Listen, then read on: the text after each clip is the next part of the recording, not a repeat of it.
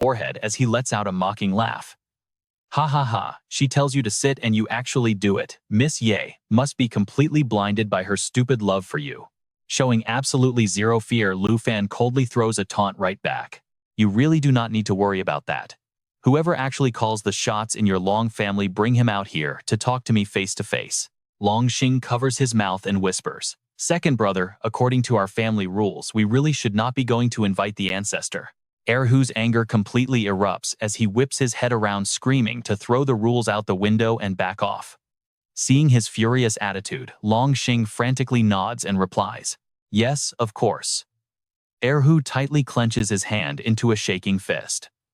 "Miss Ye, my deep admiration for you is not a free pass for you to just openly humiliate me." An intense wave of pure power suddenly erupts from his entire body. "I am definitely going to teach you and your little pretty boy a painful lesson.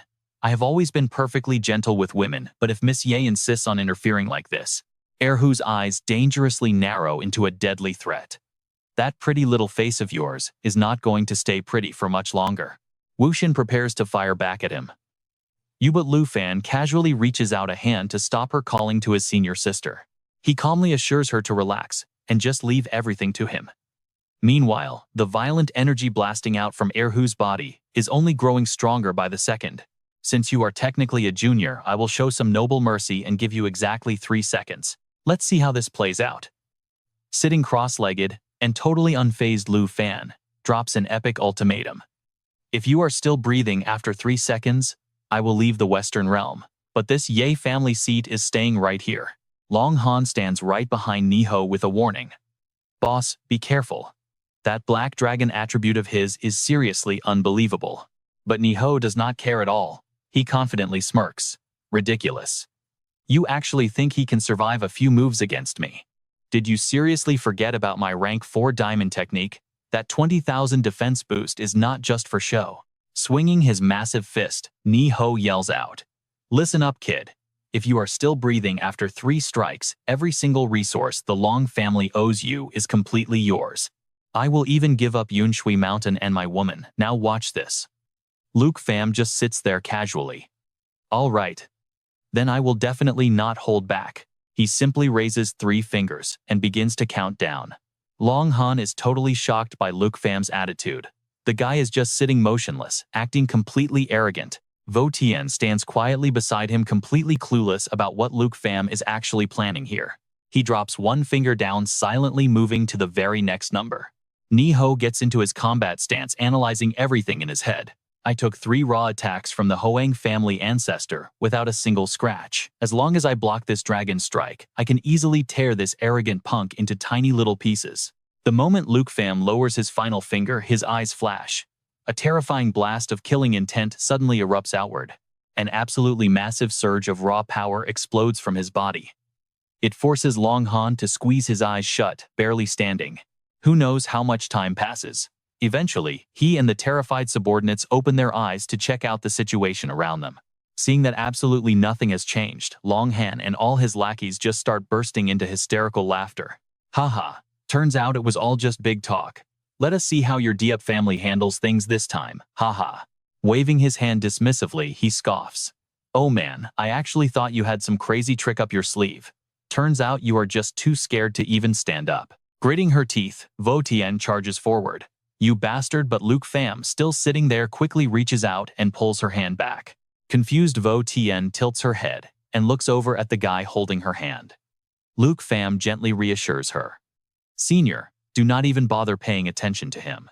Smiling widely, Long Han takes a few steps forward and confidently pats Niho on the shoulder. "Am I right, boss?" Suddenly the prayer beads on Niho snap completely and a thin red slice appears right across his stomach. Luke Pham casually declares, "The winner has already been decided." While Long Han is still standing there, completely dazed and confused about what just happened, Niho's massive body suddenly collapses. The broken prayer beads scatter wildly all over the place. He stares in absolute shock at the 2 lifeless halves of Niho lying right there on the floor. Terrified, Long Han falls flat on his butt and screams, "Ah, boss. Quick, somebody call for help to save the boss." The lackeys are also completely panicking and screaming out loud. "Is the second master really dead?" Oh, young master, there is absolutely no way to save him. The second master is done for. Long Han's face turns pale, sweating bullets. He thinks to himself, impossible, how did he do that? You and I are probably wondering the exact same thing. Luke Pham clearly has not moved. How did he execute him? Acting like nothing happened, Luke Pham just interlocks his fingers. He sits up completely straight on his wooden chair, calmly watching all their total chaos. The furious Long family subordinates quickly grab their weapons, ready for blood.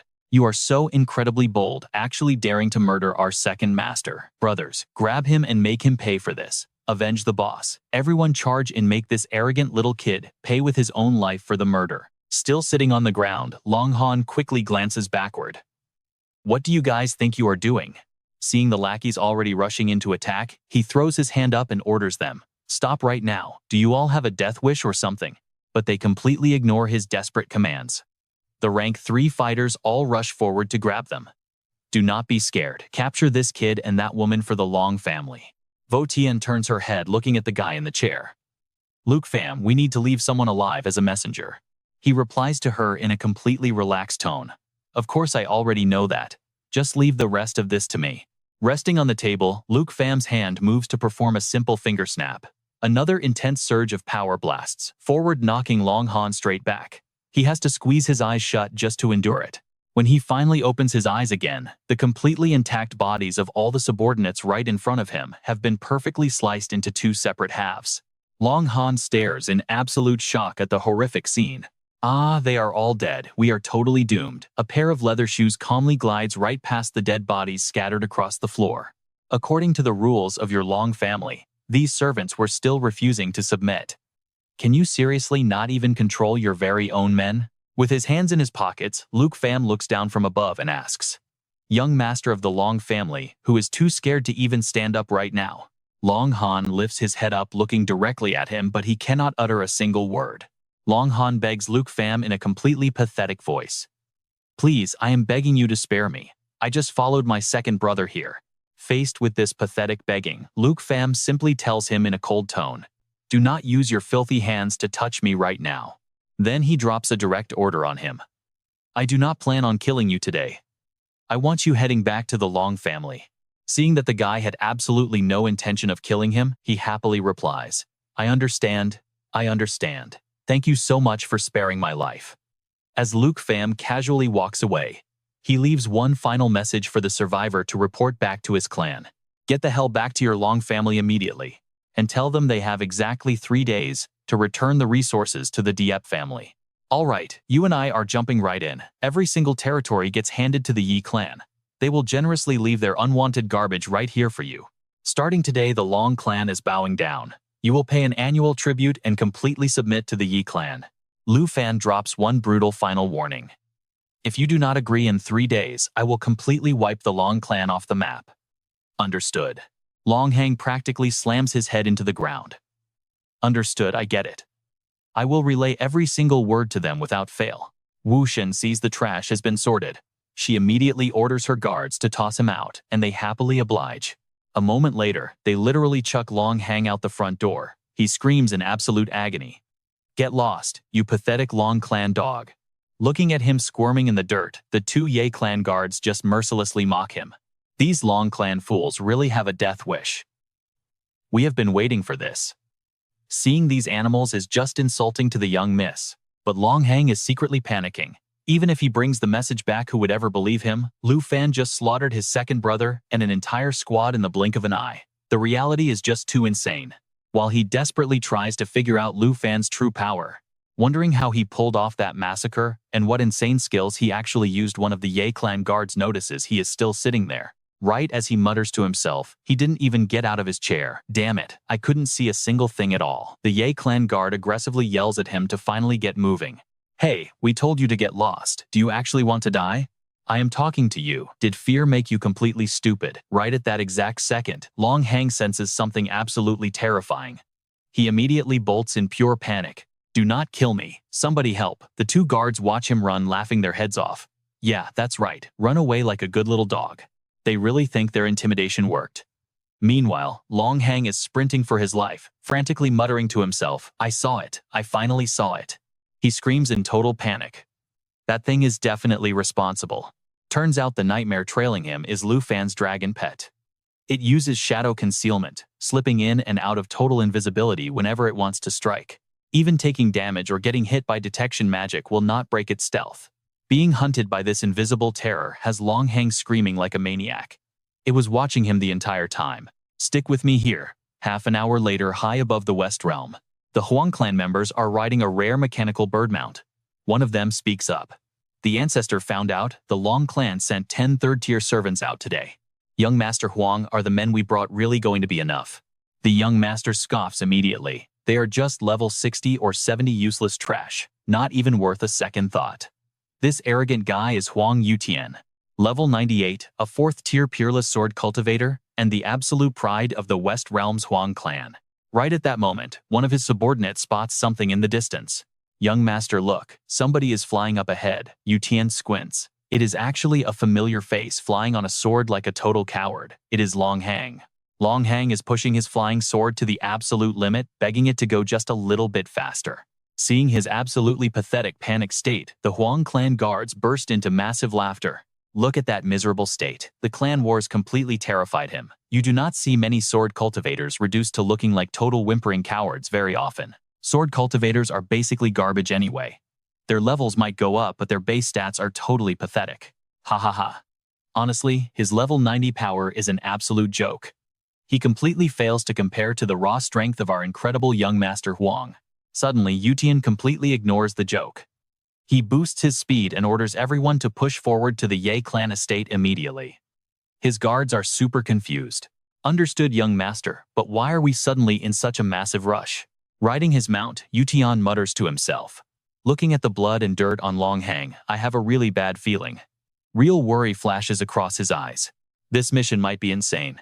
Now, you and I are jumping forward another half hour, landing right in the Yi clan's courtyard. 2 Ye clan guards spot Yutian arriving and start whispering frantically.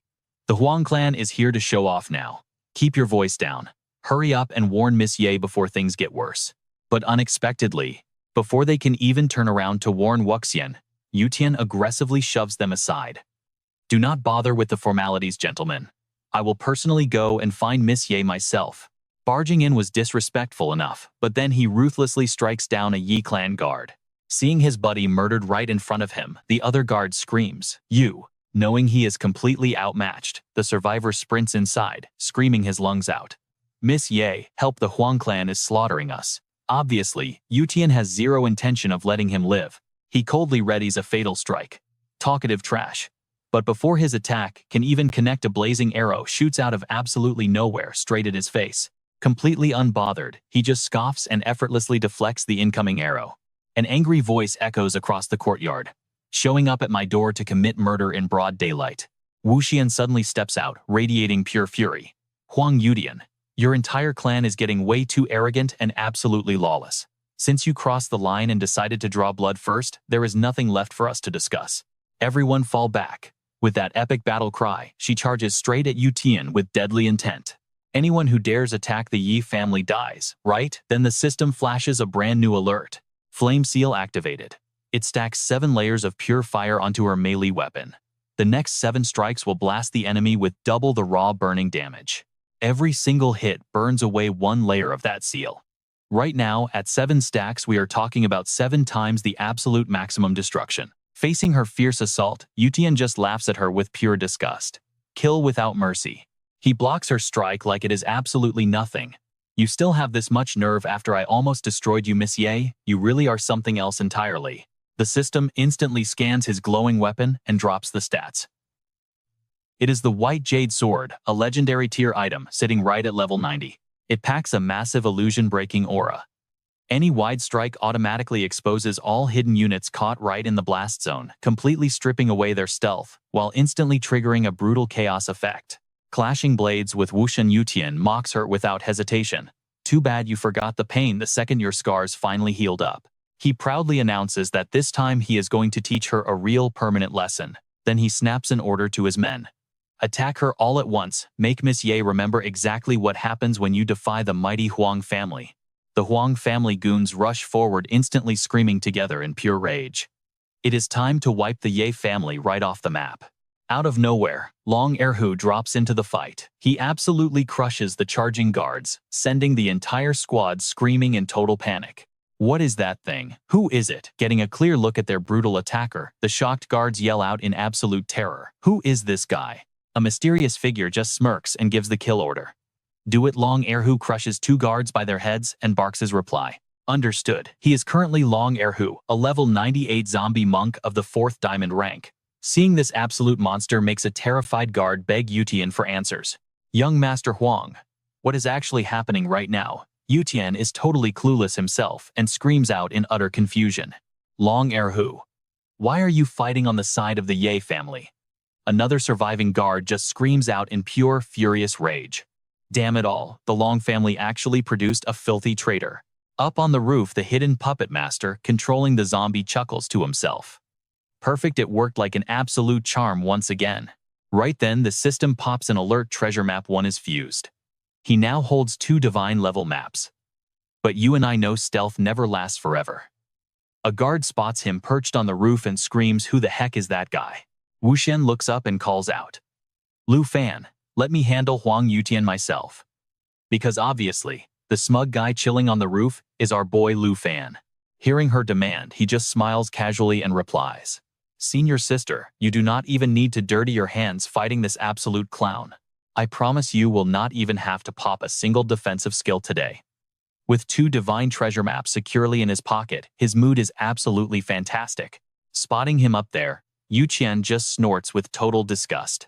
"You are nothing but a filthy creep and a pathetic little brat playing hero." He loudly declares that bringing extra helpers will never save the doomed Yi family today.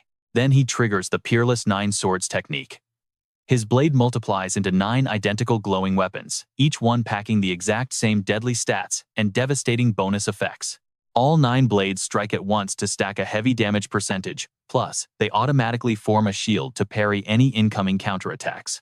He launches a brutal strike straight toward Lu Fan. "You want to die? I will gladly grant your foolish wish." Completely unfazed by the rushing blades, Lu Fan just smirks and snaps a command. Black blade move. Instantly, his massive dragon pet materializes from thin air to block the entire strike. This sharp, shadowy beast swings a savage dragon claw right at its target.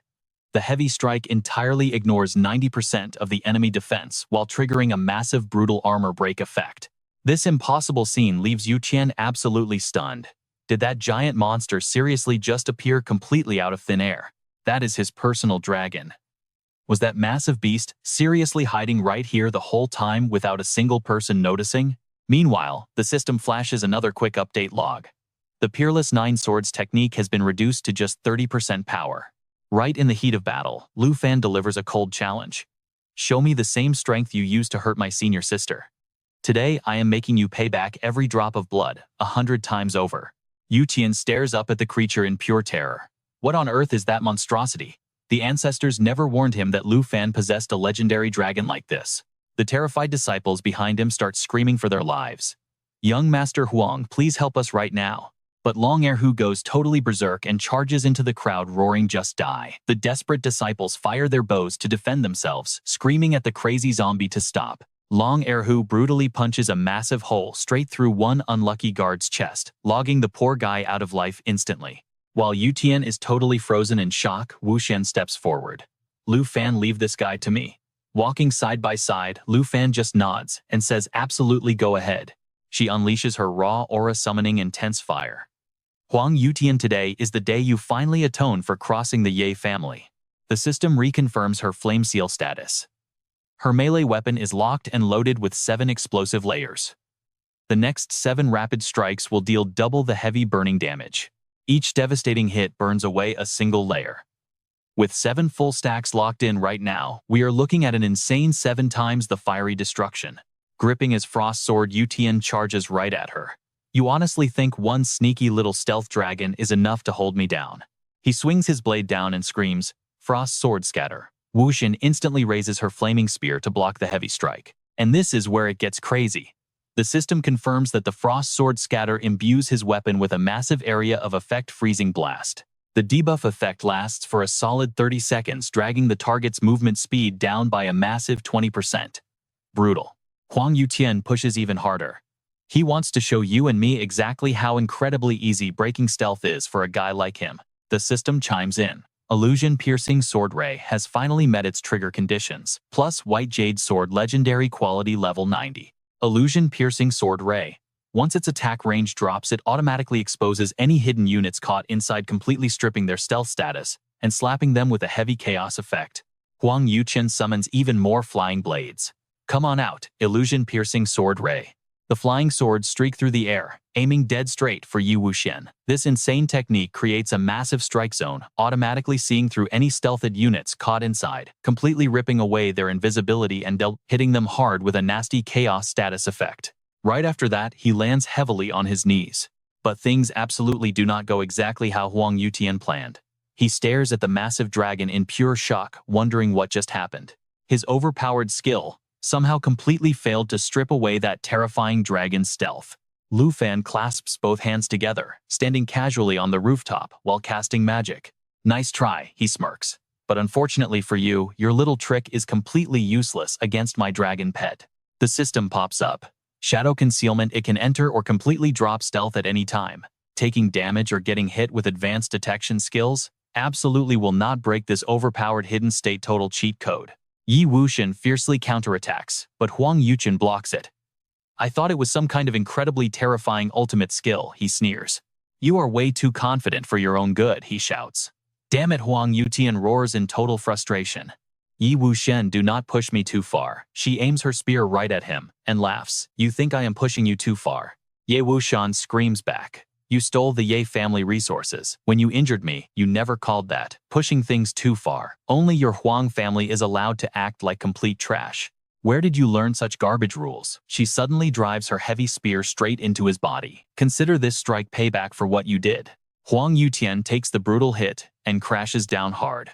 Clutching his bleeding right shoulder, he winces and glares up at her. Yi Wuxian, I never thought you would actually be capable of making me bleed. She stares him down with ice-cold eyes. Oh, we are not done yet. I want you dead right here right now. Huang Yuqian grinds his teeth, glaring at Lu Fan. Damn it. If he wasn't so worried about that kid's terrifying dragon, he would never be in this miserable state.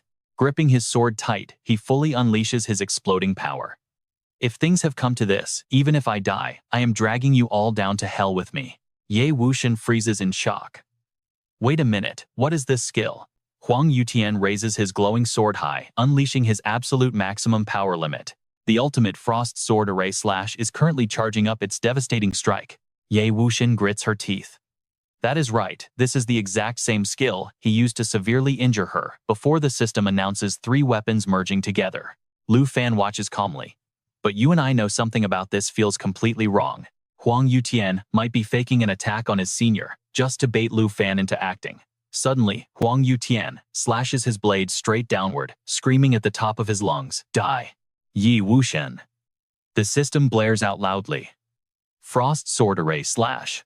This crazy skill merges every weapon, blasting them forcefully at the target to deal massive physical damage, based on raw strength stats. If it somehow fails to deal damage, it immediately triggers the skill release all over again, relentless. She bravely raises her spear to block the impact. This time I will rely on my own strength to absolutely crush him. Since he wants to play games, we will beat him at his own trick, Lu Fan thinks. He orders his dragon black blade, make your move. The dragon instantly lunges forward.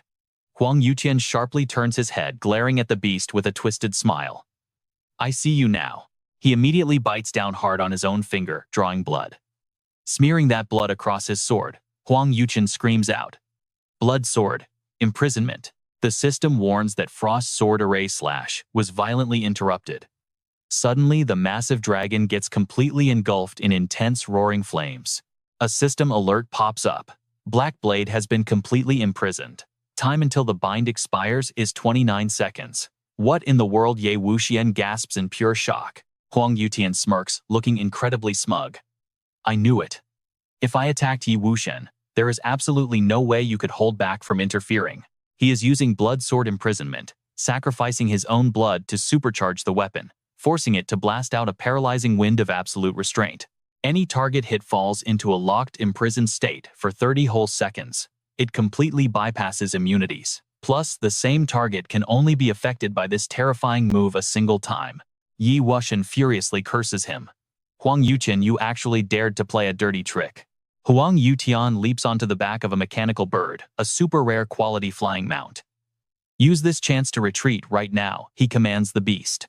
But Lu Fan fiercely slashes the bird with his sword, sending Huang Yutian tumbling right off. He crashes hard into the dirt. Instantly, Lu Fan presses a deadly blade against his neck. Hold on, who gave you permission to leave? Lu Fan questions him coldly. Did you seriously think my dragon was the only threat, and my own power was not worth mentioning? Huang Yuqian panics, sweating bullets. Wait just a minute, you absolutely cannot kill me. This is a noble family battle, you have to follow the rules. Ye Wuxian slowly steps forward, gripping her spear tight. Lu Fan holds the true authority in the Ye family. Now, she declares. Actually, never mind. You will not need to worry about that anymore. Huang Yutian screams in terror. What? Huang Tian grovels, begging for his life. He pleads with Miss Ye, reminding her their families are old friends, and blaming his past threats on blind anger. He swears he never wanted her dead, crying for mercy. He turns to Lu Fan next. Brother Lu, we do not have any deep blood feud. There is no need for this. I will tell the whole world I lost to you. Lu Fan just draws his blade and walks away. Senior, you finish him off, Lu Fan says. Huang Tian sobs desperately, shouting, No, wait, Lu Fan, the Huang family thinks highly of you. Wu Xian charges forward, absolutely furious that a single move from him made her stagger twice. The system flashes right then. Her melee weapon gets infused with 7 thick stacks of flame crests. The next 7 attacks will deal double the total damage of her active flame crests. Each strike burns up 1 stack. With 7 stacks active right now, that is 7 times the base damage. Meanwhile, Huang Tian still tries to stall for time. He rambles that his ancestor genuinely wanted to invite her over as a guest. He begs Miss Ye, insisting they do not need to be so ruthless to each other. Cutting off his pathetic rambling, Wu Zhen drives her blade straight through the center of his chest. The system chimes 6 stacks remaining, meaning 6 times the explosive damage. She screams at him in pure rage, asking if he can hear it, the restless souls of the Yi family he slaughtered, crying out for vengeance. The system chimes again. 5 flame stacks remaining, dealing 5 times the damage. System warning again. 4 stacks, left 4 times the damage. She unleashes all her power to completely incinerate him. Go straight to hell, Huang Yuetian. The system interface flashes like crazy. 3 flame stacks remaining, triple the damage. 2 flame stacks remaining, double the damage. And finally just 1 single flame stack remaining, delivering the final burst of damage. Wu Xian calls out Lu Fan. He calmly replies, I am right here. Leaning heavily against him, she whispers that they still need to send this brutal news to the Huang family. Lu Fan gently comforts her, saying they will just let one of Huang Yuetian's lackeys run back to deliver the message. Long Erhu, who has a hostage pinned down, barks, understood. The terrified captive trembles in absolute horror, screaming out for his young master. Lu Fan holds Wu Xian close and asks softly, all that anger from before, you finally let it all out, right? She smiles and nods. Then Lu Fan summons his undead holy dragons, ordering them to cast a spell to pull Huang Yuetian's soul right back. Just like that, the arrogant noble returns now, as a totally submissive undead servant bowing to his new master. The system reveals his new stats. Huang Yuetian, Formless Sword Cultivator, level 98. The Western Border Huang family's peerless 9 swords. This wild skill splits his weapon into 9 identical blades, letting them all share the exact same stats and the exact same combat effects. When all 9 swords attack together, they unleash a massive 900% damage output. On top of that, they automatically block incoming enemy strikes. Next is Frost Sword Spread. This brutal skill infuses the weapon's strikes with an ice attribute area of effect attack. The freezing aura lasts for 30 whole seconds, violently slashing the target's movement speed by a massive 20%. Illusion Breaking Sword Glow. When launching an area attack, this ability will automatically see right through any hidden or stealthed enemy units. Any targets caught in this zone completely lose their stealth status and suffer a heavy chaos effect. Then there is Frost Sword Array Slash, which forcefully merges all weapons together to fire a devastating blast right at the target's location. This deals damage equal to the number of merged weapons multiplied by his strength stat. If that somehow fails to deal damage, it instantly triggers the Blood Sword Imprisonment skill. Using blood to awaken the weapon, it fires off a violent gale. Any target caught in this blast gets completely locked down for 30 seconds. This vicious lockdown skill cannot be resisted or immunized against. However, the same target can only be affected by it one time. Lu Fan reads the stats panel and thinks to himself. He cannot believe the guy could rebuild his form from literal ashes. This skill set is seriously broken. He calculates the power of this 4th-tier puppet sitting inside his undead legion. Long Erhu acts as the main defense. Huang Yuetian provides both heavy offense and crowd control. Right now, this undead squad is really starting to take shape. Lu Fan looks up at the sky deep in thought. You and I both know the news of Huang Yuetian and Long Erhu dying has definitely reached the 2 major families by now. How exactly are they going to react? Scene shifts over to the Long family estate's grand hall. Long Changkong sits on his throne sternly, interrogating the man groveling on the floor. Long Xing, what you said earlier. His voice is dead serious. Is every single word of it the absolute truth? The system introduces this imposing Long family ancestor, level 98, the fierce bloodlust heavenly knight. Terrified Long Xing lifts his head and stammers out his report. Elder, every single word I said is true. That Dragon Master is unbelievably overpowered. My brother did not even get a chance to make his move before one of his dragons instantly crushed him to death. He keeps explaining the slaughter. The rest of our men suffered the same fate. Those 3rd-tier experts could not block a single attack. In the blink of an eye, everyone was dead. Every single time that dragon made a move, it was an instant death sentence for someone. Long Changkong speaks up, noting that the Ye family brat somehow managed to find herself a massive backer. A clan member nervously steps forward, asking the patriarch a question.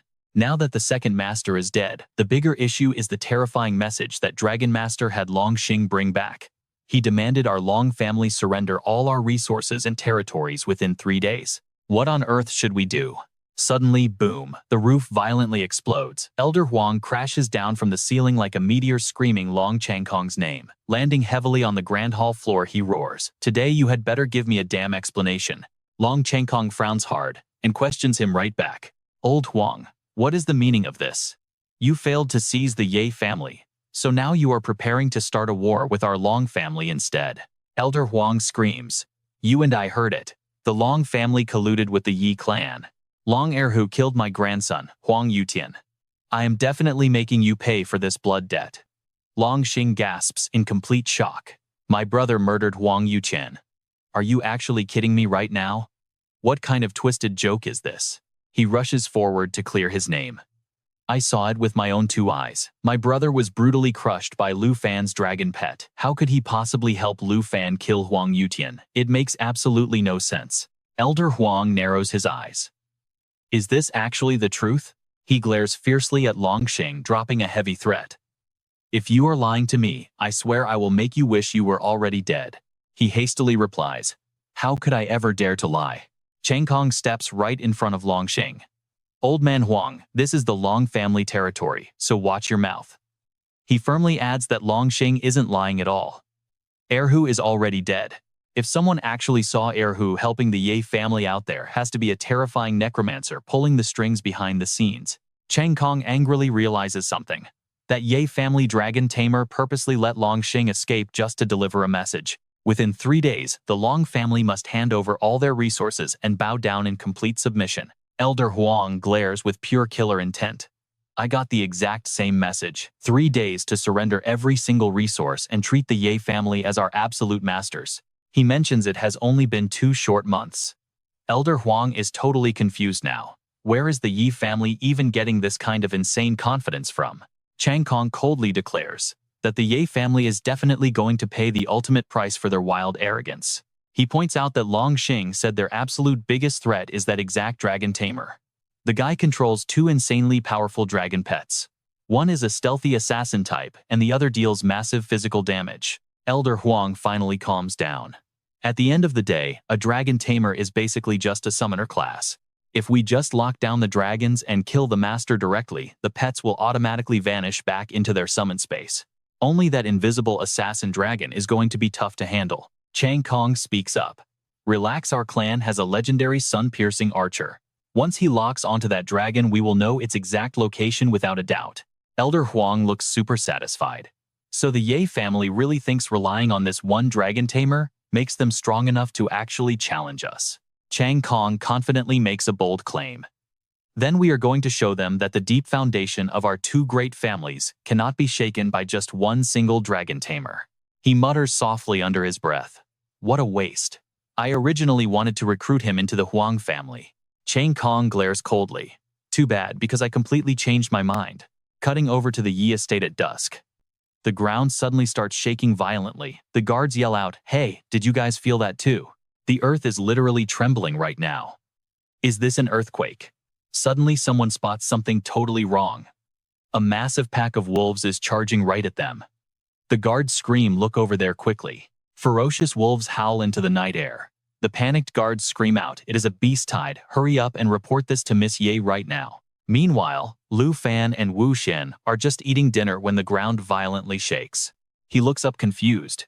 Is there an earthquake happening? She realizes something is wrong. Could that sound be? Suddenly, a guard violently kicks the door open. Eldest, Miss, things are really bad. A massive beast tide is attacking us. Wu Xian immediately turns to Lu Fan. A beast tide. He tells her they need to go outside and check it out. Out front, the guards grip their swords tightly, while the savage wolves bare their fangs growling right at them. Up in the sky, Elder Huang descends while riding a massive dragon. He screams down in pure rage, "You killed my Yutian, and you actually dared to demand my clan. Surrender our resources in 3 days. You are way too bold." Chang Kong drops a heavy threat next. "The Long and Ye families used to be friends, so we gave you face. But you actually dared to murder the direct bloodline of my family. Today the Yi family will be completely wiped out by your own stupidity." Riding his dragon, he orders his men to totally flatten the estate, leaving absolutely no survivors. The joint army of both families charges forward at once. The Yi family guards scream out in pure panic. "They have completely surrounded us from every single direction. We are dead. This time we are actually going to die. Somebody please come up with a plan quickly." Massive attacks fly toward the estate, but a magic barrier blocks them. The force field completely stops the vicious wolves and soldiers dead in their tracks. Elder Huang stares in absolute shock. That is totally impossible. Even 10 legendary defense scrolls could not block this. You and I both know they are wondering what insane trick the Yi family is using. Chang Kong frowns hard, wondering to himself. Who knew the Ye family actually had a trump card like this hidden away? Down inside, Lu Fan summons Xiao Fei to use the Eternal Guardian skill, generating a massive magical defense shield around them. Every single target is perfectly protected under it. The shield's damage absorption level depends entirely on the Eternal Guardian's massive health pool and its crazy self-healing abilities. Lu Fan speaks with a heavy cold tone. 4 4th-tier experts still were not enough to wake you guys up. Do not blame me for wiping you out today. It seems both the Huang and Long families treated my warning like absolute garbage. Wu Xian yells out in pure anger. The Huang and Long families actually dared to join forces and attack my Ye clan. Chang Kong glares right at Lu Fan. Are you the Dragon Tamer? He calmly replies. Yep, and you and I know he is totally ready for this. Wu Xian quickly snapped back. Watch your attitude. He holds the real power in the Ye family now, and your rank definitely is not any higher than his. Chang Kong just scoffed. Just a few pathetic little dragons. How dare someone so ignorant of the world actually speak with such absolute arrogance? Today, the Huang and Long families are going all out. You and I are about to witness the true terrifying foundation of these ancient bloodlines. Lu Fan just sneered at them. A beast tide, some cheap cannon fodder, and a handful of 4th-tier awakened. Did they seriously think human wave tactics could wipe out the Ye family? Absolutely hilarious. Without missing a beat, he summoned every single one of his dragons straight onto the battlefield. He roared out a command. Everyone charge forward. Chang Kong screamed in pure shock. Just how many dragons does this guy actually have? Elder Huang gritted his teeth. This should be completely impossible. Finding a single dragon is as hard as reaching the heavens. So how does this kid have a massive army of them? The system immediately chimed in, fully assimilating the dragonbone flute, summoning the fallen corpse holy dragon. And get this, the undead dragon perfectly matches the exact level of its user. Chang Kong stared in disbelief. Since when could a pet dragon summon even more dragons?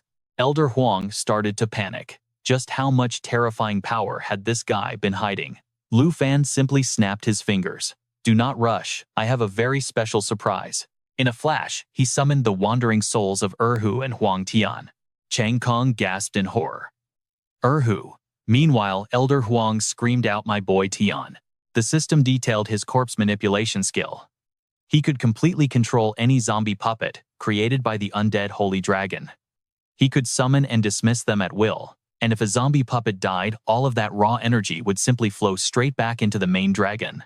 Elder Huang stared at Lu Fan's terrifying and completely overwhelming army.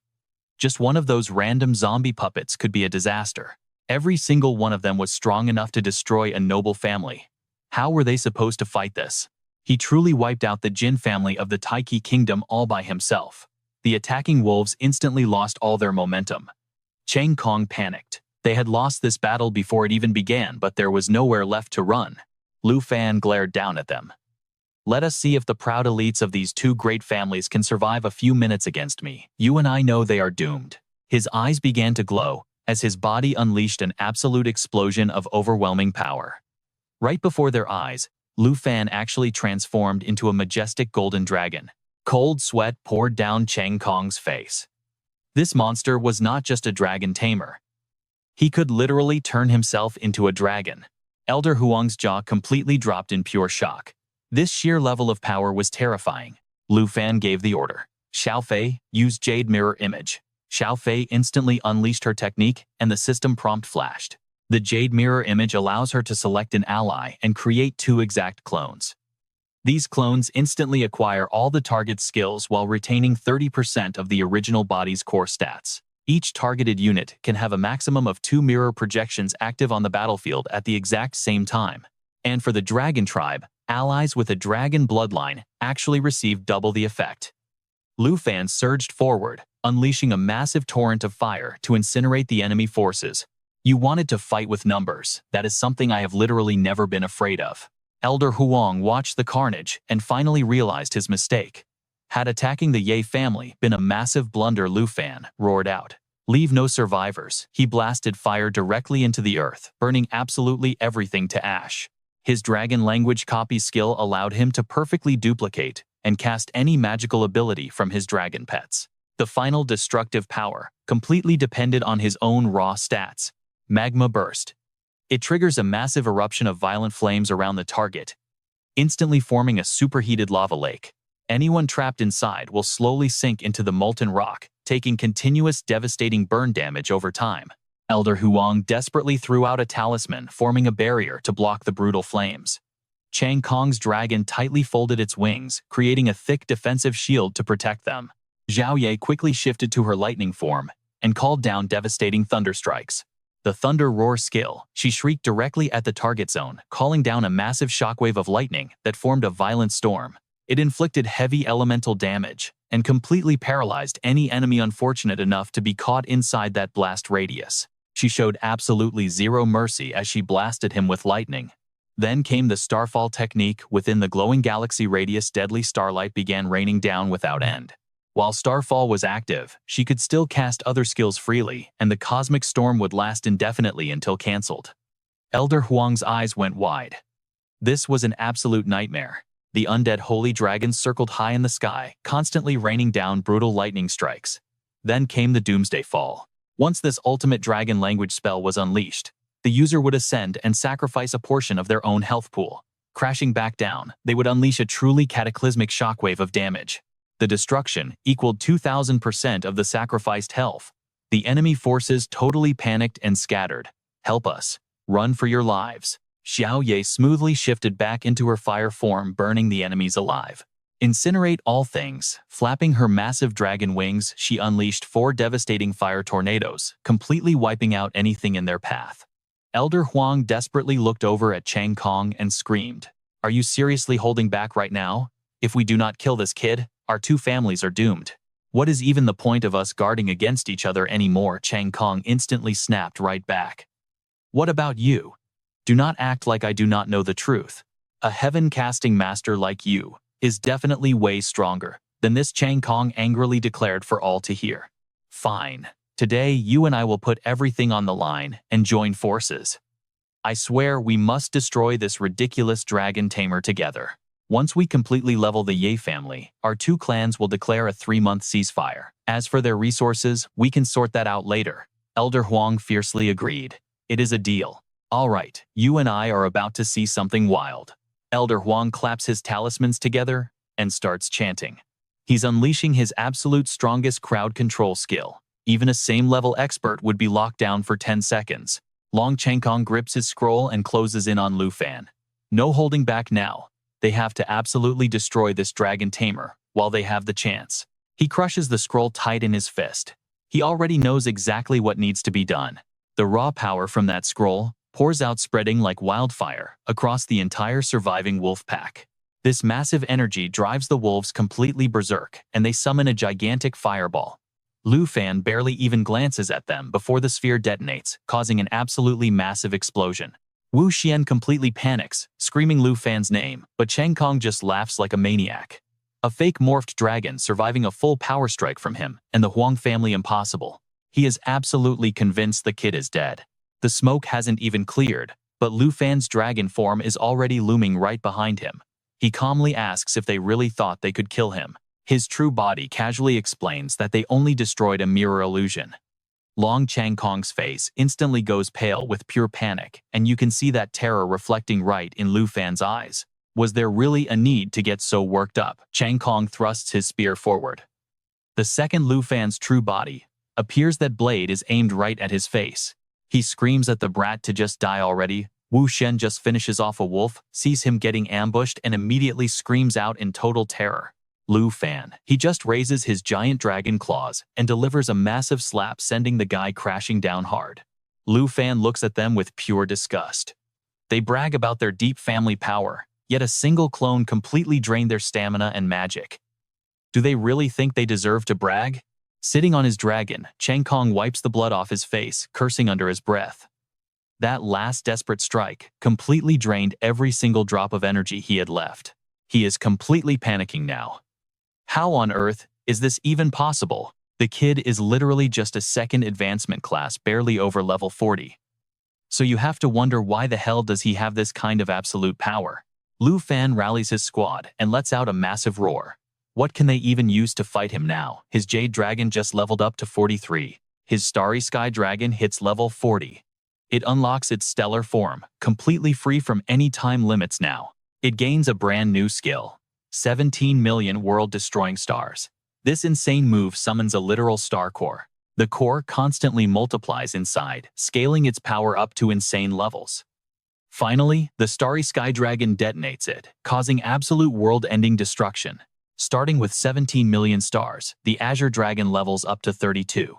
Lu Fan smirks, asking if they plan to fight him with their broken bodies or with whatever defeated troops they have left. Riding his dragon, Chang Kong looks down at the massive pile of corpses scattered below. Every single one of his men has been completely wiped out. Elder Huang is absolutely heartbroken. The Huang family is finished. Lu Fan coldly declares that starting today, the Western region's Huang and Long families are officially erased. That totally strikes a nerve. Chang Kong's pride takes over, and he furiously screams that the Long family will never die by his hands. He immediately unleashes the Life Fire Soul-Burning art. It literally burns the caster's core life force, forcing them into a desperate soul-burning overdrive state. It drains 5% of his health every single second, but it skyrockets his attack power to a staggering 300%. His critical hit rate jumps 50% until his life fully runs out. Beside him, Elder Huang pulls a strange horn from his bag and blows it hard. It triggers a massive revival mixture effect. It instantly recovers 35% of his maximum health pool, and then keeps working over the next 8 seconds to slowly restore another 15% of his max health. Chang Kong channels every last drop of his power directly into his spear.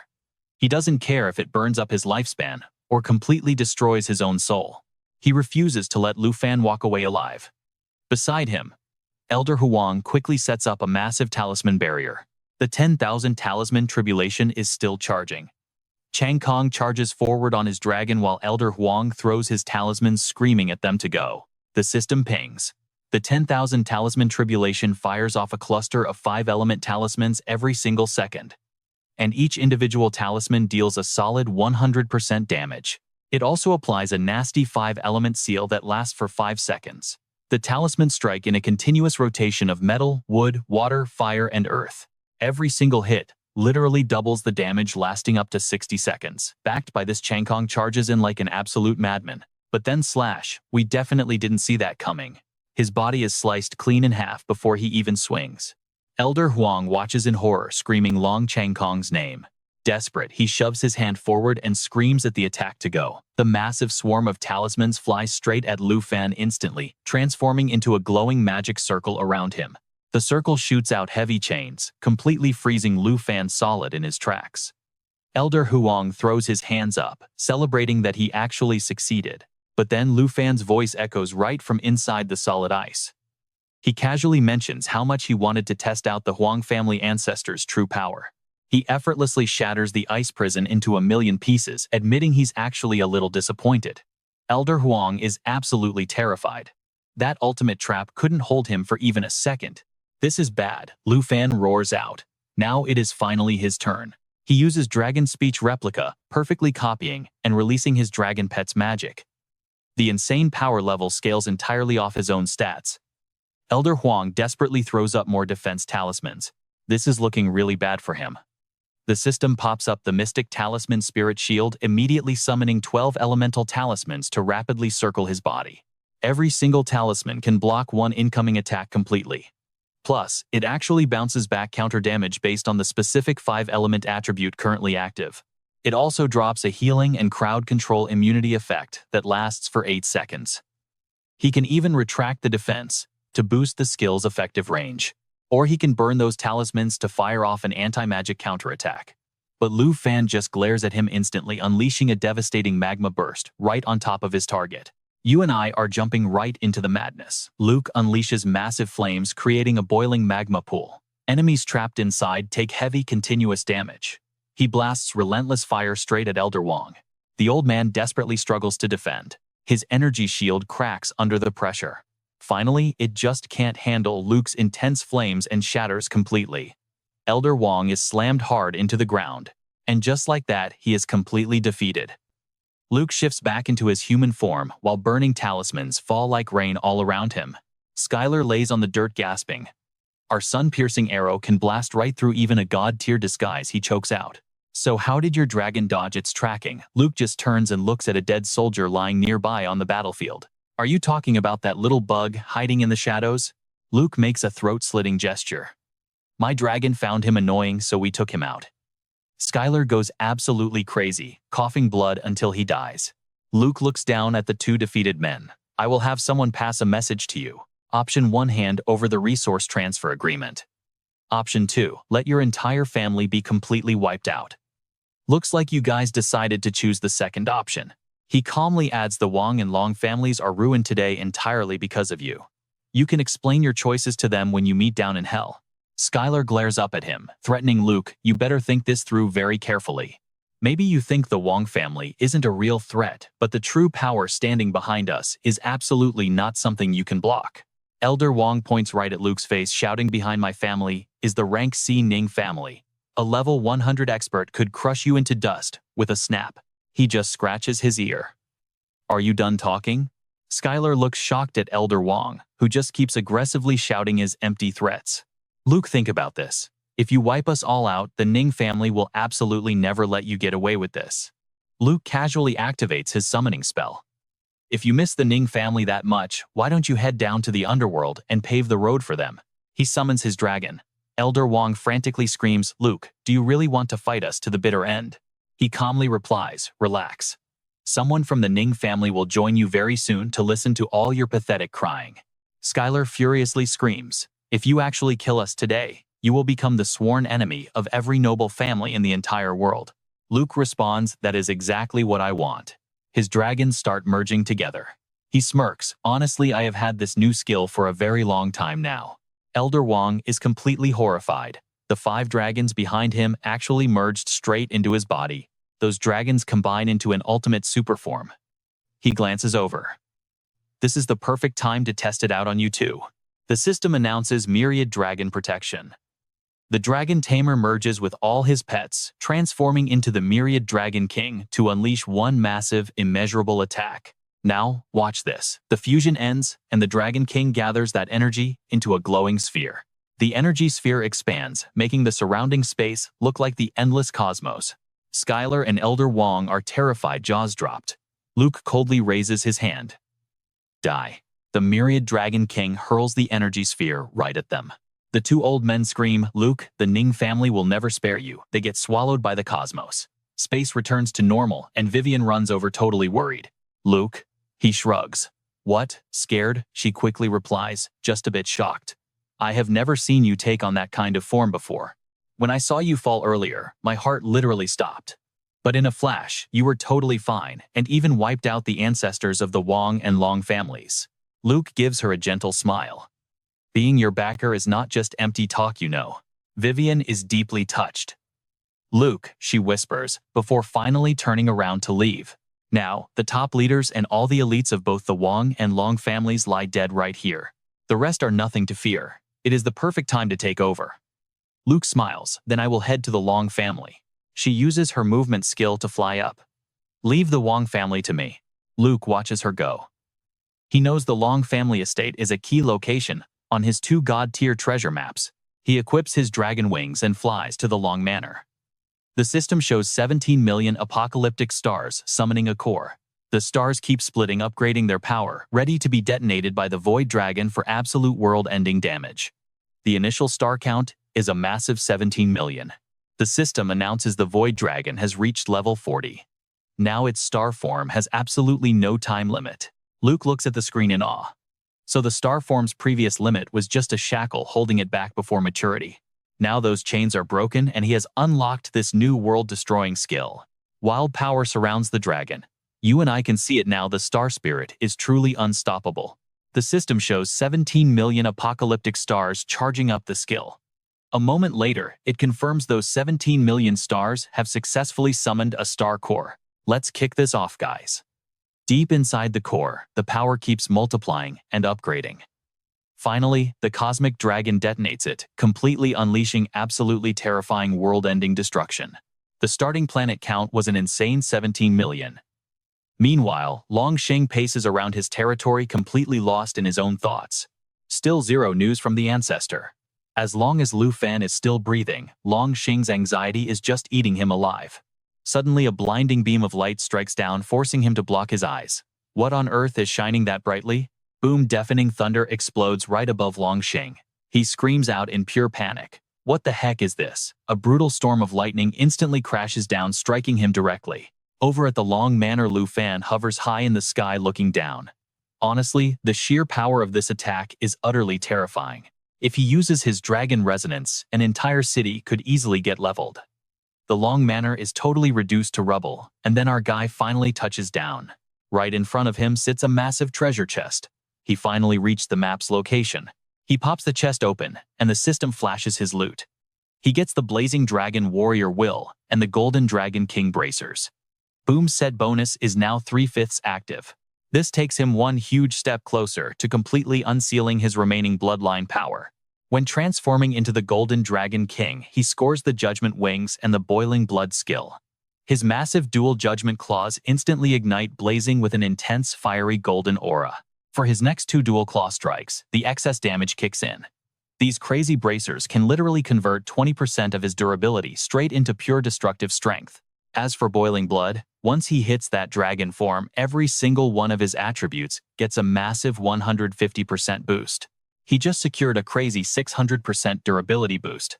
Oh, and he snagged the Blazing Dragon Wrath skill book too. Blazing Dragon Wrath is wild. It lets him target any allied unit with a dragon bloodline, instantly igniting their bloodline fire and unleashing devastating damage on all surrounding enemies. It triggers a pure berserk state that lasts for 10 full minutes. Plus, he just scored a super rare level removal enchantment scroll.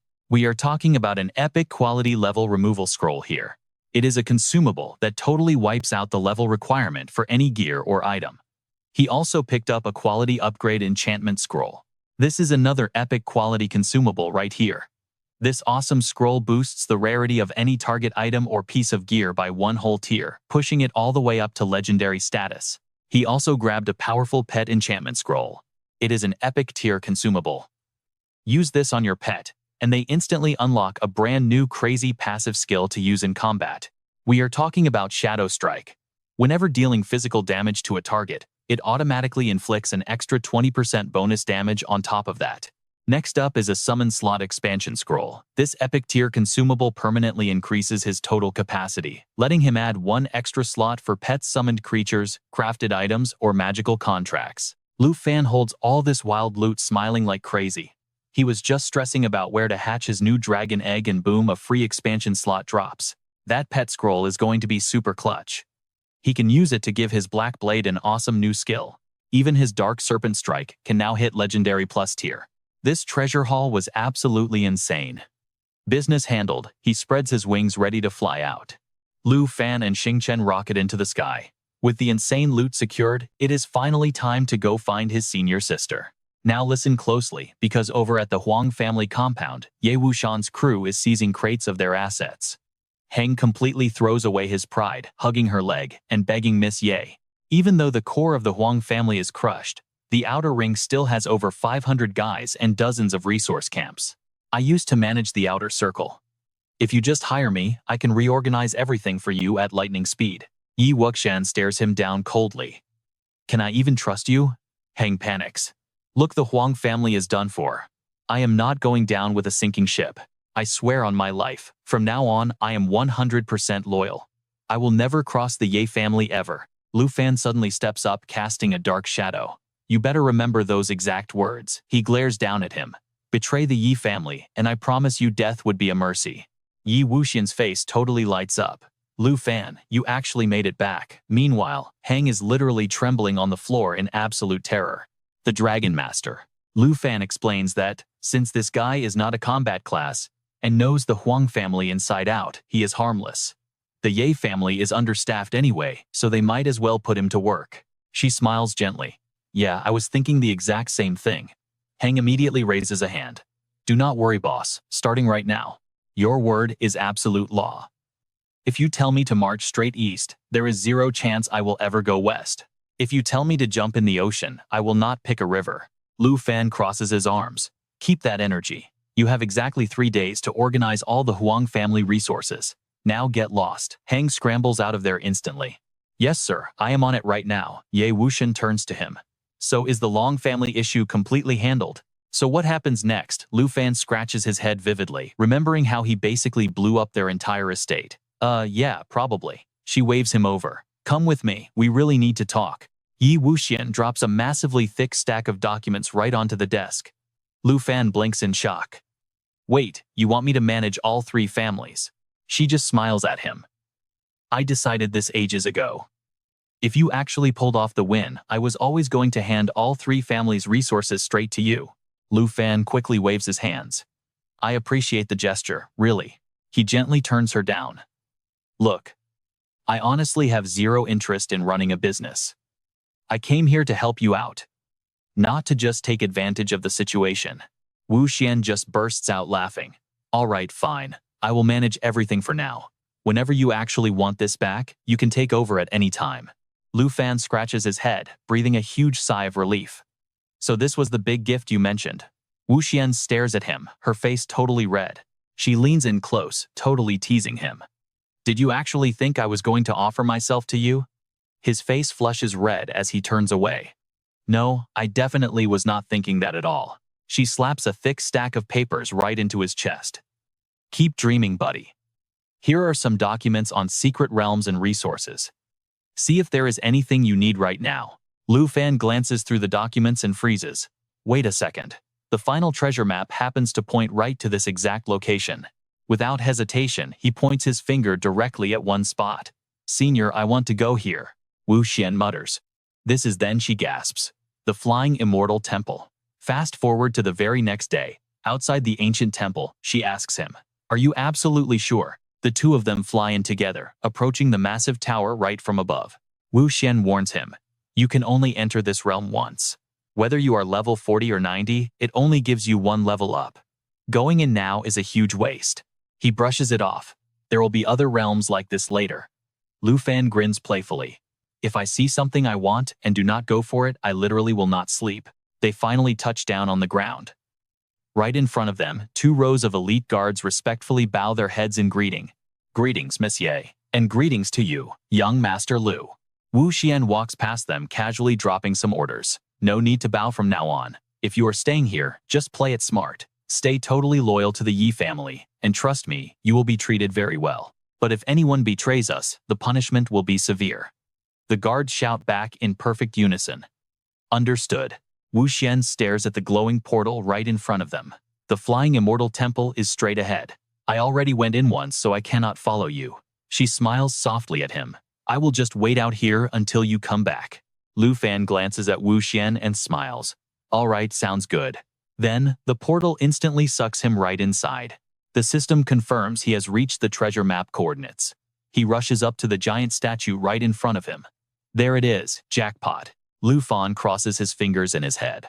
Please just give me a dragon egg. And right there in front of him, an actual dragon egg, with a journal resting next to it. Absolutely perfect. Ever since getting Ah Boo, it has been forever since he saw another dragon egg. The system notification pops up. Poison dragon egg class secured. The system announces. Poison dragon egg successfully acquired. Lu Fan respectfully thanks the statue. Thank you for protecting this senior. I promise I will have the royal family send someone to completely restore this ancient temple later. He scoops up the journal. You and I know he was so hyped about the dragon egg, he almost forgot this thing. Lu Fan reads the faded cover. The Explorer Diary. The system brings up the info. The Explorer Diary high quality. This item once belonged to an unknown wilderness adventurer, and it records absolutely every single piece of information the original owner ever witnessed. He flips the book open.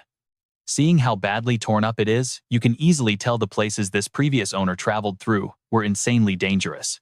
Lu Fan reads the messy crammed notes with serious focus. The handwriting is absolute garbage, but he can still barely make out the words. One specific page catches his eye. Dragon Kingdom, May 30th year 589. After all this time, I have finally encountered the massive dragon of Fallen Dragon Valley. There were 2 giant dragons inside the Fallen Dragon Valley. One is already dead, and only one remains alive. But even after so much time has passed, the surviving dragon is still heavily wounded, showing 0 signs of recovery. Lu Fan wonders about this author meeting the huge dragon in the valley. The journal continues. Dragon Kingdom, May 30th year 589. 1 year ago at the very bottom of Fallen Dragon Valley, everyone was absolutely thrilled. Our teammates did not sacrifice their lives in vain. Right in front of the expedition team was a dragon. If everything goes smoothly, we can easily tame this heavily injured giant dragon. Plus, we could bring back the corpse of the other dragon to harvest some incredibly rare and valuable materials. I pulled out a scroll fully prepared to cast a taming spell. But I was way too naive. We were all 4th-tier experts, and this massive dragon was already severely injured and on the verge of death. But holding on to that taming rope turned out to be an absolutely impossible task. I ran for my life helplessly, watching my team get completely obliterated by an explosive burst of toxic gas. They screamed for help and then just melted away. To survive, I abandoned my comrades and barely escaped death. But I still ended up breathing in some of that toxic gas. I can physically feel it corroding my body from the inside out bit by agonizing bit. Now, in the final fleeting moments of my life, I am writing down these exact words. Absolutely do not ever go to Fallen Dragon Valley. And whatever you do, never awaken the god-tier giant dragon sleeping at the bottom. That monster is the abyssal devouring dragon. Lu Fan finishes the last line. You and I can literally see the gears turning in his head.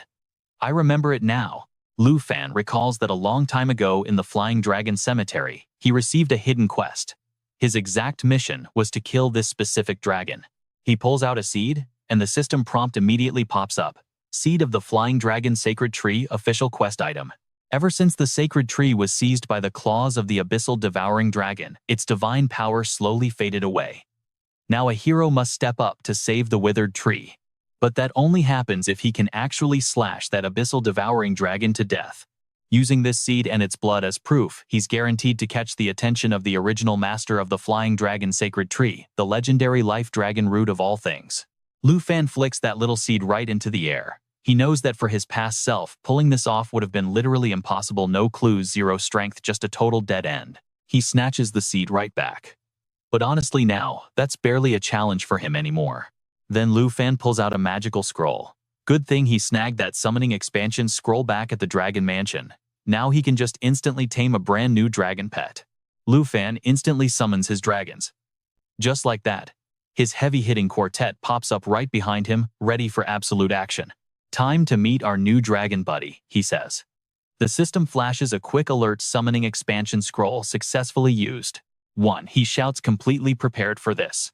The system instantly brings up all his active contract slots. We see the active stats: Black Dragon contract level, 49 Jade Dragon contract level, 43 Star Dragon contract level, 40 Green Dragon contract level 32, and 1 totally empty contract slot. Lu Fan calls the entire crew over. "Everybody gather around," he tells them. "Our brand new member, the little poison dragon, is about to join the squad right now." He channels his mana right into the egg while everyone watches eagerly. "Xiao Ye, ah boo," he warns. "Do not go bullying your new teammate, later, got it?" Xiao Ye gives a soft little nod. The egg starts to crack open. Boom, the system confirms his dragon taming skill can totally tame this dragon-type creature. Suddenly, Xiao Ye inhales some weird smoke leaking from the egg. She instantly covers her mouth, looking completely ready to hurl. Lu Fan stares at the system screen totally confused. Hold on. Why is this newborn poison dragon just leaking toxic gas without actually coming out of its shell? He notices a fresh notification on the contract board. Yep, a successful tame. The system proudly displays the stats. Poison dragon contract slot, 1 level 1 female. Check the stats. Strength 152. Agility 153. Spirit a massive 859. Endurance 186. And her main skill, the Curse of 10,000 Poisons. The poison dragon can literally collect random toxins, absorb them into her own body, and switch up her active poison type whenever she wants. Crazy, right? Her underworld toxin skill drops a massive deadly poison fog right on top of her targets. Any enemy caught inside that toxic cloud immediately starts stacking up insane poison debuffs. And the higher those stacks go, the deadlier her damage per second gets. There's literally no stack limit. Plus, when she whips her tail, her venomous spikes strike the target directly, instantly hitting them with a brutal 10 stacks of pure poison. Here is the kicker. If her poison dragon bloodline takes fatal damage, she just breaks down, reorganizes her body, and resurrects entirely. Oh, and she is immune to all debuffs. Any single target that physically touches this poison dragon gets infected with nasty toxins instantly. Her base stats are pretty average, Lu Fan notes. Her spirit is her only real spike at 1,394 points, which still doesn't even beat Abu's birth stats. Lu Fan quickly double-checks that glowing system screen. Wait a second. He carefully rereads her passive skills. Taking fatal damage literally triggers a complete body breakdown and full resurrection, plus any enemy who touches her gets instantly poisoned. This passive ability is absolutely broken. She isn't just basically immortal and indestructible, but she constantly radiates this massive, never-ending toxic debuff aura. Meanwhile, the green dragon playfully taps the egg with its little claws. Lu Fan gets seriously hyped. Now you and I know his other dragons have insane recovery speeds like 500 to 5,000%, so they basically never die. But this little poison dragon doesn't just heal. She straight up resurrects. That is wildly special. Pop. The egg suddenly bursts wide open, completely startling the poor green dragon. The newborn poison dragon instantly fires off a screeching spirit roar, and the green dragon aggressively roars right back at it. Lu Fan quickly jumps in to break it up. "Ah, boo, what are you doing? That is definitely not your hunting target." Terrified, the poison dragon scrambles behind a statue. She literally sounds just like a squeaky mouse. Lu Fan notes, realizing she's super timid. The green dragon suddenly growls again, basically screaming, "I caught you." The tiny poison dragon lets out a terrified squeak. Awesome, Lu Fan chuckles. He scoops her high into the air, grinning. What a special little dragon, just hissing away. The tiny poison dragon still looks absolutely terrified. Lu Fan glances down at his own hands.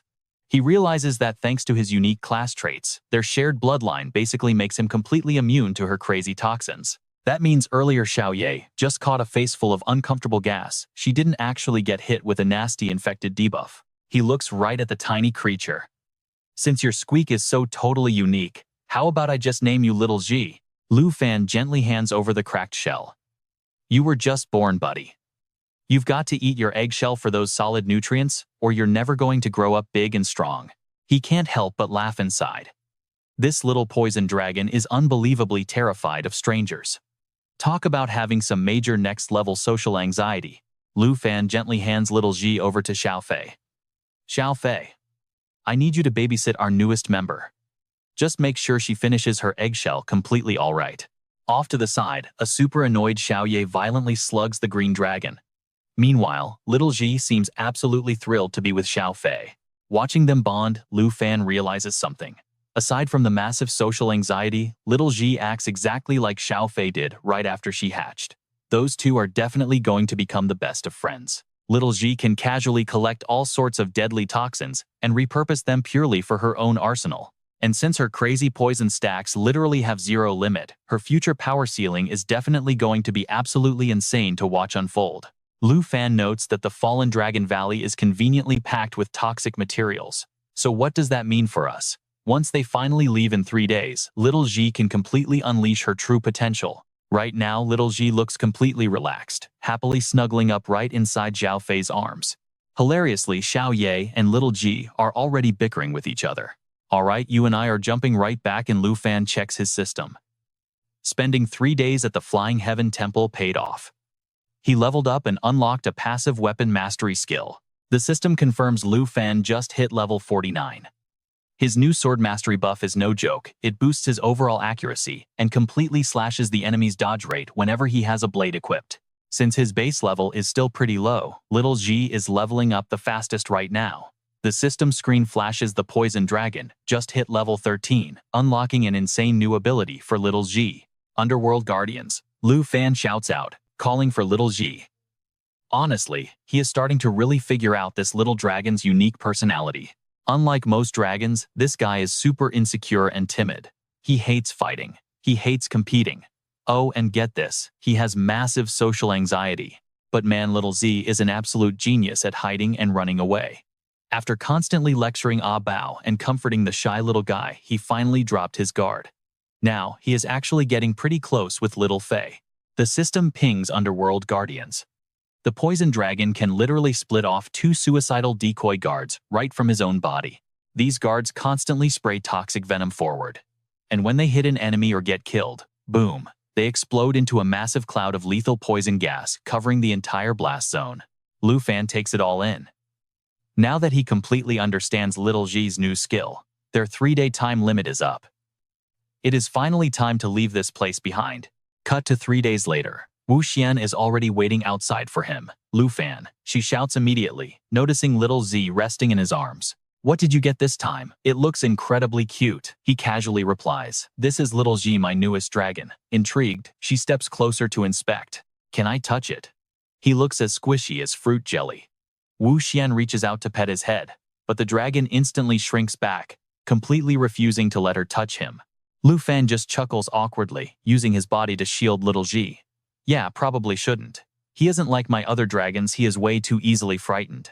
Let me just send him back. Lu Fan opens a portal, letting little Ji return to the waiting room.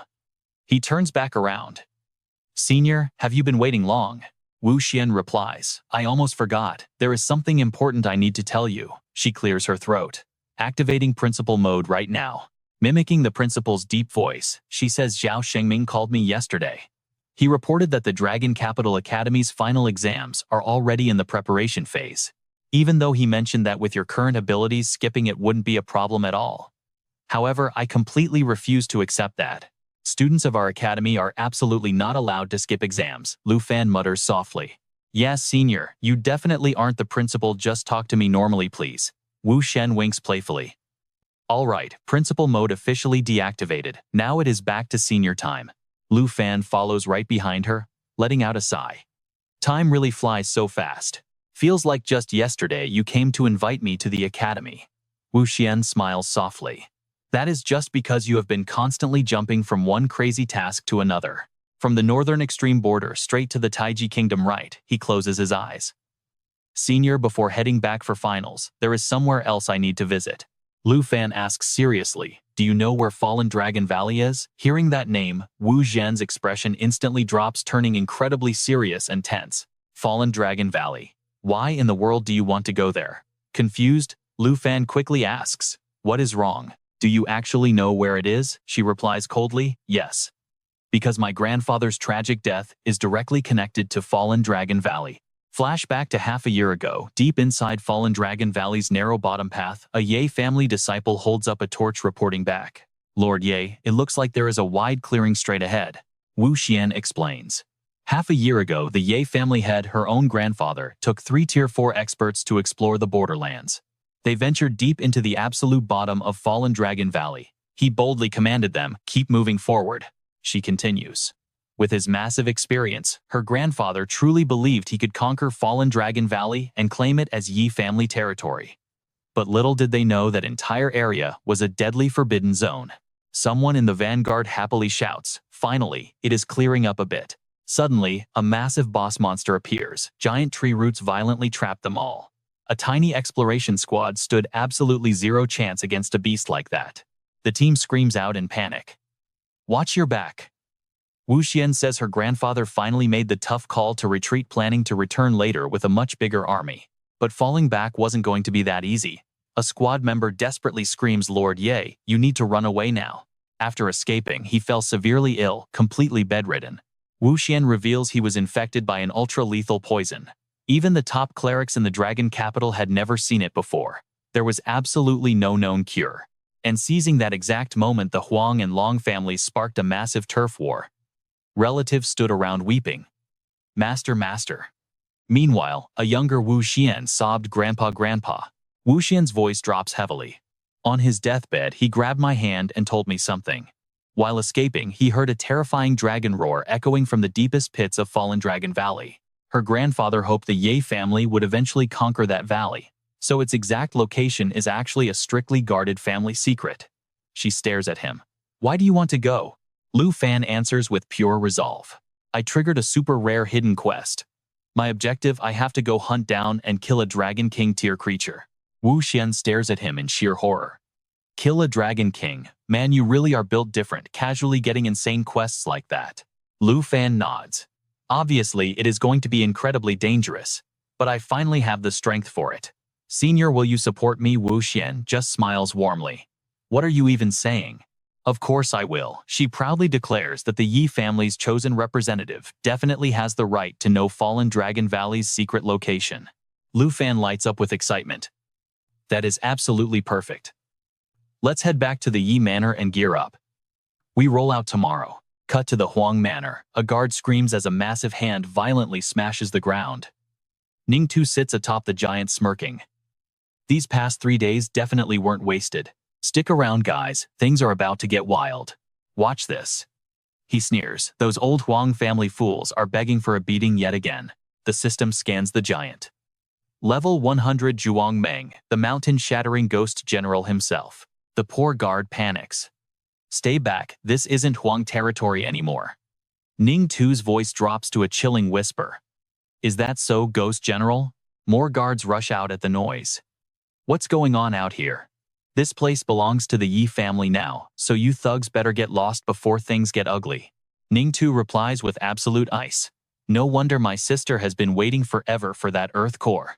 One guard finally recognizes him, and his face goes pale with terror. It's him. We are totally doomed. Run for your lives. The terrified guard instantly books it out of there. The Ning family, young master is here. We are dead meat. But another guard stays totally calm, asking, hold on a second, what's wrong with you? Who even is the Ning family? Young master Ning Tu just reaches into his jacket. I don't care if you're Huang or Ye family, the tribute must be paid in full. He pulls out a mysterious bell and barks the order. Ghost General, kill them all. Zhuang Meng's eyes suddenly flare with light. Going absolutely berserk, he triggers a completely terrifying, earth-shattering quake. The Ye family guards are sent flying instantly. Zhuang Meng charges forward like a complete maniac, absolutely destroying every single thing that gets in his destructive path. The guards scream in pure terror. What the hell is that? Run away, but Zhuang Meng slaughters them in seconds, leaving them gasping weakly and begging for anyone to save them. Ning Tu bursts into dark laughter. Crushed like a bunch of pathetic bugs far away, Yingheng suddenly catches the sound of the violent commotion. He glances around in absolute confusion. What is that? Why is it so loud? Suddenly, a beaten guard violently crashes right next to his feet. Seeing this, he yells out in panic. What the heck is happening? Everyone around him is screaming, run, run away. Zhuang Meng charges madly straight toward Yingheng. He freezes, thinking I am totally dead. He stares at the guy on Zhuang Meng's shoulder and violently shakes with fear. Ning Tu is actually here. Cold sweat drips down his face. What do I do? What now? There is zero time to warn the Ye family. Morning breaks in a dense forest, birds circling above. Lu Fan carries his heavy backpack, staring intensely at the glowing system screen right in front of him. He looks up and thinks to himself, finally found it. Just following the exact coordinates that my senior provided. The system issues an alert: west border Fallen Dragon Valley, a completely unexplored domain level 90 area.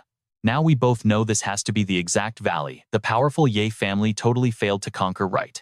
Lu Fan drops his bag onto the dirt and starts digging through the supplies his senior packed for him the day before. Just yesterday, Wu Shen handed him this heavy backpack with a strict warning. Here inside are all sorts of special tools I carefully prepared based on my grandfather's old survival stories. Inside, there are several useful consumables, handy survival tools, magic scrolls, and plenty of food. Lu Fan rubbed his neck awkwardly. You really didn't have to go to all this trouble for me. She quickly shot back, no way. Grandpa said there are tons of unexpected accidents in Fallen Dragon Valley. You absolutely must be prepared so you don't run into disaster.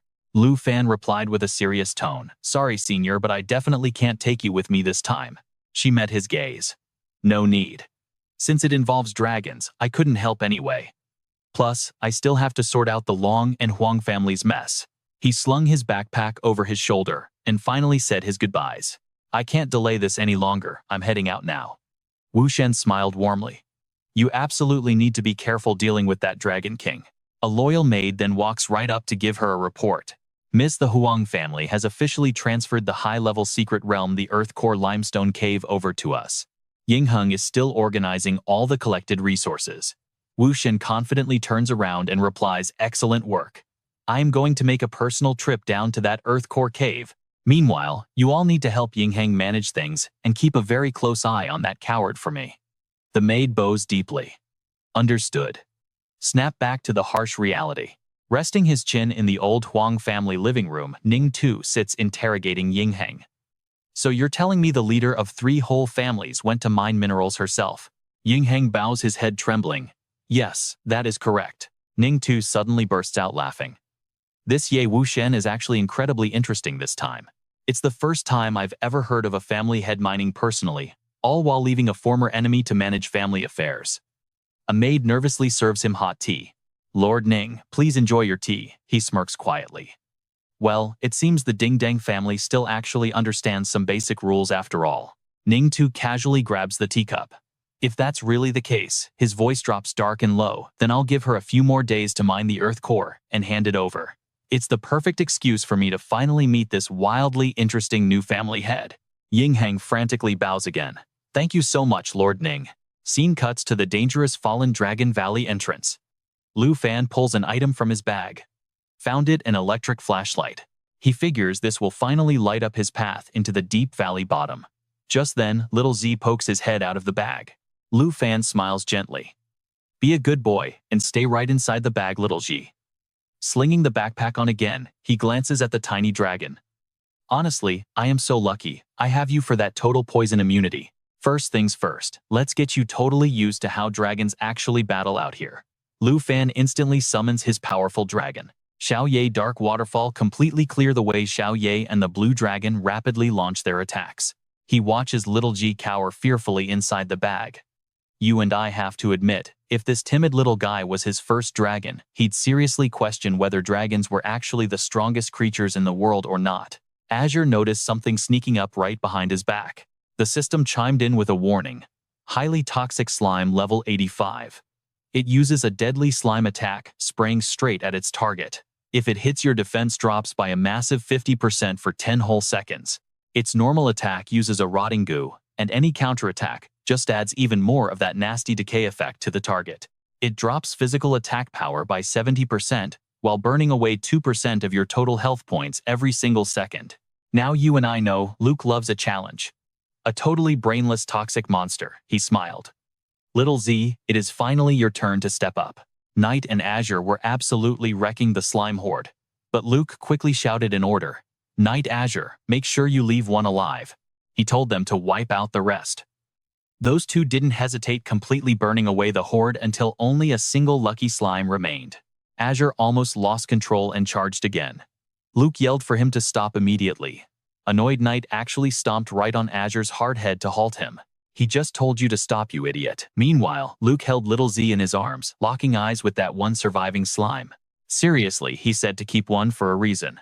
Stronger enemies were ahead. He gently told little Z it was time to step up and absorb this monster's deadly toxin. Little Z let out a single squeak, but it absolutely terrified the poor slime.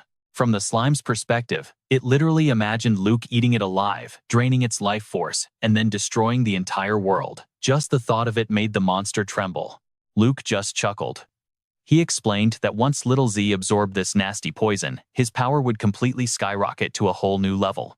You are the strongest dragon out there, do not be scared, we are all watching you. Luke gently set the little guy down and urged him forward. Little Z suddenly expanded his tiny body, completely engulfing the giant slime. Then he actually tried stuffing the entire monster straight into his own stomach. Luke looked amazed. Wait, he is absorbing the poison like that? He just swallowed it whole. The system immediately confirmed the successful toxin absorption. The origin poison dragon could gather any toxin, blend it into its own body, and perfectly swap between different poison types whenever it wanted. The system flashed. Poison Dragon leveled up to 14. The current toxin was now the deadly slime variant, dropping enemy defense by 50% for 10 seconds. Luke scooped little Z right up. A new poison and a level up. You are incredible. He lifted the dragon high into the air, absolutely beaming with pride. You are the best little dragon, aren't you? Once you are fully grown, you are going to be just as terrifying as your big brother and sister. You will look down on everyone with absolute unstoppable power. Little Z happily smiled back. Suddenly, the system warned about a level 86 ghost fire moth releasing its powder. By fluttering its wings, it scatters a magical dust that blinds targets for 6 seconds, while cranking up the damage they take by 45%. It creates burning ghost fire. Wherever this moth flies, it leaves a trail of that nasty powder behind, setting anything it touches ablaze and triggering that blinding effect. Knight and Azure were already fighting hard against the swarm. Stick with me, here is the plan. Let little Z practice fighting for 2 hours, then they would push much deeper into the dangerous Fallen Dragon Valley. The system chimed again. Toxin absorbed the ghost fire.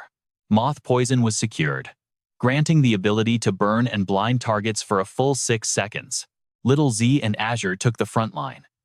The tiny dragon capitalized on every single chance, absorbing more and more dangerous toxins. The system announced another massive success, the Hex Armor Poison Scorpion Toxin, throwing enemies straight into pure paralysis.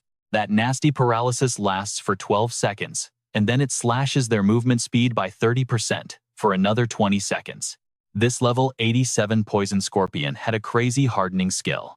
For 60 full seconds, any physical or magical damage it takes gets slashed by a massive 70%, making it an absolute tank.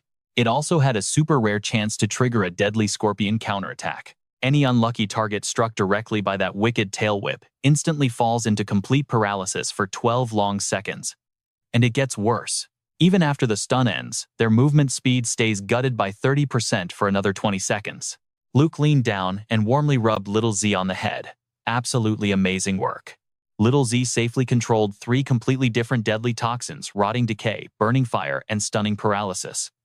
Suddenly, the system announced the Poison Dragon hit level 15, unlocking a brand new shape-shifting skill. He quickly tapped the floating screen, eager to unlock and check out Little Z's brand new evolution form. Luke read through the stats in awe.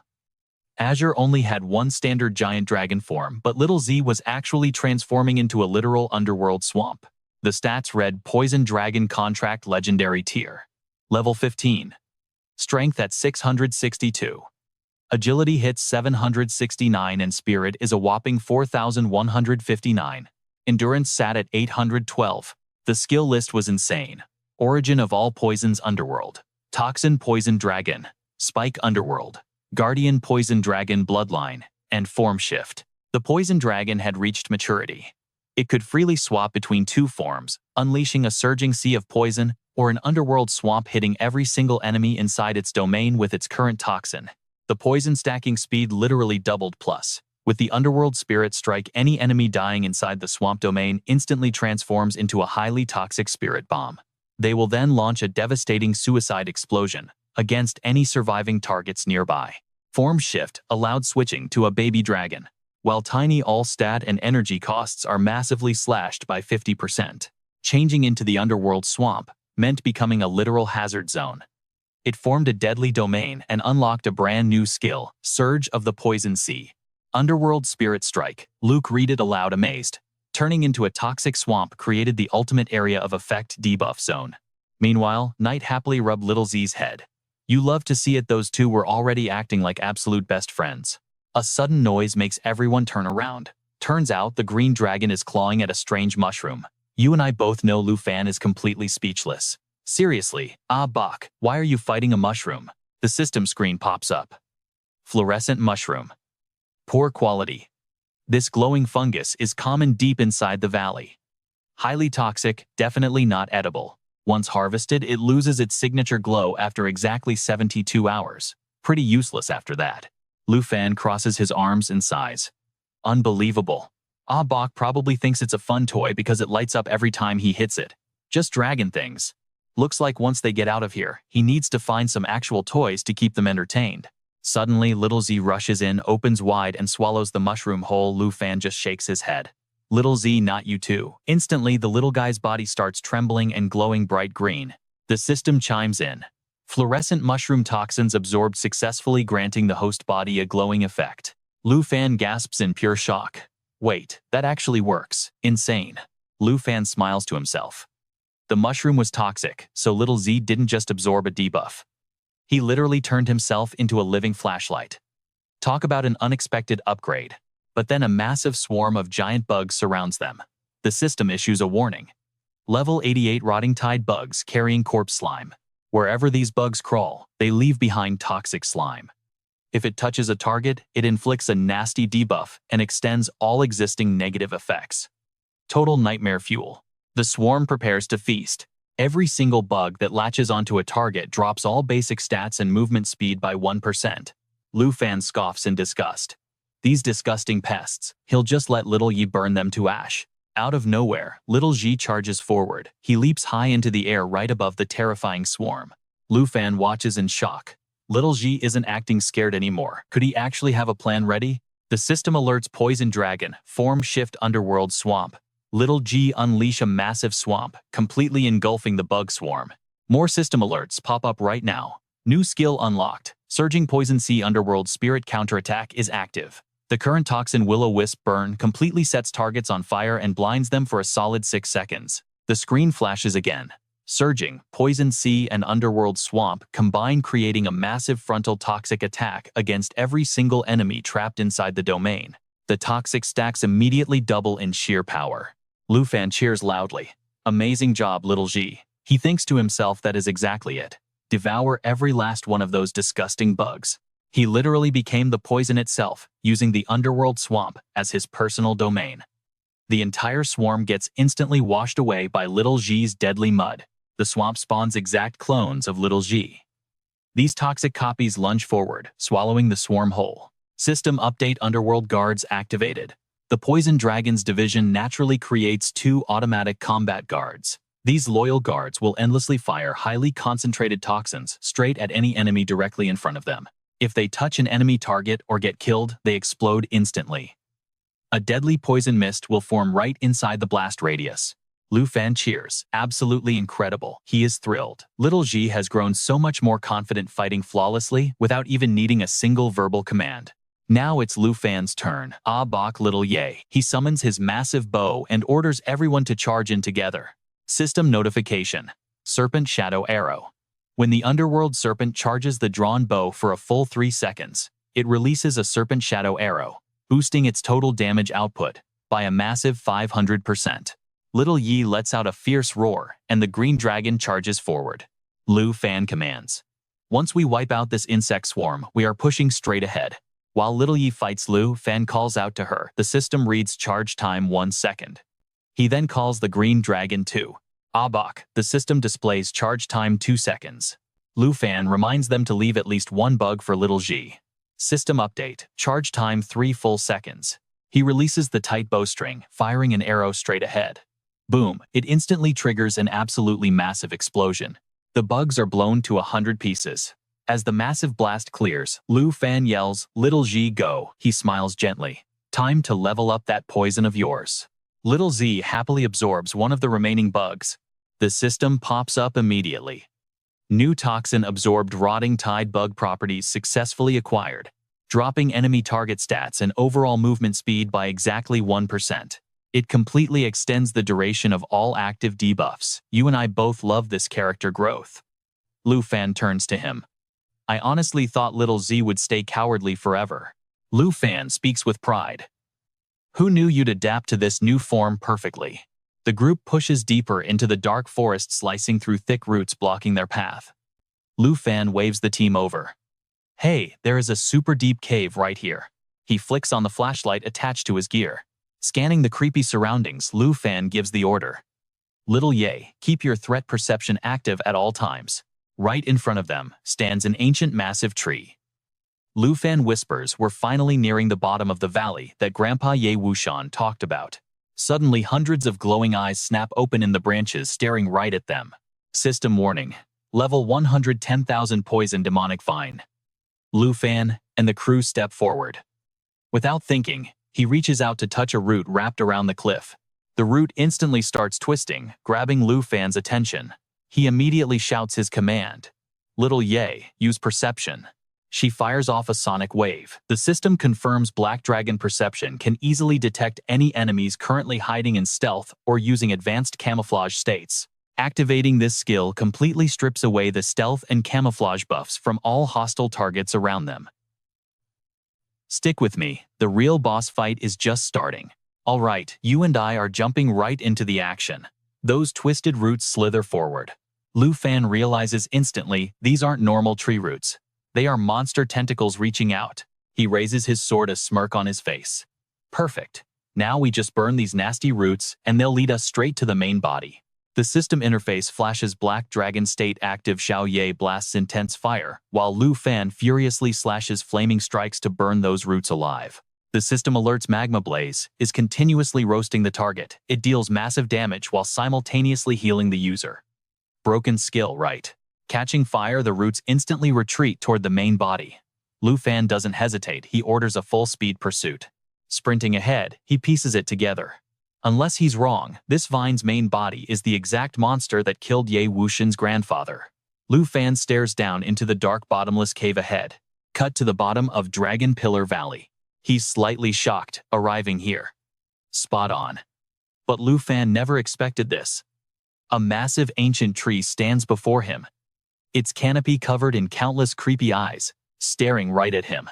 System details pop up. Level 110,000 poison demonic vine whip attacks the target, dealing damage. With a nasty bleeding effect plus demonic eye control. Any bleeding target gets tracked by the demonic eye. After exactly 30 seconds, the poison demonic vine takes complete control over them. Poisonous proliferation.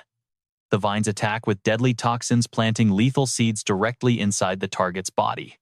They constantly drain the target's blood. Next up, vine explosion. Those seeds left inside the enemy grow rapidly into vines. They burst right out of the body, causing an instant brutal death. Vine imprisonment. The seeds planted inside the enemy sprout rapidly into vines. They grow roots wherever the body touches the ground, completely locking the target down in their current spot. Immortal demonic vine. As long as one single root remains the 10,000 poison, demonic vine can instantly regrow and fully heal itself. Lu Fan gasps out loud. A level 100 boss. The massive tree violently swings its roots upward. The system warns immediately. Vine Whip is attacking, dealing heavy damage along with that deadly bleeding effect. Xiao Ye and the blue dragon charge forward together. Lu Fan sighs, so impatient.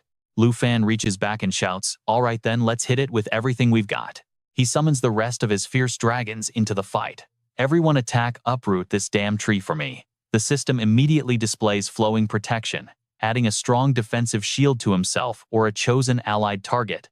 It reduces all incoming damage by 30 or even 60% for 5 full minutes. Plus, it makes them completely immune to any negative status effects during this entire duration.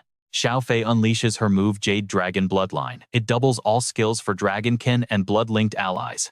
Transforming into her true dragon form, she instantly summons 2 more massive dragons. System notification. Nature assimilation. Dragon Calling Bone Flute activates, summoning the twin fallen corpse Holy Dragon and the Wyvern King, their levels matching the user. Nature Assimilation Shadow Dragon King contract activates, calling forth the mighty Shadow Dragon King itself. Pitch black blade level matching the user Xiao Ye, and the blue dragon rush straight ahead. The system announces the upgrades Black Dragon State Form Shift Giant Destruction Dragon. Meanwhile, Blue Dragon State Form Shift activates World Destroying Thunder and the Fierce Thunder Purge. Now you and I need to watch this closely. In World Destroying Thunder form, it swaps to the Thunder Jade effect. The currently active one is Nether Yellow Jade. Nether Yellow Jade boosts the power of all Blue Dragon skills by 100%. After releasing lightning magic, it creates a deadly lightning barrier right around the target. Whenever an enemy target moves inside this barrier, they will take massive additional lightning damage. Reacting fast, the ancient tree begins sprouting razor-sharp thorns all along its roots. Poisonous proliferation triggers. The toxic vines strike forward, planting deadly seeds inside the targets to constantly drain their blood. Lu Fan loudly warns everyone to watch out for those nasty seeds. Xiao Ye burn them all to absolute ash. Xiao Ye spews fire, torching the roots. The system displays magma burst, exploding fire across the target area to create a literal magma pit. Any target caught inside this boiling magma pit slowly sinks down, taking massive continuous fire damage. The ancient tree gets totally roasted in her fierce flames, while the fallen corpse holy dragons charge simultaneously. The system reports Dragon Speech unsealed. It unlocks Dragon Speech magic. Now Demonic Dragon's Breath is fully replaced by Devastating Dragon Speech magic. Demonic Dragon's Forbidden Curse and Demonic Dragon Strike are also completely replaced by Dragon Speech magic. It is over for you, Lu Fan commands. Fallen Corpse Holy Dragons, Pitch Black Blade attack. Xingchen transforms into a dragon totally ready to brawl. The system announces the Shadow Assassination skill. It instantly teleports the user right behind the target in complete stealth. Striking the weak points grants an insane 1,600% damage boost plus the deadly Shadow Invasion effect. After dealing damage to the target, it inflicts secondary damage equal to 20% of the initial hit. He channels raw lightning onto his sword and shouts his orders. Xiao Fei, Ah Bao, it is your turn now. System interface shows the active dragon aura is the Blue Dragon State. Xiao Fei unleashed her move Jade Dragon Bloodline. It doubles all skills for the Dragonkin and anyone with a bloodline connection. Dragon Domain activates, deploying a massive territory with a 100-meter diameter. While inside this zone, it boosts all attributes by 50% for dragons and anyone sharing a bloodline connection. Any target that is not a dragon or lacks the bloodline connection loses 50% of all their stats. Plus, they are completely paralyzed, unable to move. Teleportation and summoning are needed to enter or leave this zone. The two Fallen Corpse Holy Dragons instantly charge the tree. We're in for a wild fight, you and I.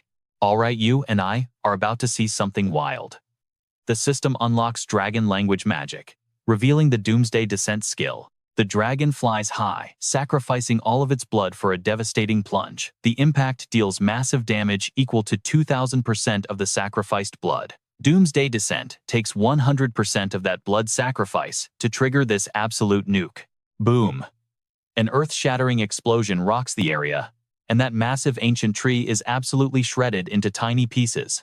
But it doesn't end there. The blue dragon blasts lightning while Lu Fan unleashes his final finishing strike. The system confirms void-severing combos, with his dragon aura launching 2 consecutive slashes. Paired with the dragon, it simultaneously fires off 2 brutal bolts of lightning. This lightning carries the purifying thunder effect, completely bypassing the origin thunder. With the heavy lifting done, he calls out for Squeaky, who is still hiding inside his backpack. All clear. Squeaky, hurry up and absorb its poison. But suddenly, the little guy just starts squeaking frantically. Lu Fan looks confused. What's wrong, Squeaky? Then the system warns him about the immortal demonic vine. If the myriad poison vine has even 1 root left, it instantly regrows and heals. Lu Fan sees this and yells in absolute shock. Wait, what? This damn tree can resurrect itself infinitely. He summons his sword back and warns Xingchen, who immediately prepares to shift into Star Brilliance form. The system then announces his current Dragon Aura Black Dragon transformation. He quickly realizes that a level 100 boss skill is truly terrifying. No wonder the seniors always said that a 5th job expert could control an entire country. If anyone actually gained the power of infinite resurrection, it would simply be way too dangerous. Suddenly, Squeaky turns giant and leaps right toward the tree stump. Lu Fan reaches out to stop him, shouting, Squeaky, get back here. That's a level 100 boss, but the dragon is already trying to absorb the stump. Poison Dragon 1 shifts forms, unleashing the underworld swamp. Lu Fan suddenly pieces it together. So that's it. He realizes the Dragon Domain has already slashed the Myriad Poison Vine stats by a massive 50%. Now Squeaky is using his Surging Poison Sea to drop the boss's stats down even further. The system brings up the Surging Poison Sea skill details. The underworld swamp erupts outward, using the active poison to attack all enemies within the area. This instantly doubles the poison stacking speed. The current toxin rotting fluid reduces all stats and the target's movement speed by 1%, effectively prolonging any negative status effects currently active on them. Lu Fan thinks to himself. Surging Poison Sea doubles the rotting fluid's impact. That means it can actually drag a level 100 boss's stats down low enough for Squeaky to safely absorb it. He turns and shouts Xiao Fei cast Emerald Light on Squeaky. She immediately fires the buff right at the little dragon. Emerald Light grants 3 to 6 blessing stacks to the target.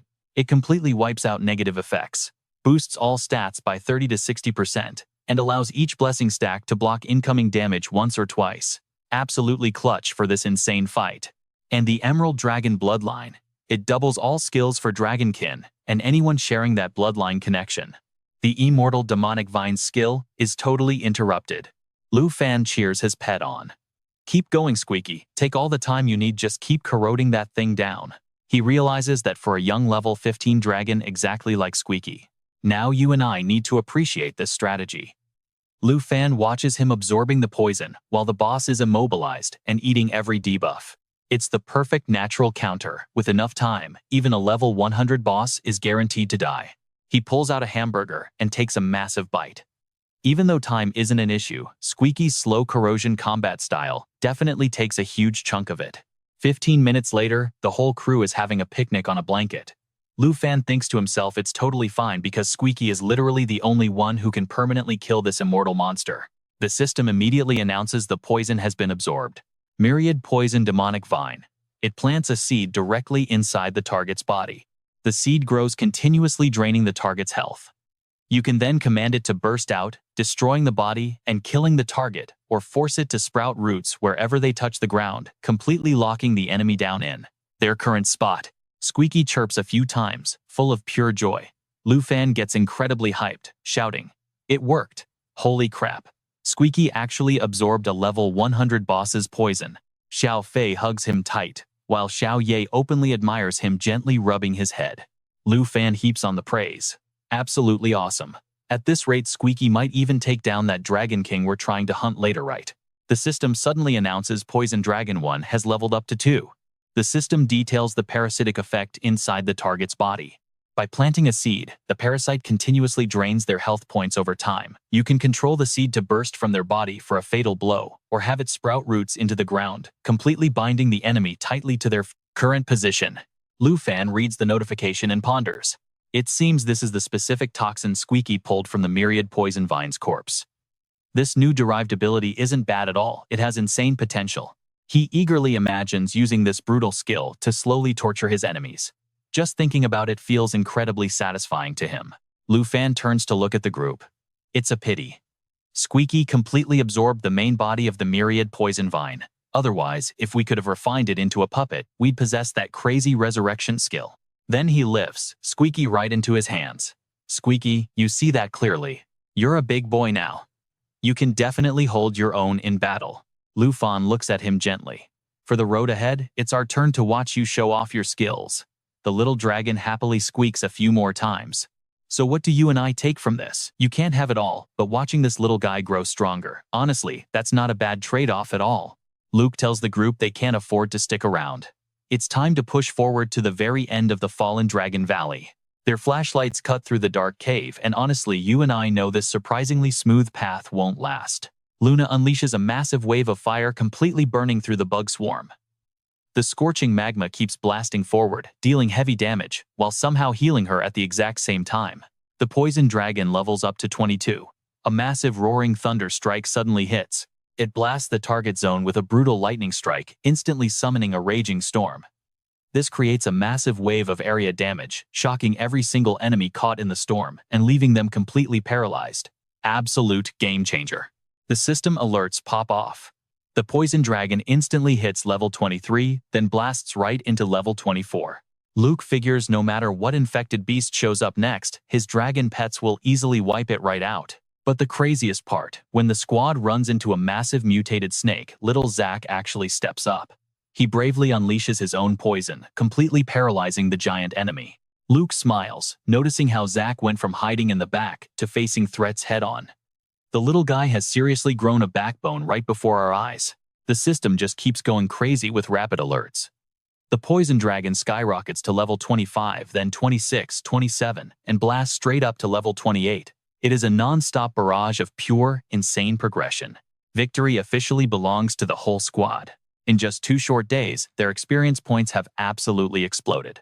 Luke easily hits level 30, while his poison dragon jumps all the way to level 29. The system chimes again. The poison dragon finally caps at level 30, unlocking a brand new skill. Now its toxic rain ability comes with a deadly new poison pool trap. Day breaks over the massive cliffs of the Fallen Dragon Valley. This is where the beast actually lives, and the whole area is covered in roaring flames. Luke hides near the rocky edge looking down. The very end of the valley lies deep inside this dark, terrifying abyss. He stands up, shifting his survival pack to his chest. Get ready to drop, Luke commands immediately, activating his dark blade to throw them into full stealth mode. Faye fires off her Shadow Dragon Claw, sharing its cloaking effect with the entire team. With their stealth locked in for 6 minutes, Luke orders her to cast the Emerald Blessing. The system displays her Emerald Dragon Bloodline stats.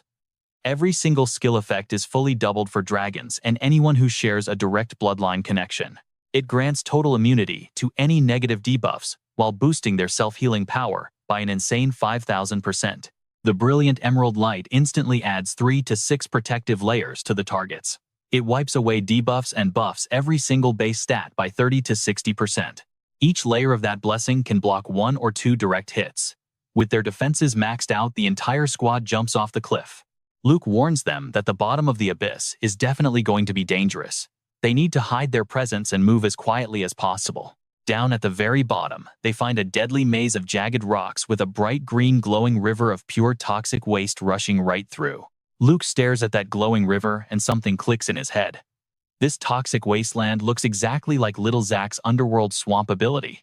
Luke flies forward wondering why there isn't a single monster guarding this place. Suddenly a nasty splash of poison hits his armor directly. Luke frowns, looking down at his arm. This highly corrosive acid is actually burning right through Faye's overpowered defensive layers. He quickly turns back and yells for Luna to run a full sensory sweep of the toxic pool. She immediately casts her magic and transforms into her massive dragon state. She lets out a deafening roar and activates her full sensory detection ability. The black dragon has the power to detect any hidden or camouflaged enemies. When she uses this active skill, it completely strips away the stealth status of every single target hiding in the area. 2 glowing, terrifying eyes appear, revealing a colossal plague dragon towering right in front of Luna. She roars a fierce warning. Luke looks down. Is it underneath us? The toxic river suddenly starts violently bubbling up. Massive pillars of pure acid erupt from the dark water, launching a brutal surprise attack right at them. Luke urgently shouts for everyone to scatter. The toxic geysers shoot higher. Luke tries to dodge away, but he ends up taking a nasty hit from the splash. The team screams in absolute panic.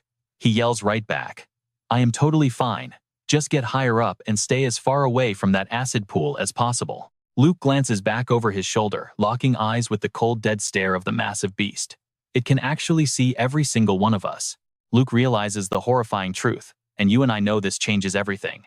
This monster completely saw right through his dark blade stealth. It has been hiding in the shadows, watching every single move.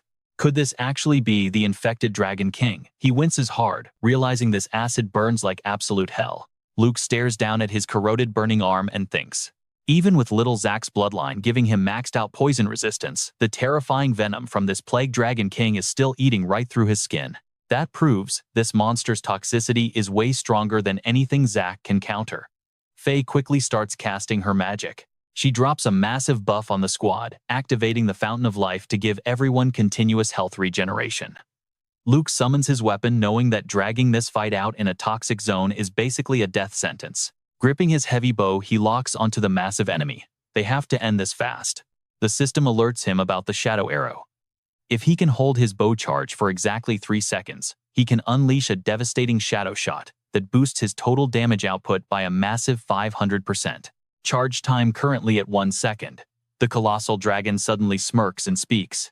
How truly interesting. Its deep demonic voice echoes. A human Dragon Tamer. Luke freezes for a second, glancing around the dark cavern in confusion. Who said that? The system flashes his bow status on the screen. Charge time at 2 seconds. All right, you and I are diving into something wild today. The Dragon King glares down at him. Pathetic insect, you don't even use telepathy. Lu Fan asks, you can talk. The Dragon King sneers at him. I heard rumors about a human born with the power to enslave our proud dragon race. Honestly, I always thought it was just a ridiculous joke. But here you are. Its massive eyes lock onto him. You lowly pathetic human. Where exactly did you steal these newborn dragons from anyway? The system display pops up on screen, showing the bow's current charge time. 3 seconds. Lu Fan aims right at it. That is absolutely none of your business. He thinks quickly to himself. This voice, it has to be the demon-devouring Dragon King. If it stays hidden in the shadows, they are basically just sitting ducks waiting to be slaughtered. The arrow streaks forward through the air, trying to force the monster out. Suddenly, the water turns a bright azure blue, and a huge water pillar shoots up, completely blocking his attack. It effortlessly cancels out Lu Fan's move. He glares at the beast, realizing the enemy is finally making its move. Xingchen unleashes Star Shatter. The demon-devouring Dragon King finally reveals its true terrifying form, covered in sharp spikes and staring him down with glowing red eyes. It roars with absolute arrogance. You foolish little humans. Delusional enough to challenge a true dragon to a fight. The system pulls up its stats. Demon-devouring Dragon King, the Abyss Mouth. Lu Fan calculates the odds carefully. It matches the old records perfectly. This thing is heavily injured. And since he came all this way, he is obviously here for a dragon slaying. Faikui activates her Jade Blessing buff. This stacks 3 layers of Jade Dragon aura on the target, giving a massive damage boost to their next 3 consecutive attacks. Because of her Jade Dragon bloodline, every single skill effect gets completely doubled for dragons and anyone sharing that same bloodline connection. That means her Jade Blessing pushes the target from 3 up to 6 full aura stacks. It boosts the damage for their next 6 strikes instead of 3. He shouts out orders to his team. Get ready, everyone attack together. Xingchen immediately generates a concentrated energy sphere. Star Shatter condenses into a single star. Crushing it triggers massive area damage with the power depending on pure brute strength. Meanwhile, Xiao Ye launches Magma Flame Breathing. A continuous blast of fire forward she deals, burning damage while simultaneously healing her own health back up. The Azure Dragon fires a lightning blast. Thunder Howl screams directly toward the target area, dropping a devastating lightning strike that instantly creates a massive storm zone. This move deals insane amounts of continuous lightning damage, while completely paralyzing any unlucky enemies caught inside the raging storm area. Xiao Fei unleashes the Shadow Arrow Burst. In a flash, sharp wind blades explode outward, dealing crazy slash damage to every single enemy standing nearby. This also totally wipes out all the debuff effects on every surrounding enemy target. Lu Fan draws his bow. Without even fully pulling the string back, his underworld snake arrow can launch 12 magic projectiles. Each arrow deals 20% base damage, and now the entire squad focuses their ultimate attacks on the boss. Together, they drop an overwhelmingly powerful combined ultimate attack straight down on the beast. A moment later, dead silence falls. The demon-devouring Dragon King just laughs. That barely even tickled me, but you guys sure have some guts. It looks completely unbothered, and worse, its oppressive aura is actually getting stronger than before. What a pity. Against true dragon power, all your pathetic struggles are absolutely meaningless in the end. It simply lets out a deafening roar, spawning a massive elemental tornado right into the entire group. Lu Fan and his team take the hit. He watches in pure shock. Just one single strike unleashed 4 different types of elements. This is bad. The enraged Dragon King opens its jaws to charge up magic. Sinner who enslaved dragons die. It blasts a massive energy beam right at him. Lu Fan barks out an order fast. Xiao Fei use Eternal Guardian instantly. Xiao Fei shifts into her dragon form. The system displays her Eternal Guardian skill details, generating a super strong defensive energy shield. For all targets tucked safely under this shield, the total incoming damage absorption depends entirely on the Eternal Guardian's max health points and her own base defensive capabilities. Now, time to recover. Fakui Change Your Form Soul Light begins charging up. Swirling energy wraps around everyone, condensing together before detonating spectacularly mid-air. The demon-devouring Dragon King speaks in a low rumble. Listen here, Dragon Tamer. Here is where it gets crazy. The beast sneers. Even if these newborn dragons fight for you, the Dragon King's majesty is power no mortal could possibly comprehend. But then the boss freezes, completely stunned by what's happening. The demon-devouring Dragon King gasps in horror. You can actually transform into a dragon. Boom Lufan has literally morphed into a terrifyingly majestic dragon form. The system flashes the Golden Dragon Shield status. This deploys the Golden Dragon King's ultimate barrier to block attacks, massively reduce incoming damage, and unleash raw power. His own agility goes totally crazy. His spirit stat gets a 40% boost, while his endurance spikes up by 200%. Plus, this overpowered shield lasts for 20 whole seconds. Dragon Tamer Knight class level 50. His strength jumps from 2,580 up to 5,418. Agility rockets from 2,121 to 4,554. Spirit goes from 2,460 to 5,179, and endurance skyrockets from 2,602 to 15,612. The Dragon Slayer Warrior's Will. His current set count is 3 out of 5. The set effect partially activates, unlocking all the remaining sealed bloodline power hidden deep within. He morphs into the Golden Dragon King. Strength, agility, and spirit jump by 50%, while endurance blasts up by 200%. And while transformed as the mighty Golden Dragon King, his mount riding mode becomes completely locked out. Having 3 out of 5 set pieces takes him one step further in unsealing that leftover bloodline power. During this Golden Dragon King transformation, he unlocks Judgment Wings and Boiling Blood skills. He just smirks. This is absolutely terrifying. Alright, you and I are about to see an absolutely insane fight. Even with less than 1% of its power left, this monster completely melted the Eternal Guardian defense. One wrong step, and Lucas would be reduced to absolute dust. Lucas immediately gives the order. Stella needs to charge up the 17 million Heavenly Stars World Destruction attack. She obeys, instantly shifting into her massive dragon form and channeling raw, explosive energy straight into her claws. The system flashes an alert. The Void Dragon is changing its state. That glorious ultimate 17 million Heavenly Stars skill, it is locked in and rapidly charging up for absolute devastation. Lucas grits his teeth. This enemy right here. Easily the absolute hardest monster he has ever faced. The energy packed into this attack could literally wipe an entire city off the map. Lucas is standing his ground. He refuses to believe that his ultimate combo with Stella will not be enough to crush this beast. The system suddenly chimes in with a new notification. Dragon Word Resonance is activated. This happens when a knight and their dragon cast the exact same spell.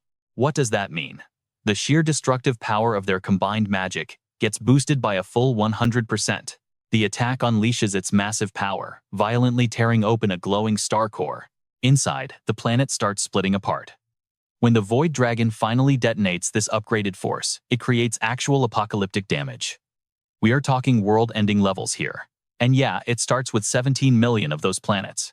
Lucas screams at the top of his lungs. Harnessing all that stellar energy, the duo unloads a massive barrage of magic bullets straight at the Devourer Dragon King. He yells out, sending you straight to the void, but the beast just stands there, taking every hit without flinching. Then the monster just casually throws up a massive glowing shield. The Supreme Shield. This is the holy defense originally belonging to the Golden Dragon King. It activates a force field that makes the user completely immune to all damage for 5 seconds. Lucas is absolutely stunned. How is it using the Golden Dragon King's signature move? Dark magic aggressively swirls all around the monster's giant body, and its glowing blue eyes look like a terrifying bottomless abyss staring right back. The beast speaks with chilling arrogance. It admits Lucas is strong, but mocks him.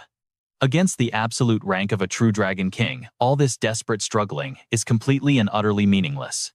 The creature arrogantly boasts that it has hunted and devoured 13 massive dragons in total. A twisted, mocking smirk flashes across its scaly face. And yes, several of those victims were actual dragon kings. It thanks him for delivering a newborn dragon with such a beautifully pure bloodline. Lucas aggressively frowns, demanding to know what the hell it means by that. The monster bursts into wild, greedy laughter. This is a rare treasure it has not tasted in years. It plans to completely drain their dragon blood. In a split second, an intense freezing aura violently erupts from the beast, sweeping directly toward our heroes. This is the wrath of the Ice Dragon King. It blasts the target area with absolute zero temperatures, dealing huge damage while adding a brutal, slow, and deep freeze effect to everyone caught inside. The duration, the raw damage output, and the area of effect, they all violently scale up the longer the attack keeps running. Seeing this absolute madness makes Lucas sweat. The enemy's mana pool is practically bottomless. It does not even look slightly tired after casting all that magic. Since Eternal Guardian was just used, all they can do right now is desperately brace for impact. Lucas does not waste a single second. He immediately triggers the Fountain of Life skill. This huge survival buff drops on all his allies, massively extending their constant health regeneration just in time. But in a flash, the Savage Frost swallows everything. Lucas and his team are instantly frozen solid inside a super thick block of ice. The deadly frost spreads at a terrifying speed. Paired with the monster's roaring laughter, it kicks off an icy apocalyptic nightmare that completely consumes the entire battlefield. The beast just stands there waiting smugly, asking if they even have the strength to break free. Suddenly, the thick ice starts to fracture. Deep, jagged cracks violently spread outward, just like a spider web. The beast freezes for a second. Its eyes flash with cruel interest, suddenly finding this whole struggle highly entertaining. Boom! The massive ice block violently explodes, sending sharp shards flying everywhere. Lucas is completely drained, practically gasping for air after burning so much stamina. Thank goodness for his team's dragon resistance. It literally cut the freezing damage in half. Otherwise, yeah, it would have been game over right there. But Lucas is seriously sweating now. This monster is leagues above them in raw power. If they keep trading blows like this, they are definitely going to lose. Lucas quickly calls out to Twig. The little guy springs into action, casting a sneaky nature spell that violently plants toxic seeds directly inside the target's huge body. When the parasite skill activates, it violently drains health, forcing those hidden seeds to burst right out. This can either instantly kill the target, or aggressively root them to the ground, completely trapping the massive enemy exactly where they stand. In seconds thick, glowing vines completely wrap up the giant beast. It raises an eyebrow, genuinely surprised that a newborn dragon pulled this off. It mocks them again, calling it a nice trick. But then roar, with one furious swing of its massive arm, an explosive shockwave violently shatters all those thick vines into absolute dust instantly. Lucas is completely floored. That deadly parasite skill was totally useless here. Right after that, a terrifying sphere of dark magic rapidly charges up in the beast's hand. It actually found that little vine trick pretty entertaining. Now this is where you and I need to pay close attention. It activates the Dark Death Magic Circle. This insane spell violently sucks in all surrounding matter and energy, crushing it down into pure apocalyptic destructive force. Lucas intensely frowns, panic, clearly creeping right into his voice. The beast is charging up. They cannot let it finish. Lucas roars out his dragon, sweeping its massive tail, as Faye instantly triggers the dragon domain. The very next second, the awesome skill activates. A giant glowing magical dragon zone instantly expands to a full 100 meters wide.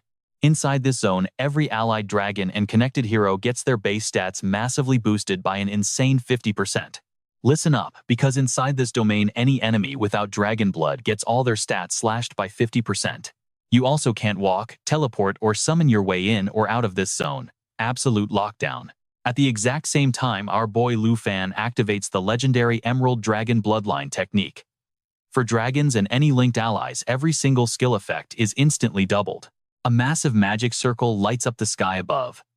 Its glow spreads everywhere, acting like a giant vortex, swallowing up every ounce of mana in the entire area.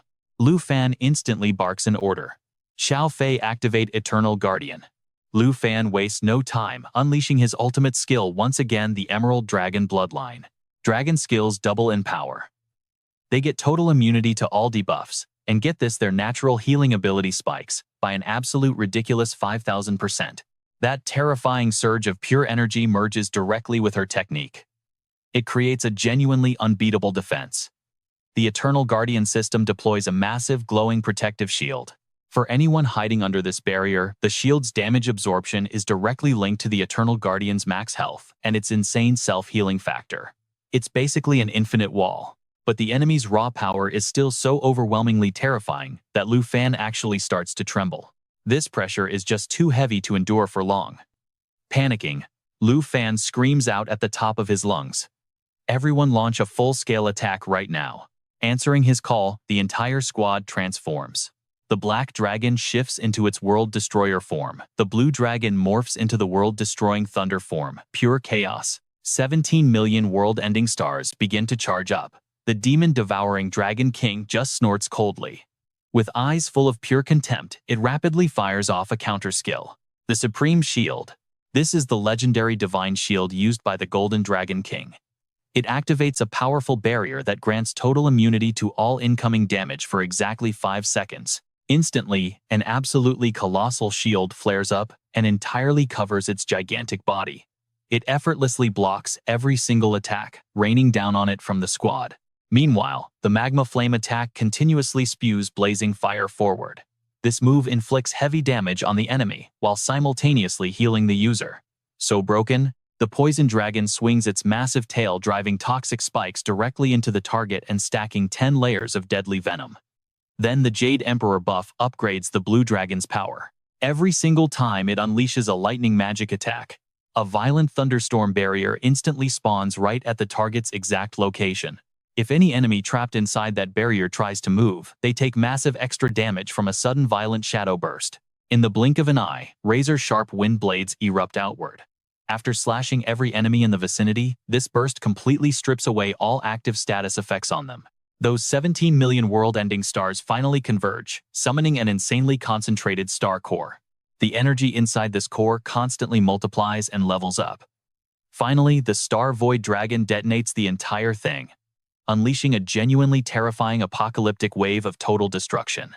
Remember that exploding core, originally formed from 17 million stars, feeling its divine protective barrier, rapidly weakening and cracking under the pressure. The demon-devouring Dragon King completely freezes in disbelief. Lu Fan is dead certain about this. That monster is heavily wounded right now. There is no way it can hold out much longer.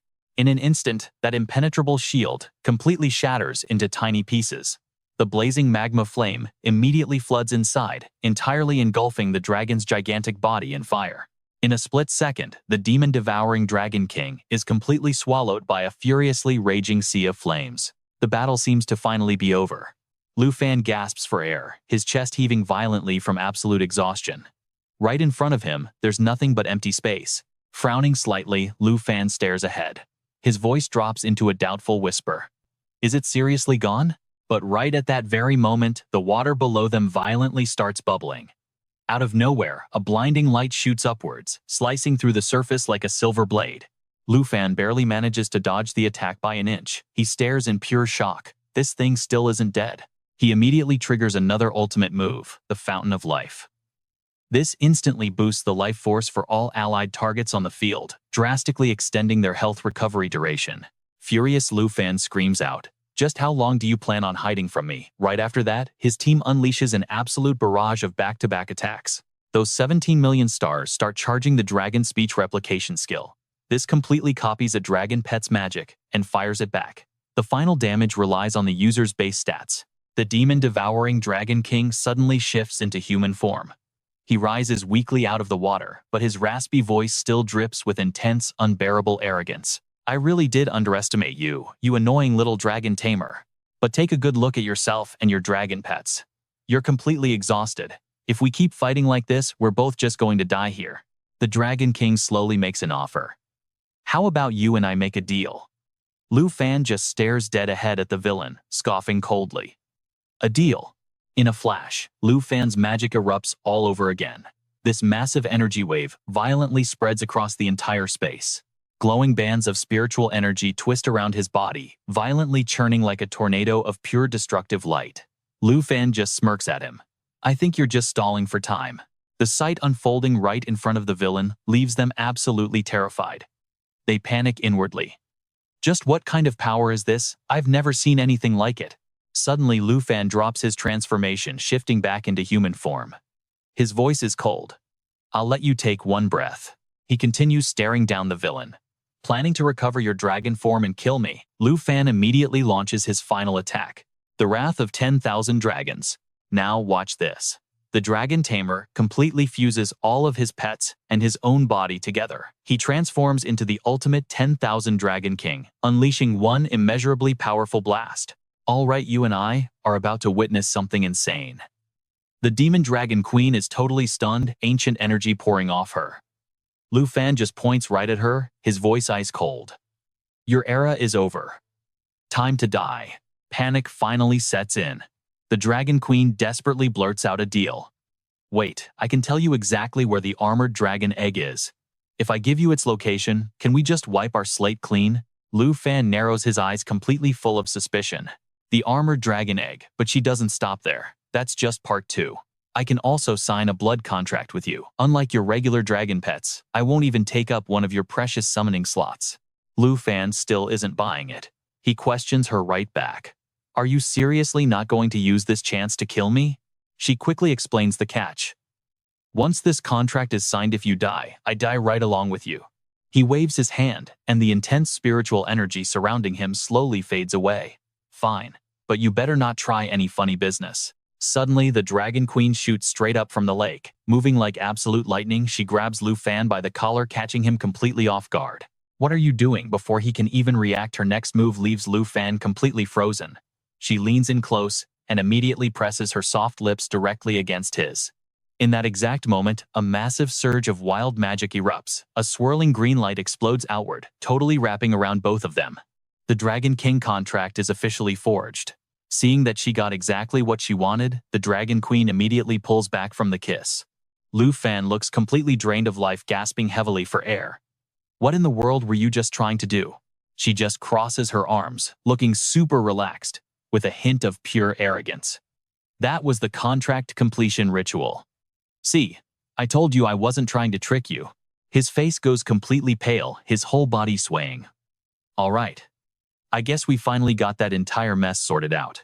Lu Fan tries so hard to keep his eyes open, but his vision is rapidly fading. So tired, he mumbles. Unable to hold on for even one more second, he completely blacks out, plunging straight down into the lake below. Who knows how much time passes?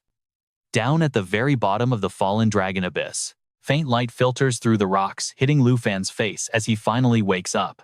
Seeing him open his eyes, little Chit squeaks out in pure joy, its tiny eyes sparking with absolutely overwhelming relief. Lu Fan quickly sits up, his head still spinning like crazy. He scratches his head, looking totally confused and more than a little worried. Ugh, this is bad. How long have I been knocked out for? He pinches the bridge of his nose heavily, feeling that deep exhaustion lingering in his bones. The thought crosses his mind, fighting that demon dragon queen completely drained every single drop of his energy. A Dragon King's power tier is just way beyond human understanding. He rubs the little guy's head, a slight smile forming on his lips, his voice filled with affection and praise. All right. You little guy, you're actually as strong as a tiger. Lu Fan goes deep in thought, his eyes darkening. Good thing he locked down that contract with the Dragon Queen before passing out. Right now, she must be. Suddenly, the Dragon Queen's voice echoes out from nearby, giving him a massive jump scare. Oh, you woke up that fast. She plays around in the crystal clear blue water, her voice carrying a super teasing tone. Want to join me, little Dragon Tamer? Lu Fan shuts that down instantly. I'll pass. Why are you even still hanging around here? The Dragon Queen slowly stands up from the water, furrowing her brow. Why are you being so insanely guarded? She asks. I signed a contract with you. Obviously, I can't go against its rules. With the contract active, if you die, I'm dead too. The Dragon Queen smiles sweetly. Now listen closely here, because this changes everything. So relax. Keep the deal, and I'm zero threat to you. His cheeks turn bright red, totally flustered as he answers. I still don't trust this. Your little contract probably has some hidden trick to it. She quickly steps right out of the lake, lips curving into a smirk. A trick, saying that really hurts my feelings. Though, I can't exactly say you're wrong either. Seeing the Dragon Queen getting closer, little Chit gets terrified and dives straight into Lu Fan's arms. Her voice drops cold, her eyes flashing with pure stubborn defiance. The only reason I lost today is because of my massive injuries. She lays it all out. By signing with you, I can use your dragon pet space to massively speed up my own healing. She keeps going, outlining her master plan. And as your reward for helping me reach a full recovery, her voice echoes relentlessly through the dark cave. This contract allows you to summon me exactly 3 times. I'll help you crush those enemies you just can't handle on your own. She lets out a soft laugh, a smug look flashing in her eyes. A total win-win situation for both of us, don't you think? He agrees that it really is a mutual benefit, but you have to agree to 3 conditions first. The Dragon Queen immediately frowns, looking super annoyed. Now you are just absolutely pushing your luck.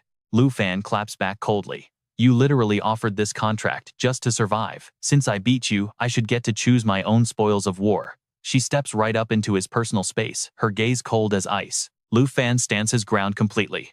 If you don't agree, totally fine. I can just never summon you and never cancel the contract. When I finally die, you vanish forever with me. You'll literally never get your freedom back. The Dragon Queen just laughs out loud, her lips twisting into a super mocking smirk. She gently tilts his chin up and whispers, "Go on, little Dragon Tamer. What are your 3 conditions?" Lu Fan gets super annoyed and swats her hand away. "First, I want a pool of deadly poison. You've been soaking in this toxic water forever anyway. These poisons probably don't even have much effect on you at this point." She instantly nods in agreement. "Fine. I was only staying here to heal anyway. Compared to your pet space, this toxic pool is way too slow. Well, you and I know this alliance is gonna be wild. You and I are back in it." The demon-devouring Dragon King whips around. "You want this poison for that little dragon, right?" Lu Fan growls back, "I do not have to answer you." She slowly wades into the murky lake. "That skeleton right there, that was my former partner, the underworld poison Dragon King. This entire toxic lake formed purely from his flesh and blood.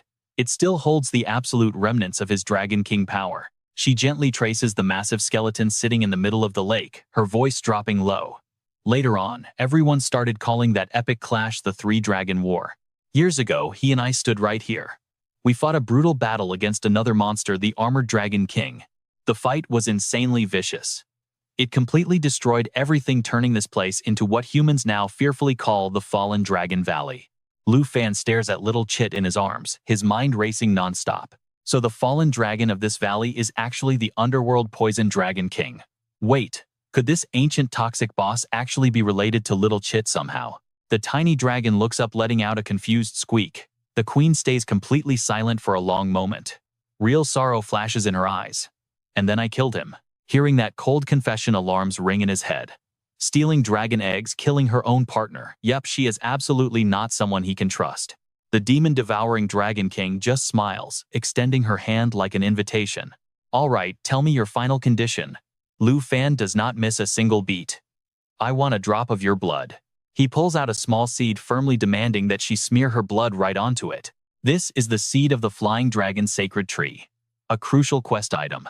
Ever since the massive maw of the abyss corrupted the real tree, its holy power has been slowly fading away. But now a hero has finally arrived to save the withering sacred tree. If he can literally slice down the maw of the abyss and use this blood-soaked seed as brutal proof, the original owner of the Flying Dragon Sacred Tree, the mighty Life Dragon King, will definitely grant him massive favor. Catching sight of the little seed in Lu Fan's hand, she completely bursts into laughter. Unbelievable. Just unbelievable. The Demon Dragon King mocks the whole situation. To think those totally pathetic sub-dragon subordinates actually managed to steal the sacred tree from the Life Dragon King. She is a Dragon King, yet she relies on a tiny human to do her revenge. What an absolute joke. She quickly bites her own fingertip. Fresh blood immediately spills out. "Very well, I will agree to this funny little request too." The Demon Dragon King lets her blood drip right onto the seed, soaking the surface entirely. "You can totally take this seed back to the Life Dragon King to finish your little quest. But honestly, I might just rip her flesh apart and devour all her power later anyway." Lu Fan stares her down, totally cold. "I will not let you get in my way." She narrows her eyes, purring darkly. "Oh, we will see about that." Suddenly, the Demon Dragon King gets super close to him, acting all cute. "All right then, little Dragon Tamer. Hanging out with you this long has made me pretty tired." Lu Fan's face turns beet red. He stumbles back, yelling, "Wait, what are you doing?" She lightly licks the leftover blood off her finger. Massive spiritual energy instantly flares up, wrapping around her body like a thin mist. Her eyes are totally teasing him. I just want to slip right into your pet space to get some sleep. He quickly tries to stop her. Hey, no wait, you still need to agree to my third condition. Tell me exactly where you hid that armored dragon egg you stole. Now you and I need to watch this. In a flash, the demon dragon king just vanishes from Lu Fan's sight, leaving behind absolutely nothing but mocking laughter. Little boy, do not rush things. With your current weak stats, even if I helped out, you would never survive trying to grab that rare dragon egg anyway. Once I am fully rested up, I will come find you. Relax, I am not going to break my promise. He looks down at the bloody seed and sighs. She literally ignores his system commands and just teleports whenever she wants. It seems his earlier threat about not giving her freedom meant absolutely nothing to a boss like her. But hey, at least he has to finish this hidden quest. Right on cue, the system screen spams notifications. Acquired the blood-stained seed of the Flying Dragon Sacred Tree. Item 1. Flying Dragon Sacred Tree Seed. The hidden quest has been fully updated. Current progress. Blood-stained Flying Dragon Sacred Tree Seed. 0 out of 1. Next step. Deliver this straight to the Life Dragon King.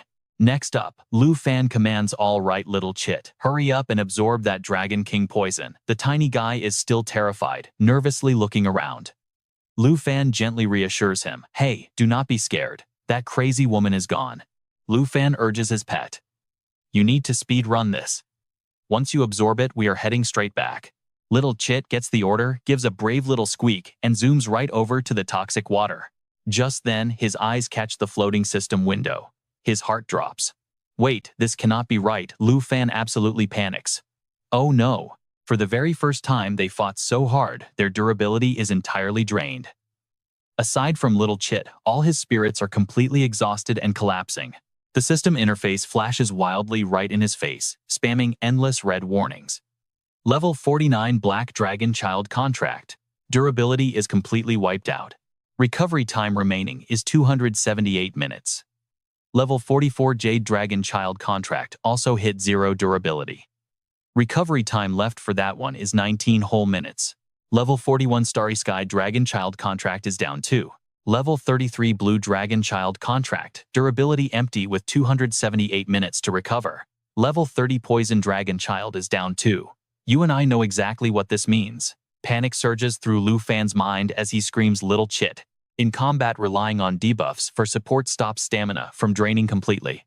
Meanwhile, Xing Chen has a skill called Star Courage, giving her literally infinite stamina in battle. And Xiao Fei, her Jade Dragon bloodline, boosts her natural recovery rate by 50 times. Seriously, it is no wonder her remaining cooldown time is always the absolute shortest of the group. Moments later, Lu Fan looks up and calls out to little Squeak. You and I have got to see this.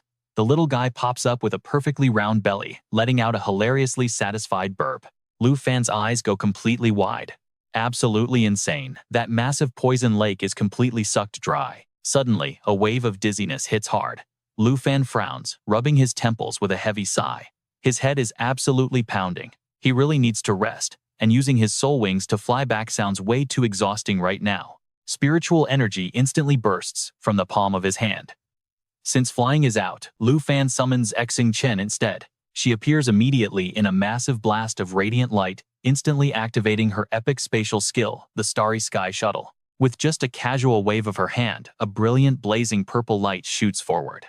Yep, that is the legendary Starry Sky Shuttle in action. It literally tears space wide open, creating a massive teleportation rift that connects straight to their target destination. This crazy teleportation rift stays open for exactly 60 seconds, entirely immune to any kind of forbidden magic array restrictions. Right then, the system chimes in with a warning alert. Starry Sky Shuttle time remaining exactly 58 seconds. Lu Fan quickly turns and starts rushing his companion. He tells little Squeak to hurry back and digest later. But before he can even finish his sentence, the bizarre scene right in front of him makes him gasp. Wait, the absorption is already done. Plus, all that insane toxin from the underworld Poison Dragon King just instantly skyrocketed little Squeak straight to level 17. Its cheeks flush bright red, letting out a cute, shy little giggle. The system keeps flashing countless lines of text. Poison Dragon level has officially reached 47. It fully absorbed the underworld Poison Dragon King's toxin, giving it an epic debuff that continuously drains an enemy's health. And the craziest part, every bit of that drained health actually heals the user. Let's check out these Poison Dragon contract stats. It hit level 47. Strength is sitting at 6,397. Agility reached 7,297. Spirit is a massive 29,173. Stamina is 9,798. Plus, it unlocked Origin of all poisons. This means the Poison Dragon can now gather deadly toxins, merge them into its own body, and easily swap out its active poison type whenever it wants. The Underworld Extreme Poison skill releases its active toxin over a massive target area, creating a highly lethal, suffocating cloud of poison fog. Any unfortunate enemies caught inside this toxic fog will start taking brutal stacking damage.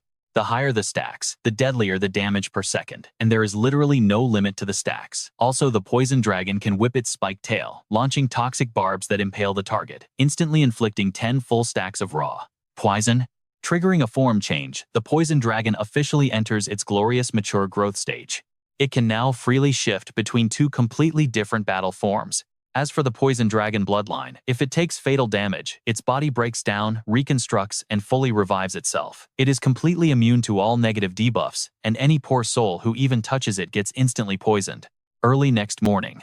Stick with me, it gets crazy. At the Huang Manor's guest hall, a deafening explosion completely shatters the silence. A solid stone wall gets utterly obliterated by Zhuang Meng's strike, sending thick dust billowing everywhere. Meanwhile, Ning Tu just sits there munching on snacks, looking completely relaxed like absolutely nothing is wrong. On the other hand, Huang Yingheng is totally restless, pacing back and forth across the room, sweating bullets, and looking extremely anxious. Ning Tu finally gets annoyed. He aggressively chucks his entire bag of snacks straight at him. "You are being so loud. Will you stop pacing back and forth already?" Yingheng cannot dodge in time. The bag smacks him right in the chest, making him literally yelp in pain. Ouch. He hurriedly bows in apology. "I am so sorry. I am just worried because you have been waiting so long." What if Miss Ye already made it back to the Ye Manor? Ning Tu furiously snaps back at him. "Do I need you to worry for me? Whether she has left that secret realm or not, I would obviously know myself." Outside the room, Zhuang Meng suddenly freezes. He definitely senses something completely off. Every muscle in his massive body tenses up his eyes, turning razor sharp as he enters maximum alert mode. Ning Tu quickly snatches an apple off the table, his eyes flashing with raw determination. "Besides, I seriously cannot wait around here anymore." Cold sweat starts pouring out, dripping heavily right down his temples. Huang Yingheng stands completely stunned, his voice trembling. Taking a crunchy bite of his apple, Ning Tu speaks calmly. "Your precious young lady has finally come outside." Cutting over to the Earth Core mine, a group of hard workers are diligently hacking away at precious ores. Pickaxes echo loudly throughout the cavern. Minecarts are overflowing with sparkling gems stacked as high as literal mountains and stretching endlessly deep into the underground darkness. A system prompt confirms the collection of 1,057 Earth Cores. Ye Wuxian is absolutely exhausted, forced to lean heavily against the rough stone wall just to stand. Seeing her struggle, the crew rushes over in a total panic. One of them asks with clear concern, "Miss Ye, are you holding up all right?"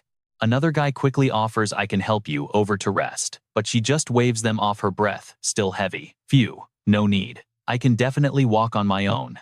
Yi Wuxian wipes the dripping sweat off her chin, a super complicated heavy feeling rising up in her chest. Lu Fan's growth is just way too fast. Just half a year ago, she was teaching him basic melee combat. Now, she desperately needs to train harder, or she will not even qualify to be his senior sister anymore. Suddenly, a massive figure swoops down from the sky above. It tears through the roaring wind, crashing straight toward their mining site.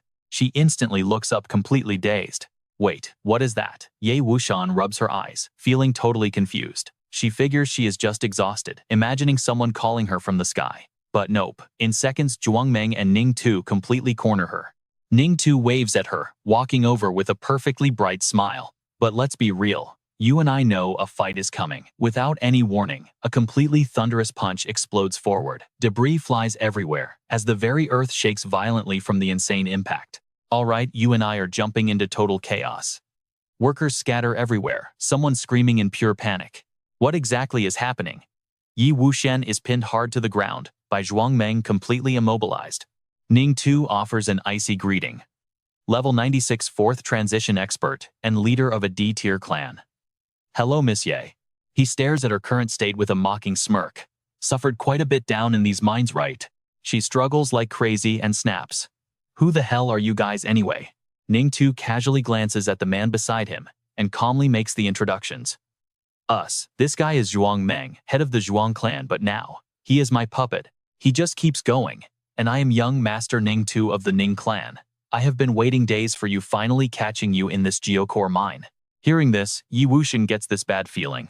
A C-tier clan, did they come all this way just to get revenge for the Huang family? And what exactly does he mean by puppet? Suddenly rapid footsteps echo from the distance, getting closer and closer, followed by a desperate shout. Lord Ning Huang Yingheng runs in completely out of breath, begging him to please spare Miss Ye. Miss Yi definitely gathered enough geocores by now. We can hand them all over to you. Right away. Isn't that right, Miss Yi? She is still fighting hard to break free, body shaking as she lets out a pained groan. Yi Wuxian glares at him. You want the geocores? Ningtu replies, completely unbothered. Exactly. Since the Huang family already merged with your Ye clan, their debts transfer over. Now your Ye clan has to take their place. He smirks with pure arrogance. Work for the Ning clan, and you get to climb the ranks with a C-tier family. So how about it? This is actually great news. Huang Yingheng immediately jumps in. Yes, exactly, Miss Ye. Just agree with him right now. She grits her teeth, shaking with pure anger. Damn it, why now? Spending days surviving inside this geocore cave already completely drained all her energy. Ningtu reaches his hand forward. His eyes glow blood red, giving off a terrifyingly cold vibe. Hand over every single geocore you have on you right now. Replace the Huang clan and obediently be my dog. Because if the Ning clan lifts a single finger, your Ye family gets completely wiped from the western region. Yingheng panics hard, desperately begging her. Please just agree with him, Miss Ye. You cannot let your emotions ruin this. But despite the threat, Ye Wuxian refuses to back down. She clenches her fists and screams in pure rage. You arrogant brat, keep dreaming. Why the hell should I just hand over my clan's hard-earned property to you? Zhuang Meng instantly slams her face first into the dirt. The insane pressure actually shatters the solid rocks beneath her, sending loud explosions booming across the entire mine. Yingheng bursts into tears, begging for mercy. Lord Ning, please calm down. Just give her one more chance. Ningtu snaps right back. She rejected my offer. And honestly, I absolutely hate it when people dare to disobey me. Suddenly, Zhuang Meng swings his arm, launching her straight up. Yingheng drops to his knees in total panic, begging with a shaking voice. Please just let me talk to her one more time. Ningtu grinds his teeth in rage. Since you want to be annoying, he barks an order, then you can just die too. The second, he says that Zhuang Meng swats his massive hand. Ye Wuxian gets swatted away like a fly, slamming brutally against the solid rock wall. A massive crash shakes the cave, kicking up a thick cloud of dust and debris. Yingheng grabs his head in shock, screaming out in pure horror. Miss Yi Ningtu wildly shakes the strange bell in his hand. The creepy metal ringing echoes out as he yells in total twisted excitement. Ghost General rush in there and crush her into paste. Hearing the order, the monstrous puppet charges straight ahead, radiating pure killing intent. But suddenly, from inside that pile of rubble, her furious voice rings out. Damn it! Yi Wuxian explodes out of the shattered rocks. She grips her spear tightly and charges straight at the giant enemy, instantly activating her fire pattern technique. This skill buffs her melee weapon with 7 full layers of fire pattern. Pay attention here, guys. Her next 7 strikes will deal double the damage of her active stacks. Every single hit consumes 1 layer of the buff. Right now, her system screen pops up, showing a massive 7 times damage multiplier. She screams with absolute fury. It is you. But boom, her spear gets completely blocked by Zhuang Meng's incredibly solid arm. The system flashes a rapid string of alerts. 6 layers remaining, attack interrupted. 5 layers remaining, attack interrupted 5 times. Damage output wasted. 4 layers left, 4 times damage wasted. 3 layers left. Completely blocked. 2 layers remaining, double damage wasted. He is tanking every single hit. Yi Wuxian glares at him with pure hatred.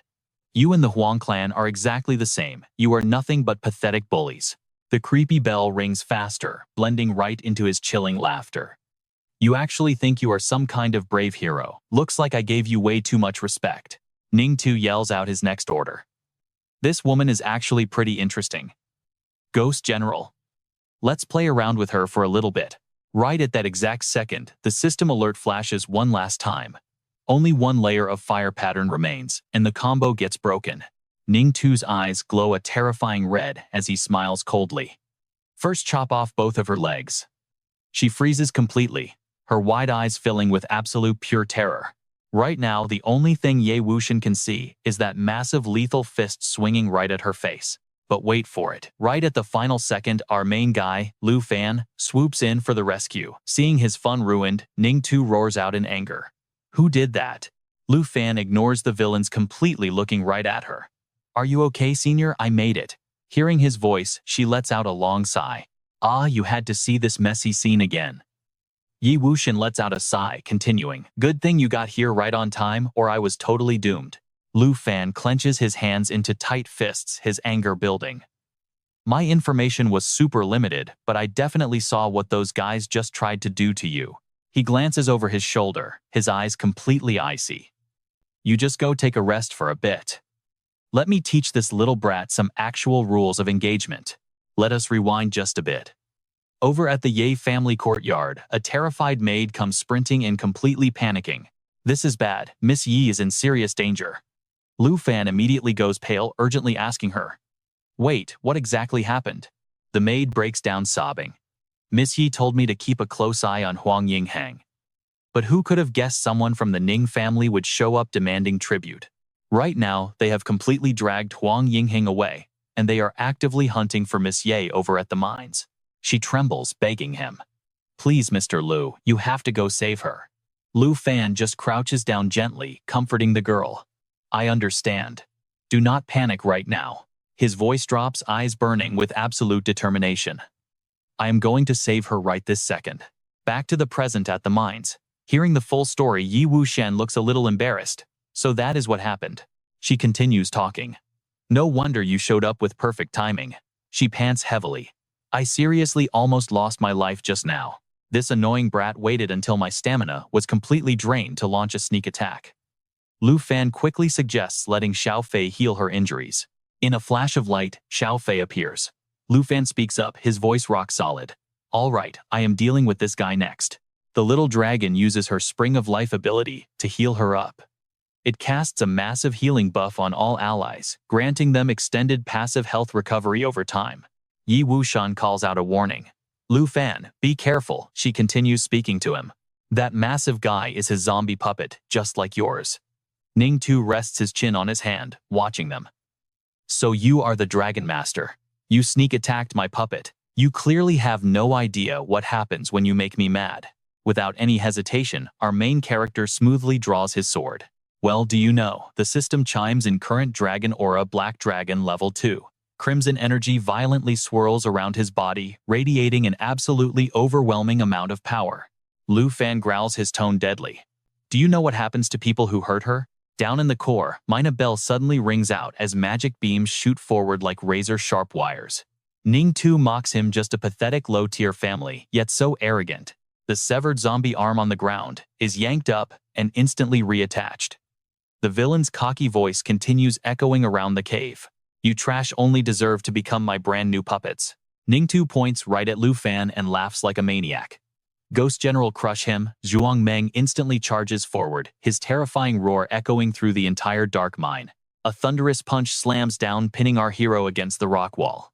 But then, a massive golden dragon claw shoots out, easily catching the zombie general's fist. The massive puppet freezes in place, absolute shock in his eyes. What? Lu Fan speaks with ice in his voice. Your puppet. He sneers back. Is that really all it can do? Right at that moment, the system notification loudly triggers. Blazing Dragon Warrior's Will. The current armor set bonus is at 3 out of 5. Set effect fully activated. 1/5 of his remaining bloodline power is unsealed. He transforms into the Golden Dragon King. Strength, agility, and spirit jump by 50 points. Durability massively increases by 200. While transformed into the mighty Golden Dragon King, the riding state is completely disabled. Hitting that 3-piece set bonus further unseals his core bloodline power, instantly granting him 2 insanely broken new skills. During transformation, Judgment Claw and Boiling Blood. Ningtu watches in absolute shock. He actually transformed himself into a massive dragon. Is this really how a Dragon Master fights? Lu Fan wastes no time and shouts his next command. Xiao Fei, possess my body right now. She shoots forward like lightning, explosive spirit energy, wrapping around her body, surging wildly, just like a raging firestorm. Xiao Fei stands tall on Lu Fan's back, unleashing back-to-back ultimate moves. The Jade Dragon's soul light begins changing its shape entirely. Thanks to the Jade Dragon bloodline, absolutely all skill effects are doubled for anyone in the Dragon tribe or sharing a connected bloodline. In that exact same second, he instantly launches a brutal counterattack at his enemy, activating Soul Protection. Any allied targets buffed by the Soul Light get a 100% boost to all stats, which now doubles to 200%. Every single hit taken absorbs the damage building up defensive aura layers. Once it hits 10 full stacks, it unleashes a massive kinetic shockwave blast. The burst damage is 20 times the absorbed amount. The zombie puppet gets absolutely hammered into the ground, its entire massive body buried under crushed rocks.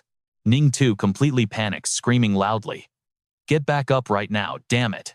Genuine panic starts bubbling up inside him. He literally one-shot a level 100 puppet with a single strike, is turning into a dragon. How a dragon master fights. Now, watch this. Lu Fan mocks the villain, his voice dripping with pure rage. "Why were you acting so cocky just a minute ago? Crush me, turn me into one of your stupid puppets." Spirit energy erupts from his body like a literal tsunami. Swirling golden light gathers right in front of him, forming a gigantic blazing fireball. Using the Dragon Whisper copy skill, this allows him to perfectly copy and blast his dragon pet's magic attack. The destructive power scales completely off his own insane stats. The explosive magma blast ability is fully charged up and ready. Lu Fan launches himself at the enemy, the massive fireball burning with absolute fury. "Take this, you little brat. All right, you and I need to check the system." Lava eruption unleashes a massive burst of raging fire around the target, forming a deadly magma pool. Any enemy trapped inside slowly sinks into the molten rock, taking insane non-stop continuous damage. Ning Tu shakes his control bell like a maniac. He bursts into crazed laughter. "So fun. This is just too much fun." Gritting his teeth, Ning Tu screams out a frantic command. "Ghost General, get up right now." In a flash, Zhuang Meng violently springs to his feet. His muscles bulge out like tidal waves, every single fiber glowing with pure surging spiritual energy. The puppet's roaring scream echoes, physically shaking the entire space. Lu Fan freezes, absolutely unable to believe his own eyes. "Wait, what?" Ning Tu narrows his eyes, his face dripping with pure arrogant smugness. He confidently declares, "My puppet won't let you touch a single hair on my head." Right on cue, the system screen flashes, pulling up the opponent's stats. Ning Tu level 103B rank puppet master. And his puppet, Zhuang Meng level 100 mountain breaker phase 4 ghost general 2nd stage. Lu Fan swings his razor-sharp claws and charges straight at his enemy. Roaring in pure anger, "You talk way too much." The massive puppet instantly counterattacks. Crimson spiritual energy erupts around him, unleashing a sky-shattering killing intent. Reacting fast, Lu Fan activates his skill, boosting his glowing jade light target stacks from tier 3 straight to tier 6. The system confirms Jade Blessing. It completely wipes out all negative debuffs and heavily boosts every single combat stat by 30 to 60%. And every single stack of this blessing can easily block 1 or 2 fatal hits. Plus, the Jade Dragon bloodline. It literally doubles all skill effects for dragons and those sharing the bloodline. Meanwhile, Ning Tu's lips curl up into an incredibly arrogant, mocking smirk. See that, he taunts. But Lu Fan just raises his other hand. Violent spiritual energy swirling crazily around his palm. "Oh really now?" He roars out loud, Claw of Judgment. Lu Fan's viciously sharp claws smash directly into the massive puppet's body. Accompanied by a deafening explosion, the brutal technique instantly activates. The Claw of Judgment ignites the Golden Dragon King's dual claws with raging yellow fire. It converts 20% of endurance directly into raw power, making the next 2 claw strikes deal absolutely massive damage. The blazing claws sink deep into Zhuang Meng's shoulder. Fresh blood sprays everywhere as the giant puppet screams in absolute agony. Ning Tu flinches and violently snaps his head back. The sight before him sparks pure terror, cold sweat instantly pouring down his pale cheeks. Lu Fan reaches his hand forward. His eyes glow blood red, and his deep raspy voice spits out every single word.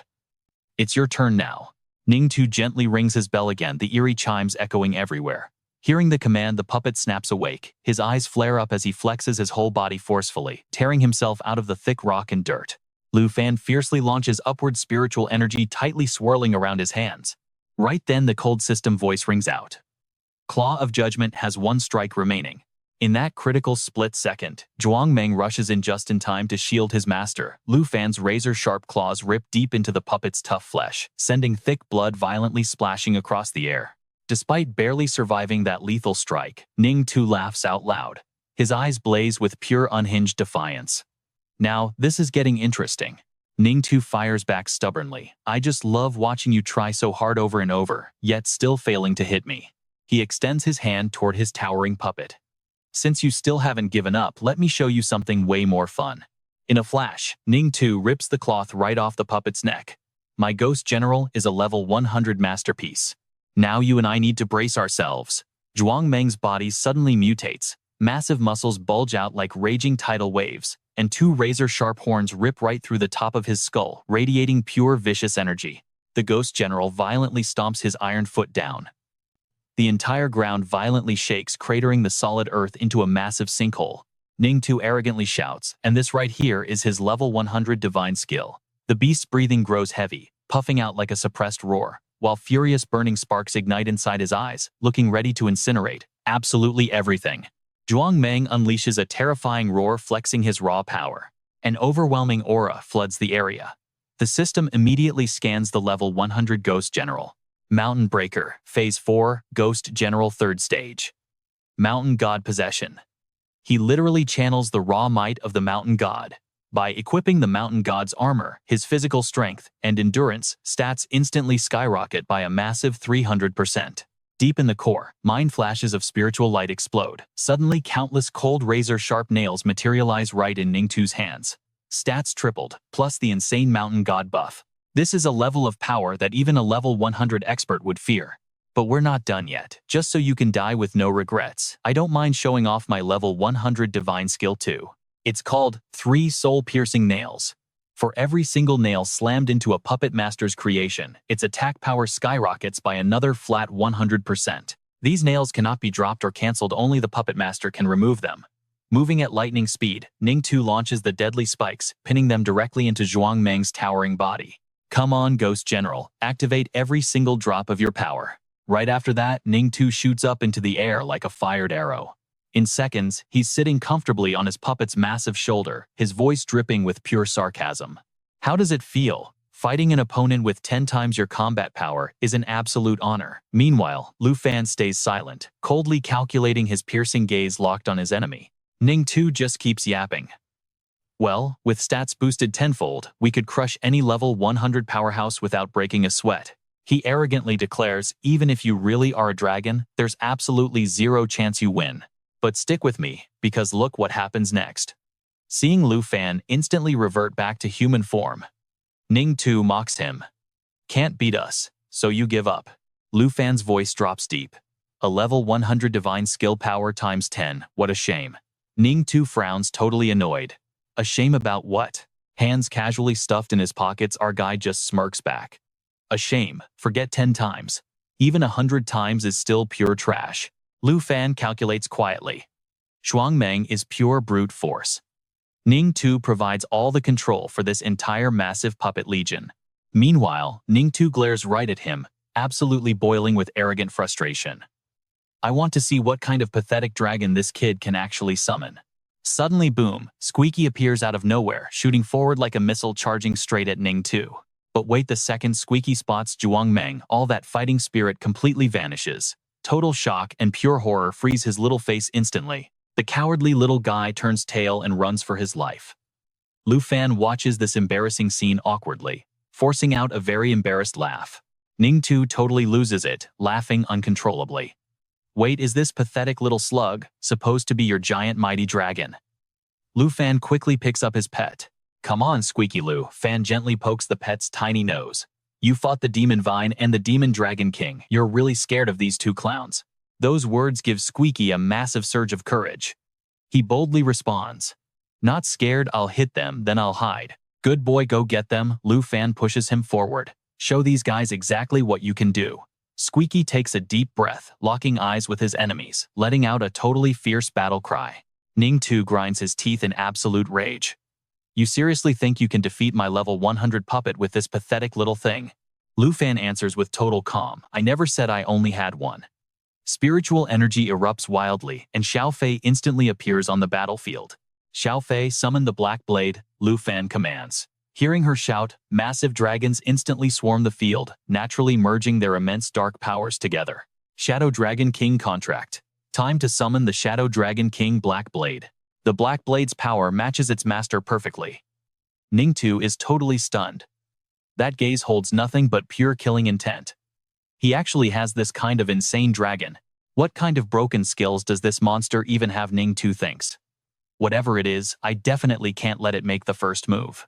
He immediately unleashes a skill. The Underworld Unbreakable Shield brings out the Guardian Bell, floating right above him, instantly projecting a thick, solid barrier, covered in glowing runes. All right, you, and I know this trick. It gives him massive damage reduction, and any enemy touching that glowing shield takes severe rune reflection damage for a short time. The absolute second Ningtu's shout fades away, Zhuang Meng charges forward with crazy speed. Ghost General, go and rip them all to pieces. Zhuang Meng's fist-packing devastating power flies at Lu Fan like a raging hurricane. But Lu Fan stands completely unfazed, totally motionless. Suddenly, massive waves of toxic gas explode everywhere, completely trapping Zhuang Meng inside. Turns out Lu Fan was ready the whole time, perfectly unleashing countless powerful skills right on cue. The current poison from the Underworld Poison Dragon King violently drains the target's health bar non-stop. And get this, all that stolen health directly heals the user. Poison Dragon skill activated, shape shifting into the terrifying Underworld Swamp. A boiling sea of toxins, the Underworld Swamp unleashes an immediate area of effect poison attack, hitting every single enemy trapped inside. And the speed those poison stacks multiply, doubled instantly. Ningtu violently shakes his bell, panicking inside. When did I get poisoned? Right then, a brilliant spiritual light flashes, supercharging Zhuang Meng's power, while rapidly blocking the deadly poison invasion, using the effect of those ultimate supreme skills. The clear heart mirror pumps pure transparent spiritual light directly into the target, instantly wiping out every single negative status effect attached to his body. And for the next 3 whole seconds, complete immunity to any new negative effects is granted. Cleansing Sweet Rain. This calls down a purifying spiritual rainfall, continuously washing over all allied units standing within a medium radius right around the caster. Every single second, it strips away 1 layer of negative status effects from his body. Origin Suppressing Rejuvenation forcefully suppresses and totally reverses the core negative energy inside the body. It instantly interrupts all damage over time status effects currently trying to drain their health bars. Now pay close attention here. Poison Bleeding Burning. Every interrupted status stack actually recovers health, giving back 10% max health per layer. Insane amounts of spiritual energy flood, in creating a blinding glow that makes it totally impossible to even press see. But guess what? It's all totally useless. That deadly poison still won't fade away. Ningtu yells in sheer frustration. It won't clear. How is that possible? Lu Fan smirks in pure triumph, totally mocking him. Give it up, you'll never cure this poison on your own. The ringing bell echoes endlessly as Ningtu shakes it like crazy. Damn it, Ningtu snarls in pure rage. He furiously roars, hurry up and get out of there. He quickly yanks his leg straight out of that violently swirling, highly toxic river. Suddenly, a terrifying flash of light erupts, slashing horizontally and ripping Zhuang Meng's body completely in half. His upper half violently crashes face first into the deadly poison. The system goes absolutely crazy with notifications. Shadow Strike Assassination moves behind the target, while fully stealthed, triggering an instant weak point attack that deals a massive 1,600% of physical target major strength damage. Wait, it gets better. After damaging the target, Shadow Raid triggers an additional blast of external damage, hitting for an extra 20%. Lu Fan immediately dashes forward, his hand transforming into a razor-sharp dragon claw, glowing with fiery red light. With just one insanely powerful swipe, the toxic water violently explodes outward, and his intense roar echoes across the entire battlefield. The system log breaks it down. Dragon Annihilation. The arm morphs into a dragon claw, firing off a lightning-fast 6-hit combo that works from a distance and supports dragon pets. Nathan's face goes completely pale, sweat pouring down his skin. The scene right in front of him is straight up terrifying. He's panicking, realizing this guy is an absolute monster who crushed his Phantom General. Alright, let's watch how this plays out. A summoning bell rings, and the Phantom Wraith appears. Nathan instantly jumps onto her back, his voice completely hoarse from pure panic. Move, Phantom Wraith. The Wraith instantly dashes away at full speed. He glares back down with pure hatred, gritting his teeth, and swearing brutal revenge. You freakish dragon master, I am going to hunt you down and settle this. But Luke and his beast are already rushing right after him, trying to run away. Your top-tier puppet material. Luke launches himself, shooting straight up, like lightning. There is absolutely no way he's letting Nathan escape that easily. Over in the central mine, Nathan takes a quick glance behind him. His eyes flash with absolute rage. Seriously, this guy just will not give up. The second he says that, another minion instantly spawns right into the fight. Phantom guards stop him right now. Luke just grips his sword tighter, a cold mocking smile forming on his face. Is this really all the power he has, relying on just those two weak guards? In the blink of an eye, a brilliant light erupts behind him, and two giant dragon wings materialize. This is the sky-severing ultimate attack, packed with dragon aura. It delivers two fast, heavy slashes and buffs the dragon pet. Luke squints in total disgust. You cannot block me. He stays perfectly calm and gives the order. Faye wiped them off the map completely. Instantly, she channels her spiritual energy. A massive magic shockwave flares up, lighting the whole sky. Faye unleashes the brutal soul shock attack. Under the sustained soul guidance state, the mighty dragon aura begins rapidly charging up its energy. Every second it charges, it gains 1 to 2 layers of dragon aura. When the attack hits, it releases all the built-up dragon aura, maxing out at 360 layers. Right at that moment, the system interface pops up with a warning. The soul shock skill is currently charging. That heavy magic wave instantly surrounds the enemies, leaving them absolutely zero room to escape. The text keeps updating on screen. Soul shock unleashing all stored dragon aura to attack the main target. Right now, it is fully locked at 8 stacks. Nathan is fuming with pure anger right now. What absolute trash? They couldn't even block for 1 second. I'm replacing them all when I get back. But he has absolutely no clue that the Shadow Dragon King has already closed the distance. In a terrifying flash, its massive claws swing right out, slicing straight through both of their bodies. Nathan is in complete shock, as his body freefalls through the air, dark red blood spurting everywhere. He seriously cannot believe he just lost this fight softly, whispering how. Just 2 strikes of the brutal Shadow Assault move. Moving directly behind the target while totally cloaked in stealth, it launches a critical weak point attack. This deals a massive 1,600% damage based on raw strength and the Shadow Strike skill. After hitting the target, it triggers an extra 20% bonus damage right on top of that. Nathan's weak voice just keeps echoing out. How is this even possible? A second later, his broken body slams incredibly hard into the dirt. Looking at the guy standing right over him, Nathan raises a trembling hand to beg. Please save me. He is completely terrified, lying there in a massive pool of blood, his voice cracking with pure despair. I am begging you, I don't want to die. Luke clicks his tongue, looking down with nothing but absolute disgust. Just look at your pathetic state, acting like a dog begging its master for scraps. Honestly, I definitely liked your arrogant attitude from earlier a whole lot better. Do you think you could bring a little bit of that energy back? The guy desperately keeps begging. Please save me. I am the young master of the Norton family. If you just save my life, the Norton family will give you literally anything. Luke just spins around, his voice completely cold. Faye summoned the undead holy dragon, and without a second thought, she instantly obeys the command. Instantly, a massive burst of spiritual energy explodes right out of a glowing golden magic circle. The terrifying shadow of the undead holy dragon slowly rises from that blinding light. This right here is the natural assimilation of the dragon bone call, perfectly used to summon the twin undead holy dragon. And the best part, the level of the undead dragon king scales exactly with its user. Nathan completely panics. His face goes ghost white as he screams out in pure terror. What are you going to do? Luke replies with zero emotion. Turn him into a brand new puppet. Hearing those terrifying words, Nathan completely loses all of his hope. He screams out in absolute panic. Are you completely insane? If you actually kill me, the Norton family will tear you into 100 pieces. My sister will never ever let you get away with this. At that exact moment, the dragon's glowing red eyes, filled with cold death, lock onto the prey right in front of it. Streams of dark twisted aura quickly wrap right around Nathan, under the undead manipulation circle. This spell lets the user completely manipulate and convert undead puppets, allowing them to be summoned or recalled whenever they want. If a puppet dies, all of that raw energy feeds right back into the undead holy dragon. Luke just stands there silently, watching his face showing absolutely zero emotion. In the blink of an eye, his brutally severed body pieces rapidly stitch themselves back together. You and I both know what this means.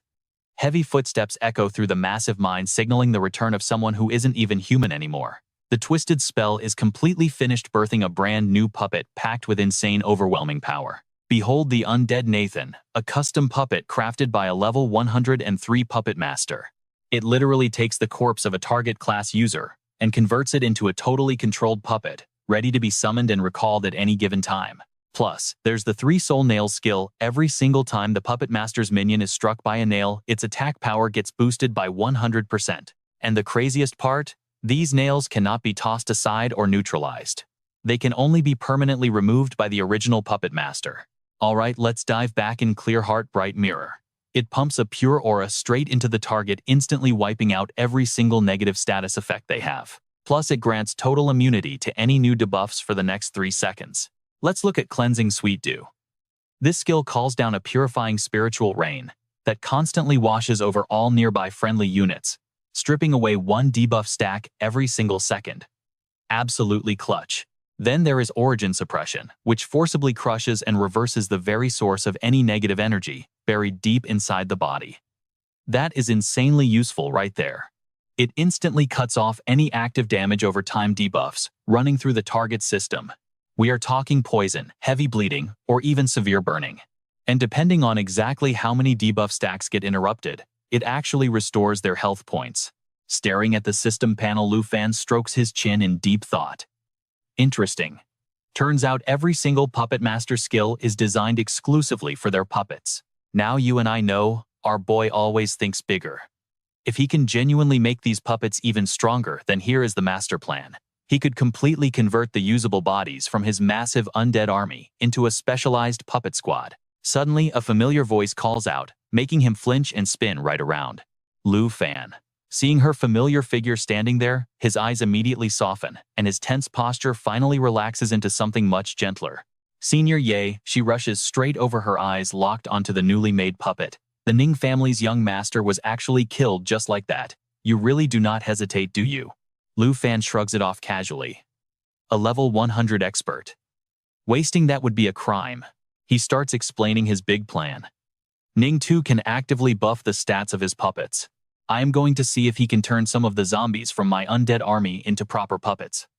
If this actually works, our combat power is going to skyrocket to a whole new level. Yi Wuxian happily pinches his cheek. Not bad at all, crushing a rank C noble family underfoot. I have been wanting to do exactly that for ages. Lu Fan quickly checks in, asking how she is holding up. She just gives a calm smile, saying she is completely fine. She shyly admits that her injuries were actually pretty nasty, but Xiao Fei's healing magic was an absolute miracle. Aside from feeling a little drained, she is completely good to go. He nods, deciding it is time to test his theory. Alright, let's begin. Hopefully this crazy experiment does not let me down. At his command, a blinding flash of golden energy absolutely explodes. The epic undead dragon slowly materializes right out of the light, ready to summon the zombie horde. It lets out an earth-shattering roar that literally shakes the air. Instantly, countless undead minions are unleashed into the field. The system panel lights up undead manipulation. It allows the user to control and convert undead minions into puppets, granting the ability to summon or recall them at will. If a puppet dies, all its energy simply feeds right back into the undead dragon. Lu Fan does not miss a beat. Control them. Instantly, pitch-black spiritual energy spills straight out of Ning Tu's hands, violently swirling out to completely surround the undead army. This right here is his signature puppet crafting skill. It literally morphs the corpses of fallen targets into fully controllable puppets that he can magically summon or stash away whenever he wants. Next, he raises his hand and rings his magical artifact bell. The eerie sound echoes outward, sending dark magical ripples pulsing through the entire space. Hearing that chime, the horde of zombies suddenly snaps to attention. They stand completely straight, looking exactly like disciplined soldiers waiting for their commander's orders. In perfect sync, they draw their weapons. Their hollow, lifeless eyes suddenly ignite, flashing with a chilling, absolutely emotionless light. Ye Wuxian stares, her jaw practically hitting the floor. It actually worked. So from now on, you just give orders to Ning Tu, and he will manage an entire puppet squad to fight for you. He flashes a confident, almost arrogant smirk. Oh, it is way more than just controlling them. Watch this. Time for a power-up. The bell chimes again, a long, deep tone ringing through the air. It drags out rings of dark spiritual energy that violently surge forward like ocean waves. Three-nail soul piercer instantly materializes. It hovers in the air, glowing with an ominous, sinister light, before viciously shooting straight down to stab into the puppet squad. In that exact second, raw magic completely erupts. A blinding golden light floods the entire area, turning the whole space into a sea of energy as the system pops up. Three nails soul piercer. Every single time a puppet master's minion gets hit by one of these cursed nails, their attack power skyrockets by a massive 100%. These nails cannot be dropped or cancelled out, only the puppet master can remove them. Lu Fan proudly shows off his terrifying new toy. See that? As long as their bodies are not completely pulverized into dust, those dark strings can literally stitch them back together. She shakes her head in disbelief. In your left hand, you have got the 9 Realms Demons Undead Army. And in your right, a specialized elite squad controlled by a 4th-tier expert. Honestly, whoever ends up being your enemy has some seriously rotten luck. He just grins. A lineup like this, not even the Ning family or any other rank C noble house could possibly dream of putting this together. Lu Fan laughs, completely relaxed. And between you and me, he actually means it. If she says he runs the Ye family now, he will definitely make them the absolute #1 power in the entire Western region. Yi Wuxian beams back at him. Yeah, I believe you. But suddenly, a frantic, overjoyed voice echoes out, making them both jump and spin around. Miss Yi, Mr. Lu, I finally found you too, it is Huang. He absolutely launches himself forward, desperately hugging Lu Fan's leg and crying like a baby. Young Master Lu, my absolute savior, my shining star, you have finally come back to us. That absolute psychopath, Ning Tu, just barged in here earlier. He was slashing at anyone in sight, completely unhinged, like the Grim Reaper himself. He forced me to bring him to the eldest miss. I swear I was ready to choose death. Over submission, I would rather die than yield, but then I suddenly thought about the fate of my Huang family. Alright, stick with me. The Ye family is the foundation our eldest miss just reclaimed, and you weren't back yet to take charge. I couldn't just let the Yi family be completely destroyed in the hands of useless trash like me. I had to force a smile, constantly playing tricks to deceive him. I used every scheme I had to lure that crazy killer, just praying and waiting for you 2 angels to descend from heaven and save us. Lu Fan frowned, his anger flaring up. Is that so? Because I honestly thought you were secretly plotting something else in your head. Let go of me. This old Ye family ship is already sinking fast anyway. Might as well go and hug the massive legs of the Ning family. He shook his head like crazy, tears streaming down his face as he wailed in absolute agony. The heavens and the earth can bear witness to my conscience. Young Master Lu, my loyalty to you and the Ye family is more real than pure gold. It shines way brighter than any star in the sky. Even if you gave me 100 guts, I'd never dare to betray you. I really wanted to be as brave as you. But if I blindly charged in and fought before you 2 returned, the old Huang estate wouldn't even have a single roof tile left. Yi Wuxian interrupted gently, defending Ying Heng's actions. Facing an absolute powerhouse-level existence like the Ning family. Never mind his non-combat class. Even if a 4th-tier master showed up here, they'd still have to bow their head when necessary. Honestly, he really did everything he possibly could. Lu Fan quickly yanked his leg right out of his grip. Whatever little schemes you have hidden in your heart, only you know them best. I'll give you exactly 1 month. He pointed a finger, offering a totally cold warning. If the old Huang estate is still heavily ruined and looks like absolute trash, your role as the manager here is completely over. He panicked completely, hurriedly swearing, just give me 1 month, please trust me. In 1 month, I guarantee you and the eldest miss will see a completely brand new Huang estate, looking 10 times more epic than before. If even the slightest mistake happens, you won't even need to lift a finger. I will personally pack my bags and get the hell out immediately. Suddenly, Ye Wuxian felt dizzy. The entire world spun around her as she stumbled, letting out a painful little groan. Ah, a strong arm instantly reached out, anxiously catching her tight. Lu Fan scooped her right up, his voice deep. If you're still feeling completely exhausted, I'll take you back to rest. Yi Wuxian's cheeks flushed bright red. A super sweet smile bloomed on her face as her eyes curved into 2 little crescent moons. The 2 of them slowly walked forward, leaving the mine entirely. They left Huang Yingheng behind, who was still showing off his authority to the workers inside. Now watch this. That exact same night over at the western border, a massive volcano erupted with absolute fury. Deafening explosions echoed through the air. Boiling lava poured down the slopes, completely swallowing up everything in its destructive path. Right in the middle of that churning magma stood a woman with flaming red hair. She stood tall, screaming in absolute rage. Who was it? Feeling her little brother's life force suddenly vanish, she hissed furiously. Who dared to murder my brother? This unbearable pain was something she just couldn't put into words. The woman could only scream out in total despair. Her voice shook the entire mountain as bright red spiritual energy exploded from her body, blending straight into the boiling lava. Right after that, a massive explosion roared. The ground violently shook and thick smoke and dust blasted up, looking like it would swallow the whole damn mountain. The woman shot straight down her body, slamming heavily into the ground. It created a brutal shockwave right in the middle of all that dust. She gritted her teeth, her eyes burning with pure hatred. Ning Tu, my baby brother, I swear, I will definitely get revenge for you. This crazy powerful woman was Ning Shuang. Level 109, a Phoenix-class martial artist. From the Western Border's elite grade C, 4 great families. Right at that moment, a familiar voice echoed through the smoke. She flinched, glancing over. Ning Shuang, you need to calm down right now, he quickly advised her. You are still in the critical phase of breaking through to level 110. Why aren't you grinding levels instead of rushing here? That imposing man was Master Ning.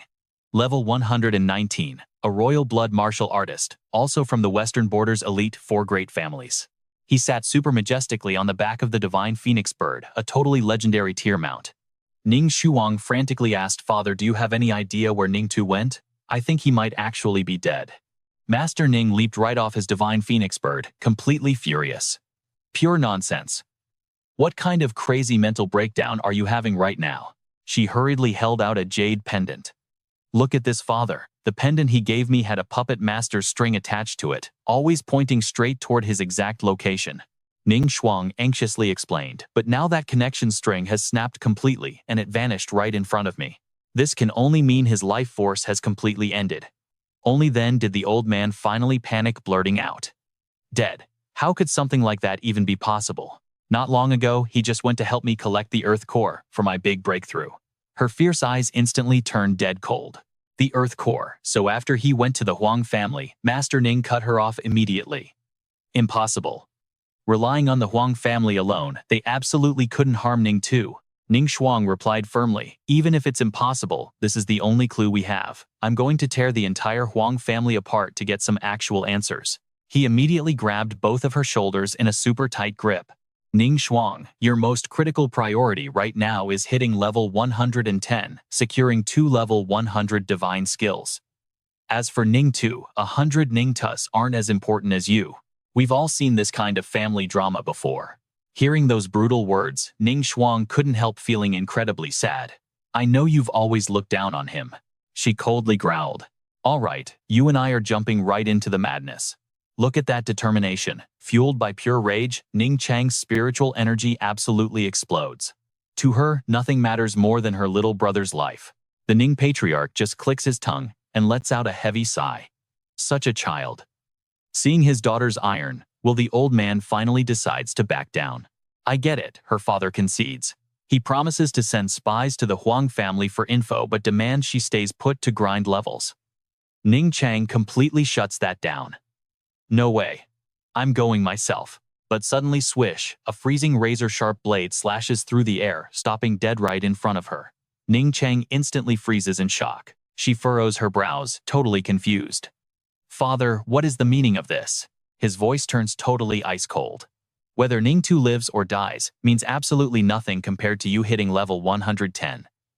Go to the Divine Ruins immediately. Do what's actually right for our family. The patriarch doesn't even flinch. Honestly, if Ning Tu is dead, that's for the best. He says it so calmly too. Forget about him.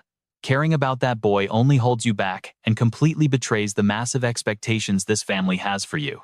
Hearing those heartless zero empathy words from her own flesh and blood sends chills down her spine. She screams in pure outrage. It's always the family, always the family. Ning Chang charges forward completely furious as she demands answers. Is this family seriously more important than the actual lives of your own flesh and blood? She pulls back a crazy powerful punch. Father, forgive me, but I'm doing this. Her dad is completely stunned. He just cannot believe the star daughter he placed all his massive hopes on is actually throwing hands at him. His expression turns downright lethal, and that freezing blade swings up. It happens so fast, Ning Chang can't even blink before her hand is literally chopped clean off. Blood sprays everywhere. Looking slightly disappointed, her father mutters, "You've grown too arrogant, daring to actually raise your fists against me." Without hesitating, he pulls out a second blade. "I'm going to teach you a lesson right now. Time to beat you back into the obedient little girl you used to be." Terrified, Ning Chang violently grits her teeth, while cold sweat absolutely drenches her. But right as the tension hits its breaking point, a voice suddenly interrupts the chaos. "Uncle Ning, please calm down." Spotting a very familiar figure approaching from a distance, the patriarch freezes up, totally caught off guard. It's Luo Lixiu. With the wind whipping around him, this guy literally has his hands in his pockets, standing casually on his flying mount as he slowly approaches. Within seconds, the man smoothly touches down. "I'm just here to escort my dear Ning Chang to the divine ruins." He smoothly follows up. "You two have such a loving father-daughter bond. Why are things suddenly getting so violently out of hand here?" Right on cue, the system flashes his stats. Mount Rare Mechanical Bird. And his name Luo Lixiu, proudly hailing from a grade C family out in the Western District. The patriarch sighs heavily. "Since you're already engaged to Ning Chang, you're practically family. I guess there's no point in hiding the ugly truth from you anymore. This stubborn girl has lost her mind. She's directly defying my orders, all because she's totally convinced her little brother Ning Tu is already dead." Before she can even argue back, the massive wound on her severed arm pulses with agony. The pain is absolutely blinding. "I'm right," she yells. Luo Lixiu panics and immediately tries to hold her. Careful, but Ning Chang fiercely shoves him away. "Let me go. I don't care what it takes. I am going to the Huang family to find him. Don't even try to stop me." Luo Lixiu seems to finally piece everything together. He slowly takes off his glasses, letting out a deep sigh. So that's how it is. Rubbing his nose, he sounds incredibly helpless. "Now here's a twist for you and me. I actually knew about Ning Tu's death. I just wanted to wait until you leveled up before telling you." She completely breaks down, tears streaming down her face. "You knew? Are you telling me my little brother is actually dead, killed by the Huang family?" His tone turns dead serious as he tries to calm her. "Ning Chang, you need to calm down." Luo Lixiu locks his eyes squarely on her trembling figure. "You know perfectly well my family holds our elite grade C status in the Western District purely because of our insane intelligence network. Listen, Ning Tu was indeed killed, but it has absolutely nothing to do with the Huang family." Her voice shakes as she immediately demands an answer. "Then who was it? Who killed my brother?" Luo smoothly slides his glasses back on, casually dropping the bomb. "It was the Yi family's manager, the Dragon Tamer Lu Fan." Her father looks completely confused. "Who is that? I heard that Dragon Tamer isn't even level 50 yet. There's no way a guy like that could take down Ning Tu." "Luo, you can't just spout nonsense." Ning Chang is completely stunned. "Wait, who is this guy?" Luo just crosses his arms, his eyes turning dangerously cold. "Please, trust the Luo family's intel on this. This guy actually helped the Ye family crush both the Huang and Long families. According to our deep dive, he commands up to 8 dragon pets. He says it with total confidence. Furthermore, he only needed 3 of them to completely obliterate Ning Tu." Ning Chang's eyes go wide in pure shock. How is that even possible? Where on earth did he get 8 dragons? Luo continues breaking it down. "My family dug up absolutely everything on him. He's incredibly arrogant thanks to an insane win streak, but unfortunately, from start to finish, we still have zero clue how he actually acquired those dragon eggs." Her dad nods in agreement. "If your network can't find out, this Lu Fan is seriously dangerous." But despite all their warnings, Ning Chang absolutely refuses to back down. "I don't care," she screams, practically choking on her rage. "He murdered my little brother. I am going to rip his life away. Tell me where he is right now." But her father violently points a finger at her, roaring back. "You need to stop this instantly. You are going nowhere except the divine ruins. Do you hear me? I will personally handle this entire mess with Ning Tu." Ning Chang glares with pure disgust. You never even cared about him." The tension turns suffocating. "Honestly, you and I know this family is totally broken." Luo quickly steps in to defuse things. "Uncle Ning Chuang, you two just really need to calm down. You and I know tension is high." Amidst this volcanic anger, Luo Lixiu steps up slowly, claiming he has a plan. Listening closely, the Ning family master nods, offering his praise. So that is how it is. Little Luo's suggestion really is not bad at all. His voice continues echoing through the room. As long as it does not delay Ning Chuang's trip to the Shengshu secret realm, we can easily avenge Ning too. He flashes a smug smile and asks what Ning Chuang thinks about it. Her voice is ice cold as she agrees to the plan, stating she will personally fetch the secret realm teleportation stone herself. Right now, a calculating glint flashes in her eyes. But before doing all that, she plans to go meet this dragon master herself. 2 days later, in the Yi family courtyard out in the west, Lu Fan frowns slightly, his voice carrying a bit of worry. Senior, are you really not coming back to Longdu with me? Yi Wuxian shakes her head calmly, explaining she is about to hit level 97 after leaving the Earth Core cave, so she plans to level up first. Plus, she has to guard against the Ning family. She absolutely cannot leave here for at least a month. Then she takes out a scroll and hands it right to him. Here, take this and go find the Quan family. I already paid for it. The system immediately pops up with info. Epic quality teleportation scroll. A consumable item that instantly teleports the user to a designated location. Lu Fan looks completely surprised. The Quan family, Yi Wuxian reaches out and gently taps Lu Fan's forehead. Idiot, traveling from the west all the way to Longdu takes 2 whole days. A standard teleportation scroll just will not work for such an insane distance. She explains further. The Quan family has an enhancement master who can enchant and open a 2-way teleportation portal directly linked to a fixed location. Right after Lu Fan grabs the scroll, the system announces he actually received the item. Yi Wuxian quickly walks ahead, her gentle voice echoing back to him. If only Star's teleportation portal could completely ignore all distance limits. That way I really could have saved quite a bit of money today. Even if I open a portal connecting Longdu Academy to here, you will still need a whole month before you can actually cross over. She suddenly turns around, her cheeks tinted with a slight pink flush. Her sparkling eyes stare right at him like she desperately wants to say something. Suddenly, Yi Wuxian reaches out physically, forcing Lu Fan to look right at her. Lu Fan freezes as their eyes lock. For a brief second, the entire space around them just seems to go completely silent.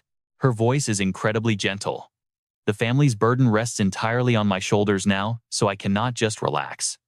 1 month will honestly go by super fast. He smiles softly. By then, Longdu Academy will probably be totally done with exams for summer break. I can easily head back to Jianghai City with my aunt. She laughs shyly. Not staying in Longdu is fine too. Honestly, I actually want to go visit your hometown and check it out. Lu Fan grins, his eyes curving with pure excitement. Then it is absolutely a deal. The two of them keep chatting, happily completely unaware of what is coming. From a distance, Ning Chuang is quietly watching their every single move like a hawk. Right then, Yi Wuxian makes a suggestion. Oh right, take all this gear back for the others. It will probably help them with their final exams. He pauses in shock. This is honestly way too much stuff. On the other side, she narrows her eyes, her icy voice echoing in the wind. Found you. Back in the West's Yi family courtyard. Mid-air, a single feather totally coated in a blazing golden aura slowly floats down right toward the two of them. Suddenly, it glows bright. The aura around it violently erupts, clearly signaling that something crazy is about to happen. Lu Fan spots it instantly. His gaze sharpens as he quickly glances right in its direction. Listen to this. In the blink of an eye, that feather shatters into beams of light, quickly morphing into a massive monster. With its entire body wrapped in surging energy, it lets out a deep earth-shaking roar. The insane sight leaves Yi Wuxian completely stunned, her eyes widening in pure absolute horror. What is happening? A vicious monster actually snuck in here. He frowns slightly, his eyes dead serious as he replies. No, this is an awakened professional and it is just an avatar. The golden condor's icy glare locks onto the two people below, looking like it wants to absolutely crush everything in its sight. She gasps in shock. An aura this strong and it is only an avatar. Very quickly, Ning Chuang's voice echoes straight from the beast's mouth, packed with pure rage and killing intent. Dragon Master of the Ye family, Lu Fan, get out here right now. Lu Fan scoffs coldly, lips curling up. Looks like she came looking for me. Yi Wuxian hastily grabs onto his arm. Wait, I feel like she is from the Ning family here for revenge. You absolutely cannot just rush out and fight her so recklessly. Before she even finishes speaking, massive dragon wings pop out right behind Lu Fan. Senior, no need to worry. Lu Fan takes a deep breath, his eyes flashing with total confidence. If she is coming right to our front door, I will personally deal with her. Just stay here properly, protect the Ye compound, and tell the servants not to step outside. In just a flash, his entire body rockets straight up into the air. Ye Wuxian calls out anxiously, "You really have to be careful," Lu Fan calmly replies, "Relax." Then Ning Chuang asks with an icy tone, "Are you the one called Lu Fan?" "I am the eldest daughter of the Ning family, Ning Chuang." "Tell me, did you actually kill my younger brother Ning too?" He straight up admits it, his voice full of pure disdain. "That is right. You got a problem with that. All right, you and I are about to see something wild." Ning Chuang roars in fury. Golden spiritual energy violently explodes around her like a blazing storm of fire. He is asking for death. Hearing her absolute nonsense, Lu Fan gets irritated. Her Ning family started this arrogant mess first, yet she talks about revenge. Her real body did not even dare to show up here. The one actually looking for death is her. She snarls right back at him. Suddenly, her avatar spreads its massive wings wide. Spiritual energy aggressively swirls around her body as magic shoots out in every single direction, completely lighting up the sky. More than enough to completely flatten him and his entire Yi mansion. Watching this terrifying scene unfold, Ye Wuxian cannot help but feel deeply anxious. This is bad. Her level is way too high. Just an avatar could roast them alive. If her real body showed up, it would be game over. Fighting her right now is pure suicide. She absolutely has to get Lu Fan to retreat immediately. He coldly speaks up and asks her if she hears that. An avatar talking so wildly about flattening them all. She startles in absolute shock, totally afraid to even speak her real thoughts out loud right now. Wait, what is Lu Fan planning? He just stares intensely at the figure right in front of him, a skill that takes that long to charge up. He confidently claims he can destroy this avatar in a flash. Instantly, little Fei is summoned to the field. His voice suddenly rings out with absolute certainty. "I only need one strike." Seeing the dragon, Ning Chuang thinks to herself, that must be the vanguard among his 8 dragons. Based on what Luo Lixu told her, it is merely a support type. She speaks with arrogant killing intent. How ridiculous. "Pay for my brother right now with your life." Right then, the system displays a notification for world-burning flame. Charging complete. Ning Chuang roars and unleashes her massive attack. World-burning flame. The system continues to break it down. World-burning flame gathers the fire of the immortal bird, striking like a blazing sun. It attacks every single target within range, dealing absolutely massive damage to everything caught inside. Base skill charge time requires at least 10 seconds. Beyond that base duration, for every additional 5 seconds spent charging, the final damage output increases by 5%. World-burning flame currently sits at 100% final damage. Lu Fan instantly shouts a clear command, his confident eyes looking as sharp as a deadly sword. Little Fei. The dragon understands perfectly. In a flash, her body darts forward like a lightning bolt, charging straight at the enemy. Boom! Little Fei launches 2 rapid skills in a row, completely blocking the massive spiritual energy crashing toward them. Eternal Guardian activates instantly, generating a massive defensive shield. For all targets under this defensive shield, the amount of damage absorbed depends entirely on the health value of the Eternal Guardian and its own powerful self-healing abilities. Emerald Dragon Bloodline activates. All skill effects are fully doubled for the dragon race and anyone sharing a connected bloodline with them. It grants full immunity to all debuffs and self-healing capacity increases by 5,000%. In just an instant, all of Ning Chuang's magic gets swallowed up, vanishing completely without a trace. Her eyes go wide with absolute terror. They actually manage to block everything perfectly. He calmly snaps his fingers, and a blindingly bright light erupts, following the simple motion. Right in that split second, Shadow Dragon King Yi instantly closes in right behind Ning Chuang. It completely masks its body, using shadow assassination. While in stealth, it moves silently behind the target to launch a critical weak point attack. This deals a brutal 1,600% of its raw power as massive damage. Shadow Dragon King Yi furiously swings its sharp claws at the terrified enemy, executing its ultimate technique, called Shadow Strike. After damaging the target, it triggers an extra hit, dealing an additional 20% damage. The entire avatar gets violently slashed right in half, losing balance and tumbling wildly through the air. In sheer panic, she thinks to herself, "Way too fast." A terrifying realization hits Ning Chuang hard. This is the exact dragon that killed her younger brother, just like Luo Lixu had warned her about. Its glowing red eyes flash with a cold, ruthless light as it unleashes Shadow Hide. It can enter or cancel stealth mode at any given moment. Even if scanned by detection, magic, or directly taking damage, this overpowered stealth state simply will not be broken. She actually praises him, her voice carrying some genuine respect. Worthy of the legendary Dragon Tamer title, the rumors were true. Lu Fan sarcastically fires back. Trying to get revenge with just a mere avatar means she really underestimated him.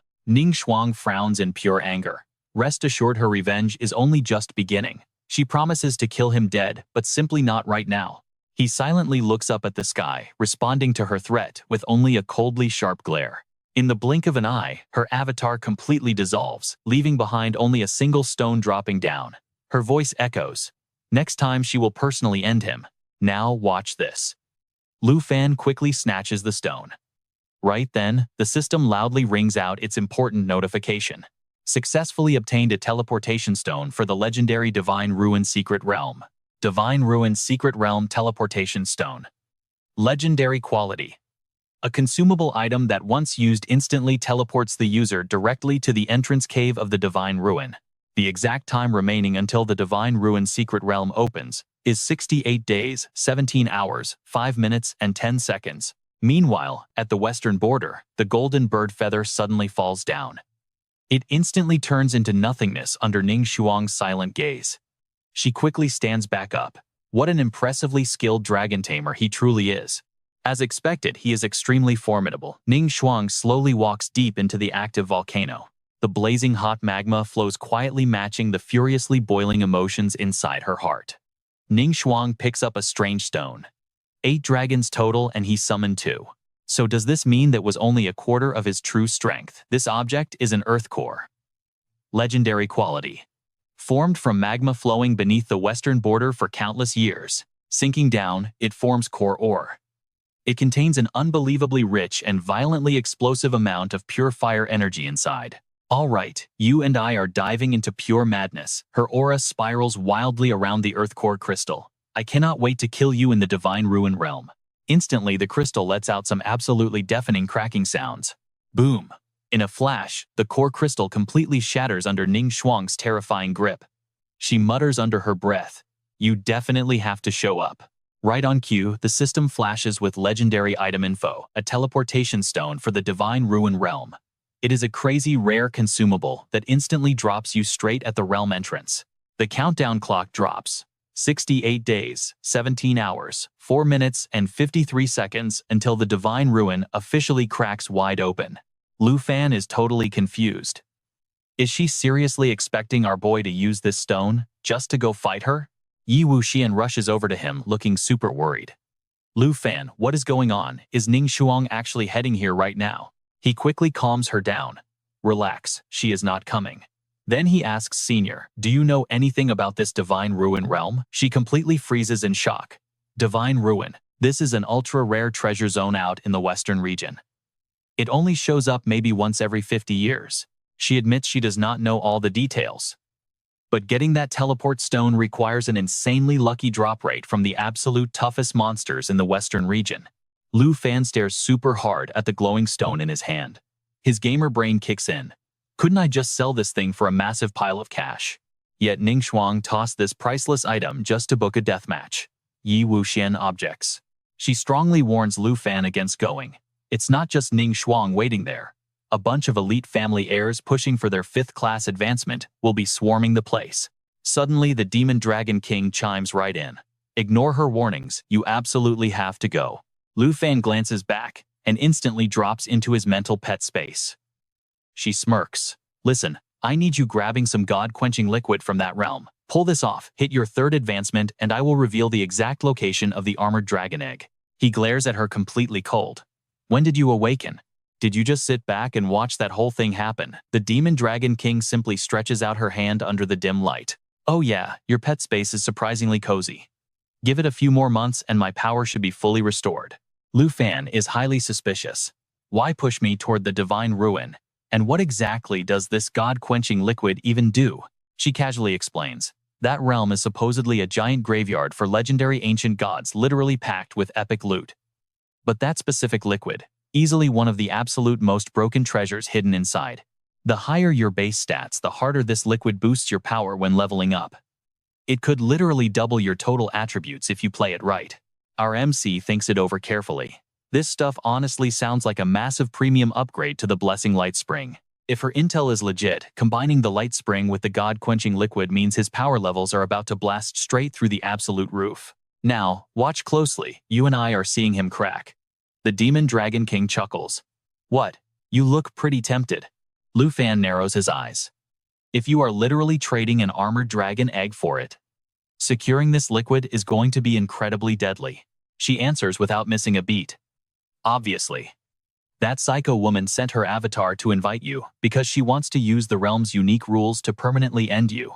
He freezes up instantly. Unique rules. The Demon Dragon King nods. Inside the Divine Ruin realm, all weapons are banned. Summons are completely blocked. You survive strictly on your own raw power. Suddenly, it all clicks for Lu Fan as a dark realization hits him.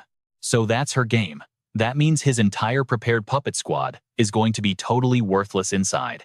Walking into that realm means stepping right into Ning Shuang's trap. She slides closer gently, tilting his chin up with a teasing voice. Do not panic, you still have the Golden Dragon King gear. That transformation skill works perfectly fine. Oh, and one more tiny little detail. Even though I am technically not bound to your contract panel, once you step inside the Divine Ruin realm, you absolutely cannot summon me to help either. You still count as my pet, right? Lu Fan completely snaps, his voice dripping with anger. That crazy woman is out for my blood. Sending me in there is literally just a straight-up suicide mission. Do not forget, if I die out there, you go down too. The Dragon King takes flight, sounding super amused by his panic. Are you actually worried about my safety? Why would I ever let you die? She instantly flares her spiritual energy, dropping one last command before fading out. Do not forget the God-quenching liquid. Hit your third advancement, and I will track down that armored dragon egg. An offspring of the armored Dragon King is hands down the absolute greatest leveling boost you could ever possibly ask for in this world. By then, that crazy woman won't even stand a chance against you. Lu Fan stays completely silent, his mind racing with possibilities. Is an armored dragon really as overpowered as she claims? Wait, hold on. Summons are locked down inside the Divine Ruin realm. So even if I somehow tame this legendary armored dragon, what good does it do me there? Lu Fan doesn't even notice someone yelling his name. He keeps questioning himself. What is the Demon Dragon King really plotting behind my back? The shouting voice continues, trying to snap him out of it. Yi Wuxian aggressively smacks Lu Fan right on the shoulder, sounding incredibly anxious. Lu Fan, hey, Lu Fan, why are you just spacing out here? He jumps in shock. She glares at him. If Ning Shuang is not showing up, we need to move, keep lagging, and we will miss our final exams. Lu Fan stammers, looking totally flustered. All right, I am coming right now. He starts walking his brain, still doing the math. Stick with me, our guy has a serious grind ahead. Before that, Divine Ruin Realm opens. He desperately needs to hit his third advancement at level 60. Only then will he have the raw power to claim that dragon and steal the God-quenching liquid. Lu Fan narrows his eyes. Lips totally sealed, face completely tense. Not looking good. If everything actually goes according to plan, he might just manage to crush Ning Chang. All right, you and I are back in the action. By noon, Longdu Academy is an absolute bustling beehive. Crowds push through everywhere. Footsteps and loud chatter echo wildly down every hallway. Sweeping through the sea of people, he sprints frantically, mentally kicking himself for totally messing up.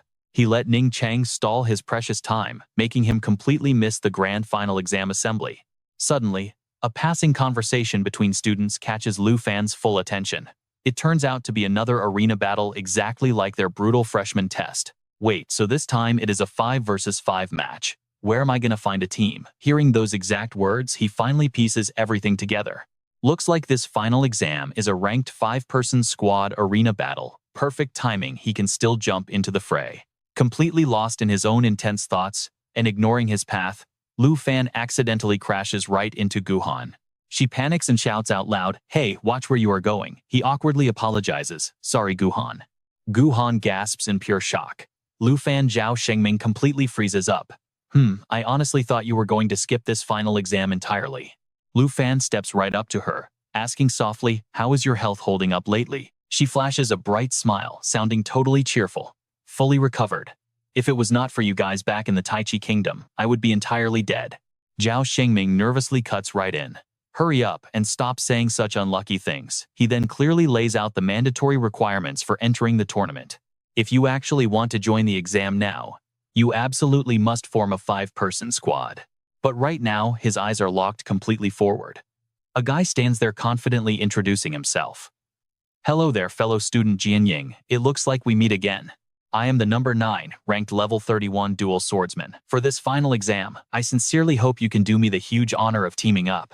She shows absolute zero mercy. I refuse. Xiao Man's harsh criticism lands like a brutal direct punch right into the center of his massive ego. Back at the opening ceremony, you were already harassing Jian Ying. Still not giving up at the finals. Do me a huge favor and get lost. Qinqiu waves her hand dismissively. Sorry, but we already have a squad. Suddenly spotting that familiar figure, she cries out in pure, unadulterated joy. Oh wow, Lu Fan, everyone look over there. Lu Fan is finally back. He just waves back. Qinqiu speaks up. Long time no see. We honestly thought you were going to ditch the final exam. Xiao Man immediately scolds him. What is wrong with you? Coming back, without even saying a simple hello. In that exact moment, the system window pops up, revealing their current power levels. Let's check these crazy stats together. Qinqiu is a level 35 Holy Light Judge 2. Number 2 Jian Ying is a level 37 Sword Dancer 2. Xiao Man hits 35 as a Water Lotus Swordsman 2. Lu Fan panics slightly. My bad. I was almost completely out of time and just wanted to give you guys a fun surprise. Jian Ying lowers her voice. Now that you are back adding senior, Gu Han makes exactly a perfect 5-person team. She nods to confirm. Exactly. With Lu Fan here, we can definitely grab a great score. He lets out a massive sigh. I come back just to be the team mule. Ah, Zhao Shengming awkwardly cuts in. I have not even finished explaining the exam rules. Gu Han laughs out loud. Haha, just hurry up and leave. Stop interrupting the young folks reuniting. Xiao Man playfully nudges Lu Fan's arm. We are not gonna make you play the heavy lifter this time around. When you were gone, Jian Ying actually took us to completely clear out the training dungeons. Now we can hold our own and do not fear any challenge. Jian Ying excitedly brags. Qinqiu and Xiao Man have power levels practically matching the elite Qingyun class now. He just calmly shoves both of his hands into his pockets. So that is how it is. Well, I am relieved then. Seeing Lu Fan looking anxious and constantly glancing all around Qinqiu, simply cannot help but wonder. You are still looking for Jin Zhou and Chen Tianji, right now, aren't you? She explains everything. After returning from the Taiki Kingdom, they completely vanished and absolutely nobody knows where they ran off to. He frowns heavily, a chillingly sharp glint flashing right through his intense eyes. Yeah, just ignore them for now. One of these days, I am absolutely going to kill her. Xiao Man turns to leave, rubbing her aching back while groaning. The exam kicks off in exactly 3 days, so let's quickly head back and rest up. Oh man, my poor back. Qinqiu grabs Lu Fan's hand and drags him along. Stop overthinking things so much. Coming all the way back must be super exhausting, right? He trails quietly behind them, deep thoughts suddenly swirling wildly in his mind. The students from his batch are still stuck around level 20. Very few hit 30, and there is zero sign of Jinju or Chen Tianji. Looks like I will not even need to lift a single finger for this exam. They can secure a great score on their own. Suddenly, an incredibly dominant voice rings out, making Lu Fan flinch and whip around instantly. Is there absolutely anyone else willing to step up and join us? The confident guy boldly states his strict demands. We only need someone ranked in the top 10, just missing one final member. Who else wants in on this elite squad? He stares blankly. These 2 guys actually look super familiar. Xiao Man angrily complains out loud. Ah, it is just those arrogant jerks from the Fengyun Pavilion. Do they really need to act this cocky just to form a team? Those 2 guys are number 8 Jiang Fengyun, a level 35 Shadow Ninja 2, and master of the Fengyun Pavilion. Beside him is number 12, Shu Xing, a level 34 Forbidden Curse Mage, and his assistant, Qin Tu Chimzen. Initially, after spreading those dirty rumors and getting dealt with, they stayed completely quiet for a long time. Who would have guessed they are acting this active again? Lu Fan doesn't care at all, and rushes them. Let's just go. They are definitely not the opponents we need to worry about. Stick around to see who really is. Let's jump right in. Suddenly, from the massive crowd below, a loud voice echoes out. I am joining. He steps up every single stride, heavy and confident. His sharp eyes sweep across the entire stadium. Can you guys actually take first place? Marcus does not miss a beat. If you can, I will join. He states his one condition right there. I refuse to team up with weaklings. I plan to take first place in this exam. Gale just stares back, his voice totally ice cold. I officially invited you to join the Gale Pavilion before, and you rejected me.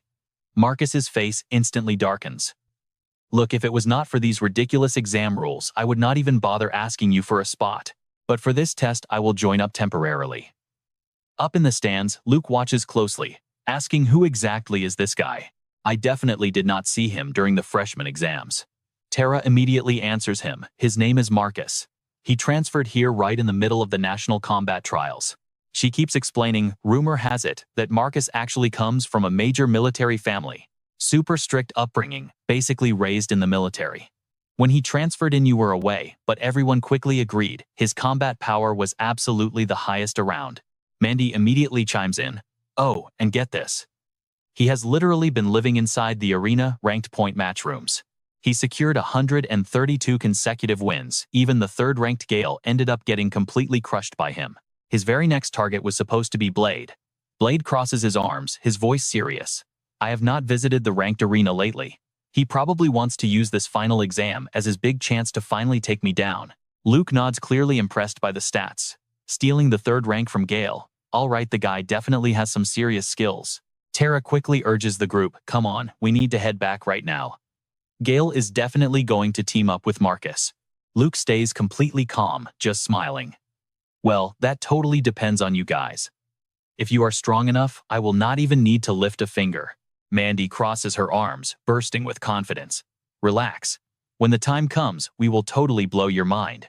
But suddenly Hunter points down at the crowd, sounding absolutely terrified. Boss Gale, I literally just saw Luke. He is back. Gale's eyes shoot wide open in absolute shock. What? Gale shouts completely, losing his cool.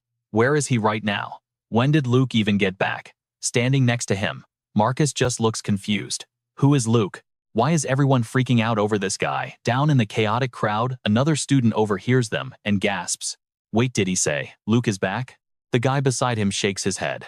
No idea, never met him. He sighs heavily. He is the #1 Dragon Tamer in the Vanguard class. If he is really back, there is zero chance we are taking first place today. Hearing this pure disrespect, Marcus furrows his brows. Veins bulge on his forehead, and absolute rage flares in his eyes. He lets out a furious roar, raw energy, violently erupting around his body like a ticking bomb. Absolutely ridiculous. Who the hell gets terrified before the fight even officially begins? The students in front of him panic, screaming out in pure terror.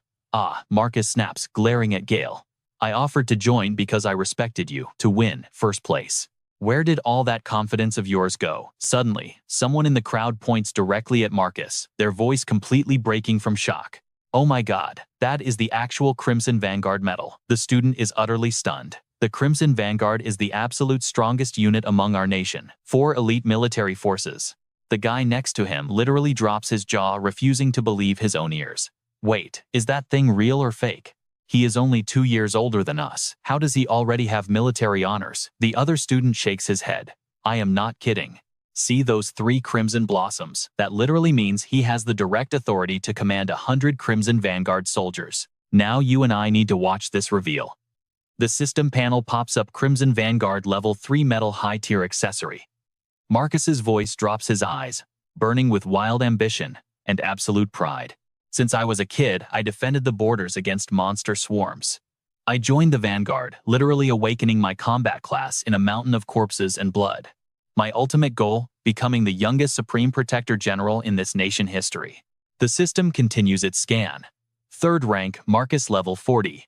Class Mad Blood Wolf Swordsman. Equipped item level 3 Crimson Vanguard medal. Hearing his insane stats, the entire surrounding crowd completely loses their minds. He is an actual Crimson Vanguard soldier. It is absolutely insane. While we were studying this, Guy spent his high school years slaughtering monsters on the real battlefield. Marcus points firmly ahead. That is exactly why I need to take first place in every single exam. I am graduating early to return to the Vanguard. He glares at Gale. So, do you actually have the guts to defeat Luke? Gale completely freezes. His confidence shatters eyes, darting nervously as his throat goes dry, barely able to force out a few pathetic stammers. EI. But then, a desperate idea flashes in Gale's mind. If Marcus joins a ruthless killer who literally grew up tasting blood on the battlefield, then maybe, just maybe, the Gale Pavilion actually has a real shot at wiping away their previous humiliation. In a split second, Gale finally makes up his mind. Without a single ounce of hesitation, he immediately reaches out and tightly grabs his opponent's hand. A greedy smile spreads across Gale's face, clearly satisfied with this new weapon. "I gladly welcome you to the team." Marcus just scoffs coldly. Obviously. The entire crowd absolutely erupts, their hype echoing across the whole academy. Whoa, Marcus is such a beast. We are definitely watching the first place crown change hands today. Amidst all this wild hype, Hunter suddenly freezes. All the color instantly drains right from his panicked face. Hold on a second. He steps forward, his voice trembling with pure panic. "Boss Gale, did we pop our celebration champagne way too early?" Luke is a national hero, but Gale brushes it off, his eyes full of arrogance. "You and I know this might end badly." "So what? You and I are diving back, and Mungjia's background alone is enough to put Lu Fan to shame." Mungjia rubs his chin, genuine interest flashing across his face. "The national trials. Now that you bring it up, I'm actually a little impressed." The guy has quite a few dragon pets up his sleeve. He's practically buzzing with excitement, a fierce battle-hungry smirk forming on his lips. Lu Fan hasn't ever faced the deadly blood-soaked reality of the front lines. I really want to see just how strong this kid actually is.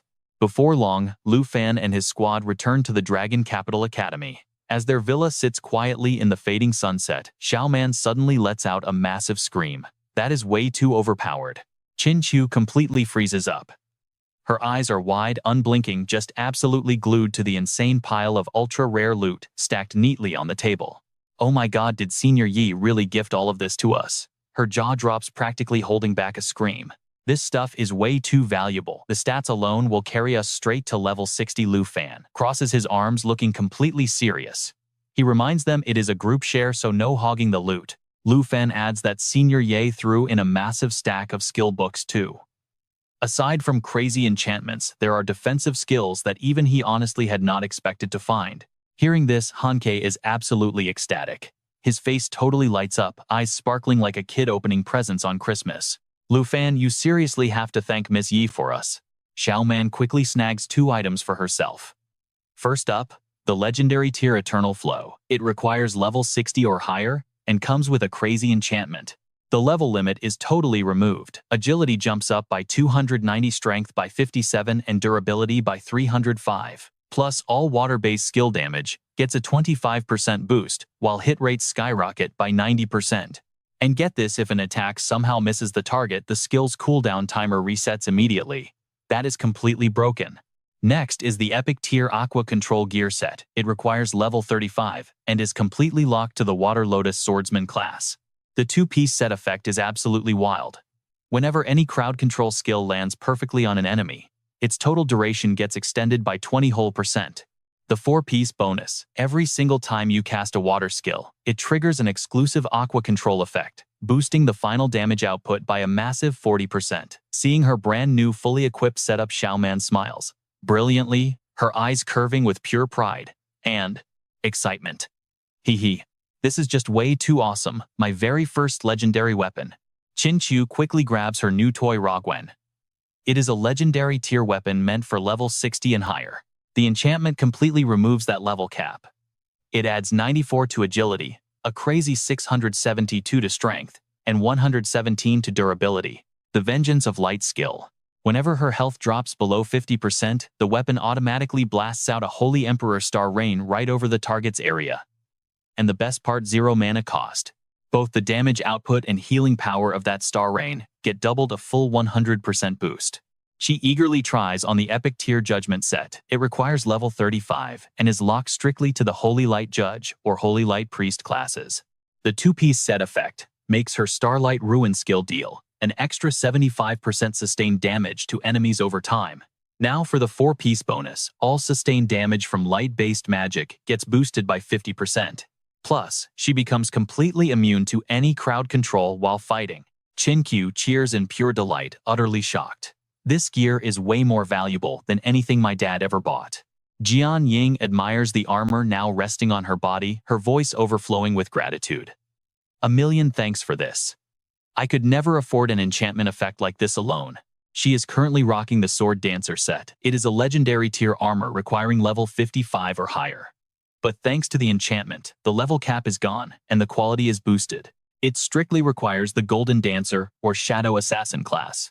The two-piece set effect, any exclusive weapon tied to her specific class instantly gets a massive 100% boost to experience gain. The 4-piece bonus cranks the damage output for those exclusive weapons up by 120%. Suddenly, the entire room is buzzing with pure hype and energy. Chin-Q totally geeks out. Now, pay attention here, because this changes everything. My stats literally just doubled. Beside her, Xiao Man throws both hands up, flashing a massive smile. With Senior Yi backing us up, we absolutely have to dominate this upcoming exam. Jian Ying turns to him totally earnest.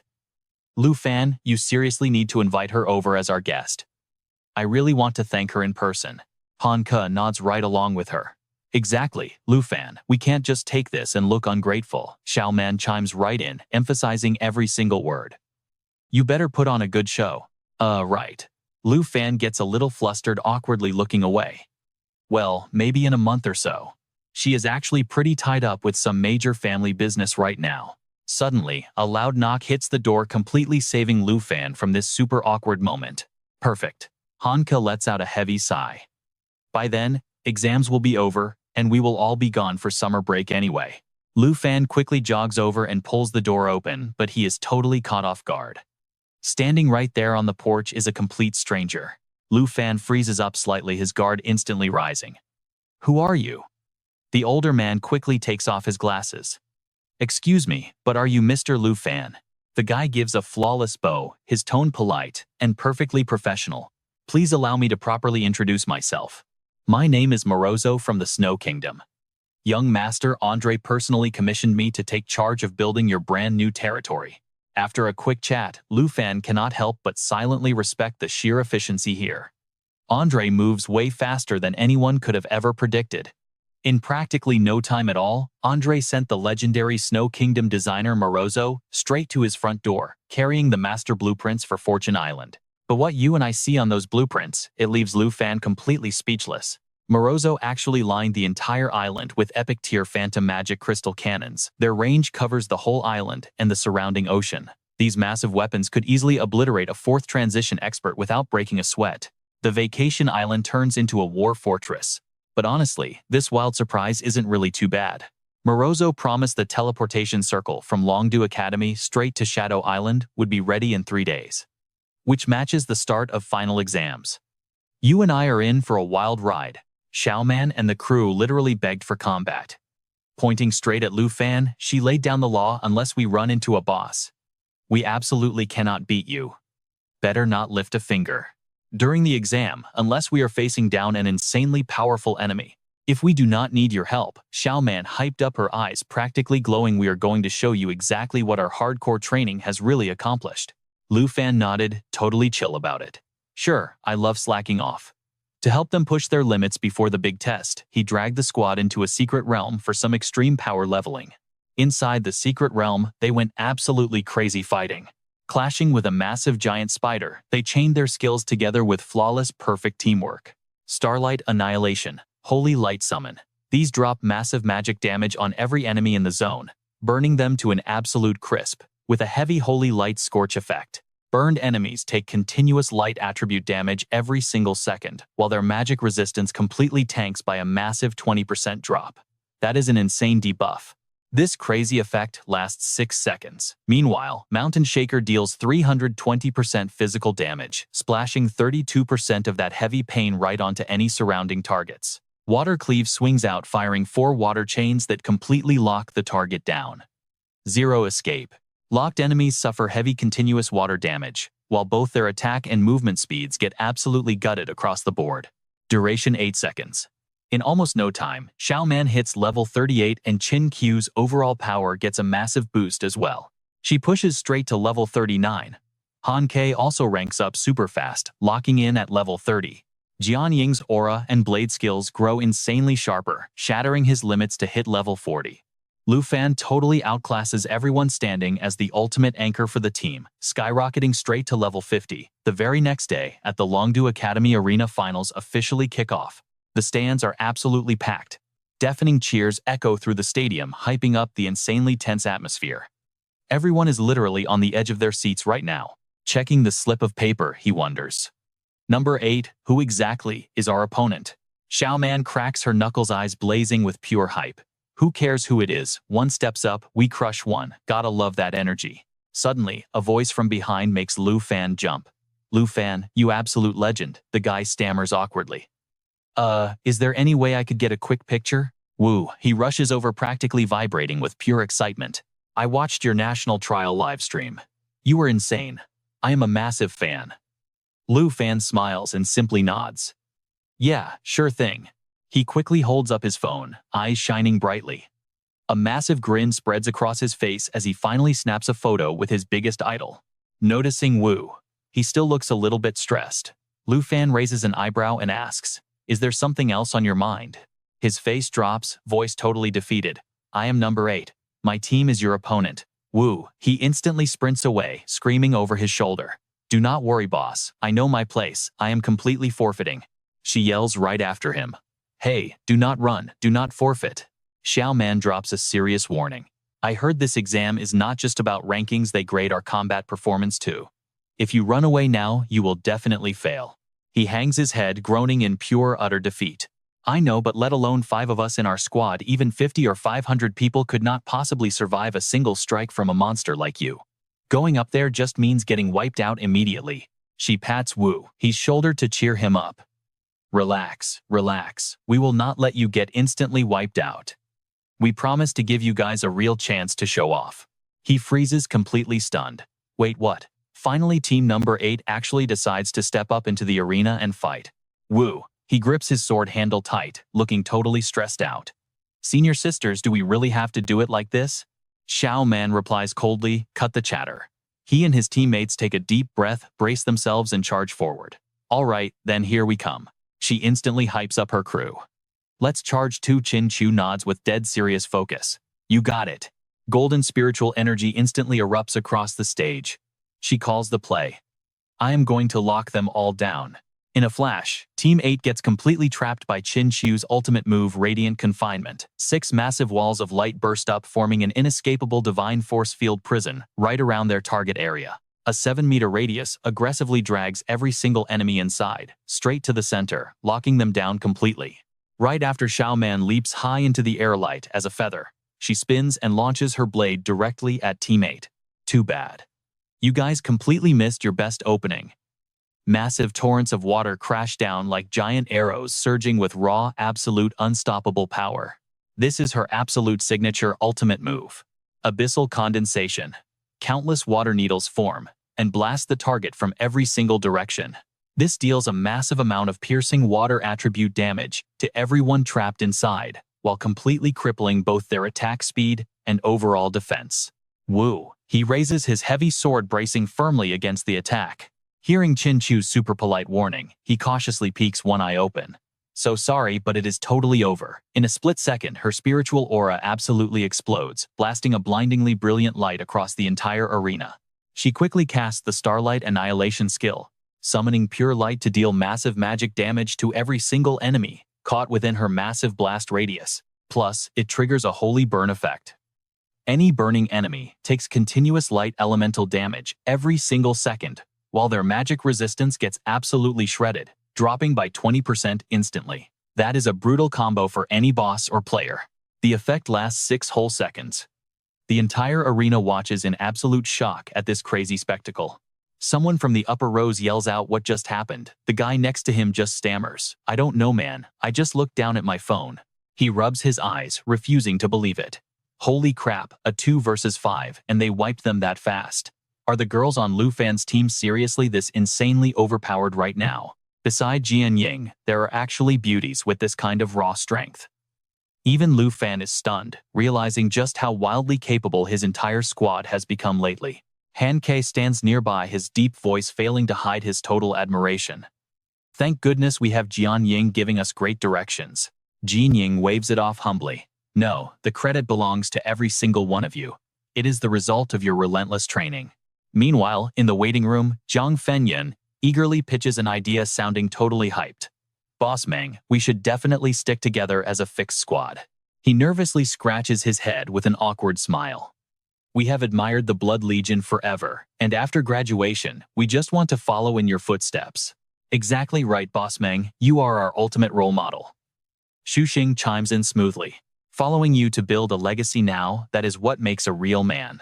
Ming Jia simply smirks. Form a team, fine, as long as you can defeat Lu Fan in the finals. I will personally recommend all of you to the Blood Legion. Stepping into the arena, the deafening roar of the massive crowd instantly takes their breath away. One fan praises them loudly. These two girls are top tier, basically dominating a 1 versus 5. His buddy completely agrees. Honestly, Lu Fan might not even need to step onto the field to win this year's entire tournament. Qin Qiu quickly launches her attack. The light confinement domain rises at the target zone, forming a 6-sided wall of pure light. This divine force field prison spans a massive 7-meter radius, forcefully dragging every enemy inside together, completely locking them down for 4.5 totally brutal seconds. The match is an absolute visual masterpiece. One person excitedly screams, "Oh wow, that is way too overpowered." Another fan cheers them on wildly. Xiaoman Qin Qiu, you got this. With just a single elegant flick of Xiaoman's sword, spiritual energy instantly explodes following her skill. The monstrous tide swings out magic blades, summoning a majestic flowing water shield that constantly launches long-range frontal attacks, while its crazy energy pulses absorb a massive amount of incoming damage. This water shield lasts 6 seconds. When destroyed or expired, it triggers a tidal shockwave, dealing massive damage and aggressively knocking back any nearby opponents. Meng Jia narrows his eyes, his face suddenly turning extremely dark. His intense gaze is completely glued to the figure standing right before him. Lu Fan. Meng Jia sneers in his mind, a second awakening class getting worshipped as a god when you just got super lucky picking up a dragon. He clenches his fist tightly, veins bulging clearly on his skin. Only one thought rings out in his head. True experts are forged by slaughtering through seas of blood and mountains of corpses. Meng Jia's eyes turn dead cold, and he secretly swears to himself, I will personally tear apart that shining halo of yours with my bare hands. 6 days later, at the tournament arena, you and I have never seen a crowd this hyped. The stands shake like a kicked hornet's nest, with cheering waves echoing across the huge space. One guy excitedly yells out, place your bets, place your bets. Are you putting your money on Lu Fan or Meng Jia? Someone else speaks up, voice totally dripping with pure contempt.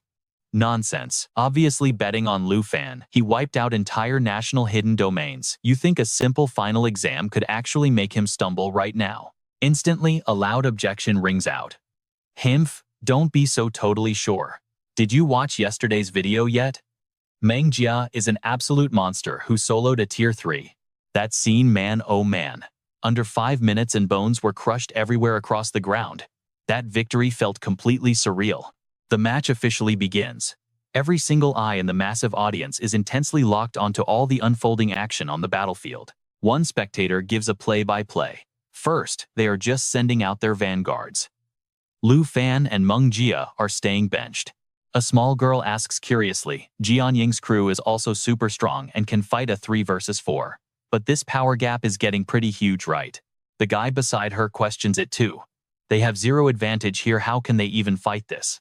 Another fan frowns, rubbing his chin thoughtfully before clicking his tongue. Man, squeezing a lifestyle class into the team.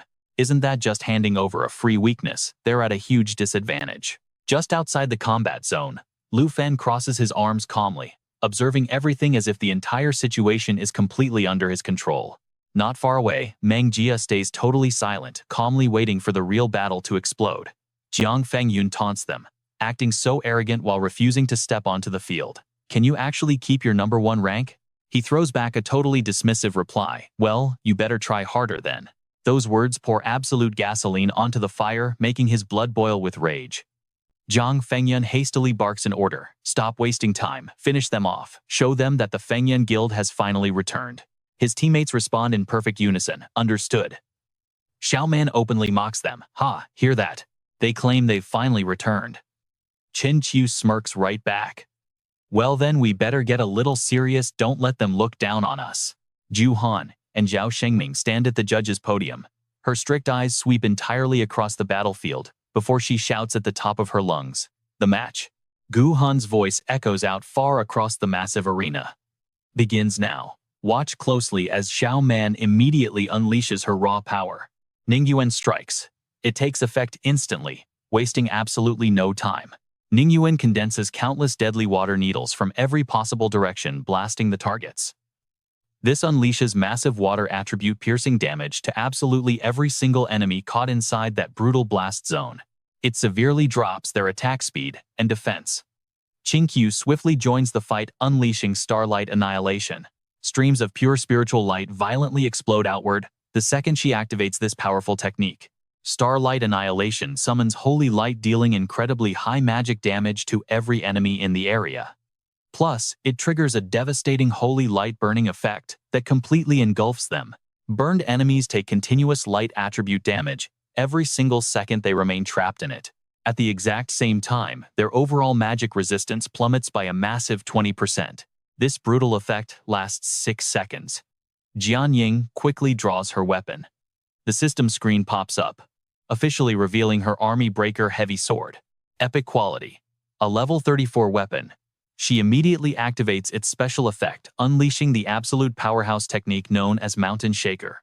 Mountain Shaker instantly deals 27% pure physical damage to the target. But that is not all. It also spreads a devastating 21% splash damage to all surrounding enemies nearby. Over on the other side, Jiang Fengyun and his entire team are locked in and ready for war. He loudly screams out, "Get ready." Raging storms of spiritual energy rush violently toward them. They immediately raise their swords to block the incoming strike, blinding light flashing everywhere. Seeing the deadly energy closing in fast, Jiang Fengyun screams out an order to scatter. The magical forces violently collide, triggering a massive earth-shattering explosion that fills the air with thick smoke. You and I would think they got totally wiped out. But as the heavy dust finally clears, there is absolutely no trace of them anywhere. Qin Chu stays alert. "Watch for an ambush," Xiaoman gasps. Did they actually run?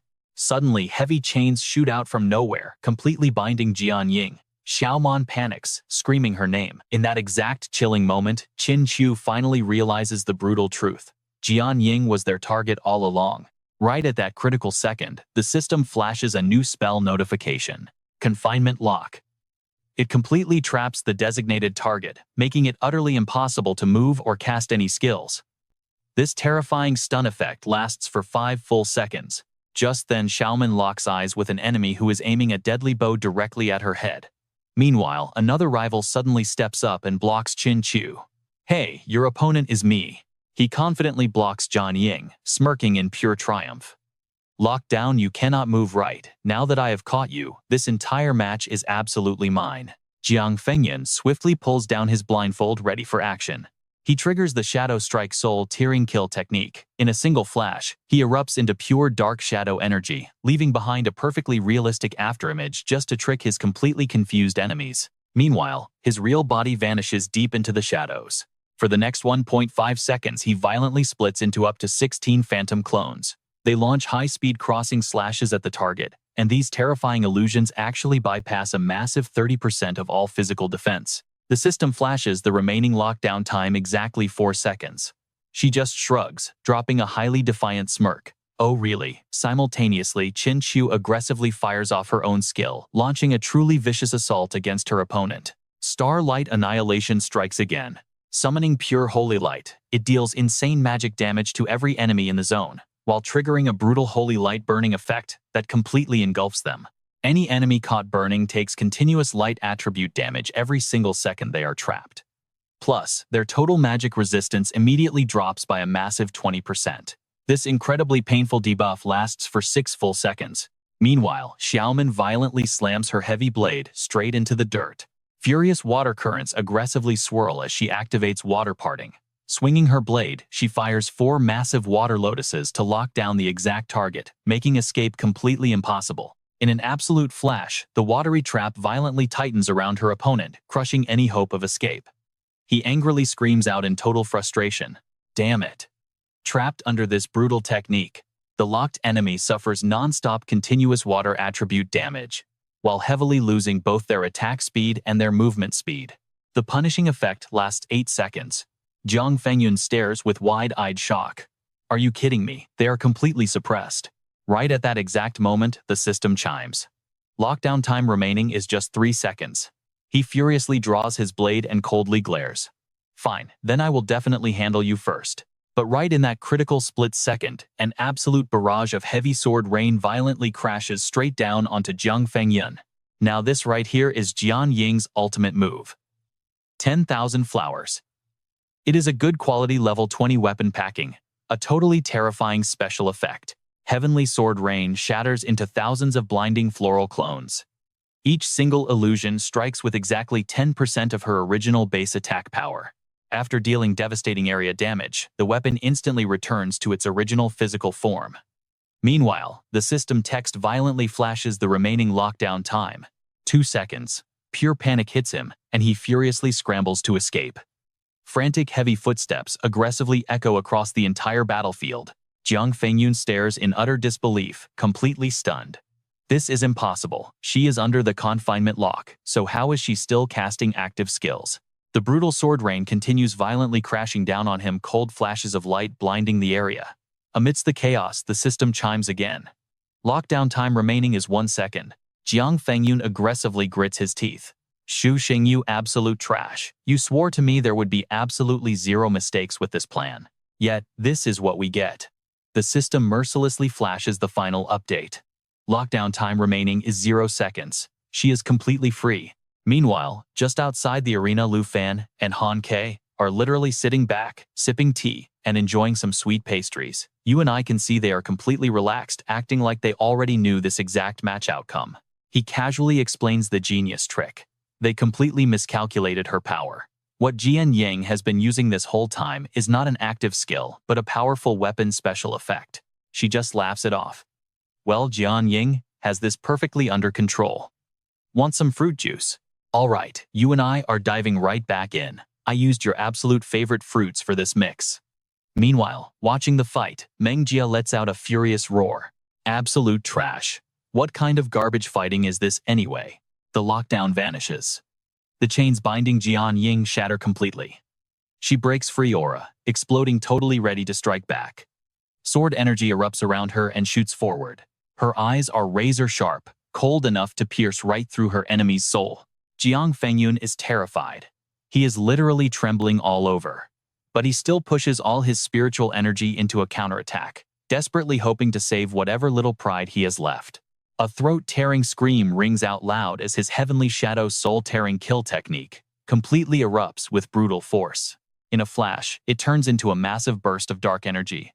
He leaves a super realistic afterimage right there to confuse his enemy, while his real body slips directly into the shadows. Gah! Over the next 1.5 seconds, it splits into a maximum of 16 phantom clones. They launch ultra-fast cross-slashes right at the target. And get this, these phantom clones completely ignore 30% of the enemy's physical defense. In an instant, countless clones rush straight at her, all at once. Each shadowy figure carries overwhelming killing intent, looking like they want to completely devour their single target. Jian Ying just glares with pure disgust. Her voice is freezing cold. Useless. Back at the tournament arena, Jian Ying launches a heavy strike, blasting away the mob charging at her. Aqua Frost Sword. Quality is good. Weapon level is 29. Special effect activated. Frost. This deals solid ice attribute damage and cuts down the target's movement speed by a massive 30%. Any weak opponent out there will quickly freeze solid and crash to the ground. Xiaoman raises her blade and slashes down hard. Deep Abyss creates countless sharp water needles, blasting the target from every single direction.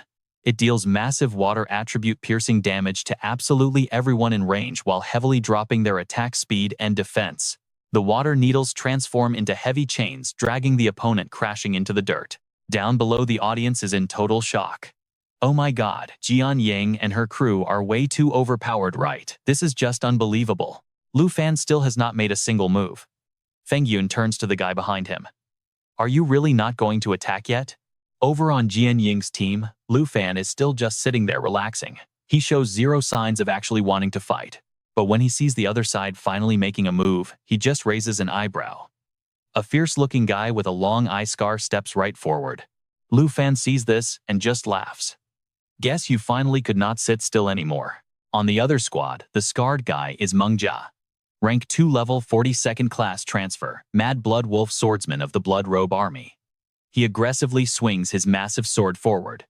Get out of my way. His teammates are totally startled. Meanwhile, Han Ke pulls out some food boxes. Lu Fan, eat this first before you go.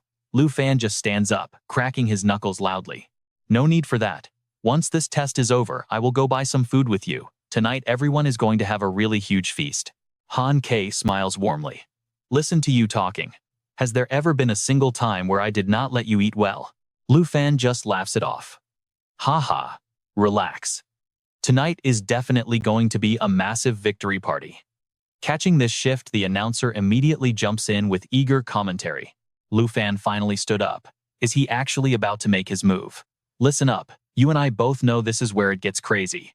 Last time Lu Fan fought against the Fengyun Pavilion, he basically terrified every single person in this arena so badly they nearly peed their pants. Over at the judges' table, Gu Han and Zhao Shengming are seriously analyzing the match. Meanwhile, Meng Jia angrily swings his huge greatsword. You arrogant punk, stop looking down on people. He instantly accelerates forward. The kickback is so insane that the solid ground explodes beneath his feet. Dragon Tamer, get out here and face me right now. However, halfway there, his path is completely blocked by Jianying. She is a rank 2 level 42nd class transfer sword dancer. If you want him, you have to get past me first. Without hesitating, she immediately commands her twin swords to strike hard. Aqua Frost Sword. Good quality weapon level 29. The frost effect deals heavy ice attribute damage and cuts the target's movement speed down by a solid 30%. Bloodbreaker Sword. Epic weapon quality, and its weapon level is 34. The armor break ability deals direct damage that completely bypasses 32% of the enemy's total defense. Swiftness trait active. Her sword control speed boosts by 42%. But Meng Jia, gripping his massive greatsword, is not even slightly afraid of her. Army Breaker Greatsword. Epic weapon quality, weapon level 34. The Mountain Shake active skill deals a massive 340% physical damage. Plus, it also spreads 34% of that wild damage to all surrounding enemy targets in the area. He forcefully swings his huge sword and coldly shouts, I have zero interest in you. Then using his Army Breaker Greatsword, he easily smashes right through Jianying's Aqua Frost and Bloodbreaker swords. She does not even flinch at all. She simply pulls out another deadly weapon. Hellfire Scythe. Epic quality weapon level 34. When evil karma erupts, her attack properties can freely switch back and forth between pure fire and dark attributes. Every single time it harvests a life, it permanently boosts the Hellfire Scythe's attack damage by 0.1%. The current total boost is sitting at 14.6%. Full of confidence, Jianying violently launches yet another sword forward. Myriad Flowers Sword. Good quality weapon level 20. Her Heavenly Sword Rain skill perfectly splits it into literally thousands of myriad flowers blades. Every single split blade holds 10% of the original weapon's attack power. After dealing massive area damage, it simply reverts back to its base form. However, right in midair, the myriad flowers sword is violently intercepted by Fengyun. Humph. Your opponent is me, not him. He thought he could finally get a clean fight with Lu Fan. But nope, the loud clanging of swords totally forces Meng Jia to glance over. Xiao Man tries a quick sneak attack, but totally fails. He casually blocks her strike with his massive greatsword. Are you even worthy of fighting me? Let's see what happens next. Jianying gets pushed back. She scoffs, this guy is seriously tough to handle. But then Qin Chu steps right up. I'll help you out. But before she can even launch an attack, a hand gently pats her shoulder. No need, Lu Fan says. He wants to fight me, so I'll give him exactly what he wants. Lu Fan steps forward. You and I both know if this was a real life or death battle, Jiang Fengyun's squad would be totally dead by now. Over on the other side, Meng Jia completely overpowers Xiao Man. Talk is cheap. Let's see what you got. Hiding behind women proves absolutely nothing. Xiao Man struggles hard to block him. I can't hold on much longer. Suddenly, a blazing red arrow shoots straight toward Meng Jia's face. He quickly lets go, frantically jumping back to dodge the attack. These arrows are actually Lu Fan's ranged skill, the Dark Serpent Arrow. Even without fully drawing his bow, he can instantly fire 12 magic arrows at once with each single strike, dealing 20% damage. Lu Fan lowers his bow and orders his team. Jian Ying Daozi, fall back. Stay with Qin Chu and keep the young ants safe. Meng Jia laughs like a maniac. Ordering your team around Zhang Fengyun, you guys fall back too. If you get caught in the crossfire, I'm not taking the blame. Down in the stands, the entire crowd starts buzzing. Whoa, is he finally summoning the big dragon? Honestly, relying on a massive dragon to win just doesn't feel like a glorious victory at all. But don't count Meng Jia out just yet. In the back, the girls call Xiao Man over. Dao Zi, hurry up and get over here. Don't get in Lu Fan's way. Meng Jia swings his massive heavy sword. Watch closely, Lu Fan. I'm a survivor who walked right out of the brutal beast horde wars. He sweeps his blade horizontally. I'm a true warrior. But Lu Fan easily jumps up, completely dodging the lethal strike. Lu Fan grips his weapon tightly. He channels his current dragon aura, Black Dragon Stage 2. Then he unleashes a powerful slashing strike right back. Void Severing, infused with dragon aura, this double slash combo directly supports his dragon pet. Meng Jia blocks the heavy damage, but barely hangs on. Even so, he just scoffs coldly, acting like that brutal hit was absolutely nothing. Meng Jia shouts loud for everyone to hear, aren't you supposed to be a Dragon Tamer? Why haven't you summoned your dragon yet? Lu Fan lands softly on the ground. You really want to see the big dragon that badly? He gestures with his hand. Well, you're going to have to hurt me first. Meng Jia gets furious. Veins bulge on his face as he growls through gritted teeth. Suddenly, he transforms, turning into a vicious wolf. The team's healing mage is totally stunned. Jiang bro, he actually went into his wolf form. Meng Jia growls a dark threat. Oh, I get it now, Jiang Fengyun suddenly realizes. Meng Jia finally unleashed his werewolf state. Transforming into a wild wolf is actually one of his ultimate hidden abilities, werewolf transformation. The Mad Blood Wolf swordsman activates his savage wolf bloodline, completely allowing him to enter or exit this terrifying werewolf form whenever he wants to. His physical attack and defense stats instantly boost by a massive 750%. Plus, while transformed, his final damage output increases by 1% for every single second. But at the exact same time, he slowly loses his mind. When his stamina drains completely, the werewolf state ends automatically. Meng Jia's body now completely dwarfs Lu Fan. He roars out loud, I will tear you to absolute pieces. Lu Fan summons his dragon wings, taking off to dodge Meng Jia's deadly claw swipe. Sure enough, this guy was definitely hiding his true power. He flies higher into the air, creating some distance. So this is your real class trait, am I right? Then, he unleashes an attack without hesitation, the Dark Serpent Arrow. Even without fully drawing his bow, he can instantly fire 12 magic arrows at once, with each one dealing 20% damage. Meng Jia just tanks the hit. The arrows barely even scratch him. His eyes turn freezing cold as he growls right back. Here is where things get crazy for us. At the Dragon Capital Academy arena, Meng Jia's bloodshot eyes lock onto Lu Fan hovering in the sky. I want to tear you apart. Lu Fan senses something is seriously wrong and raises his bow. Something is off. The sheer rage of that werewolf form is making him lose his absolute mind way too fast. He can't even tell friend from foe anymore. Lu Fan draws the bow but holds his fire. Current charge time is 1 second. Serpent Shadow Arrow. When the Dark Serpent bow is fully drawn and charged for 3 whole seconds, he can unleash the Serpent Shadow Arrow, boosting its total damage output by a massive 500%. Meng Jia claws frantically at the empty air. His deafening beastly roar echoes violently throughout the entire arena. Lu Fan keeps his bow drawn and warns him. Stop right now. If you stay in that werewolf form any longer, you'll become a mindless beast that kills anyone on sight. Current charge time hits 2 seconds. But Meng Jia has totally lost his mind by now. He violently grabs Jiang Fengyun and slams him straight into the ground. Tear you apart, Fengyun screams out in pure terror. Ah, Meng bro, please stop it, Meng bro. He gets smashed unconscious. The mage quickly throws up a barrier to protect himself and the rest of the surviving team. I'm sorry. Jiang bro, Wang Hu Li Shenyang, get out of there now. The protection wall spell instantly spawns a magical defensive barrier right in front of him. Nothing physical can break through it, and it holds strong for exactly 15 seconds. Down in the stands, the crowd completely panics. Meng Jia is insane. He's even attacking his own teammates now. I'm out of here. If the teacher doesn't stop this Jiang, Feng Yun is going to get chewed to death. Guhan anxiously looks over at Zhao Shengming next to him. Vice Principal Zhao, stop the exam right now. Meng Jia is totally out of control, but the vice principal just frowns watching closely. Wait a second. Lu Fan is making a move. By now, Lu Fan has charged his bow for 3 full seconds. He mutters quietly, I guess this is the only way left. Before Meng Jia can completely transform into a monster, Lu Fan charges up for 3 seconds. He lets go, firing a powerful arrow straight at the werewolf Meng Jia. Let me stop you right here. Lu Fan's hand suddenly sparks with intense electricity. Dragon Whisper replication activated. Leaping Thunder.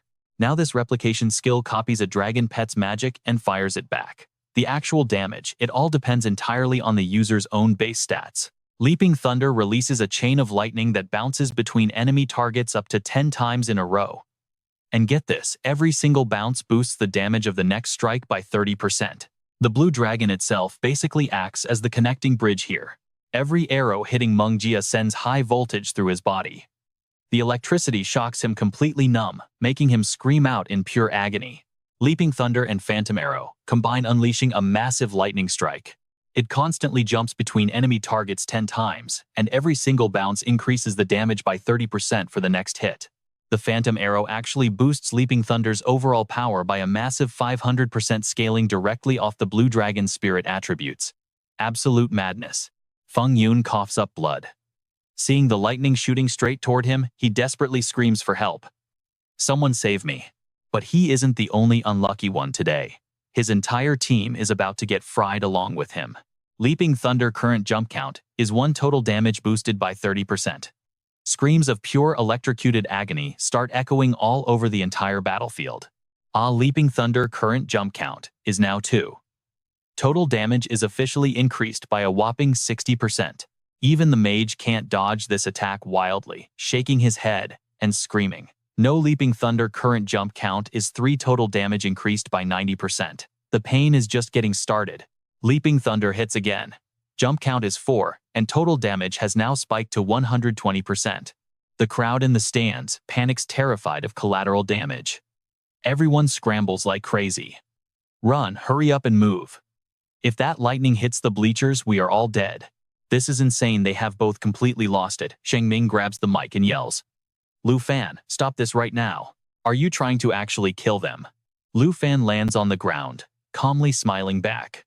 Relax, Vice Principal Zhao. I have absolutely no intention of taking their lives. He watches Meng Jia get shocked back into his human form. But they will definitely be stuck in hospital beds for a few days. His werewolf transformation stamina is completely drained right now, forcing him to automatically exit his beast state. Alright, you and I have to admit this is wild. The brave fans who stayed just witnessed an epic sweep. The whole enemy team is knocked flat by electricity using just one single skill. Lu Fan is number 1 man, I told you guys he fully deserved that top spot. Guhan quickly steps up to conclude the final exam. She loudly announces the definitive winners are Lu Fan, Jian Ying, Qin Qiu, Dao Xiaomon, and Han Ke from the Outer Academy. Qin Qiu cheers with pure joy. Lu Fan, you are amazing. First place is still yours. Han Ke runs over to check on him. Xiao Fan, are you tired? Let's head back and prep the victory party now. But instead of celebrating, Lu Fan turns around and walks straight toward Meng Jia's fallen team. Han Ke looks incredibly confused as Xiao Fan summons Xiao Fei in the form of a super cute and tiny elf girl. Down in the stands, a wave of gasps echoes out. Wait, is this the human form of that massive black dragon from before? How is that even possible? The colors don't match at all. Oh man, that dragon girl is so adorable. I really want to hug her. Hee me too. I want a hug. I still remember that initial twin dragon battle between Lu Fan and Chen Tianji. Did he summon his dragon just to get some kind of personal revenge right now? No way, right? Someone might actually die here. Right then, Meng Jia finally wakes up. Groaning in intense pain, he forces himself to sit upright. So this is your dragon. What exactly are you trying to do? He asks nervously. Chasing me when I'm down. This isn't an actual battlefield. Do you really have to push me to my death? Lu Fan stays silent, letting his actions speak for him instead. He signals Xiao Fei to heal their injured group. Spring of Life. She casts the Spring of Life on all allied targets, providing a continuous burst of rapid health regeneration. Feeling his body fully heal up, Meng Jia is completely shocked. Wait, you're actually healing us. After all that, Feng Yun grabs his head softly, groaning from the lingering headache. Ugh. With the healing completely done, Lu Fan turns to leave. He kindly drops some advice. Next time, don't team up with garbage fighters. Sticking with the Feng Yun pavilion is just gonna drag you down. Meng Jia tightly clenches his fists, his hands shaking wildly. I. He smashes his fist into the ground, completely bitter. I don't accept this. On what grounds? Why him, and not me? Every single day I slaughter monsters and train until I break. Meng Jia screams out. I'm the one who broke the Blood Army record for the fastest promotion to level 3.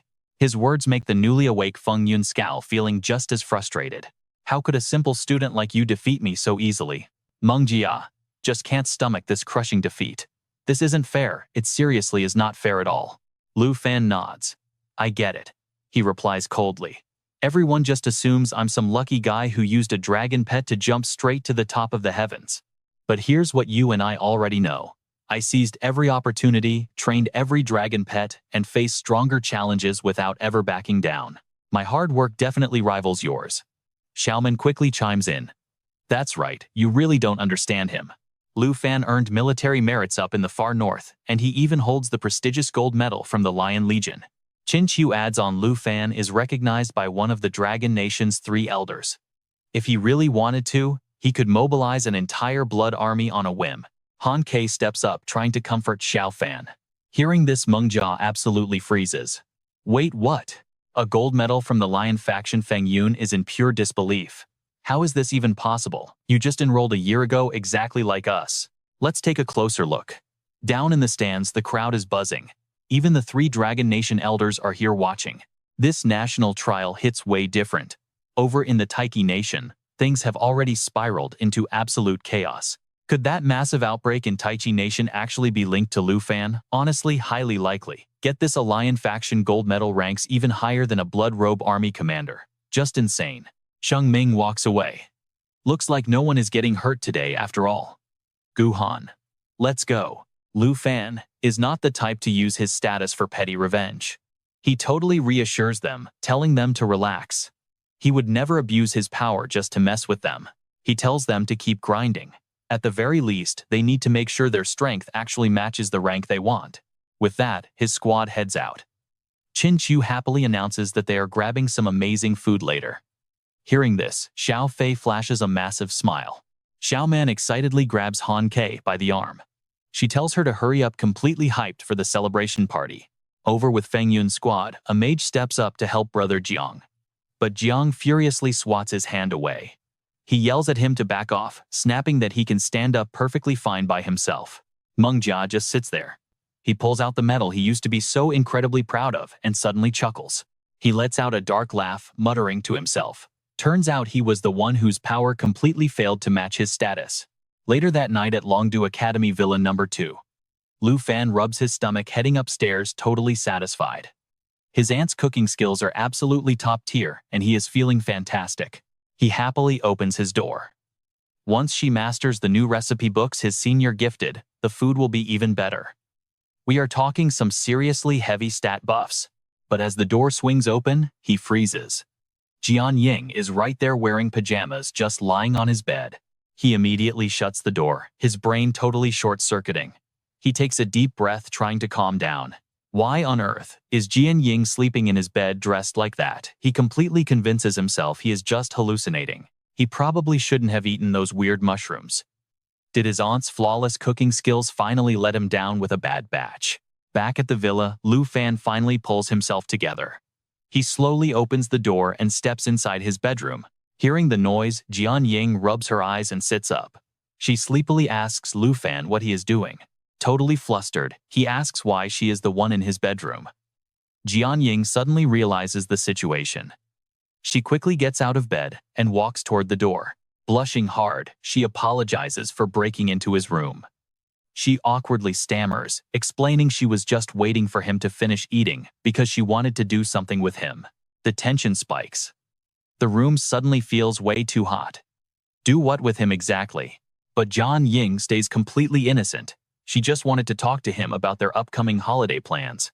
She heard Han Ke mention they were leaving the capital for the summer. Lu Fan nervously scratches his head, confirming that she is absolutely right. He explains the break lasts 4 months, so they are heading back to Jianghai City. Qin Qiu and Peach are tagging along too, since it is their hometown. Jian Ying looks down shyly, asking if she can come along. Lu Fan is caught off guard for a second before letting out a laugh. He tells her, of course she can, but casually asks why. Jian Ying hesitates for a moment, quietly admitting that she literally has nowhere else to go back to. She briefly shares her tragic backstory. Her home was on the Yunbei border. They used to be a massively powerful top-tier family out there. But then, a massive beast tide attacked, reducing her entire city to a ruined wasteland. After her family escorted her safely to the capital, they charged straight back to the border to fight the monsters. They fought until the bitter end. 0 survivors. Her voice shakes with raw grief. All of this brutal carnage happened just 2 months before the academy started. Jian Ying looks totally shattered. Even though she was the absolute top student of her province, her home is permanently gone. She has nothing left. Afraid he might reject her out of pity, she quickly turns away. She stammers, apologizing for being such a heavy burden and causing him trouble. She tries to play it off, saying staying here to level up is perfectly fine. Lu Fan gently places a hand on her shoulder. He tells her nobody deserves to be alone. They are going to Jianghai City together, and he officially declares it her brand new home. Jian Ying is deeply moved by this. Tears well up in her eyes. Thank you, Lu Fan. Meanwhile, deep inside the Shenggu forest on the Taiki Nation border, a freezing wind rips through the trees. An intense unnamed power violently shatters the ground wide open. Boom! A skeletal hand bursts right out of the dirt. From the deep shadows below, a chilling voice whispers, "The divine bone is reforged. Time to destroy the Dragon Tamers." Back at the airport, emergency alerts flash across the monitors. Breaking news. A massive beast tide outbreak has just struck the Taiki Nation. Effective immediately, all commercial flights into the Taiki Nation AK-301, TG-785, and CX-902 are officially grounded for an indefinite period of time. All affected passengers are ordered to report straight to the service counters for immediate rebooking. Han Ke sighs in sheer disbelief. Is the Taiji Nation actually cursed by the heavens right now? Lu Fan thinks deeper. This massive blackout just proves the Taiki Nation is actively suppressing the real truth. What on earth is actually happening over there? With the Jin family crushed and the Lu family taking over, at least his wanted poster is officially cancelled. What do you and I take from this? Those shadowy elites his senior warned him about, they might finally be making their deadly move. Han Ke let out a long sigh, turning to Jian Ying with a smirk. Anyway, she said it is a problem that has absolutely nothing to do with us. It has been so long since we went back to Jianghai City. I definitely need to show you around and check out our brand new house. Catching her good vibe, Lu Fan completely dropped his worries. Why stress over nothing? Enjoying this vacation was exactly what he needed to do right now. Alright, you and I need to see this. Tianzhou City is in absolute ruins, and those massive bone dragons are completely to blame. They slaughtered the innocent, tearing the city apart like they were hunting for something. Meanwhile, Lord Lu crawled forward with a pathetic, groveling smile.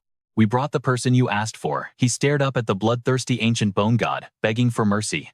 Please, he pleaded, spare our lives and let us go. Deep down, the king was boiling with bitter resentment. The so-called reinforcements sent from above had clearly abandoned them to die here. If they did not feed these monsters today, the Lu family was totally doomed. He immediately barked an order to his guards, demanding they drag the prisoner up front. Soon enough, heavy footsteps echoed from behind. Chen Tianji and Jin Zhou were dragged out in heavy shackles, treated like absolute criminals. Staring right at the ancient bone god, Jin Zhou panicked. What in the world is that? The Jin family are already prisoners. What more do you want? Lord Lu nervously explained everything to the ancient bone god. In the entire Taichi kingdom, he is the only Dragon Tamer. Take a look. Is this the guy you are looking for? Tianji furrowed his brows. Looking for a Dragon Tamer? Yeah. He was forced right in front of the ancient bone god. Looking into its glowing eyes, he felt nothing but pure crushing despair. He could not even move, let alone think about fighting back. The sheer terror made him break out in a cold sweat. I need to run, he thought. I must find a way. In a split second, Tianji made his move. Seizing the moment, he forcefully summoned his scorpion hybrid dragon right out onto the field. Using the sudden chaos, Tianji grabbed Jinzhou and tried to pull her away. Princess, we need to go now. But before his dragon could even do anything, a massive wave of power slashed right through its body. Raw energy violently exploded in every single direction. A deafening boom shook the area as debris slammed into Tianji. Jinzhou was sent flying by the shockwave, while the panicked guards quickly shielded Lord Lu from the sharp flying rocks. The ancient bone god sneered in absolute disgust. A pathetic lesser drake like that does not even deserve to be called a real dragon. He is not the one I am looking for. The monster had literally just sliced that lesser drake perfectly in half with zero effort. Its voice was dark and heavy. If you cannot give me the person I want, you are entirely useless to me. The two guards urgently dragged their king away from the carnage. Lord Lu, we really need to retreat right now. After the ancient bone god unleashed its brutal rage, Tianzi was left trapped beneath several massive boulders, groaning softly in absolute agony. Jinzhou looked up, terrified, screaming her bodyguard's name. Chen Tianzi. Several bone dragons were already closing in on the two of them. Jinzhou shrieked in terror, "Get me out of here immediately. You useless trash," she cursed. Tianji was biting back pure frustration. How is it fair? We are both Dragon Tamers, so why am I the only one stuck in this miserable situation? Is this all you're doing again, Lu Fan? He roared. The ancient bone god crept dangerously close to Jinzhou, but then it just suddenly stopped right in its tracks. Jinzhou peeked through her fingers, completely stunned that the terrifying monster was not actually attacking her at all. Now stick with me here because Tianji was not so lucky. A crushing wave of energy violently yanked him up by his neck, the searing pain making him scream out loud. The bone god stared deep into his eyes and slowly asked, "Do you actually know who he is?" Desperate to stay alive, Tianji stuttered out in panic. "You mean Lu Fan? He is a student at the Longdu Academy in the Dragon Kingdom. It is vacation time right now, so he is definitely back in his hometown." The ancient bone god nodded with grim satisfaction. "Very good. I want you to take me straight to him. But it must have squeezed a bit too hard." Tianji was violently choking, so the monster slammed him into the ground, letting the sharp pain snap him back to his senses. The ancient bone god offered a wicked deal. "If you agree, I will grant you the ultimate power of the ancient gods." It aggressively threatened him. "If you refuse, you will end up exactly like that useless piece of trash." The trash it was talking about was Tianji's own beast, sliced right in half. Left with absolutely zero options, he shouted his desperate plea. "Just give me any kind of power that can kill him." Tianji bowed his head, pure hatred consuming his entire body. "I accept your deal." The ancient bone god opened its massive jaws, blasting him with raw energy. "Ha ha ha, I can plainly see your bitter resentment and deep hatred. This is very good." Fueled by the ancient god's dark energy, countless white bones erupted straight out of the ground, completely surrounding Tianji. Pure panic set in as the pale bones began closing in on his body. Dry skeletons completely swallowed Tianji up. His eyes widened in absolute terror, having no clue what insane fate was waiting for him now. A massive sphere of bone quickly formed, the terrifying sound of clashing skeletons echoing all around. A sinister purple light pulsed from deep inside, as if the bones were molding something truly horrifying. Finally, an armored bone suit formed amidst Tianji's agonizing screams. Right. Then the system screen popped up, showing Chen Tianji instantly hitting level 110. He felt an overwhelming surge of energy flowing right through his veins. Level 110. Is this actually the power of an ancient god? But his identity had completely changed forever. Chen Tianji, level 110, bone god slave, bone god Dragon Tamer. The ancient bone god proudly declared, "You are now officially my loyal bone god slave. Your life and death are entirely in my hands. I will hide inside your pet space until we finally track him down. You and I both know things are about to get insane. If he fails to find that person, crushing him would be completely effortless." Tianji drops to his knees, bowing deeply. "Thank you, almighty bone god, for this rebirth. I swear I will take you straight to Lu Fan." Meanwhile, Jinzhou hides behind a rock, peeking in absolute panic. Tianji is too dangerous now. The ancient god actually just blessed him with insane power. She is completely terrified. After treating him like total garbage before, he is definitely going to kill her. Let us watch closely. The dragon bone slaves surrounding Tianji vanish into his pet dimension. Pure energy floods his body, filling him with an absolutely overwhelming sense of power. Starting today, he thinks to himself, "I am finally a top-tier expert in this world. Nobody will ever dare to look down on me again." Once the contract ceremony officially ends, the heavy bone armor on Tianji slowly fades away. Lord Lu is waiting, immediately demanding, "What did you and the ancient god discuss?" This fool has zero clue about the danger, still questioning him with total arrogance. Why did the beast tide vanish? Tianji frowns at his awful tone but casually answers, "I just agreed to help the beast achieve its ultimate goal. It signed a contract with me. We are one, so the Taiki Kingdom crisis is completely over." Lord Lu gasps in total shock. "Are you saying you can actually use the power of the ancient god right now?" Tianji turns to leave. "Exactly right. But the greedy lord demands he stays. The ancient god almost destroyed our kingdom. If its power is inside you, you cannot leave. You must stay right here." Tianji shoots him a cold glare. "Do you seriously think someone like you can block my path?" He turns around, unleashing a massive wave of completely oppressive energy. Perfect timing. The bitter debt between us ends right now. Lord Lu steps back in terror. "What are you doing?" Suddenly, a strange red mist appears, and a voice echoes out. "Kid, do not get too arrogant." Tianji quickly dashes back, going on high alert. Who is hiding there? A masked young man steps forward. "I am from the Dan family, strictly assigned to protect Lord Lu." Lord Lu stammers, begging for his life. "Sir, save me. This newcomer is Dan Xiangyu, level 105, a tier 4 shadow hunter and a deadly assassin." Tianji quickly recalls all the rumors he knows about the mysterious Dan family. Jin Zhou mentioned them before. The Dan family went completely silent 100 years ago. They did not weaken, they were just hiding deep among the ruling elites. Xiangyu speaks with totally cold confidence. "Looking at your face, you already figured out Lord Lu is just a pathetic puppet for my family, right? Just come with me peacefully, and let the Dan family research that ancient god power. If you agree, handing you the throne of the Taiki Kingdom is definitely not impossible." Tianji snorts in pure disgust. Seeing zero cooperation, Xiangyu immediately attacks. "Foolish kid, since you reject my polite offer, get ready to suffer the hard way."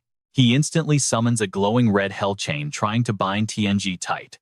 "That incredible power inside your body completely belongs to the Dan family now." However, Tianji dodges that first deadly chain strike with absolute ease. Xiangyu stares in total disbelief at his insane speed and agility. "Wait, what?" In that 1 second of careless hesitation, Tianji viciously drives the Bone God weapon straight through his chest.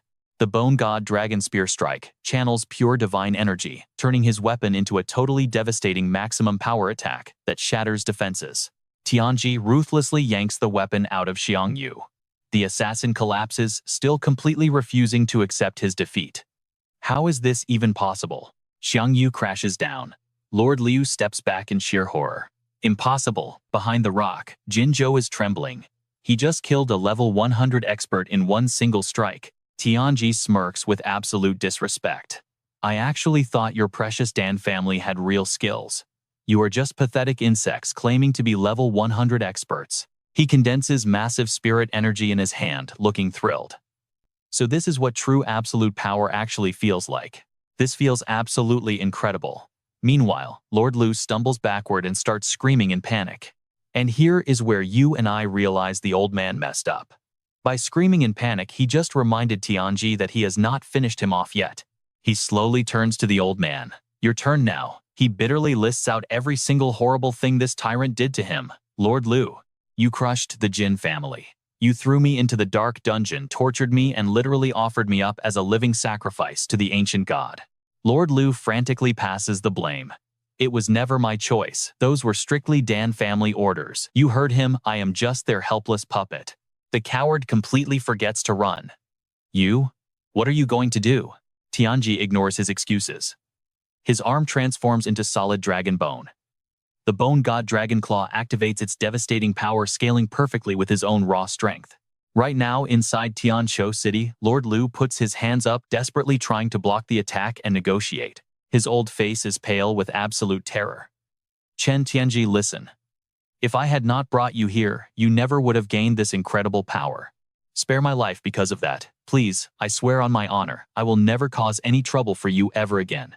I am begging you, spare me." But Chen Tianji just unleashes a massive plunging attack from above. The ground around the Lord completely explodes, sending jagged rocks flying everywhere. He gracefully touches down. His left arm stretches out into a massive shadow, viciously hunting down the terrified royal soldiers. A terrified soldier sprints away, screaming into the night. "Our Lord, the Lord is dead." "All right, let's jump back in." Chen Tianji's expression hardens. Suddenly a scream grabs his attention. His left arm fully returns to normal. He slowly glances toward the sound, absolutely terrifying Jinzhou. She spun around, trembling all over and frantically dropped to her knees. I'm sorry, Chen Tianjia. I was wrong before, it's my fault. Please spare me. I'm begging you. Looking at the pathetic scene before him, he just stayed silent. With zero response from him, Jinzhou grew even more terrified. She just stayed frozen, completely unable to speak. Chen Tianji coldly spread his wings and flew off. Only when the wing beats faded into the distance did Jinzhou finally dare to look up, her eyes totally dazed. He just kept flying without a single backward glance. Later that afternoon in Zhanghai City, a car was speeding rapidly down the road. Sun Ge spoke up. Lu Fan, it's been a while. You really are becoming more and more successful, kid. He smiled, adding, I haven't missed a single one of your matches. Well done. You beat those other contestants so badly they couldn't even show their faces. And those dragons, you actually gathered a whole flock of those legendary beasts. That is seriously impressive. Lu Fan awkwardly scratched his head. Uncle Ge, you're praising me too much. Sun Ge, a level 29 first-tier warrior and the Qin family's head butler. Our MC happily continued. You led the team the very first time I cleared a dungeon. It's so good to see a familiar face. Han Ke turned to Jian Ying with a bright smile.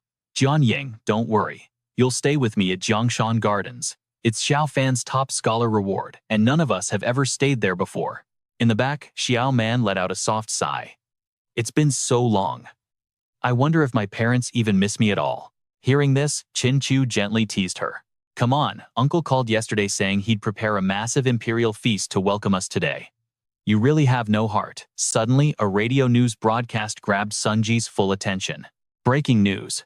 The massive beast tide crisis over in the Taiki Kingdom has officially been declared completely suppressed. King Lu, while commanding the defense against the beast tide and fighting to protect the citizens, has tragically died in battle. Hearing the news, Xiaoman anxiously asked, It's over already. That is so boring. I honestly thought this beast tide would just wipe out their entire kingdom. Han Ke looked surprised. The king of the Taichi Kingdom changes all the time. Looks like that throne really isn't a very lucky position. Lu Fan rested his chin thoughtfully. Maybe I actually triggered some kind of dark curse over there. He thought to himself, a kingdom-destroying beast tide shouldn't be possible, not even for the Taiki Kingdom. His eyes coldly stared into the distance. After all, his senior sister did mention a 5th-tier expert was hiding there. Now watch this. The car smoothly stopped outside the massive Qin family villa, and Sun Ge softly called out, Miss, we're finally home. Qin Chu cheered happily, her eyes lighting up instantly. I can see my dad, and Uncle Tao is there too. 3 people stood formally at the villa entrance, their faces absolutely beaming with joy. They were all waiting for them. She trotted over loudly cheering. Dad, Xiaoman also ran over with her arms wide open. Wah, I missed you, Dad. Master Tao opened his arms, tears in his eyes. My little Taozi, old Qin gently patted Qin Chu's head. Little Chu, you've grown so much in half a year. I almost didn't recognize you. She hugged him tightly, her voice full of joy. Dad, stop joking around with me. Qin Haishan, level 57 combat class 2nd tier knight. Old Qin looked up to greet them. Lu Fan, Miss Han, it's been a long time. Han Ke replied, Mr. Qin, sending your private car to pick us up. We really caused you a lot of trouble. He replied, no trouble at all, it was on the way. Saying that, he pointed to the back where Master Tao was currently standing. Come here, let me introduce you. This is Uncle Tao Shan, little Taozi's father. He excitedly continued the introductions. Your Uncle Tao is the absolute richest man in all of Zhanghai City. He's basically monopolized all the best resources in the entire area. Tao Shan, level 27 buff class 2nd tier appraiser. Master Tao quickly waved his hands. Oh please, what nonsense is old Qin spouting now? What monopoly? It's just a little small business. He's the real wealthy tycoon of Zhanghai City. Lu Fan stepped forward and offered a handshake. Hello, Uncle Tao. Master Tao reached out and firmly shook it back. Wow, little Lu really is an outstanding talent. He continued, my daughter always talks about you on the phone. She says you took great care of her, helped her level up, and even shared top-tier equipment with her. Hearing that, Xiao Man spun around in total panic. No, Dad. Please stop talking. Old Qin patted Lu Fan's shoulder. Haha, I never even dreamed you would help little Chu level all the way up to 40. Master Tao chimed in. And you helped little Taozi transition into a hidden class. Both our families really owe you a huge thanks. He awkwardly scratched his head. Not at all, you two are flattering me way too much. Helping each other out is just what friends do. Xiaoman argued back in pure embarrassment. Changing into a hidden class was all my own hard work, you know? She marched up and pointed right at Lu Fan. You don't go thinking I praise you in front of my dad. I just mentioned you in passing, that's all. He helplessly backed away. Got it. Hearing this, Master Tao happily teased Xiaoman. Little Taozi just gets shy easily. You shouldn't be so rude in the future. This made her blush and scream out, Dad. While everyone was happily chatting together, Old Qin finally turned his attention over to Hanke and Jian Ying. He cleared his throat. Ahem, it's getting pretty late. You guys must be exhausted from the trip, so everyone should go get some rest. Mr. Dao and I are hosting a dinner for everyone tomorrow morning. How about it? Mr. Dao waves goodbye to Lu Fan. Little Lu, you better show up. Give us a chance to properly thank you. Lu Fan just waves back. Don't worry, I'll absolutely be there. The three of them head out. Lu Fan shouts back, we are heading off first, see you tomorrow. Mr. Qin turns right to Sunge. I am gonna have to trouble you for a trip. Take them safely to Jiangshan Gardens. Sunge just smiles. Understood, say no more. The car starts rolling away with Xiaoman in the back still waving goodbye super enthusiastically. Qin Chu softly thanks her dad for looking out for her friends. Mr. Qin just smiles warmly. Just don't go calling your old man slow ever again after this, okay? Inside the car, Lu Fan quickly apologizes. Sorry about that, Jian Ying. I really should have introduced you to everyone back there. Jian Ying smiles. It is fine. I am still pretty unfamiliar with this whole place. Han Ke pulls her close. No worries. Once the house is totally cleaned up in a few days, I will take you everywhere. You will get used to it.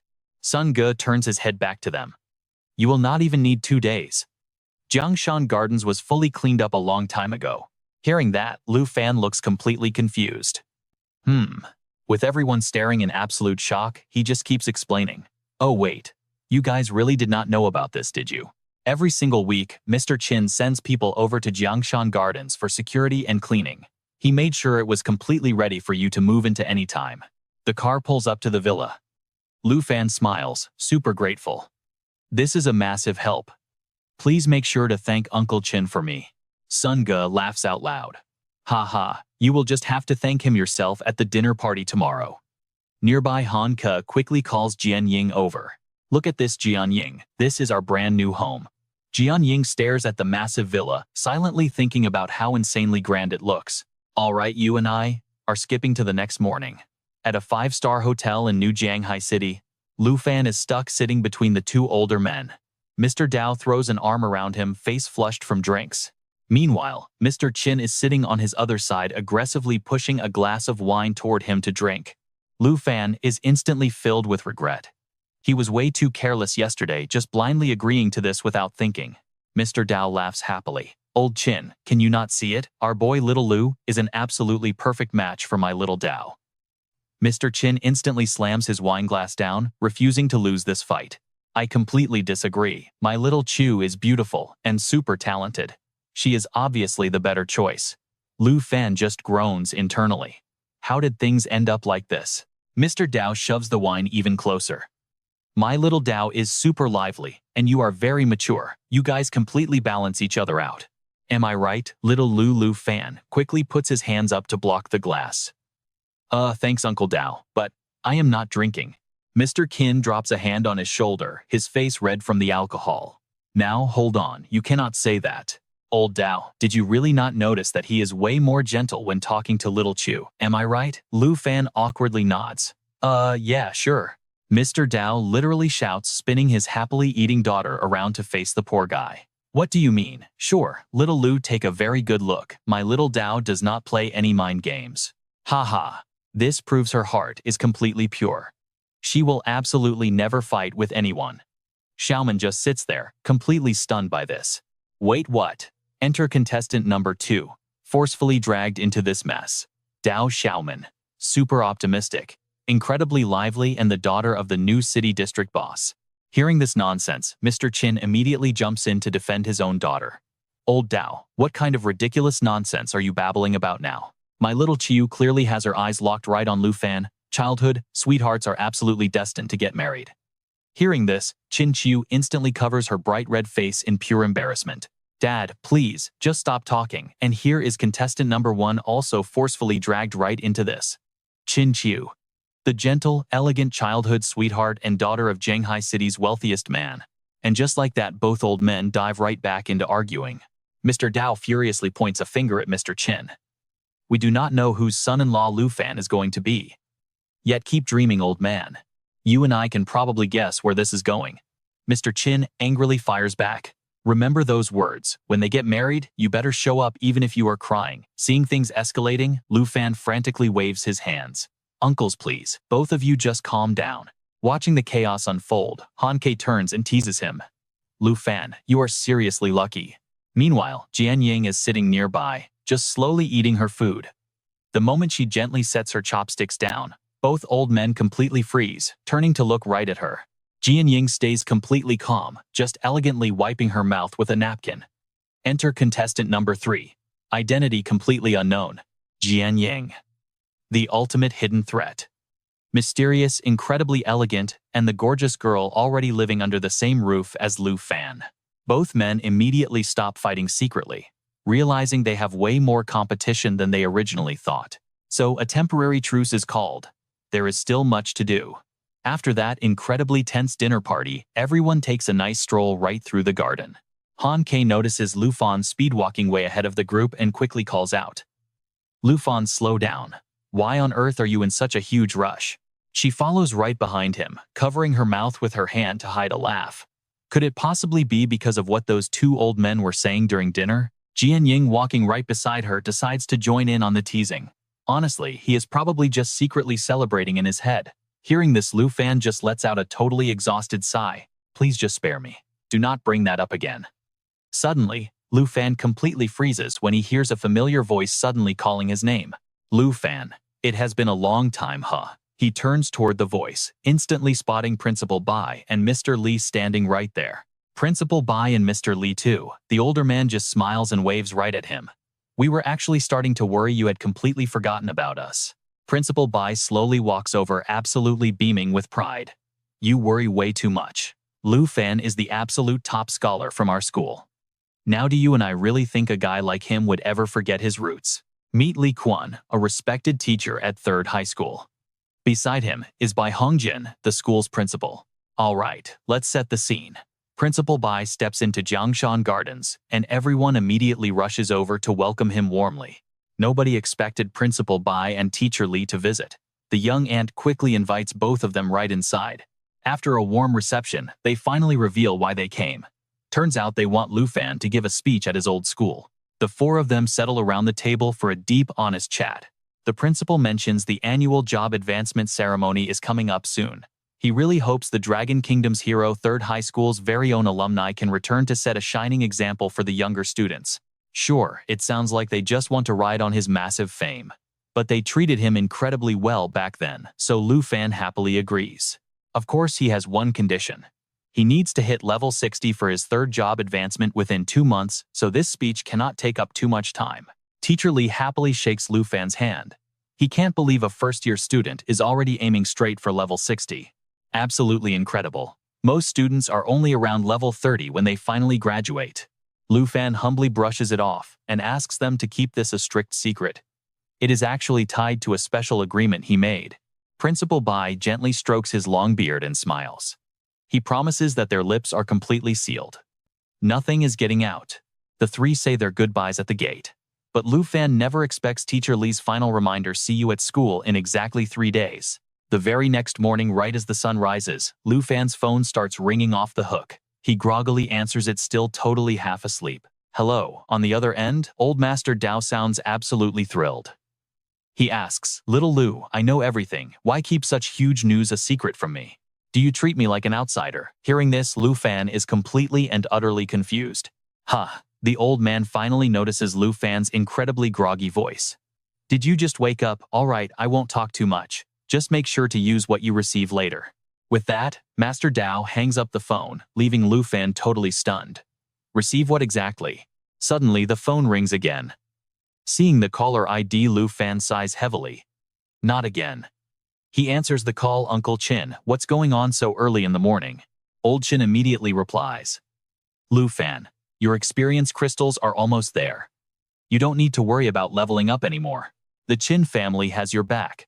Hearing this, Lu Fan is instantly confused. Experience crystals, those things are insanely expensive and give barely any experience. Honestly, clearing dungeons is way faster for leveling up. Experience crystals. A consumable item that grants exactly 150 experience points after you use them. Realizing this, he suddenly jumps straight up, his voice frantic. Wait a minute, do you and Uncle Dao both know about my power leveling plan? Hearing that, Old Chin gets a little annoyed. Damn that Dao Shan. That sneaky old geezer beat me to it. Anyway, do not waste these items. I am hanging up now. He quickly hangs up, leaving Lu Fan staring at his screen in total disbelief. A sudden doorbell rings, snapping him right back to reality. Right after that, a delivery driver's voice loudly echoes from outside. Hello, is Mr. Lu currently home? I have 2 massive crates of experience crystals here. Please come down to sign. Hearing this, Lu Fan angrily shouts out. Is this what the principal calls completely sealed lips? The poor delivery guy flinches, totally startled by the sudden screaming. Meanwhile, Xiaoman and Qin Chu are reading the latest news, both completely stunned. Now get this. News of his intense power leveling spread like wildfire overnight. Uncle Qin and Uncle Dao immediately bought out absolutely every single experience crystal in the city for him. Lu Fan awkwardly scratches his head.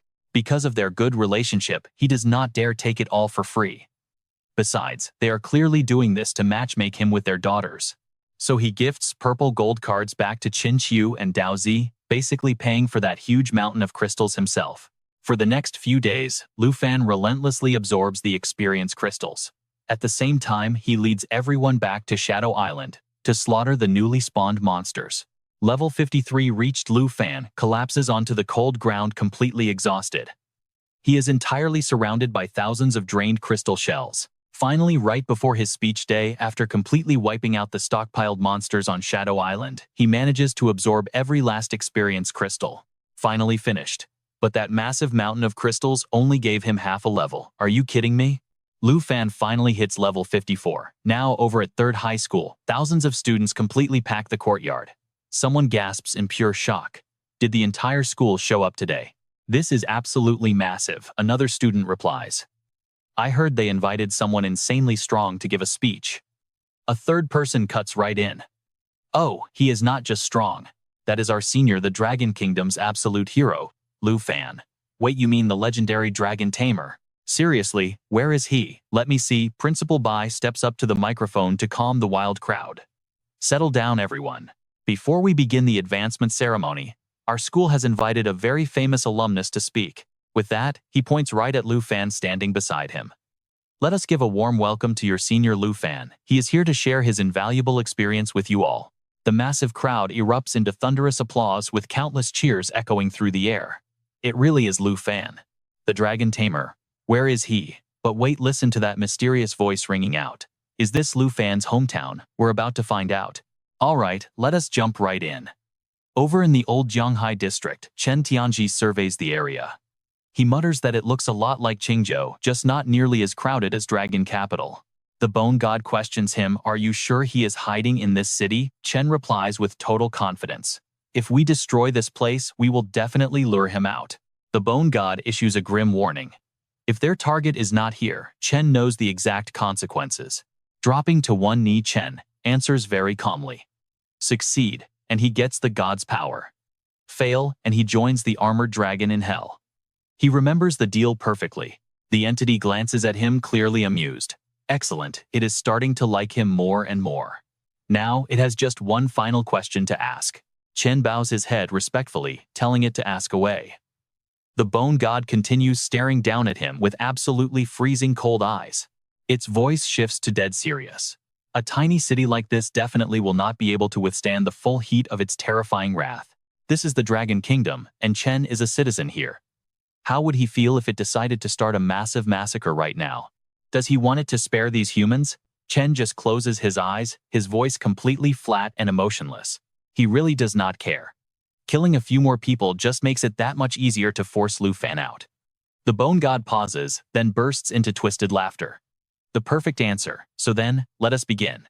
Thick white smoke violently erupts all around the bone god. Then it shoots straight up into the sky, dragging a massive, suffocating cloud of dense smoke across the entire area. Time to begin. The people nearby jolt in terror, screaming loudly. What is going on? What is that up in the sky? It is burning hot. Run. Pedestrians scatter in total panic.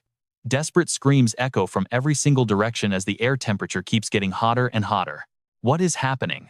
Move out of the way, we are going to burn to death. Through all this chaotic panic, Chen Tianji just stands completely still. He thinks to himself, they are nothing but mere ants. If they die, they die. High above, the bone god undergoes a terrifying transformation. It spreads its massive wings wide, striking pure fear into everyone watching. He just needs to acquire even more of the bone god's incredible power. Tai Chi or the Dragon Kingdom, mighty dragons or frail humans, Jinju or even Lu Fan, absolutely none of it will matter anymore. The transformed bone god crashes down to the ground, followed by countless terrifying dark shadows lunging straight at the helpless crowd. Across Jianghai City, terrified citizens look around frantically, desperately trying to understand the apocalyptic disaster unfolding right in front of them. What is happening? Is this an earthquake? A panicked voice suddenly cuts through the massive crowd. Everyone quickly look up at the sky right now. Countless bone god clones appear, completely blotting out the sun. This is true power, standing below one entity, but looking down on tens of thousands. Lu Fan looks up, his eyes narrowing with deep suspicion. Is this that same guy from Taiki? It really does not look like him at all. Chen Tianji's gaze turns ice cold, radiating intense killing intent. I will stand far above all of humanity. Come and get it. Now watch this. Lu Fan faces the ancient god's power directly. Blaring sirens echo throughout the entire city, throwing the panicked residents into even deeper absolute terror.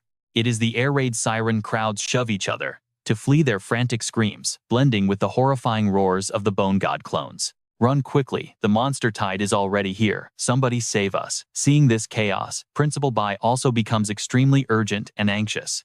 A monster tide is here. All students must retreat to the emergency shelters immediately. Hurry up and move. Lu Fan does not hesitate. Spreading his dragon wings, he blasts into the sky, his eyes locked on that familiar silhouette. He never expected this bastard to actually come back to life. Lu Fan watches as soldiers riding white-winged beasts fly straight toward the clones. They are bravely flying out to fight back against the ancient bone god. Urgent shouts ring out through the air. Move faster, we absolutely cannot let those things get anywhere near the civilian areas. A stern voice calls out to him.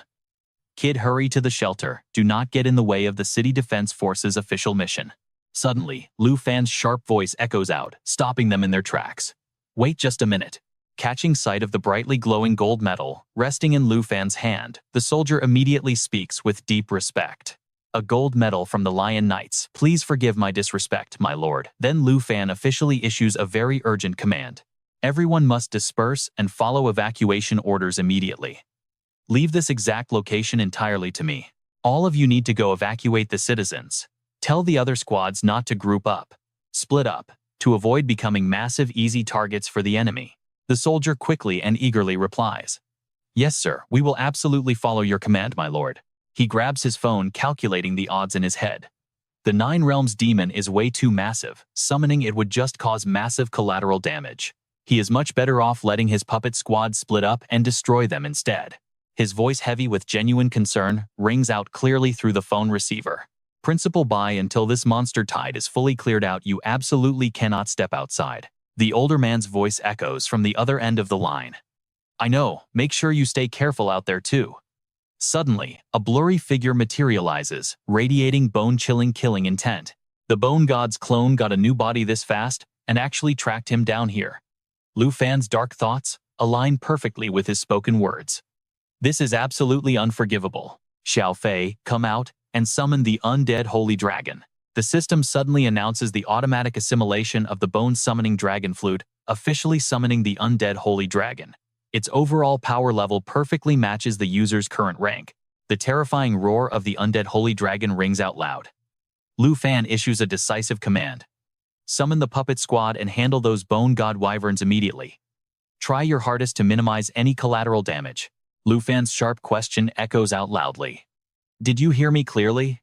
Multiple voices immediately respond back in perfect unison. As you command, master. The undead manipulation skill allows him to completely control and transform his undead puppets, able to summon and recall them at any given moment. Alright, look closely.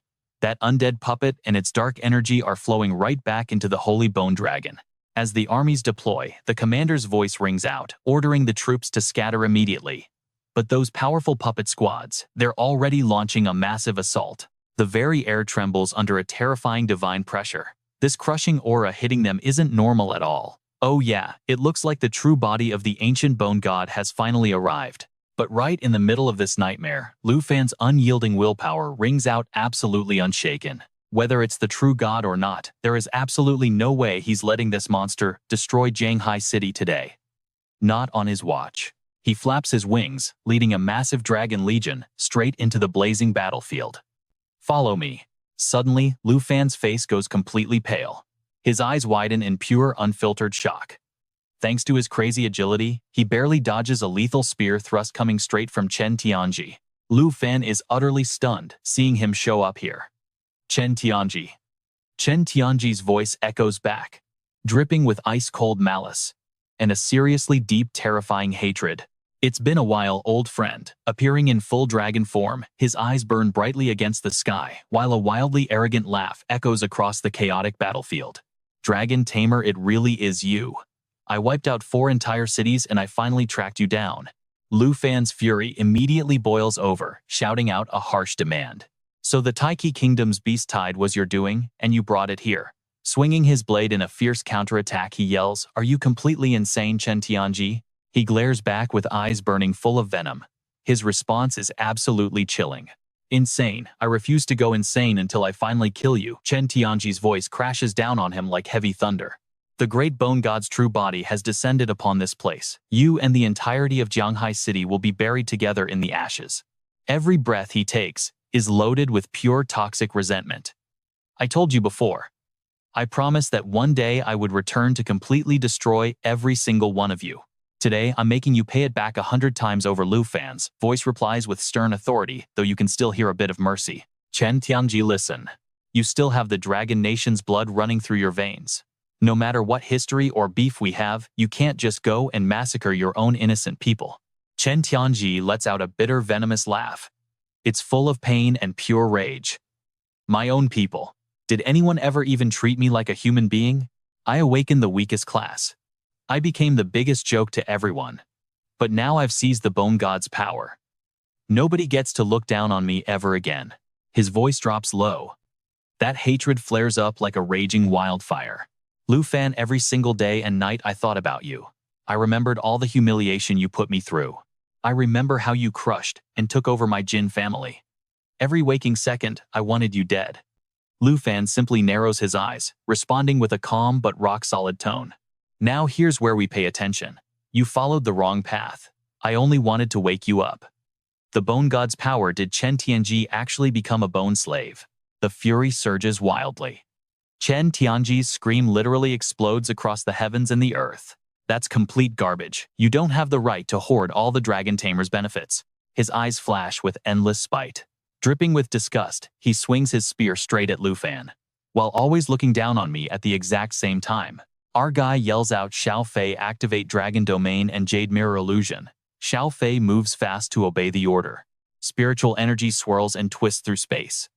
Dragon Domain creates a massive 100-meter dragon zone right there. For allied dragons and anyone sharing the bloodline inside this specific area, all their stats get a massive 50% power boost. Meanwhile, inside the zone, any enemy without the dragon class or shared bloodline trait, their total stats drop down by a brutal 50%. Plus, they can't use basic movement, teleportation, or even summons to enter or escape the field. The Jade Mirror Illusion lets him pick an allied unit and instantly clone 2 perfect mirror projections. These clones copy every single skill from the allied target, holding onto 30% of the original's base stats. You can only have a maximum of 2 mirror projections active at once. But for the Dragon Nation, this skill probably doubles the combat effectiveness of allies with dragon bloodlines. But suddenly Xiao Fei's energy just fails to activate. Lu Fan quietly grinds his teeth. Neither the Dragon Domain nor the Jade Mirror Illusion can be used here in Jianghai City. Chen Tianji's voice echoes out mockingly. Nobody falls for the exact same trick twice, loser. The Bone God domain ancient bone flames scorch the sky. Inside this cursed territory, any domain skills, magic arrays, clones, or illusions are completely blocked and useless. Chen Tianji cracks a totally wicked smile. His eyes are practically glowing with absolute boundless madness. This time, I'm going to savor every single one of your desperate struggles. Lu Fan's gaze turns razor sharp as he charges in. Then, let's see who ends up despairing first. Chen Tianji flashes a brutal grin, firmly blocking Lu Fan's heavy sword strike. Lord Bone God, let me handle this trash. His sheer arrogance and hatred completely fuse together. He laughs mockingly. I'll show him exactly how utterly ignorant he really is. Lu Fan watches in pure horror as Chen Tianji's body mutates. A pitch-black aura erupts violently from the Bone God's power. Chen Tianji is now a bone slave, a fourth-tier Dragon Tamer. Lu Fan genuinely cannot believe what is unfolding right in front of him. You see this A-level 110 Bone Dragon Tamer. He really became the god's dog. All right, you and I are jumping right into the madness. Suddenly, Lu Fan realizes something is off. A system alert chimes, world-destroying roar, a furious blast, dealing massive area damage and a heavy weakening debuff. The system does not stop there. Dragon language forbidden spell. It summons an apocalyptic storm raining down exactly 3.3 million world-shattering lightning bolts straight onto the target zone. There is a catch, though. This insane attack can be altered by cleansing thunder, but completely ignores any effects from origin thunder. Then comes Starlight Extinction. The user absorbs raw astral power, firing off a massive blinding laser beam that deals literally incalculable damage. The best part, it completely ignores enemy defenses. Unblockable. The total damage output scales directly with the user's raw strength and level. But then a cold mocking laugh echoes across the battlefield. Lowly dragons dare to challenge a god. The enemy's Divine Bone Shield still has 89% absorption capacity left. This Divine Bone Shield, it channels ancient skeletal power to manifest an impenetrable defensive barrier right in front of the caster. Its damage absorption scales with the floating bone fragments surrounding it. Lu Fan just stands there, totally stunned. Absolute disbelief flashing in his eyes. How is this even possible? All his dragons attacking at once, and not a single scratch. That sarcastic, arrogant laughter echoes again. Still got time to worry about your little pets? I am your opponent. Lu Fan grits his teeth. Damn it, this guy is relentless. The raw power of this ancient divine bone, wielded by a level 110 bone slave like Chen Tianji, is completely on another level now. Lu Fan stares down Chen Tianji's horrifying new bone slave form.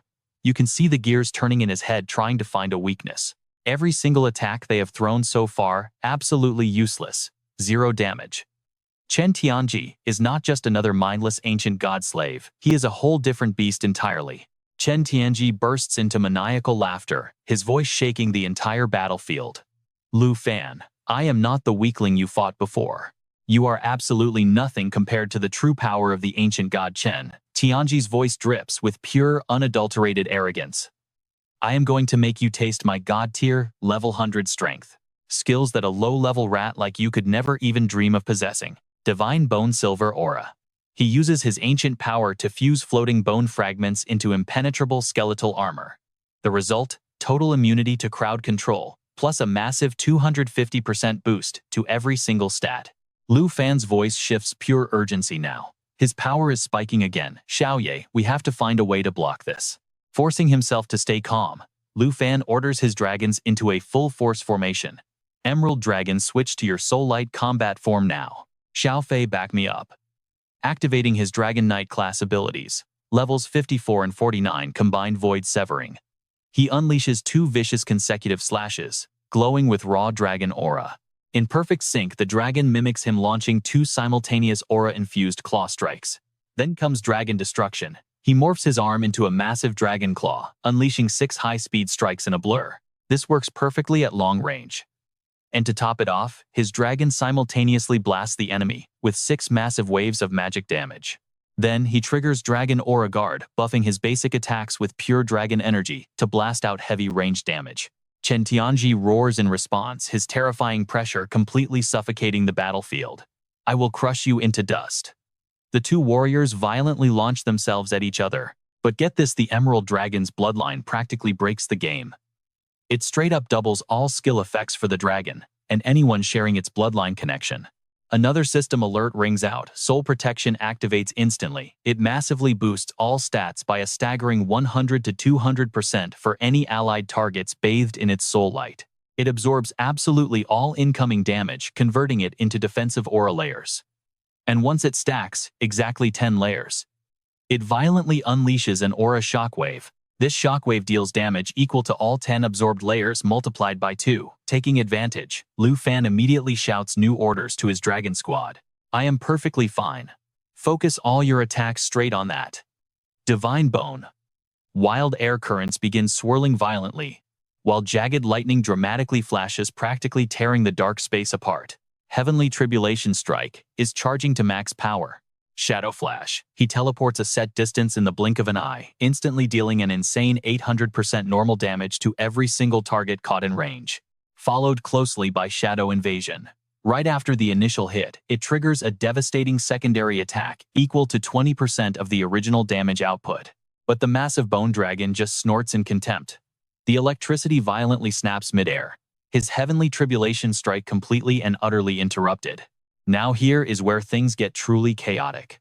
The colossal bone dragon unleashes an ear-piercing roar midair, its glowing eyes full of arrogant disgust. Enough, you lowly ants. In response, Ah Bao furiously roars back, the sound vibrating across the entire battlefield. The system notification chimes again. Shadow Stealth activated. He can smoothly slip into perfect invisibility at absolutely any moment, and getting attacked or scanned by enemy perception magic will not break the stealth effect. The terrifying bone dragon aggressively lunges at anyone blocking its path. Amidst the suffocating killing intent, Lu Fan's panicked shout frantically cuts right through the utter chaos. Ah Bao, guard yourself, Lu. Fan immediately channels his flowing dragon aura, summoning the legendary black dragon armor. Blinding sword strikes slash down with absolute fury, heavy dragon aura violently ripping through the wind. Void severing hits again, 2 massive consecutive aura-infused strikes. Working in perfect sync, the dragon mirrors him, launching a brutal double claw attack, fueled by raw aura. From a distance, Lu Fan barks another command. Xing Chen tighten the encirclement around it. A sickening green gas rapidly spreads out like a literal fog of death. Underworld lethal poison. It violently releases a massive suffocating toxic cloud right over the enemy. Any enemy trapped inside this fog constantly accumulates toxic stacks. And the more stacks they get, the higher that damage per second climbs. Best part, there is zero limit on stacks. The poison quickly morphs into the myriad poison demonic vine. It plants a parasitic seed right inside the enemy, draining their health non-stop. The bone dragon watches calmly. It seems you move fast. I suppose I will have to go all out. We are witnessing a clash of absolute titans here. Divine Bone Dragon Spear Strike. It forcibly channels ancient bone energy into its current weapon, unleashing a single devastatingly powerful attack that could wipe out anything. Ah Bao suddenly hits the scene. Its massive jaws snap open, crushing Chen Tianji's spear into pieces. But Chen is too arrogant to care. He summons his Divine Bone Dragon Claw. His arm literally transforms into a massive dragon claw, surging with power that scales directly with his own raw strength. That giant arm swings down to grab Lu Fan, but he screams out a fierce battle cry. Taking the opening, the poison dragon charges and it triggers its second form right then and there, summoning the terrifying underworld swamp technique. The air completely shatters. Ah Bao launches his ultimate shadow assassination, stealthily teleporting right behind his target. He strikes the absolute weakest point, boosting his damage by a massive 1600%, all while stacking the brutal shadow invasion effect on top. And that is not all. After the first hit connects, it deals an extra 20% bonus damage right off the top. The whole sky lights up in a blinding flash. Ah Bao gathers his energy for Star Shatter. He literally spawns a star and crushes it, unleashing massive area damage everywhere. The absolute destruction depends purely on his base strength. He hurls this insane attack right at the bone dragon. The underworld swamp overflows into a surging sea of venom. It blasts every enemy caught in the zone, literally doubling the speed of their deadly poison stacks. The beast screams in agony, shaking the entire battlefield. In all the chaos, Chen Tianji panics and screams out for Lord Divine Bone. A colossal surge of energy builds up and explodes like absolute thunder. It triggers Aura Impact, releasing 10 times the total damage it absorbed earlier. This massive shockwave sweeps across the area, creating a huge and devastating counterattack. That toxic green liquid slowly starts eating right through his flesh. The air twists as venomous vines rip right out of the ground. They wrap Chen Tianji up before he can even blink. The poison activates the 10,000 poison demon vine, planting lethal seeds inside him that are about to burst out. It either shreds the body to completely kill its target or takes root in the ground to pin them down exactly where they stand. Strikes of heavenly punishment flash down like raging silver snakes. A blinding golden light rips through everything. It is the heavenly tribulation. This skill locks onto an enemy and drops rapid-fire lightning strikes from above. The insane speed and damage literally leave the very air shaking. Chen Tianji gets struck so hard he catches on fire. Now, the Thunder Jade activates. The Dark Emperor Jade boosts the power of all the Blue Dragon skills by an unbelievable 100%. Every single time lightning magic is cast, it traps the poor target inside a shocking electric barrier. And if the enemy even tries moving inside that barrier, they take heavy bonus damage. The Bone Dragon's eyes flash with absolute rage. It roars at them, swearing it will crush these pathetic little ants into dust, once and for all. Divine energy explodes everywhere. Its gigantic body bursts into blazing golden light, while swirling spiritual power spirals straight into its terrifying form. Jianghai City is getting wiped out. It activates Blazing Divine Bone, literally burning its own ancient god body for 6 seconds. Anyone standing too close takes completely devastating burn damage. The damage scales by multiplying the nearby divine bone fragments by a crazy 1200%. Standing in the divine zone, damage doubled. And right now there are exactly 86,437 bone fragments ready to explode.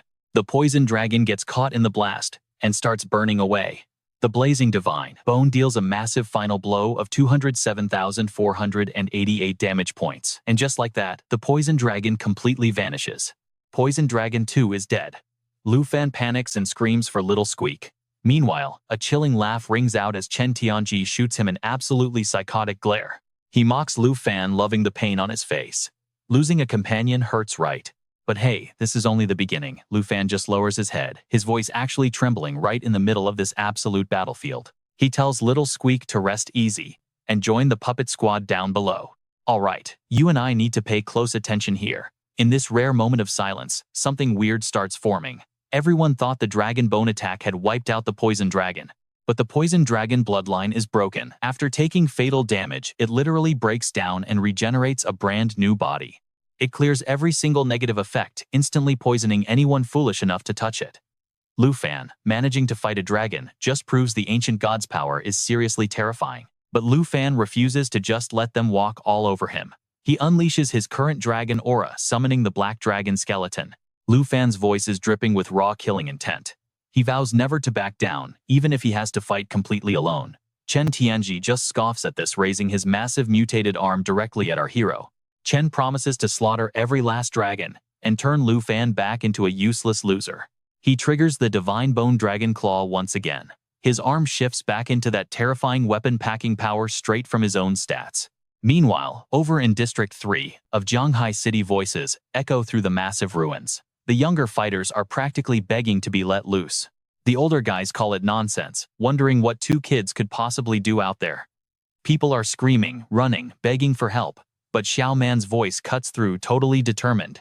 She tells her dad and Uncle Qin that those monsters are actually Lu Fan's summons. We then cut straight to the city center at Jiangshan Garden.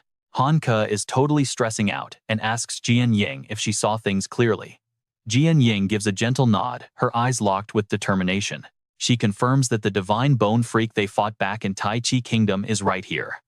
And Lu Fan is definitely throwing down with him. The tension here is so thick you could cut it. Han Ke looks completely panicked, desperately asking what they are supposed to do now. What if Lu Fan is in serious danger out there? Jian Ying drops her voice, warning Han Ke to stay completely hidden. But look at her eyes, she is just as hesitant as we are. Blade, are you planning to help Luke? Grandpa Miller grinds his teeth, spitting out every single word. You absolute idiots. We need to wait for backup, not blindly rush into a literal death trap. Old Tom jumps in too. That giant undead beast is still tearing the city apart right now, so why do you have to go? Tommy's voice echoes back at them. That is right. Even if we barely have any strength left, we still have to help Luke. Mandy's voice trembles, but her loyalty shines through completely. Because we are a team. Their 3 voices ring out together, mixing warmth with absolute unbreakable resolve. We will never ever let our teammate fight this nightmare completely alone. Hearing that kind of answer, both Grandpa Miller and Old Tom are just completely stunned into silence. Hannah smiles and gives a soft nod. I understand. Without hesitating, Tommy and Mandy jump onto their dragon and fly off. Daisy hold on tight. Old Tom watches their fading silhouettes with a deeply thoughtful look. These kids have really grown up. They can finally handle everything. Grandpa Miller screams out, Daisy, do not push yourself. If you cannot win, you run away immediately. His eyes show the final warning he desperately wants to give them. Be smart out there, and please do not put yourselves in deadly danger. Alright, you and I are shifting scenes now. Massive explosions hit buildings, collapse, and thick white smoke covers everything. The building is down. Follow me, hurry, there is a flying dragon behind us. Old Tom stares at his phone in pure disbelief. He never expected Luke to actually hold his own against a horrifying undead monster like this, all by himself. If this is really an ancient god, the city defense forces are completely useless. His voice booms urgently over the comms. Hello, Professor, requesting emergency backup immediately. Out on the battlefield, the massive bone dragon and Luke violently clash in an absolute bloodbath. Suddenly, a familiar voice cuts right through the war zone. Luke, he looks back in absolute shock. Why are you all showing up here right now? The answer comes back with a confident smile. I am here to help you too. Do not forget that we are a team. Just tell us what to do. Then a chilling metallic laugh echoes through the dead air. Absolutely perfect. Go down to hell together. Divine Bone Dragon Claw. He transforms his arm into a massive skeletal claw, its sheer destructive power directly scaling with his own stats. Travis swings his gigantic undead arm straight at Luke. A deafening monstrous roar completely shatters the entire sky. Black Dragon Shift forms into the destruction behemoth. Emerald Dragon Shift forms now become the Eternal One. Luke instantly spins around to warn Mandy and the others. Do not come over here. Be careful, the Divine Bone is targeting you. The gloomy bone dragon speaks up with a familiar face. My clone remembers you perfectly. My loyal zombie servants, kill every single one of them. Tommy and his group look deadly serious. There are too many, Tommy. Get ready, I got this side. Travis laughs like a complete maniac. Did you hear that? Lord Divine Bone wants them all dead. A glowing system prompt pops up. Will of the Raging Dragon Fighter. Current gear count is 3 out of 5. Insane dragon energy pours out everywhere. 1 out of 5 unlocks the remaining hidden bloodline power. Golden Dragon King transformation active. Strength, agility, and spirit stats multiplied by 50. Endurance stat drastically multiplied by 200. While transformed into the Golden Dragon King, the dragon riding state is completely locked. 3 out of 5 unlocks another massive chunk of bloodline power. During the Golden Dragon King transformation phase, the user gains 2 new abilities. Wings of Judgment and Boiling Blood are now fully active. Luke, now an experienced battle dragon, roars out. It is too dangerous. Retreat to the ground right now, dodge the Divine Bone Wyvern, and group up with Pip. Unshakable voices ring out one after another. Blade, follow us out of here. Yeah, I got it. Daisy prepares to quickly dive down toward Pip. A final, defying roar echoes through the gloomy air. Do not let anyone escape. Through the pitch-black sky, Travis mocks them with absolute disgust. You cannot save anyone at all. Luke watches the horrifying Divine Bone avatar charging up massive energy. His eyes flash with a terrifying crimson glow. Let me truly open your eyes for a second. Luke can barely believe the apocalyptic nightmare unfolding right in front of him. God tier level 100. The mutated undead bone dragon form manifests right before Luke. Now you and I need to pay close attention. My second skill, Divine Bone Fragments. Currently at 5,974 pieces, Divine Bone Avatar activates gathering fragments to construct a gigantic undead colossus. Every single accumulated Divine Bone Fragment adds 1 extra strength point. This completely dictates the final damage output of all his incoming attacks. Its horrifying voice echoes across the entire battlefield. Absolutely no one is escaping from this place alive. Blade urgently warns her friend. Do not even look back, just fly at maximum speed. Something is definitely wrong here. Oh no, he immediately dashes over to shield Tommy and Mandy.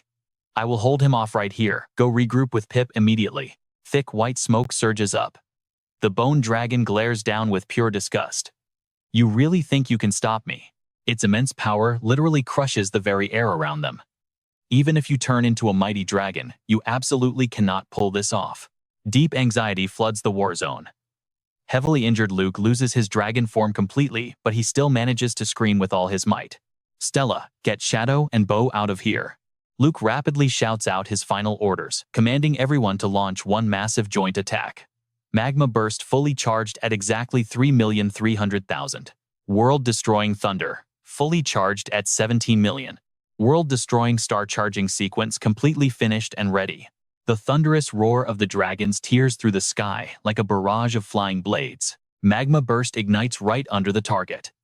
It erupts into a massive roaring fire, instantly forming an absolutely lethal pool of molten lava. Any target caught inside that lava pool, they slowly sink deep into the magma, taking massive non-stop damage. And check out his lightning specs right now. He is currently wielding the Azure Thunder and the Jade Nether Emperor. Every single skill from the Blue Dragon gets a crazy 100% power boost. Notice how every lightning spell drops a thunder barrier right on the target. That is zero coincidence. Any enemy trapped inside that field takes massive extra damage with every single step they try to take. 30,000 world-ending thunderbolts summon a massive storm. Then, an insane 30 million forbidden thunder dragon strikes crash down on the target all at once. These skills take full effect from the Azure Thunder, but completely bypass the Thunder Spring. Suddenly, the Shadow Arrow burst explodes, firing off multiple lethal wind blades. After dealing heavy damage to surrounding enemies, it completely wipes out every single buff they have. Then the Shadow Strike initiates its brutal follow-up. Right after landing that massive hit on the target, it triggers an extra burst, dealing another 20% of pure bonus damage. The air itself cracks wide open as a massive star core appears. 10 million apocalyptic stars literally summon a blazing core from above. Inside that star core, massive energy charges up and fuses over time, skyrocketing its power level. When it finally collides, or when the Void Dragon detonates it, the resulting explosion causes absolutely catastrophic damage. Sword Shadow hesitates. Did it actually work? His voice is full of desperate hope. Lu Fan clenches his fists, his unwavering eyes staring straight into the absolute center of that chaotic blast. Thanks for that, little Fae. That blast had to leave it heavily wounded this time, right? But through the thick dust, the Bone Dragon glares back. Enough godly power explodes outward from the beast, burning exactly like pure hellfire. I have completely lost my patience for dealing with you annoying pests. Time to end this. Divine Bone Chains activate. Chains forged from pure divine bone magic shoot out. They lock down every single target chosen by the ancient bone god. Trapped targets cannot move for 60 seconds. No skills, no items, no weapon effects allowed at all. At the exact same time, this insane ability completely nullifies all active status buffs and shuts down every single passive effect the target has. Glowing chains pierce right through the void, tightly binding every living creature. All hidden shadows are brutally forced out into the open. Even Lu Fan gets caught tightly by the Bone Dragon chains. How is this even possible right now? Is it actually impossible to defeat the ancient bone god? The beast coldly issues an order to its servant. Kid, go kill him right now. Chen Tianji bows respectfully. Yes, almighty bone god. The whole situation turns completely hopeless. We are doomed. The Black Blade stealth and the Dragon Pet immunity, absolutely everything is disabled. Panicked whispers echo through the terrified crowd. What do we do? Even if Little Fae fights back, it is outmatched. And dragging Qin Qiu and Sword Shadow into this mess is just not an option. Amidst the shattering tension, Chen Tianji shouts arrogantly, Lu Fan, this exact moment has finally arrived. I am going to make you pay with your life to understand that I am the strongest dragon master. A gloomy halo surrounds him as dark energy surges wildly. These little baby dragons, just let me devour every single one of them. All right, you and I are watching a literal life or death standoff. Lu Fan's eyes flash with fierce resolve, time to gamble everything. His voice cuts through the air like a blade. Take that useless pride of yours and just die. Suddenly, the sky erupts in brilliant light, and a massive roar shakes the entire realm. Do not let me down now. Answer, my summoned demon-devouring Dragon King. The second Lu Fan gives the command, the demon-devouring Dragon King materializes right in front of him. With one brutal move, it completely shatters the giant enemy's arm. A terrifying aura blankets the battlefield, leaving Chen Tianji absolutely stunned. What the heck? Where is this overwhelmingly terrifying power even coming from? The Dragon King glares slightly annoyed. So you still did not trust me, huh? Waiting until you are literally dying to call my name. The system flashes Dragon King contract uses drop from 3 down to 2. He smirks proudly. Hello there, kid, you really know how to cause trouble. First time summoning me, and you are already throwing me against an ancient god. He laughs out loud, a sound echoing with 1,000 years of pure heavy power. Little Dragon Master, after today, you only have 2 summons left. Can you really handle dealing with an ancient god, all by yourself? The Dragon King's voice is totally calm but packed with resolve. This might waste a little bit of my time, but never forget who you are looking at. I am the demon-devouring Dragon King. Dragon aura explodes everywhere, finally showing off exactly how insanely powerful a true king-tier beast is. Terrified screams echo from the distance. What kind of dragon is that? Lu Fan actually did it. The crowd stares wide-eyed at the godly scene. Are there still dragons out there we have never even seen? The Dragon King scoffs with pure disgust. What filthy, pathetic power. The entire space quakes violently. King-level power scatters everywhere, and a final shriek echoes through the air, just like bursting thunder. How can you possibly dispel my power? Meanwhile, back in Jianghai City, Old Man Qin stands inside a ruined building, looking outside with absolute joy on his face. The sky is finally returning to normal. The air is not burning anymore. The temperature is dropping. Grandpa Dao grabs his arm right next to him, yelling out, "This is amazing, Old Man Qin." This is the signal that Lu Fan is winning. Lu Fan realizes his body is no longer bound by those chains. He thinks to himself, I never expected the Dragon King had skills to repel an ancient god so easily. Little Fei roars happily beside him, finally completely freed from its trap. The system panel flashes an epic update. The divine bone chains are shattered. All right, you and I are jumping right into the madness. The demon-devouring Dragon King blasts a massive fireball sneering at that pathetic skeletonless dragon shadow. A system screen flashes. The heaven-burning world destroyer is charging. Stuck in his dragon form, Chen Tianji just freezes completely. He can't believe it. A peak-tier Dragon King, controlling 4 different elemental attacks at once, is actually taking orders from Lu Fan. Unbelievable.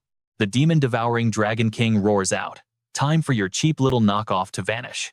The God Bone clone panics, realizing it is totally screwed.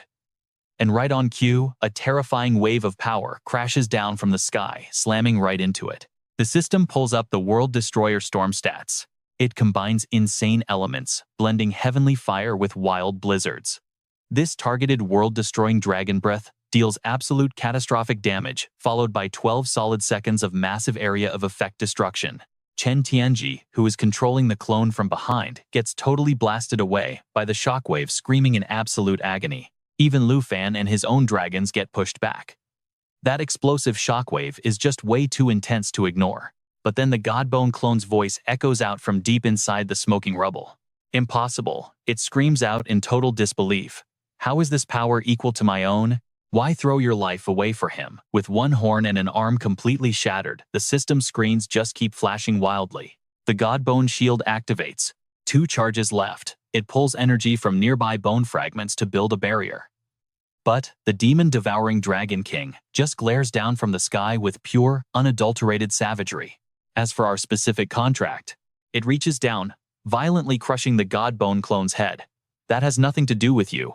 The system shows Abyss Maw and Shadow Blade, insanely broken skills the Dragon King stole from the clan. Swinging those dragon claws triggers a devastating attack, totally ignoring 90% of enemy defense, while adding a brutal armor-shredding effect on top. Chen Tianji is sweating buckets. Defeating the Godbone so easily. Impossible, this Dragon King is literally stronger than an ancient god. Suddenly, a chilling voice whispers right into his ear. Are you seriously still worrying about your boss? Before he can even react, a brutal volley of arrows pieces right through his back. The Nether Snake arrow can shoot 12 magic blasts even without drawing the bowstring, each one doing an extra 20% damage. Meanwhile, Lu Fan is glowing with the Fountain of Life buff, giving massive healing over time to his entire squad. It is completely unfair. He aims his bow straight ahead, smirking. The only person you need to worry about is yourself. The system flashes Shadow Stealth. It lets him drop in and out of total invisibility anytime he wants. Even taking damage or enemy radar scans will not break this stealth. Chen Tianji glares at him and spits back.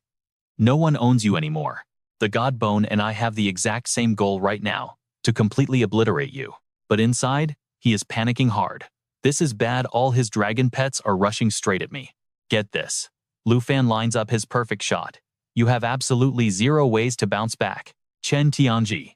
The system alerts 1 second of charge for the Snake Shadow. If that nether snake bow charges for just 3 seconds, the Snake Shadow shot unleashes a ridiculous 500% damage multiplier. Absolutely lethal. Still refusing to surrender, Chen Tianji roars back. Having a Dragon King doesn't scare me. He violently slashes. I hate your arrogant face. God Bone Dragon Claw. His arm morphs into a massive claw. It packs serious power based on raw strength. But the Shadow Dragon King casually swipes back, tearing into him and triggering a blood-curdling scream. Shadow Assassinate activates. It teleports behind the target, while stealth landing a critical weak point strike that deals 1600% raw damage. Then, Shadow Strike hits, adding another 20% bonus damage. Chen Tianji's tough armor shatters completely, his face exposed as he coughs up a huge mouthful of blood. I hate you for reaching the absolute peak. Meanwhile, the Jin family treated me like garbage. I traded my sheer talent for this armored dragon that you do not even respect. Lu Fan just stays completely silent, pulling his bowstring even tighter. The system updates the screen. 2 seconds charged. The demon-devouring Dragon King engulfs him in insane flames. It burns absolutely everything, ripping through the dragon wings and dropping 4 fire tornadoes for devastating damage. His entire body is literally burning as he struggles out of the rubble, still mumbling. You could never understand what I went through. What do you and I learn here? That golden pearl was my only light in total despair. Am I wrong for taking it? He looks up, smirking mockingly. All right, watch this. How noble are you? Tianji violently sneers. You have absolutely everything, so you freely judge me for throwing away my dignity. High above, the Astral and Shadow Dragon Kings finally unleash their ultimate attacks at the exact same moment. Over 3 million world-ending lightning bolts suddenly strike down. A massive apocalyptic storm swallows the target area, simultaneously raining down 3 million absolutely forbidden dragon language curses of pure, world-destroying thunder. This devastating skill is fueled directly by the Azure Thunder strikes, completely bypassing any interference from the Star Annihilation light source. The dragons gather every ounce of starlight power in their bodies, firing a blinding laser beam that deals absolutely massive, unpredictable damage. It completely ignores all defense and cannot be blocked. The final damage output relies entirely on the attacker's raw strength and current level. Massive lightning bolts strike straight down. Down below, Tianji screams in pure agony. I absolutely hate you. Thick white smoke immediately blankets the entire space. His broken body slowly collapses toward the ground. I will never ever forgive you, Tian. Z furiously raises a trembling hand, pointing straight up at the figure hovering high up in the sky. Lu Fan. A blue system notification suddenly flashes before him, showing a charge time of exactly 3 seconds. Right at this exact moment, Lu Fan releases the bowstring, firing his held arrow. I understand perfectly. It is just a pity you chose the completely wrong path. That deadly arrow shoots forward at blinding speed, piercing right through Tianji's chest. When the Dark Serpent Shadow Arrow is fully charged for 3 seconds, it unleashes a devastating Phantom Serpent Strike. This critical shot instantly boosts its total damage output by a massive 500%. Tianji's eyes instantly turn completely white. His head tilts up toward the sky as a heavy mouthful of blood violently erupts from his mouth. Crimson blood continuously sprays directly from the massive wound on Tianji's chest, violently splashing out into the cold air. Finally, his lifeless body goes completely limp, free-falling heavily right down to the unforgiving ground. Lu Fan remains totally silent, staring intensely at the exact spot where Tianji fell for a long moment. Suddenly remembering something important, he quickly glances behind him. Down on the ground lies the completely shattered body of the ancient bone god's clone. The demon-devouring Dragon King glances over and asks him, Little Dragon Tamer, are you finally done? Are you fully ready to finish this completely? Lu Fan turns his head in confusion, realizing this massive ancient god is literally hanging on to its very last breath right now. With your immense power, do you really need me to end this? The mighty dragon calmly explains, I easily could, but I really don't want to waste all my energy and endlessly drag out my recovery time. Besides, you definitely wouldn't want to miss out on the chance for me to guide you to the armored dragon egg, right? The severed head of the bone god's clone suddenly speaks up, mocking them. What an interesting big dragon. Are you truly willing to destroy me forever? Its hollow eyes flash with absolute cunning as it starts tempting her. You live purely to consume power. I can freely grant you the true might of an ancient god. Just join me. The demon-devouring Dragon King says absolutely nothing, just locking her deadly gaze right onto it. Meanwhile, over on the other side, Qin Chu panics and whips his head around. Little Ji He watches in horror as Tianji's lifeless body slowly gets sucked away into nothingness. Lu Fan quickly rallies all of his loyal dragon pets right back to his side. His voice drops into a stern command. Demon-devouring Dragon King, remember our contract. Strike it down immediately. The massive dragon chuckles darkly, fully activating the terrifying power hidden deep inside her body. Little Dragon Tamer, are you seriously still worried that I might betray you? She boldly announces. The pathetic power of a mere subordinate, I wouldn't even give it a second glance. Then the demon-devouring Dragon King completely fuses her insane power with Lu Fan. Together, they instantly unleash the ultimate heaven-burning, world-destroying storm at the exact same moment, blending the blazing heavenly fire with furious blizzard winds. This devastating blast focuses insane damage right onto the target, using the world-destroying dragon breath, while continuously dealing massive area damage for 12 straight seconds. And the myriad Dragon King, the Dragon Tamer, completely merges with every single one of his pets, transforming into the myriad Dragon King. He launches an absolutely unmatched catastrophic strike, knowing the fusion will instantly break apart right after the blast. The shattered head of the Bone God's clone groans out, well, then, I was totally careless this time. I honestly never expected a Dragon King to actually help a filthy human. The moment it finishes speaking, the combined apocalyptic energy from both the demon-devouring Dragon King and the myriad Dragon King slams directly into it, triggering a genuinely catastrophic earth-shattering explosion. The massive shockwave hits. You can see the survivors using every single ounce of strength just to stay completely upright against the brutal wind. Through the chaos, the Bone God clone's sinister voice echoes out. Do not foolishly believe that merely destroying me will actually put an end to this. Old Qin and Elder Dao, taking cover inside the building, feel the massive tremors as that voice reaches them too. Aside from me, there are still 35 more ancient gods remaining. Sooner or later, they will all awaken. The Bone God clone's final eye suddenly flashes with an ominous piercing red glow. When that day comes, you will all be completely destroyed. Its severed head finally crumbles into total dust, leaving behind one last chilling threat. Totally erased from this world, Qin Chu aggressively swings his staff, fully ready to keep on fighting, but Jian Ying suddenly halts all of his movements right next to him. He gasps in shock. Look, the monster horde is completely disintegrating. Xiaoman quickly turns her head toward the destruction and loudly shouts out. Everyone look over there. Seeing that only the demon-devouring Dragon King and the myriad Dragon King are left standing proudly in the smoke, Qin Chu finally cracks a massive smile. Lu Fan actually won. Xiaoman throws both hands up into the air, cheering wildly. We're finally safe. Meanwhile, a pair of black boots slowly touches down onto the cracked earth, the intense swirling aura completely fading away. Lu Fan glances around and lets out a heavy breath. It's finally over. These ancient gods are seriously strong beyond absolute imagination. A bright system panel immediately flashes on screen.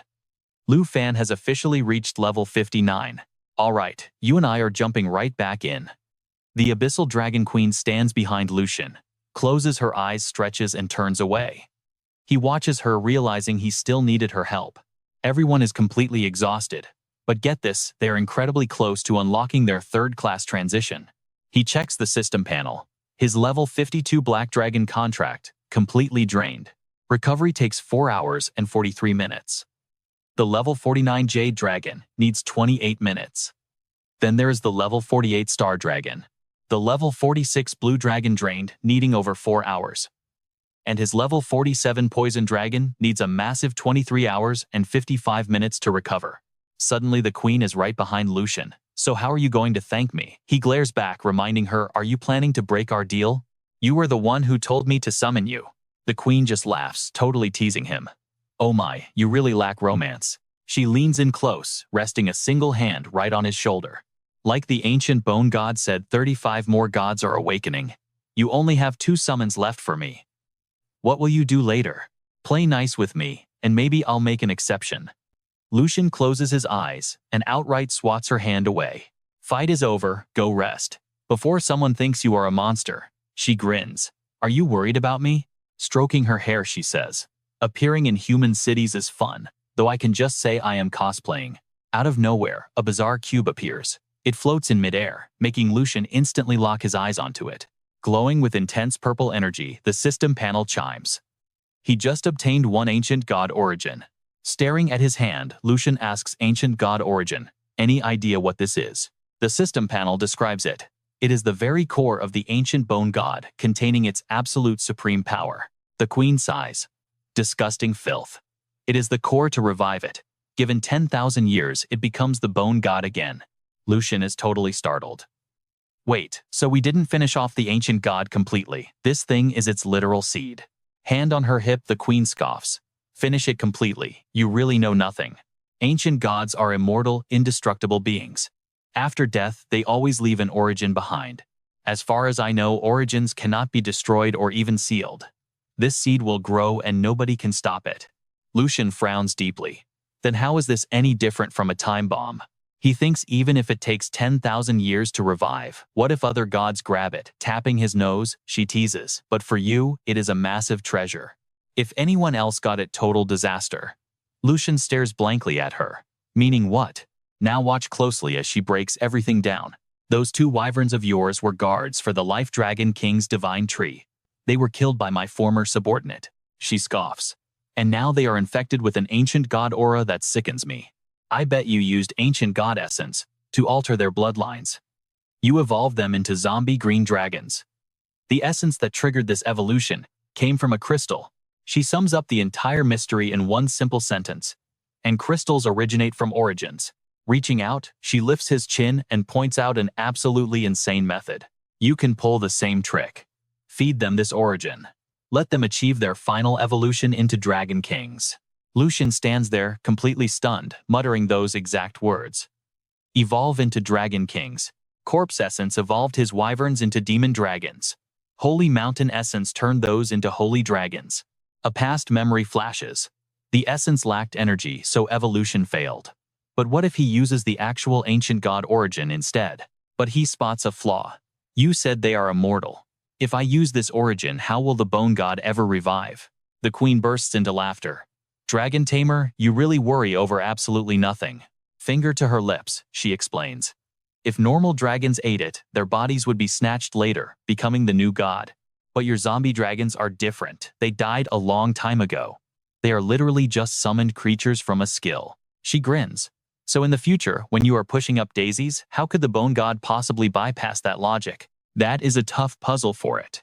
Gripping the cube, Lucian closes his eyes. No wonder you did not want it. You were terrified of being possessed one day. Her body slowly fades away, dropping her parting words. I have taught you everything you need to know. How you use it is none of my business. I am going back to sleep. Bye-bye. The exact second the cube and the queen disappear, a strange voice echoes through the empty space. Lucian snaps his head around to look. Let's kick things off. Down on the ground with Lu Fan, Master Dao and Old Qin come rushing over. Meanwhile, up in the sky, Jian Ying is surfing a flying sword straight toward them. Right beside her, Qin Qiu is riding on the back of a massive bird. And just behind her, Xiao Man, shouting at the top of her lungs. Lu Fan, I knew you'd make it out alive. Old Qin rests a hand on his hip, glancing over. Thank God he finally spotted the kids safe and sound. Look who decided to show up. Following the old man's gaze, Lu Fan turns around. It's Tu Jing. He pulls the giant bird's reins, flashing a massive grin. Long time no see, kid. Lu Fan's eyes go wide in shock. Senior 2, he blurts out. Tu Jing hops off the bird, holding out a hand with a booming laugh. The guards told me some Griffin Legion gold medalist took care of the monster wave. I instantly knew it was you. Lu Fan shakes his hand, nodding in agreement. Yeah, it's me. It happened so fast and this is my hometown. I couldn't just walk away. Tu Jing leans in real close. Word is the ancient bone god woke up over in the Tai Chi kingdom and caused all this. Tell me, is it true? Lu Fan doesn't sugarcoat it. He admits it straight up. Yeah. It wiped out 4 whole cities in the Tai Chi kingdom just to hunt me down for revenge. But here's the worst part. 35 more ancient gods are waking up next. Tu Jing actually jumps back. Wait, did you just say 35 of them? Right then Old Qin steps in and totally interrupts their intense chat. Hey professor, really sorry to bother you for a second. He gets straight to business. Thank God Lu Fan was here, or we'd never have stopped that monster wave so fast. We need you at the city guard headquarters for the debrief. Tu Jing tilts his head, nodding. Got it. Meanwhile, Qin Chu anxiously grabs onto Lu Fan's arm. Oh my god, your hand, what happened? Lu Fan stays completely chill, calming her down. It's fine. Xiao Fei already healed it up. Just don't tell my aunt, okay? Tu Jing closes his eyes for a second. Hold on before we leave, I gotta do something. Old Qin looks confused. Professor, what else is there? The older man just laughs out loud, throwing his arms around Lu Fan, Qin Chu, and Old Qin. Obviously, I'm reporting Lu Fan's massive heroics in protecting Jianghai City straight to the three elders. This kid is definitely getting a huge reward. Squished in the hug, Lu Fan squints and stammers out thanks Senior 2. Qin Chu stays dead quiet, her face turning completely red, while Old Qin desperately struggles to escape. Professor, please let us go. 10 minutes later, Lu Fan looks up into the sky, waving goodbye as Tu Jing's group finally takes off. Floating up in the sky, Old Qin and Qin Chu yell down. Stay safe, kid. Up front, Xiaoman waves back at him enthusiastically. Goodbye. Then Jian Ying, sitting chill on a rock, tilts her head. We should probably get going too. He turns to her with an apologetic look. Sorry for the wait, Jian Ying. She just looks at him, then pushes herself up to stand. It's fine. I was just thinking if I had your kind of power. Jian Ying brushes back her hair, gazing up at the clouds. Could I have stopped the monster wave in Yunbei? Could I have saved my own family? Lu Fan thinks about it. She's right. Destiny has definitely been on his side. Thanks to his super treasure system, even with the absolute weakest class, he still managed to reach God-tier status in a single step. Suddenly, Tianji's dying words echo right through his mind. You don't get my situation. Jinzhou was the only ray of light at the absolute darkest rock bottom of my life. Was I wrong for grabbing it? You're so pure and noble because you already have everything. What's wrong with me fighting for it? Go ahead, criticize me for selling my dignity. Lu Fan wonders silently. Does he really have the ultimate right to alter someone else's path? If he had met Chen Tianji before Jinzhou, or met Jian Ying before that monster wave, would their lives be totally different right now? Jian Ying's voice suddenly rings out, snapping Lu Fan straight out of his deep thoughts. But then I realized something pretty quickly. Even with all that insane god-tier power, you would never lose yourself. You'll always fight for others.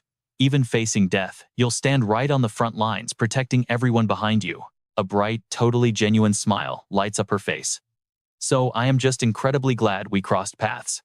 Lu Fan, you've completely changed my entire life. Lu Fan smiles, softly nodding back. Thank you. Jian Ying finally turns around, leading the way. Come on.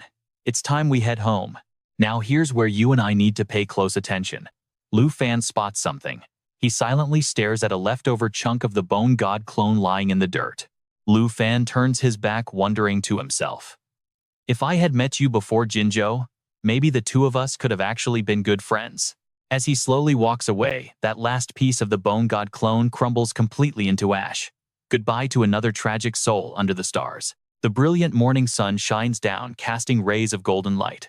3 days later, over at Jiangshan Garden, Han Qi's voice echoes straight through the house. Xiao Fan, wake up, it's time for breakfast. She knocks on his wooden bedroom door. Old Qin and Master Dao are super busy helping rebuild the whole city, but they still sent someone over with fresh pastries. Hurry up and grab a bite with Jian Yang. A few moments pass with absolute dead silence. Getting suspicious, Han Ke decides to just reach out and twist the doorknob herself. I'm coming in. The door swings open, and she freezes. Right there inside the room, an absolutely massive spatial portal is just glowing. At the exact same time, deep inside, Tianfu Island within a ruined palace courtyard, Lu Fan stands by the water murmuring to himself. He holds an origin source stronger than essence, the ultimate immortal core crystal of the ancient god. Stick with me here. Lu Fan realized even the demon-devouring Dragon King wouldn't dare touch this terrifying, insane power. Lu Fan glanced down at the ancient god origin, resting right in his hand. Yeah, she was definitely terrified of being completely possessed by the ancient god. Standing right next to him, Xiao Fei just stared at it, her eyes wide with shock. He tilted his head, signaling straight to the fallen corpse dragons. Only you guys can actually handle a crazy test like this. The fallen corpse dragons could only let out a low growl in response. Lu Fan waved his hand and gave the order. Listen up, Xiao Fei. If anything goes wrong, like accidentally waking up the ancient god bone, pull the fallen corpse dragons back immediately. No hesitation.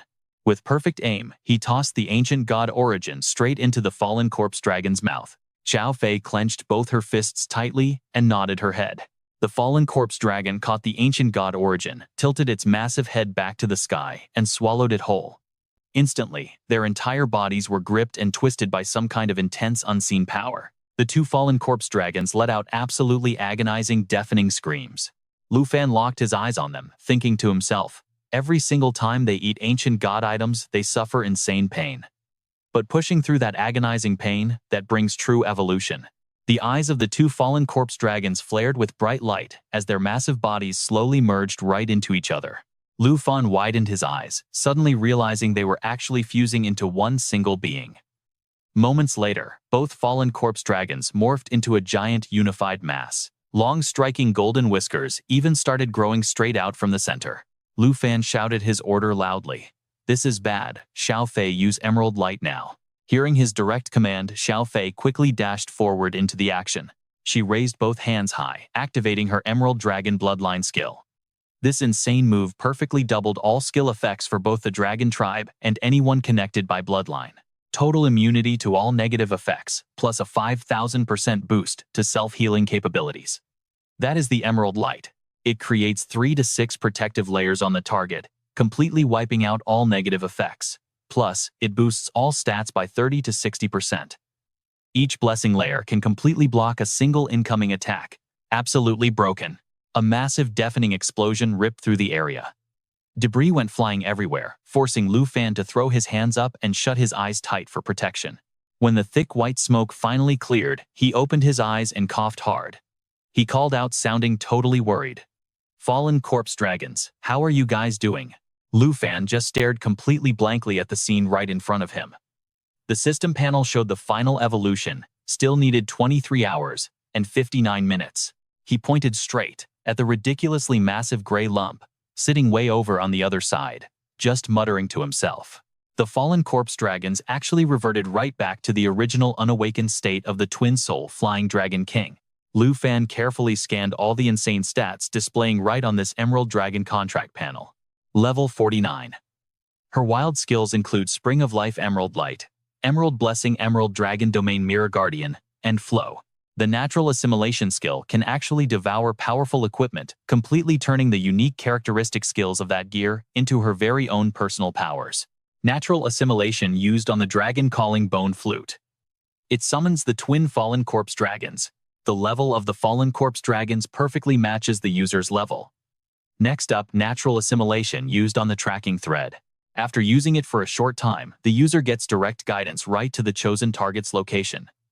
Then there is natural assimilation on the Shadow Dragon King contract, successfully summoning the mighty Shadow Dragon King. The Blade of Absolute Black. Its level equals the user who smoothly switches into the powerful Emerald Dragon bloodline form.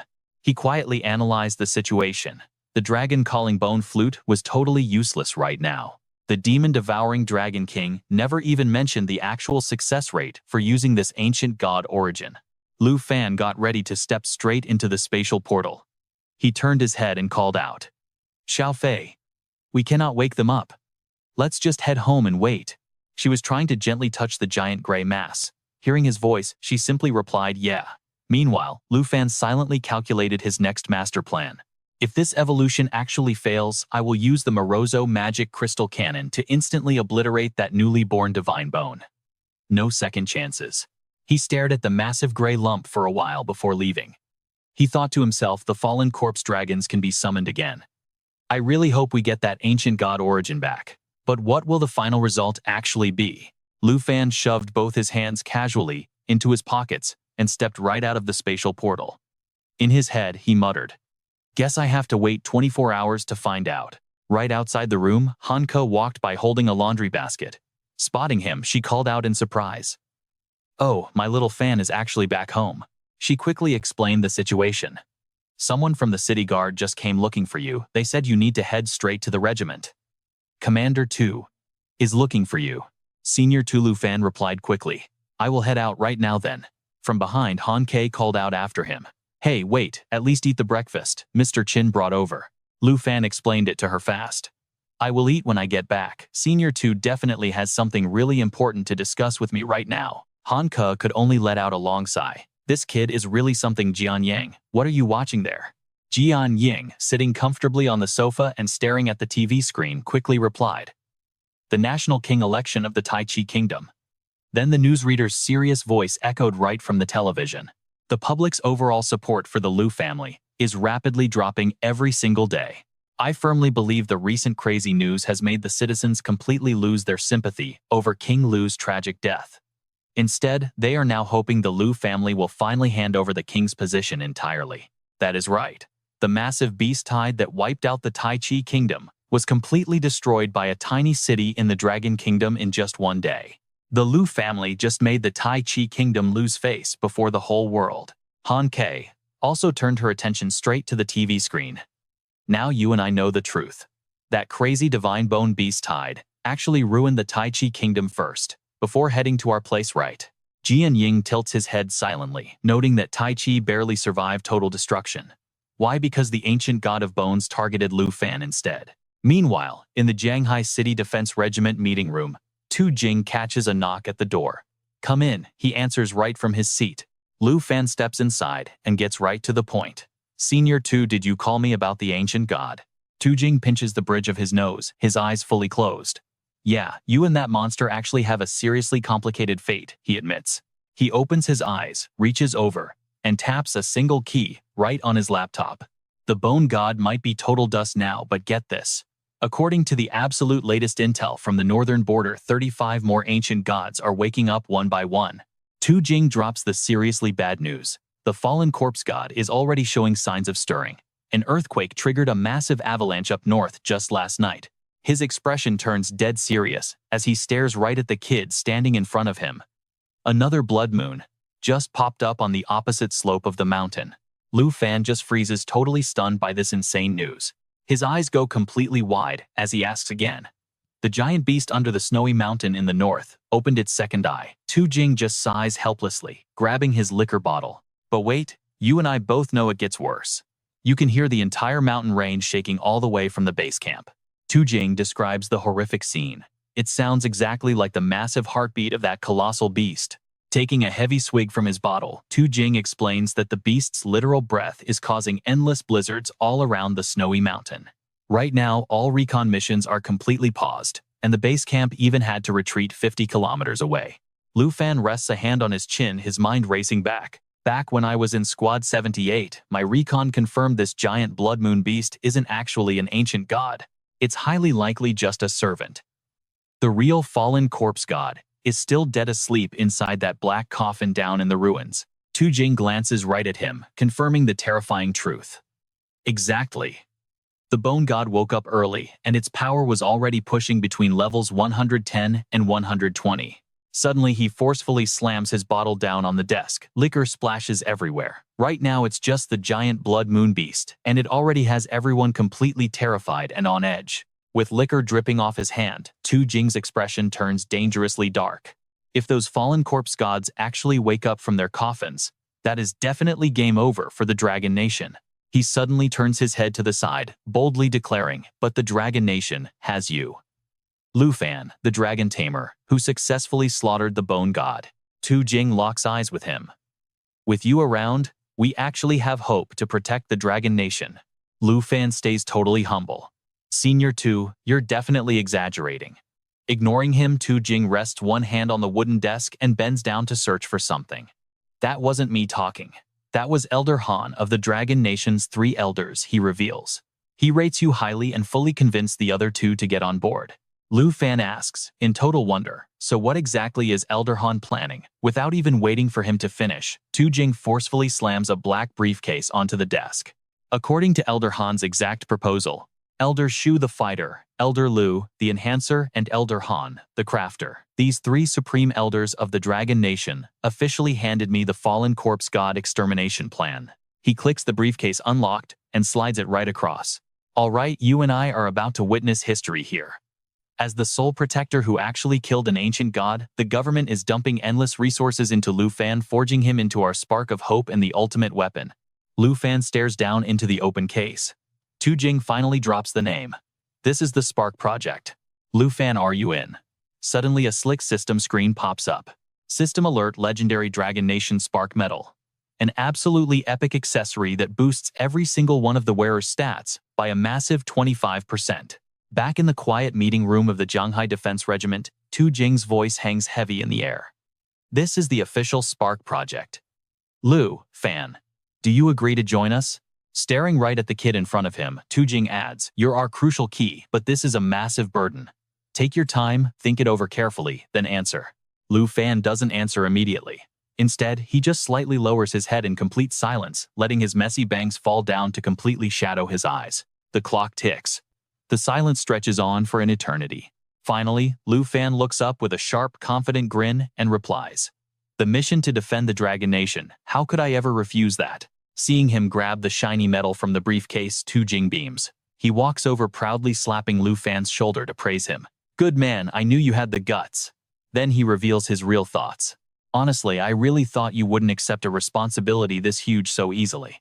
After all, carrying the weight of the country isn't exactly your job to bear." Lu Fan's eyes crinkle as he smiles, laying out his real thoughts without any filter. "Look, if the three elders had literally anyone else to pick, I'd probably just focus on keeping my own friends safe." He looks right down at the shiny medal in his hand and continues. "But with millions in the Dragon Nation, the three elders actually think I'm the absolute only hope to stop these gods." Lu Fan dangles the medal from his fingers, gives it a shake, and concludes, "So fine, I'll step up and become the protector who saves absolutely everyone." Tu Jing tilts his head back, letting out a booming laugh. "Haha, we definitely picked the right kid. You're definitely worth every single resource this country has to offer." Next, he reaches over and pops open the lid of another hidden compartment. Tu Jing points directly at the glowing golden jade resting inside the box. "Might as well give you this ultimate reward for becoming our guardian." The system panel flashes instantly. Heavenly Thunderburst, Legendary Plus Tier, a strictly territory defense item. Once deployed, massive storm clouds will cover and monitor the entire area. In its default automatic mode, it keeps a constant watchful eye over the whole territory. It easily detects any stealth, hiding, or camouflage tactics used by uninvited intruders. When switched to manual mode, it drops a massive lightning strike on any detected intruders. Lu Fan grabs it, turning his head in absolute excitement. "Senior 2, are you really giving this to me?" Tu Jing takes a quick sip of wine, his face slightly flushed as he smiles warmly. "Of course. It was custom built by the Enhancement Master Elder Lu specifically for Project Spark." Lu Fan stares intensely at the item in his hands, running the exact numbers in his head. Combined with Morozo's magic crystal cannons and war forts, Tianfu Island could already repel level 94th job change monsters easily. Now, with Elder Lu's Heavenly Thunderburst added to the mix, even a level 125th job change threat might be an absolute joke, right? Tu Jing's calm voice reaches his ears. The success rate for crafting this insane item is literally just 0.1%. Not to mention the required materials are incredibly rare. Elder Lu only ever made them for himself. Elder Han, and Elder Z. He sets the wine bottle down on the table and continues. "You are the fourth person to ever get one." Lu Fan waves his hand, hyping himself up. "Then my territory's defense system is literally on par with the three elders of the Dragon Kingdom." Tu Jing points a warning finger at him. "Definitely. But only you can use it, so keep it hidden. Only Elder Lu possesses the actual blueprint for it. It is a strictly classified national secret." Lu Fan just keeps staring at the golden jade as he replies. "Understood, Senior 2. You can count on me." The system panel officially announces receiving one Heavenly Thunderburst. Tu Jing clasps his hands together, his face turning dead serious. "Also, before you head out, let me remind you of the ultimate rights granted to a guardian of the Dragon Kingdom. Listen up because this is huge." Tu Jing starts listing the perks. "You can use all Dragon Kingdom resources to boost your power. Your absolute authority is second only to the three elders. When the final battle with the ancient god begins, every single legion must obey your commands. Even my very own Griffin Legion." He reaches his hand out confidently toward him. "It is way too late for you to back out halfway now, kid. Everything we do is to defeat the ancient god." Lu Fan reaches his hand out too. "Understood." The two of them grip hands firmly together. Tu Jing formally declares, "Then Project Spark officially begins right now." Fast forward to the next morning on Tianfu Island outside the ruined palace walls. Lu Fan holds the glowing golden jade in his hand, standing right in the middle of the busy construction workers. He slowly clenches his fist, forcefully crushing that golden jade to pieces. Instantly, two blinding beams of pure light completely intertwine, shooting straight up from the solid ground and piercing the sky. The two massive beams of light blend together high in the air, creating a giant circular shape that looks exactly like a tornado. One of the construction workers points directly at the light and yells, "What is that noise? Is it an enemy attack?" Morozo, rocking his dark black glasses, immediately turns his head to scan the surroundings. The system panel chimes in activation complete. The heavenly thunderburst. Lu Fan looks up at the massive towering pillar shooting out extreme lightning strikes and just mutters, "Absolutely epic." So this is the legendary territory defense meant exclusively for the three elders of the Dragon Kingdom. The glowing system panel keeps on displaying the new stats. Territory name Tianfu Island. Territory level 2. Total territory area 43,800 square kilometers. Location zone 3 of the Kraken Sea region. Active defense modes include storm clouds, miasma fog, and the heavenly thunderburst set to fully automatic. Morozo slowly approaches from behind, asking with total curiosity, "Lu Fan, what exactly is this defense system?" Lu Fan turns his head to give him a quick excuse. "Sorry, Morozo. This thing is highly classified, so I have to keep it a secret." Morozo completely drops the subject, just pulling down his dark black glasses to observe the massive lightning pillar much more closely. "I completely understand. I can actually feel that this is a legendary plus item. It is way stronger than the magic crystal cannons. With my expert eye, I know only top national level masters could ever create a crazy thing like this. You keeping it a secret makes perfect sense." Suddenly, a huge explosion erupts out of nowhere far away at the foot of the mountain. Morozo stares over there, confused. There is absolutely zero construction happening over there, right? Could the new defense system have a glitch? Lu Fan quickly glances in that exact direction, suddenly realizing that spot is where the fallen zombie dragon's cocoon is resting. He blasts straight through the crowd of workers, moving with lightning-fast speed toward the blast zone while shouting loud orders. "Let me handle this." Absolutely no one is allowed to get close. One of the panicked workers instantly asks, "What happened?" Someone quickly speaks up to answer the guy. There is an insanely strong energy fluctuation coming from that specific area. Morozo reaches his hand out, wanting to touch the glowing pillar as he asks, "Lu Fan, could I just study this for a bit?" Lu Fan answers him while sprinting like a total maniac. "Absolutely not." Morozo lets out a super long sigh, accepting the harsh rejection. "Fine, whatever. But I can easily guess the truth. The only person capable of creating this terrifying thing is that absolute legend with the enhancement class." By the time Lu Fan arrives at the scene, wild waves of glowing blue energy are radiating straight out of the fallen zombie holy dragon's massive cocoon. We are about to see something wild. It looks like something inside the cocoon is mutating, blasting that chaotic energy out into the open air faster and faster. Lu Fan freezes completely. He has just been teleported straight into an entirely different dimension. The system panel displays a ruined palace courtyard. You and I are about to see a massive beam of energy blast toward him, forcing Lu Fan to scream and shield his face. The final evolution of the fallen zombie holy dragon is finally happening. The system panel flashes a massive warning. Final evolution completes in exactly 9 seconds. Lu Fan waves his hand, shouting out, "Xiao Fei, if the fallen zombie holy dragon gets possessed, open the dragon domain right away." 2 more system panels pop up back to back. Final evolution in 5 seconds. Final evolution in 1 single second. Here we go. Xiao Fei stands by waiting as her eyes flash with a brilliant emerald green light. Suddenly, an overwhelming surge of energy erupts violently from the fallen zombie holy dragon's cocoon. She raises her hand to activate emerald light, creating 3 to 6 protective layers for the target. It clears all negative effects and instantly boosts all stats by 30 to 60%. Talk about an insane buff. Every single blessing layer can completely block out one incoming enemy attack. The Emerald Dragon bloodline actively doubles all skill effects for the dragon race and anyone sharing that direct bloodline connection. Thanks to a solid protective barrier wrapped entirely around Xiao Fei and Lu Fan, they avoid getting completely swallowed by that massive energy shockwave. As the blinding energy finally fades away, Xiao Fei drops the protective barrier.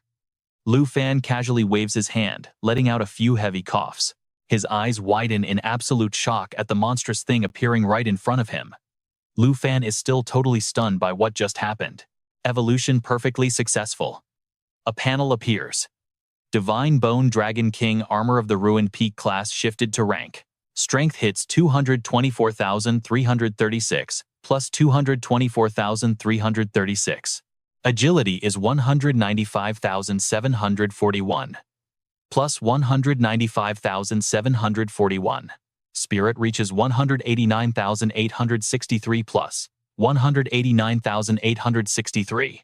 Endurance is 499,576, plus 499,576. Skill Divine Bone Dragon Breath. Exhales dragon magic over the target area, dealing massive magical damage to anyone caught inside.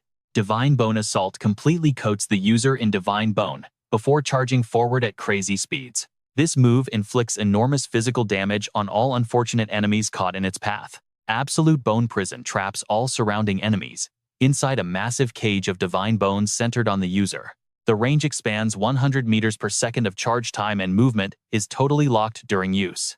Divine Bone Armor Manifestation reduces all incoming damage by 75%, grants immunity to all negative effects, and boosts health regeneration by 500%.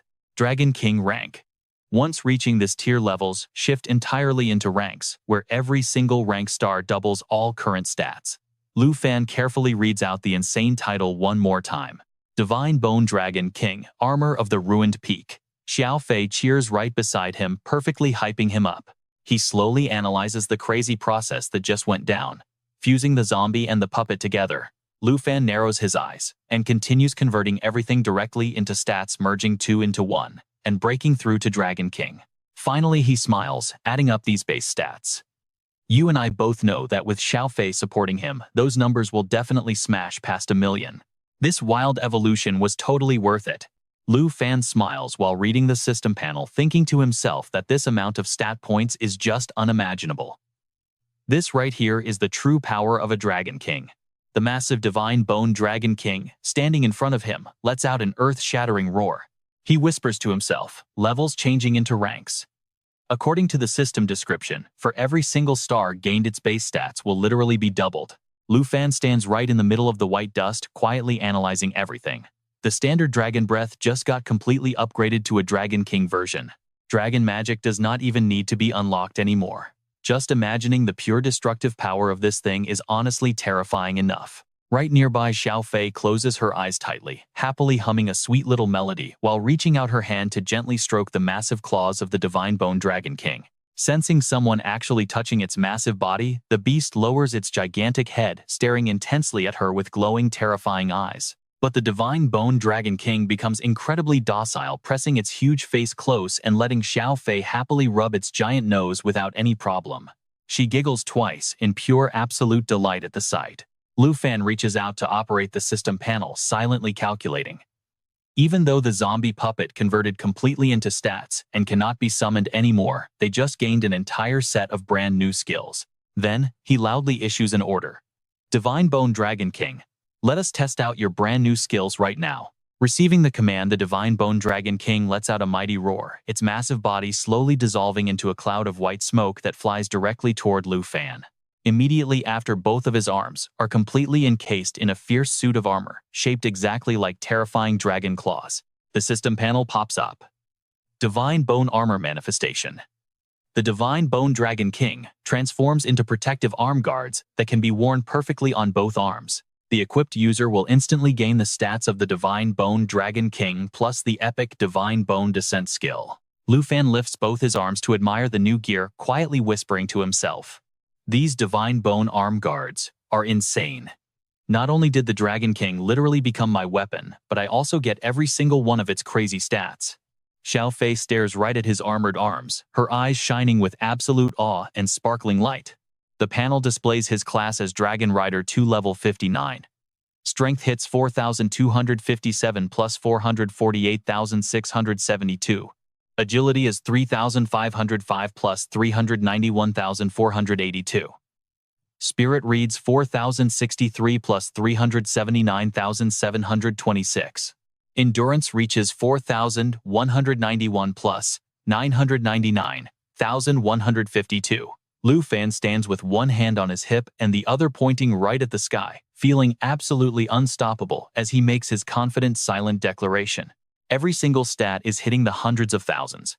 His endurance, over 1 million points. He is itching to find some monsters and test out this ridiculous power. Beside him, Xiao Fei jumps up and down, cheering with absolute excitement. A system screen pops up, announcing a brand new skill, Divine Bone Descent. But here is the catch. It can only be used when the Divine Bone arm guards are actually equipped. Once activated, he gets the Divine Bone armor, without taking up a single equipment slot. It boosts all stats by a massive 300%. Meanwhile, high above the territory, the daytime sky is completely clear, filled with nothing but floating white clouds. A system window brings up the territory details. Heavenly Blessing Island. Territory Level 2. Total area, 43,800 square kilometers. Located in the 3rd zone of the outer seas. Defense mode status, storm clouds, and miasma fog are both disabled, while sky thunderstorms are set to automatic. Lu Fan presses a button, showing 2 opposite red and blue arrows on the screen. Instantly, that perfectly clear blue sky turns absolutely pitch black. Down below, a worker looks up in total confusion. Why did it suddenly get so dark? Morozo tilts his head back, wondering the exact same thing. The system alerts them. Heavenly Blessing Island has transformed into Shadow Island. Defense mode is active. Storm clouds and miasma fog are instantly turned on with sky thunderstorms fully automatic. Lu Fan looks around with a highly satisfied smirk. Alright, the setup is finally complete. Xiao Man is completely lost. Did he seriously drag them all the way out here just to watch him mess with the territory weather system? Right beside her, Qinqiu is totally amazed. She admits this is actually her very first time seeing the island in its full shadow state. Suddenly, 2 massive black dragons appear right in front of them, opening their jaws wide. The system pops up. Shadow Dragon General Level 95. It has a night form skill letting the general fight in human shape. Every single strike deals both physical and shadow damage while boosting the spirit stat by a solid 25%. Then there is the Wyvern form, where it fights as a massive dragon. In this state, every single attack delivers physical and magic damage plus a massive 25% boost to pure strength. It also has Shadow Miasma. When health drops below 25%, it releases a toxic fog that constantly drains the life out of any enemies caught inside. Lu Fan glances back at the girls. He tells them to be patient, warning them to stay far back and not get any closer, just like always. Xiao Man frowns, clearly annoyed by the suspense. Why cannot he just say what he wants to show them? But Qinqiu just smiles, calming her down. Just wait a little longer, and everything will make sense. Meanwhile, you and I can see Lu Fan flapping his new wings, hovering right up into the air. He realizes something important. Ever since taming these twin wyvern kings, he never actually gave them proper names. It is definitely time to fix that. He thinks it over for a second, then smirks proudly. He has got it. The system reminds him of the new skill Divine Bone Descent, but then a completely different system screen pops up beside it. Divine Bone Armor Transformation. The Dragon Kings literally transform into arm guards for his arms. Whoever wears this gear gains the massive stats of the Divine Bone Dragon King, plus full access to the Divine Bone Descent skill. Absolute madness. In a flash, heavy armor locks onto both of his arms. He shouts his command. Xiao Zuo. Xiao Yu, activate the transformation. The system immediately updates his class stats. He is a Stage 2 Dragon Rider Knight, sitting at level 59. His base strength is 4,257, plus a massive 448,672. Agility hits 3,505 plus 391,482. Spirit reaches 4,063 plus 379,726. Endurance is 4,191 plus 999,152. Charged with raw power, Lu Fan rockets toward the beasts. He channels everything he has, landing a devastating punch right onto the Shadow Dragon General's head. Qinqiu drops her jaw in complete shock. Did Lu Fan just get new gear? Xiao Man watches closely. She points out that it really looks like ancient god bones. Jian Ying has been totally silent this whole time, just standing with her eyes closed and arms crossed. But now, she shakes her head. It is not gear. Lu Fan gave a command, so this is definitely some crazy new dragon skill. Qinqiu looks over at her, totally surprised. Wait, is it that brand new dragon Lu Fan summoned back during the Divine Bone fight? Xiao Man spins around, pointing at the sky in absolute disbelief. She thought dragons could only transform or fuse with their host. How can a skill literally turn a living dragon into actual wearable armor? It makes no sense. Jian Ying gives her a knowing look. Clearly, somebody was not paying attention in class. The combat theory instructor literally explained that certain rare summons possess this exact kind of power. Xiao Man nervously rubs her neck and softly apologizes. Now you and I need to watch this impact. Lu Fan pulls his fist back, leaving a massive hole right through the dragon's chest. Meanwhile, Jian Ying continues explaining. These special summons can act as gear without ever taking up an actual inventory slot. Qin Qiu suddenly remembers the lesson and gasps. Oh right. Since it is a legendary dragon, having an insane cheat skill like that makes perfect sense. Xiao Man sums it up perfectly. So basically Lu Fan has just transformed into a human-shaped dragon. Jian Ying nods in total agreement. That is exactly it. He is using his human body to unleash the raw power of a giant dragon. Back on the battlefield, Lu Fan finally lands on the ground, standing face to face with the two shadow beasts. He pulls his hand back tightly, clenching his armored fist. Xiao Zuo. Xiao. It is time to test this new skill. The system flashes again.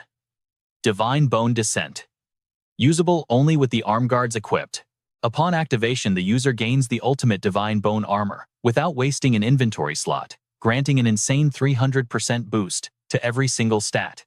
He raises his fist and roars at the sky. Divine Bone Descent. The system screen flashes, showing his second-class stats.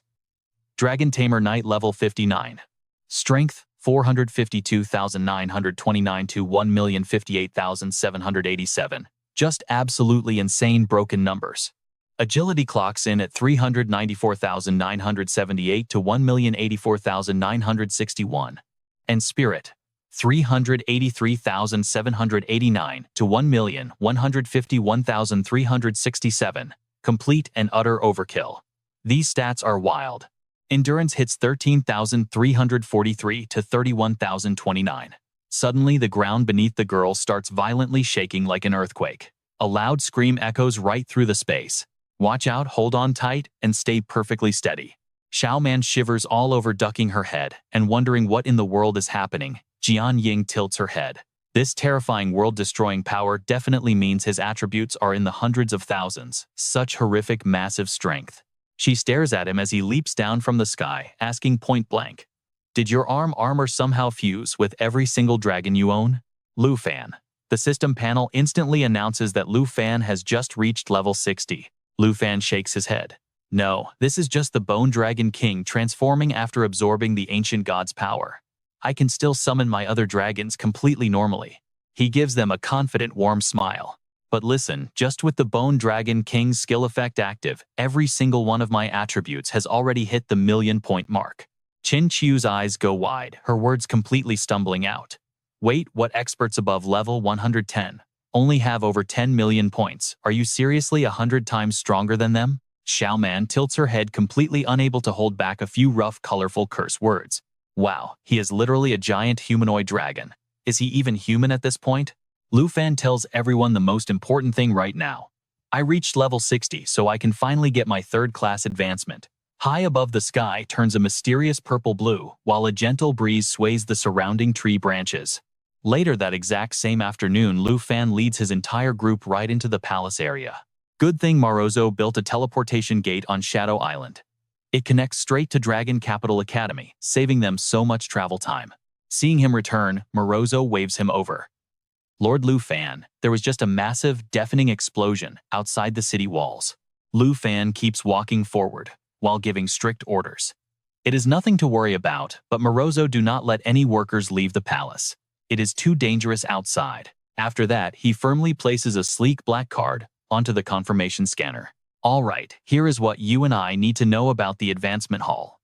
The third advancement does not give branching choices. It only upgrades the exact class you had during your second advancement. A glowing system information panel suddenly appears. Dragon Capital Academy ID verified. Lu Fan, your level 60 class advancement request meets all the requirements. Stage 3 advancement phase. Warning, no record of this specific class. Current queue is 1.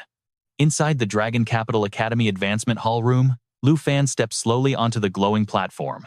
So what exactly is his third advancement class going to be? The panel shows his current class as Dragon Tamer Knight 2. The Stage 3 class has literally 0 records. Lu Fan thinks to himself. He almost forgot that the Academy database does not have a single piece of recorded data on Dragon Tamers. Even if he searched the system, there is only one direct upgrade path anyway, so no choices to make. Lu Fan slams the start button. Whatever, he will just hit the third advancement and figure it out later. The system chimes and the sacred advancement ritual finally begins. Dragon Capital Academy wishes you a smooth advancement. The platform beneath his feet erupts with blinding light, lifting Lu Fan completely off the ground. Who knows how much time passes, but he smirks and whispers to himself, "I can feel it now." Suddenly, a shadowy figure appears right behind Lu Fan out of nowhere. The demon-devouring Dragon King has a flushed expression. She quietly presses her entire body against him, flashing a wickedly seductive smile. Feeling that wicked heat, Lu Fan gets startled and tries shooing her away. "Why are you showing up right now? Stop messing with my ritual." The demon-devouring Dragon King looks right up at his face. "I just wanted to take advantage while you could not move at all. Fine, I will stop teasing you. I am here for something important. Since you started your third advancement, I will reveal the exact location of the ninja armor dragon egg." Lu Fan mentally repeats those exact words he just heard. A ninja armor dragon egg. The demon-devouring Dragon King leans in close, whispering directly into his ear. "The Divine Fall Wilderness, bordering the Cherry Blossom Nation." Lu Fan quietly mutters Cherry Blossom Nation. Before he can even finish his sentence, another system notification rings out. Advancement ritual fully complete. Dragon Capital Academy congratulates you on your successful upgrade. The glowing panel officially confirms Lu Fan has hit Stage 3 advancement. Lu Fan smiles, looking completely satisfied. "Perfect, the third advancement is done, and my next target is completely clear. Time to hit the road." The system panel pops up, showing his class upgrade from Dragon Tamer Knight 2 to Holy Dragon Tamer Knight 3, level 60. Strength rests at 4,257 to 5,068. Agility is 3,505 to 4,213. And Spirit jumps from 463 to 4,805. Endurance sits at 4,191 to 4,917. The dragon taming skill can now capture any creature from the entire dragon race. Dragon's encouragement boosts both himself and his dragons, increasing all basic attributes and total attack power by a massive 30%. Dragon Annihilation turns his arm into a dragon claw, striking 6 times in rapid succession. It works from a distance and combos perfectly with his dragons. Void Severance channels Dragon Aura for 2 consecutive slashes, and yeah, it also coordinates flawlessly with dragons. Weakling's Retreat releases a wave of Dragon Aura, dealing pure damage that completely ignores the defense of every single enemy surrounding him. Alright, you and I are about to witness something wild. His damage output directly depends on the massive gap in total stats between him and his enemies. Plus, his Dragon Tamer Aura grants powerful buffs based on his active dragons. Contract slots 5 and 6 unlocked. Inside a quiet room, Lu Fan leans forward. His eyes stay completely locked onto a bright red location marker, flashing endlessly on the 3D map right in front of him. Suddenly, his phone screen lights up with a ring. The caller ID clearly flashes the name Haizi. On the other end of the line, the guy leans back comfortably in his chair, holding his phone to his ear. He gives the update. "Brother Lu, all the documents and evidence are completely taken care of. If you need any backup once you arrive, just call me anytime. I actually have a few connections in that area too." Receiving the good news on his end, Lu Fan casually replies back, "Thanks man, the money is already transferred to your account." Hanging up the phone, a confident smirk slowly creeps across Lu Fan's face. His mind is absolutely locked in. Everything is ready. That dragon egg, and the armor ring. He is definitely getting them no matter what. Fast forward 3 days. The bright sun hangs high, casting golden rays all over the bustling city. Inside the massive airport terminal, a loud boarding announcement suddenly echoes. The flight heading straight to Osaka in the Sakura Nation is about to depart. Any remaining passengers who haven't checked in yet, please head to the counter immediately. Over at the massive check-in desk, located in the main lobby, a polite staff member hands Lu Fan his boarding pass. As he finishes up, his mind is racing. Those exact coordinates from the demon-devouring Dragon King are located deep inside the Divine Fall Wilderness of the Sakura Nation. Once he boards the plane, Lu Fan leans against the window and mutters to himself. Thanks to Haizi, he finally secured the detailed map data. Outside the plane window, the faint outline of an island slowly comes into view.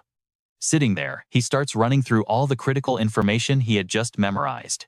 The files confirm the Divine Fall Wilderness is crawling with elite monsters and massive rampaging bosses. After what feels like forever, he finally touches down. Welcome to Osaka, the heart of the Sakura Nation. Lu Fan slings a massive backpack over his shoulders and calmly steps outside the busy airport. He casually stuffs one hand into his pocket, walking forward while quietly observing every single person standing around the immediate area. The outer zone has hundreds of fully cleared resource points. It is the perfect spot for awakened class holders to gather rare materials and grind their levels. But you and I both know the truth. The real danger is still hiding deep inside. He casually turns his head, locking his eyes onto a beat-up green bus. According to Heizi's intel, this is the absolute only way to reach the Divine Fall Wilderness. The doors swing open, Lu Fan steps onto the bus and simply says, "Thank you." He confirms it in his head this is definitely the right bus. The row of seats on the left side is already packed with passengers. Right in the very first row, Xiao Mei sits pressed against the window. Next to her is Lu Zhu's eyes squeezed shut as he continuously mutters to himself. It is such a tragedy that our senior Wu Zongtian went overseas for that massive tournament, only to end up losing his life in a totally foreign country. Right behind those two sits Damao rocking a weird pointed hat. And in the seat right behind him, Jin Yang casually chilling with a massive heavy broadsword. Meanwhile, the other side of the bus only has 3 people. Lu Fan quickly finds an empty spot near them and quietly takes a seat for the ride. Lu Zhu's voice suddenly echoes loudly through the cramped bus.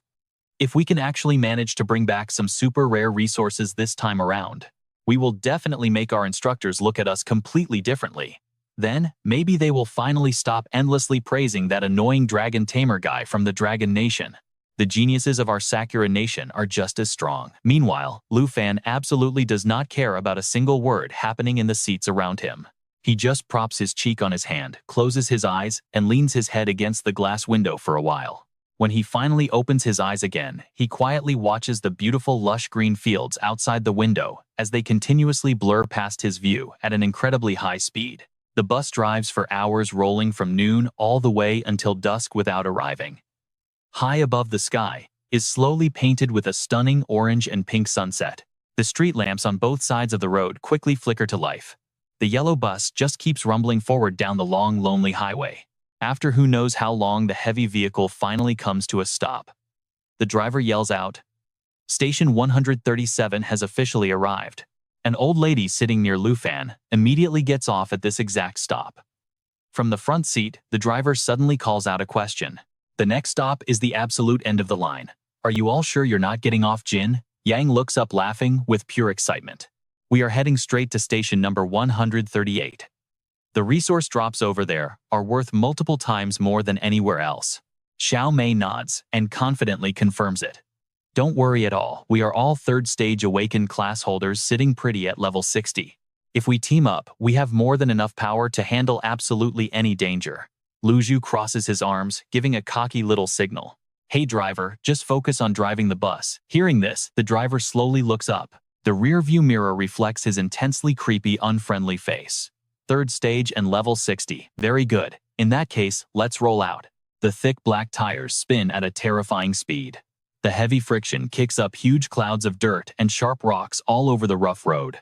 Not long after that, the sky is completely swallowed up by pitch-black darkness. The yellow bus has now driven straight onto an extremely isolated mountain trail. Xiao Mei suddenly flinches and stares out the dark window. "Wait a second. Isn't the terrain out there completely wrong for where we should be?" Panic setting in, Lu Zhu urgently shouts toward the front. "Hey driver, did you take a wrong turn?" Damao nervously presses his face right up against the cold glass. "You and I can see this immediately. This route, completely different from the path they studied earlier." Sitting on the other side, Lu Fan looks out the window. Something feels totally wrong. He closes his eyes, quietly analyzing the situation in his head. According to the map Black Rat gave them, this bus should be heading to the Shenluo Wilderness. But this driver, he is acting seriously weird. Lu Zhu rushes forward. He grabs the driver by the shoulder and yells out, "Hey, this is the wrong way. Turn this bus around right now." Xiao Mei sprints up to the front and screams, "Stop the vehicle. We need to verify the route immediately." The driver wearing black leather shoes slams his foot hard onto the gas pedal. Instantly, the bus violently shakes as it aggressively speeds up. Losing her balance, Xiao Mei screams in absolute panic. Her arms reflexively shoot out, desperately grabbing onto the person standing right next to her. Lu Zhu totally loses his patience. He pulls out a sharp dagger, pressing it right under the driver's chin. Stop this bus right now, or things are going to get incredibly ugly. The brakes slam hard.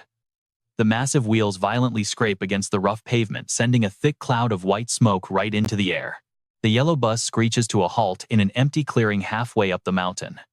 Lu Zhu keeps that dagger pressed firmly against the driver's throat. He repeats exactly what he said earlier. I am ordering you to turn this vehicle around right now.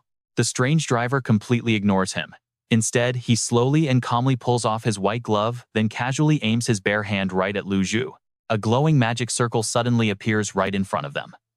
Lu Zhu looks totally confused, barely managing to whisper out 2 words.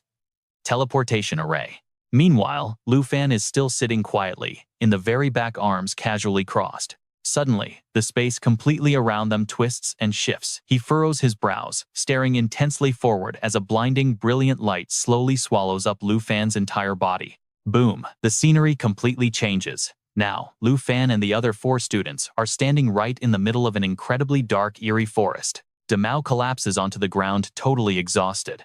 My stamina is draining incredibly fast. Xiao Mei looks around in pure panic, asking, where the heck are we? Heavy footsteps start walking straight toward them out of the shadows. Then, a chilling voice speaks up. Your situational awareness is honestly just pathetic. Xiao Mei stares at the mysterious dark silhouette in the distance. Who exactly are you, Lu? Fan shifts his gaze over there, too quietly muttering to himself. So that is what is happening. His eyes instantly turn, deadly serious. He realizes the bus driver's actual hidden class is absolutely not something simple at all. The mysterious guy keeps his face completely covered, but his eyes suddenly flash with an intensely bright red light. He stares at the terrified group and arrogantly declares, welcome to my personal hunting ground. A glowing system panel suddenly pops up, revealing his stats. Hiratajime. A level 71 spatial mage. Hiratajime stands there holding a magical staff in one hand and a swirling black energy orb in the other. Now you and I are about to see things get wild. He glares at them, declaring, in the Shenluo wilderness, I absolutely love clueless rookies like you. Hunting you saves me incredible time and energy. Lu Fan figures it out immediately. These material hunters are basically mad dogs, awakened class changers who specialize in ruthlessly robbing weak beginners. He remembers falling into a trap exactly like this when he first started. He was almost completely robbed blind back then. Xiao Mei frantically draws her weapon. She can't believe they bumped into dangerous material hunters on their very first trip out here. Jin Yang confidently steps to the very front. He raises his heavy blade high into the air, trying to reassure his panicking teammates. Do not panic, he is just wearing fancy gear to look like an expert. This whole thing is just a cheap bluff. Hiratajime lazily waves the hand holding that dark orb. He sneers. You young kids fall into my trap and still talk big. A massive wave of energy suddenly erupts from the sphere. He laughs. Honestly, it is just adorable. A glowing system panel suddenly pops up. Halo of absolute destruction. It summons an unstable orb of dark energy expanding into a devastating aura of destruction. This massive halo completely covers all enemies trapped inside its range. It constantly drains away their stamina and life force, feeding all that stolen energy straight back into the dark sphere. Jin Yang violently stabs his heavy blade into the dirt, desperately trying to keep himself standing. My body. It is completely refusing to listen to me. Damao screams out in absolute terror. My mana is draining incredibly fast. This maniac is literally sucking away all of our energy. Lu Zhu and Xiao Mei are dealing with the exact same thing. Their bodies tremble violently before they completely collapse onto the cold ground without any strength. Yet right on the other side, Lu Fan is still standing there, completely and utterly unaffected. He casually stands up straight, both hands shoved comfortably in his pockets, watching the chaos like a totally bored bystander. Meanwhile, Lu Zhu struggles to look up desperately, revealing his background to threaten the crazy mage. We are official students from the elite Jingdu Academy. We seriously do not want to start a war with you. If you actually murder us here, you are going to bring massive trouble down on yourself. He yells out a desperate offer. We can easily give you some highly valuable items. Just let us walk away from this, and we absolutely swear to keep our mouths totally shut about everything that happened today. Hiratajime slowly points a finger right at them and laughs. Let you go. Who could possibly guarantee that you brats will not immediately leak my real identity to the authorities? He sharply flicks his finger instantly. An unseen force violently drags all 4 of those students, smashing them tightly together into a pile. It was incredibly hard for me to steal this bus driver identity. Xiao Mei and Da Mao start screaming in pure terror.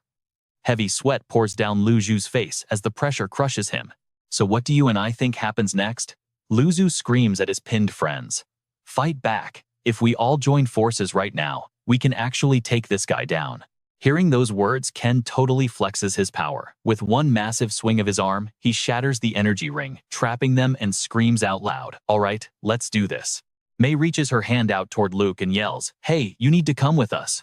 But before he can even answer her, the very next scene makes his entire body freeze in place. Right behind Mei, an axe flies out of nowhere and buries itself directly into Ken's forehead. Blood splatters everywhere. You and I are about to see something completely insane. Ken collapses onto the cold ground, and up in the branches a pair of glowing red eyes appears. Hirata looks down at the fallen body and smirks. "Whoever told you I was working alone here?" A man wearing a wolf hood smirks and asks Hirata, "Why is it taking you so long to handle some level 60 noobs?" He dramatically swings his heavy axe up into the air and roars out loud, "None of you are leaving this place alive today." The wolf-hooded man immediately hurls his massive axe straight at Luke. Seeing this horrifying scene, Leo panics and screams, "Watch out." Standing right next to him, Mei is so completely terrified that she tightly shuts her eyes and shrieks in pure panic. The sharp axe blade reflects the light, stopping just mere centimeters away from Luke's face. But our main character, he just stands there perfectly calm and completely unbothered. Both Hirata and that wolf-hooded guy flash incredibly twisted smiles, staring him down with pure unhinged excitement in their eyes. Finally, Luke's arm twitches, immediately summoning an epic dragon bone armor gauntlet right on the spot. With just a gentle wave of his hand, he completely swats away the wolfman's heavy axe. The system panel pops up. Divine Bone Armor Activation. It transforms into epic bone arm guards that equip to both wrists. This allows the user to gain the literal descent stats and legendary skills of the Divine Bone Dragon King. Talk about a massive power upgrade right there. Every single person's face goes completely blank, utterly stunned by the insane scene that just went down. The wolf guy drops his jaw in pure disbelief. He cannot believe it. That axe is forged from titanium. With my raw power, even a 4th job advancement expert would struggle to block that. Down below, Hirata is also staring with wide eyes, completely shocked. Leo grits his teeth and gasps. He blocked it barehanded. Mei just whispers in awe. That is genuinely terrifying. A massive ring of energy erupts around Luke, his eyes flashing with pure killing intent. Who dares to attack me? You are asking for death. Another system panel instantly pops up. Weaklings disperse. This unleashes the dragon's raw killing intent, dealing massive true damage, and triggering a severe knockback effect against any targets caught within its designated strike zone. It completely ignores defense. Damage is calculated based on the stat gap between the caster and the target. Basically, the wider the gap, the more insane the damage gets. A terrifying blast of raw power blows straight toward Hirata, violently ripping the hat right off his head. The wolf guy throws his arms up to block, but it is completely useless. Both of them get blasted violently into the distance by that insane shockwave. Massive trees are blown completely flat as the thick white dust slowly clears from the battlefield. Under a tree lies the lifeless body of the wolf man, and right nearby is Hirata's corpse. Leo and Max are just paralyzed with fear, totally dumbfounded by this sheer power. Horrified Mei covers her mouth and stammers out, "They are already dead." All 3 of them slowly turn their heads in unison, fixing their terrified eyes entirely on the incredibly powerful man standing right behind them. Luke does not say a single word. He just leaps up into the air, completely leaving the 3 of them behind on the cold ground. Mei watches his back fade away. He barely even lifted a finger, and he wiped out 2 level 70 powerhouses in the blink of an eye. Max rests his hands on his hips and says, "That level of strength is just terrifying." Feeling incredibly curious, Leo wonders out loud, who exactly is that guy? After finally calming his nerves, Leo makes a quick choice. "Well, at least we survived this mess. We need to get out of this place right now." Mei totally agrees with him. "Right now, I just want to go home. I'm not staying in this cursed place for a single second longer." Max groans in agreement. "I totally regret coming here." A sharp sword slashes down hard, slicing right through the thick vines blocking their escape path. Mei nervously points out it is getting way too dark, way too fast. It was literally sunny just 10 minutes ago. Leo immediately counters her. Stop scaring yourself over nothing. I am going to turn on the exploration light. He taps his finger on his wrist, and instantly a glowing magic circle pops up. A bright beam of white light shines out from it, illuminating the dark path lying straight ahead. Taking the lead, Leo signals to the other two. All right, guys, let's keep moving forward. But up in the high branches where they cannot see, tons of terrifying snakeheads start slithering out. Stick with me, things are about to go very wrong. Mei catches a really weird, unsettling sound and steps back nervously. Do you guys hear that right now? Is there something creeping around out there in the dark? Leo's face turns completely pale as he replies. When I count to 3, we all split up and run. The first count echoes through the air as Max tightly grips his staff. On the second count, Mei crouches low, getting right into a sprinting stance to escape. Leo gathers every ounce of his strength and screams out the final count. 3. The moment they manage to take a few desperate steps, a massive snakehead lunges from nowhere, completely blocking their path. Its terrifying jaws snap wide open, blasting a deadly fireball right at them. A massive explosion absolutely rocks the forest with bright orange flames and thick smoke completely covering the sky. Not far away, a black-cloaked figure casually sits on the giant snake's head. You and I aren't ready for what's next. All right, you and I are diving right into the madness. A cloaked figure hides deep in the shadows, their eyes gleaming, staring directly at the roaring flames. Meanwhile, Lucian violently flaps the wings on his back, flying forward at absolute lightning speed all through the night. By the next day, our guy finally arrives before a towering massive rocky mountain. But as he tries to push deeper inside, a sudden invisible barrier flashes right in front of him, completely blocking his path. The barrier's sheer force blasts Lucian violently backward. He instantly loses his balance, tumbling into a terrifying head-first free fall through the sky. But he doesn't panic. Quickly regaining his absolute calm, he cleanly flips midair, shifting his momentum so his feet are pointing straight toward the ground. Bracing for the heavy impact, Lucian slides into a perfect superhero landing, 2 feet, firmly planted, one hand digging hard into the green grass. He hits the ground completely safe and sound. He stands up tall, staring at the massive invisible wall right in front of him. Yep, it's a magic barrier. The Dragon Queen creeps up from behind. She leans in close, parting her lips to whisper right into Lucian's ear. You can't just fly over this place. There's an ancient restriction left behind long ago by the true gods. Utterly startled, he covers his ear and quickly jumps to the side, asking why she suddenly popped out of nowhere. The Dragon Queen just casually flips her hair, answering him with absolute dripping arrogance. I come out whenever I please.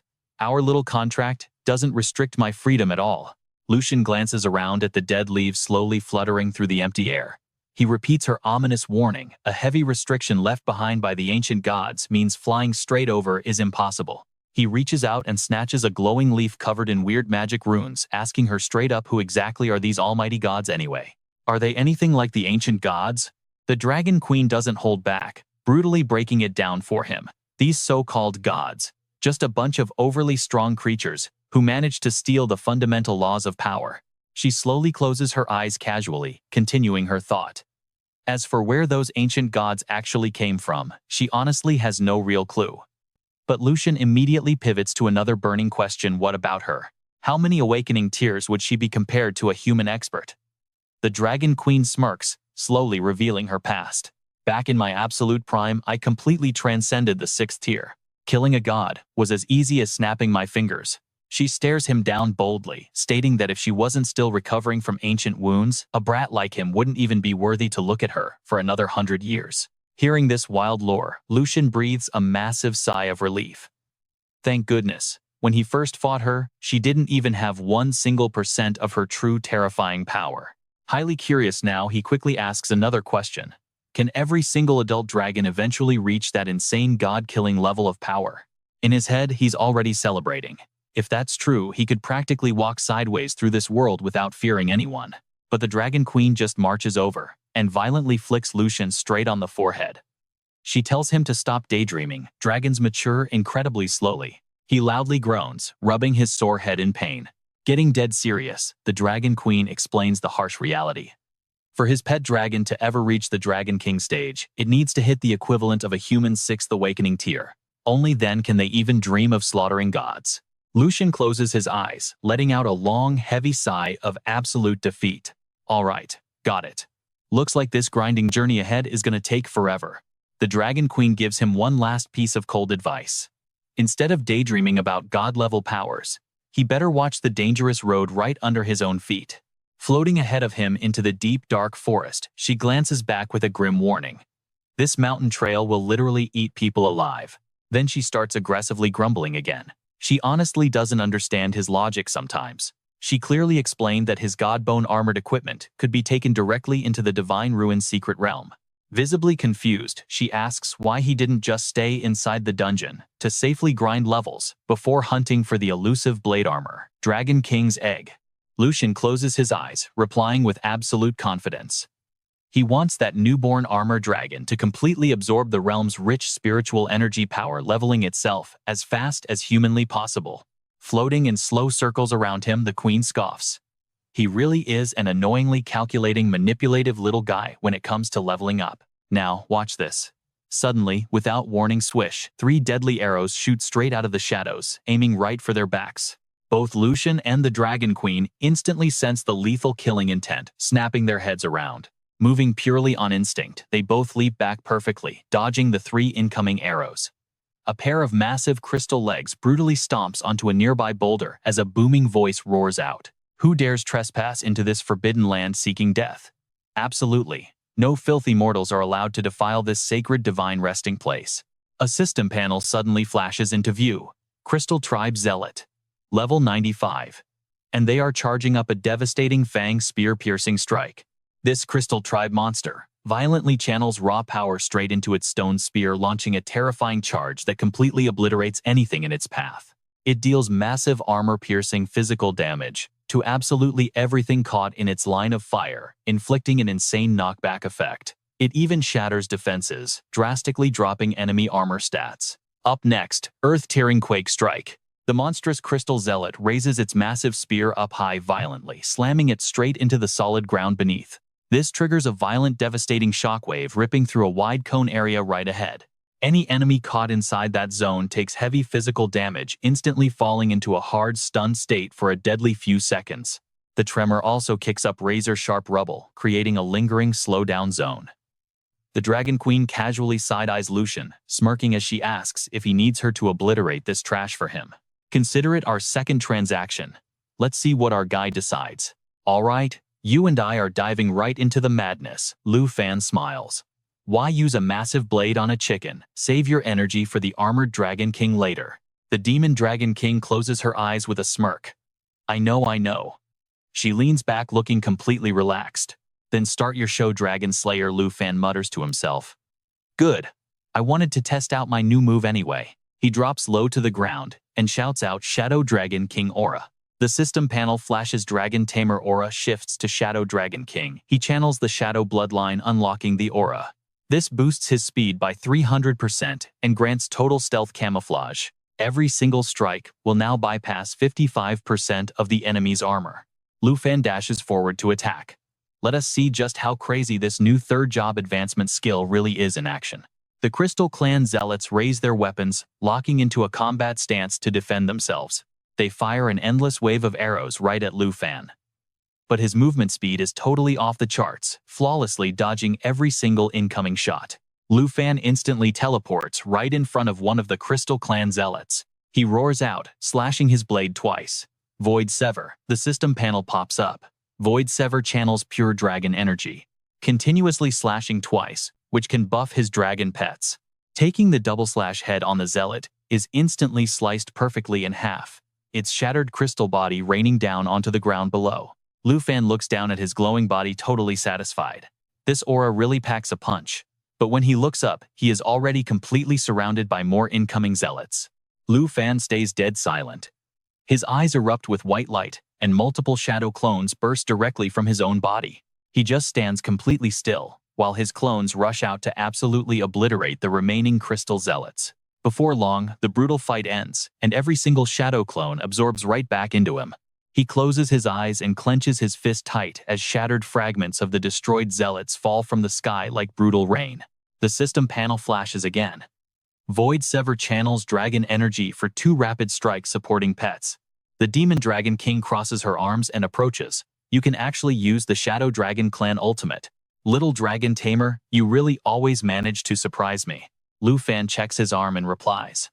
The more I use this, the more I feel your dragon power. It completely shatters any normal human limits. He smirks internally. Channeling a Dragon King's power at will, yeah, this 3rd job advancement was definitely worth the massive grind. The Demon Dragon King wraps an arm around his shoulder. Looks like clearing out these mindless zealots is your job now. Dragon Boy Lu Fan shoves his hands into his pockets and lets out a sigh. You never planned on fighting at all, did you? Meanwhile, deep inside the lush green forest, golden rays of sunlight pierce beautifully through the thick canopy. Lu Fan narrows his eyes slightly, a puff of cold white breath escaping his lips. This is weird. We were literally just standing right inside the forest. Stick with me here because things just got weird. He shivers, hugging himself. How did this turn into a snowfield instantly? Is some hidden restriction active? The Demon Dragon King stares forward and grins. Things are getting lively. Suddenly, an intense blizzard erupts. Lu Fan blocks his face from the gale. Whoa, why did the wind get so violent? Once the brutal freezing winds finally die down, he slowly opens his eyes. Out of nowhere, a massive brutal monster charges right at Lu Fan, swinging a giant club to attack. He stays totally calm and draws his sword tight in his grip. Boom! 2 explosive auras, one black and one white, violently clash together. Lu Fan slides backward, sighing. I really thought it was just a simple weather change. He glares at the beasts ahead. Never expected to walk into an ambush trap. The system reveals their stats. Frost Giant Apes. Elite Tier Level 95. Skill Extreme Glacier Smash. They summon massive ice boulders to crush targets, forming a freezing domain that deals continuous frost damage and traps anyone caught right in its range. Frost Fury Strike. They leap aggressively at the target. Upon landing, a violent frost explosion deals massive area damage, leaving behind a frozen mark that continuously blasts out deadly cold air. The Demon Dragon King glances over. This ice field gives these monsters incredibly thick frost armor. That sword of yours probably cannot even leave a tiny scratch on them. Lu Fan tightens his fist and smirks. Well, a normal sword definitely would not work here.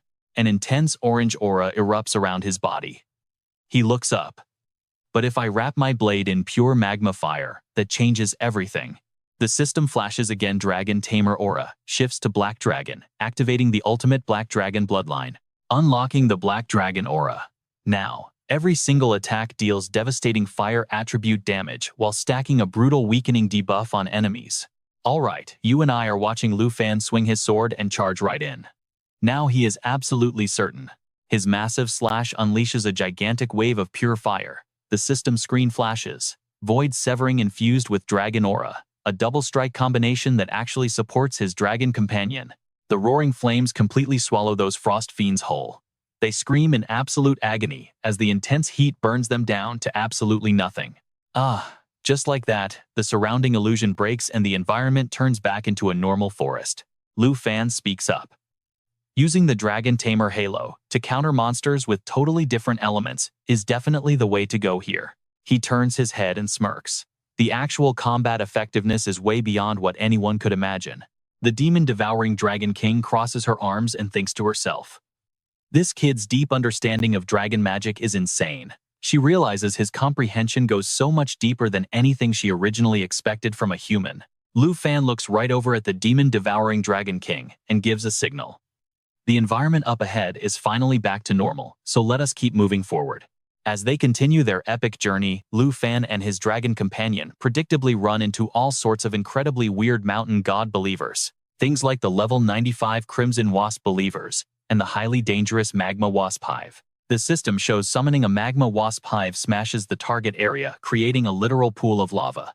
This deals massive continuous damage while severely slowing down any enemies trapped inside the blast zone. Then there is Blazing Sun Focus. It summons a burning halo in the target zone that charges up and explodes for huge damage, leaving behind a blazing core that just keeps on burning everything. With the powerful Dragon Tamer Halo active, he does not even need to summon his pets. Lu Fan can perfectly counter their unique traits and easily wipe them out without breaking a sweat. Fierce beasts keep popping up endlessly along the road, but honestly they have not encountered a single decent boss-level threat. The screen pops up again. The Dragon Tamer halo transforms into the Blue Dragon. By channeling the Blue Dragon bloodline power, he successfully acquires the Blue Dragon halo. Now, all of his basic attacks will inflict heavy lightning element damage and come with a nasty paralyzing stun effect. The Dragon King tells him that half the gods here are terrified their believers will grow too strong and rebel. So they secretly tampered with things to restrict the growth of these creatures. Lu Fan jumps back into combat against yet another mountain god believer. Multiple system screens pop up in rapid succession. Phantom Fish Believer level 95 complete magic immunity. Its elemental vortex skill summons an energy whirlpool that pulls in any enemies within range and hits them with intense light damage. Illusion Light Arrow comes next. It shoots out piercing beams of illusion light all around, dealing heavy damage and inflicting a confusing hallucination status effect on any enemy unlucky enough to get hit. The Dragon Tamer halo transforms again, this time into the Astral Dragon. By harnessing the Astral Dragon bloodline, he acquires the incredibly powerful Astral Dragon halo. Every 10 seconds he gets a massive 100% boost to his elemental power. But there is a catch: unused buffs will not stack up for the next round. Throughout this epic journey, Lu Fan realizes one crucial thing. It turns out these so-called gods are no different from humans deep down. They are completely full of vanity, deeply selfish, and honestly just plain stupid. 3 days later at Heavenly God Peak, the Dragon King flies up ahead. Seeing what finally appears at the mountain summit, she shouts out, "We have finally made it." Lu Fan stares at the massive palace sitting right in front of him and gasps. So the mountain peak is actually like this. His face shows pure suspicion, as he wonders if this palace was left behind by the local god. The Dragon King closes her eyes and shakes her head. Of course it is not. She opens her eyes and reveals the truth. This entire thing is the armored Dragon King you are looking for. Lu Fan is completely stunned. What did you just say? His jaw drops open as he tries to confirm it again. This is the armored Dragon King. You cannot be joking. The Dragon King lets out a long sigh, looking at him with absolute disdain. There are over 30 types of dragons, and not all of them rely on physical bodies to fight. Do not act like you have never seen the world before. Lu Fan remembers a certain form he had seen in the past. She is right. Even Little Z's massive dragon form was completely made out of pure liquid. If this giant palace right in front of them is actually a Dragon King, it honestly makes perfect sense. He pulls out his trusty sword and asks another question. But what state is it in right now? Is it awake or just sleeping? The Dragon King answers with her eyes closed. There is no way to know for sure. It is currently in a defensive state. Even if your level is higher, you cannot probe what is happening inside. Lu Fan repeats the most important words he just heard. A defensive state, the Dragon King explains. Under this specific state, it can rapidly speed up its healing process, while completely blocking out every single attack from the outside world. Lu Fan helplessly scratches his head. You and I are probably thinking the exact same thing. Are we completely out of options here? The Dragon King rests her chin, a cunning smirk creeping onto her face. Whoever told you we were out of options? The main reason I originally allied with the Underworld Poison Dragon King is because it is a natural hard counter to this ironclad defensive state. Little Z's slightly goofy face immediately pops into Lu Fan's mind. Wait, so you are saying Little Z can actually handle this thing? The Dragon King puts her hands on her hips and continues. Even though he is still in his infancy, do not forget that the guy inside there is also heavily injured. She floats right up next to Lu Fan. Plus, staying inside your pet space has allowed me to recover my own strength at an incredibly fast speed. All right, stick with me here. Today's not just about securing that dragon egg. She leans close to his ear, whispering smoothly. There is even a chance for me to swallow it completely whole. Suddenly, a magic circle materializes right beneath their feet, blasting out an incredibly blinding light. The ground violently shakes and Lu Fan grinds his teeth, asking, "Did the armored Dragon King wake up?" The Demon Dragon King immediately denies it. No, this definitely isn't the armored Dragon King's magic. Over on the other side, a massive block of snow slowly rises above the palace. Deep inside, dangerous glowing red eyes pierce through the frost. A split second later, a terrifying 8-headed snake violently erupts straight out of the snow. Their massive jaws rip open, flashing razor-sharp fangs. A mysterious figure draped in a black cloak barks an order. Yamada no Orochi, go, scan it now. One giant snake head slithers forward, eyes flashing brightly as it stares directly at the palace. The system screen pops up. Godslayer detection results, question mark, question mark, question mark. The mysterious guy standing on one of the snakeheads pulls back his hood, finally revealing his face. If even the Great Serpent cannot scan it, the origin of this beast is absolutely extraordinary, far beyond anything normal.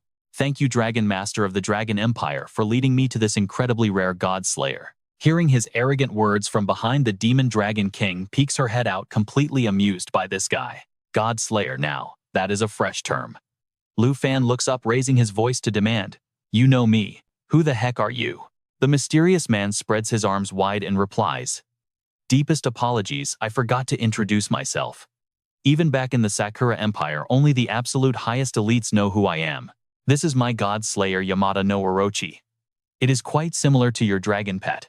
The system panel displays Yamada no Orochi, level 119 God Slayer tier 4. Then he formally announces his own identity. "And I am its glorious master. The name is Yinmazi." The system screen flashes showing Yinmazi level 119 on Myoji rank B. He stands high up, looking down arrogantly at Lu Fan, who seems completely trapped inside the magic circle below. He continues, "I watched your performance during the national trials. Compared to Wu Zhang Tian, you are honestly on a completely different level of strength. Rank 1 is totally deserved." Lu Fan frowns, questioning him. "You tracked me all the way up this mountain, just to steal the Armored Dragon King. As an elite noble, aren't you terrified of your little tracks being exposed?" He slowly shakes his head. "There was only a bunch of small fry on the road. Even against level 100 experts, I leave absolutely zero loose ends behind." Yinmozi reaches his hand toward the massive palace, sighing in awe. "So this thing right here is the legendary Armored Dragon King. Lu Fan, following you up here definitely made this entire trip totally worth it." Lu Fan just calmly closes his eyes, dropping a heavy warning. "If you wake it up that easily, you are literally digging your own grave." Yinmozi's hand about to touch the palace suddenly freezes in midair. He forces out a highly awkward laugh. "Haha, you make a great point. You slaughtered your way up this mountain effortlessly, accompanied by a beautiful, powerful dragon pet. If someone like you is being so incredibly careful, I really was being too reckless." Hearing his flattery, the Demon Dragon King covers her mouth, giggling with absolute delight. "Haha, you can definitely tell me more about that beautiful part." Yinmozi pulls his hand back and throws out a direct proposal. "Too bad now isn't the time to shower Lu Fan with praise. Let's make a little trade instead." He smiles softly, starting his sneaky little temptation. "After watching your insane battles on this mountain, I know full well that I am absolutely no match for you. But if you ally with me, you instantly become an honored VIP of the mighty Sakura Empire. Fame, top-tier resources, and endless wealth will be right at your fingertips. Just hand over the Armored Dragon King to me. How about we become friends?" The Demon Dragon King stands beside him, crossing her arms while Lu Fan just keeps his head down, giving absolutely zero response. After what feels like forever, his lips curl up, completely exposing the guy's hidden agenda. "Being friends sounds real nice, but you just want to recruit a lackey, right?" Yinmozi flinches hard, the fake smile vanishing from his face in an instant. "What did you just say? Now you and I need to pay attention here." Lu Fan's eyes lock onto him, overflowing with pure mockery. "Who are you to think I would hand over a dragon pet on a silver platter?" Yinmozi glares right back at him. He spits out a nasty curse. "You arrogant, overly proud little punk." He tilts his chin up, throwing a heavy threat. "Do not forget you are still trapped by my spell." But from inside the magic circle, Lu Fan's dragon-armored hand casually reaches right through the barrier, completely shattering the containment layer. He raises an eyebrow, mocking the guy. "You mean this tiny little magic array? I totally forgot you were trying to use it to trap me." The Demon Dragon King tilts her head, totally playing along. "What a pity. If you were just a little sweeter, I might have actually cooperated with being tied up." Seeing this insane turn of events, Yinmozi nervously takes a step back. "Damn it, do not think I am too scared to fight just because I cannot beat you. I am fully confident I can escape with the Armored Dragon King unharmed." Lu Fan rockets into the air, tossing an instruction behind him. "You just stand there and watch. I really do not want to waste a contract slot on this loser." The Demon Dragon King stretches and yawns out loud. "Nothing worth watching anyway. I think I will just go take a nap." Yinmozi clasps his hands together secretly, thrilled that the deadly dragon pet has backed off. Perfect chance. Thick, toxic purple smoke begins spewing directly out of the giant snake's mouths. "All right, we are diving straight back in." Yin Mazi sneers, claiming he tried avoiding this exact situation, but clearly Lu Fan completely refused to listen. Xiao Fei suddenly appears hovering right next to Lu Fan. She brutally mocks their enemy. You really want to keep fighting looking half dead like that? Just give up. Yin Mazi freezes in absolute shock. Snake flame immunity, no way. Meanwhile, Lu Fan simply raises his fist straight into the sky and barks an order. Xiao Fei, back me up. The spirit aura shifts instantly. A system panel pops up on screen. Emerald light activates, adding 3 to 6 stacks to the target. It wipes out every single debuff and boosts all core stats by a massive 30 to 60%. Talk about a crazy buff. Each stack of this blessing blocks 1 or 2 direct hits. And the crazy part, even more system panels start popping up back to back. Soul protection activates. As long as an ally is covered in soul light, their overall stats get an insane upgrade from 100 to 200%. Every single time he takes a hit, it absorbs the damage, generating defensive energy stacks. Hit 10 stacks. It unleashes a massive shockwave right back at the enemy. That counterattack deals 10 times the total amount of absorbed damage. Absolutely brutal. His dragon aura evolves directly into the Star Dragon aura. This taps into pure bloodline power. Now, every 10 seconds, he automatically triggers a crazy effect that boosts his stat power by a flat 100%. The scaling here is completely off the charts. But there is a catch. Any unused stat boosts will not stack for the next round. Lu Fan's eyes roll back, glowing solid white. He winds up a punch and yells, "Let us see how you make it out of here in one piece." The system panel updates. His class shows as Dragon Knight Tier 3 Level 61. Black Dragon contract active. Strength shifts from 453,756 to 145,209. Agility moves from 395,797 to 166,550. Spirit changes from 384,623 to 130,793. And his endurance jumps from 1,075 to 31,340. Those numbers are insane. Pure panic finally sets in. Yin Mozi screams in absolute terror. Orochi, dodge him right now. Do something. But it is too late. A blindingly fast slash comes crashing down directly onto the massive 8-headed serpent. The beast gets violently sliced into multiple bloody pieces. Countless system windows instantly pop up. Divine Bone Descent activates. This skill only works with the Divine Bone Gauntlet equipped. Once unleashed, he gains the gauntlet without even using up an equipment slot. Boom. That is an instant 300% boost to all of his stats. The Star Dragon aura officially activates. His class is locked in as Dragon Knight Tier 3. Level 61. Black Dragon contract Level 2. Strength explodes from 145,209 to 8,717,214. Agility shoots from 166,550 up to 399,650. Spirit jumps from 130,793 to 392,379. Endurance skyrockets from 3,213,040 to over 9,639,120. Yin Mazi tumbles hard to the ground, screaming in absolute disbelief. No way, my divine beast is destroyed. He grits his teeth, his mind racing in sheer panic. This is bad. Really bad. He needs to retreat right now. But Lu Fan moves like lightning. He blurs right through the severed chunks of the massive serpent and charges straight at him. You are never stealing this dragon from me. Yin Mozi completely loses it. He clasps his hands together and violently shouts back. If this dragon is in Japan, then it belongs to Japan. You are the real thief here. A desperate light flashes in his eyes. He mutters under his breath. Orochi, help your master one last time. He rapidly chants a forbidden spell. Sea God Cleansing. Instantly, the scattered chunks of the serpent surrounding Lu Fan start pulsing with a really dark energy. Suddenly, they all shoot off in the exact same direction. The pieces merge together, forming a massive, terrifying phantom body right before their eyes. The system throws up a warning. Sea God Cleansing activation. Summoning will be complete in exactly 4 seconds. By sacrificing his divine beast, he summons the legendary Phantom of Susanoo, armed with the Totsuka sword. The crazy part, this phantom inherits 350% of the sacrificed beast's original stats. Talk about overpowered. This phantom will remain active for 30 seconds. But it gets worse. Since the sacrificed beast was the legendary Orochi, the Totsuka sword morphs into the Kusanagi sword. This instantly doubles all of Suzanu's already massive stats. Lu Fan just smirks at the giant beast. A phantom looks like you have literally no tricks left besides that giant snake. Yin Mozi raises 2 fingers, practically foaming at the mouth. You dare look down on me, I am going to make you regret ever being born. Orochi's pure resentment activates. And right in Lu Fan's blind spot, a rogue severed chunk of the giant serpent is rocketing straight toward his unprotected back. The system flashes red.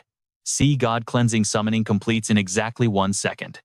At that exact moment, the severed piece of the serpent violently latches right onto Lu Fan's back. Yin Mozi narrows his eyes with a wicked grin. Perfect. It actually worked. Lu Fan winds up his fist and laughs. A level 100 god still needs cast time. The system pops up. His Star Dragon aura cooldown is officially completely finished. He explodes forward with blinding speed, gritting his teeth as he roars a single word. Useless. Lu Fan lands a devastating earth-shattering punch directly into the chest of the phantom. Huge, jagged cracks immediately start spiderwebbing all across its giant face. Boom. A massive explosion rips through the sky, and the almighty phantom is completely vaporized. As the heavy dark gray smoke finally clears, Lu Fan stands completely untouched. He scoffs, scanning the battlefield. Man, that coward ran away fast. But you and I both know this is far from over. High above the sunset paints the clouds gold. Miles away in a secret location, Yin Mozi violently coughs up a mouthful of dark red blood. He drops to his knees, whispering weakly, "Master, I am so sorry." He weakly raises a fist, his mind racing to figure out who these guys really are. Suddenly, a pair of incredibly dangerous eyes pierces through the thick black smoke. He glares at the guy in front of him, furious. Ridiculous. A level 61 foreign kid actually destroyed the 8-headed serpent. Even Suzanu folded like cheap paper, completely unable to block the attack at all. The black smoke's tone turns deadly serious, warning him that his master has absolutely zero time for his nonsense.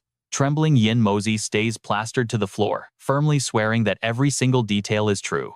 He looks up in an absolute panic, desperately begging his master. He swears it is all true, pleading with him to take revenge for both himself and the fallen 8-headed serpent.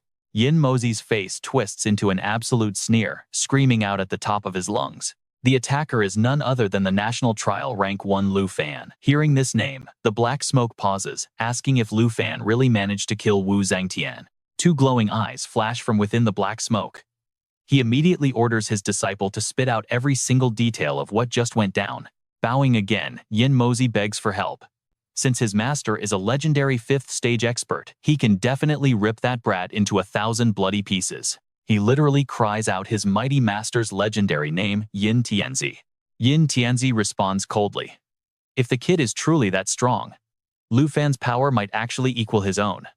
So yeah, Yin Mozi's defeat was totally guaranteed. The system panel pops up displaying Yin Tianzi's crazy stats as he starts analyzing the situation. A level 61 dragon taming paladin with multiple rare dragon familiars from the national trial. Catching Lu Fan means fully unlocking his dragon taming secrets. Looking up, Yin Mozi eagerly agrees that his master is completely right. He gets super hyped, claiming his master will finally be able to crush all the other 5th stage experts right under his heel. But Yin Tianzi switches gears, asking the real question here. Did his disciple actually manage to leave a tracking mark? Yin Mozi smirks, absolutely overflowing with cocky confidence. He assures his master not to worry. The 8-headed serpent's dying grudge attached itself directly to Lu Fan. Now, anytime he tries summoning the beast, he can instantly track the kid's exact location. Yin Tianzi nods in approval. Still, they cannot afford to be careless against a monster like Lu Fan. This revenge tour definitely needs a solid long-term plan. Yin Mozi bows respectfully, deeply thanking his master for the legendary backup. Looking up nervously, he stammers out a greedy request. Since he lost his giant snake, he has 0 strong familiars left. He shamelessly hints for a replacement. Hearing this absolutely shameless request, Yin Tianzi loses his mind, cursing him out for being a massive, disgraceful disappointment. Terrified by that overwhelming aura, Yin Mozi cries out in pure panic, glaring daggers at his pathetic kneeling disciple. Yin Tianzi admits his biggest mistake: he was an absolute fool for ever gifting him the 8-headed serpent in the first place. That top-tier familiar was totally unique. He doesn't even own a second one, yet this absolute failure dares to ask for more. Trembling in absolute terror, Yin Mozi violently slams his head down, apologizing and dropping the subject. As the menacing black smoke slowly fades away, Yin Tianzi drops one final warning: stop going out, and embarrassing his legendary name. Right before the smoke completely vanishes into thin air, Yin Tianzi's voice echoes out, ordering him straight back to the heavenly Yin Palace. Yin Mozi quickly nods, understanding the assignment perfectly. Reaching out to grab the mysterious black stone, he angrily mutters a dark promise. Lu Fan, better watch his back. Veins furiously pop across Yin Mozi's face as he violently grits his teeth. A true gentleman's revenge is never too late. All right, you and I are switching scenes. Meanwhile, over at the Heavenly God Peak's Golden Sand Summit, Lu Fan asks the dragon if they can start. The Dragon King looks down, noticing little Xiao Fei summoned beside him. Seeing Lu Fan already throwing his fists up in a fighting stance, she flashes a teasing little smile. Wow, is he really in that much of a rush? Glancing forward, she warns him that without her holding the beast down, snatching that dragon egg is basically impossible. The system panel pops up. It displays the Dragon King's divine bone, the falling mountain armor at 1 star. Lu Fan is totally confused. After equipping that divine bone, his stats just shot up to 1,000,000. Could it really not be enough to crush the armored Dragon King? The demon-devouring Dragon King just plants a hand on her hip, bursting into laughter. Haha, such a cute little Dragon Tamer. But nope, that is definitely not going to work. Holding up 2 fingers to emphasize her point, she casually reminds him that his divine bone is literally only at 1 star.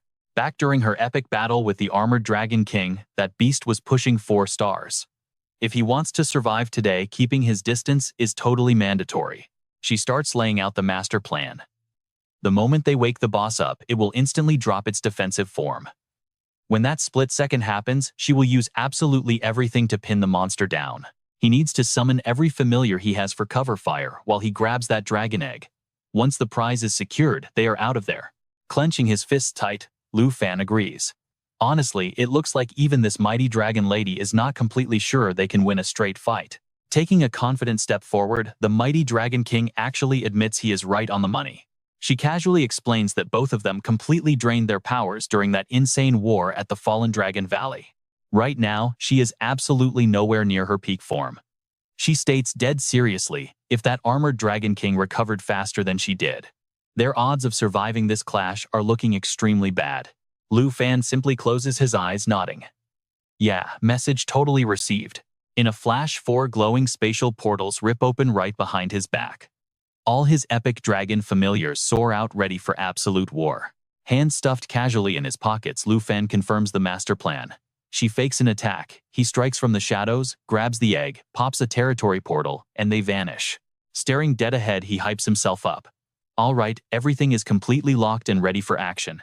Alright, let's watch what Lu Fan does next. He approaches the black stone covered in sharp spikes, hoping to wake it up. Staying completely silent, he raises a hand glowing with raw power. Xiao Ye and Xing Chen focus all their energy intensely, watching every single move Lu Fan makes right now. The Azure Dragon stands off to the side, waiting in complete silence.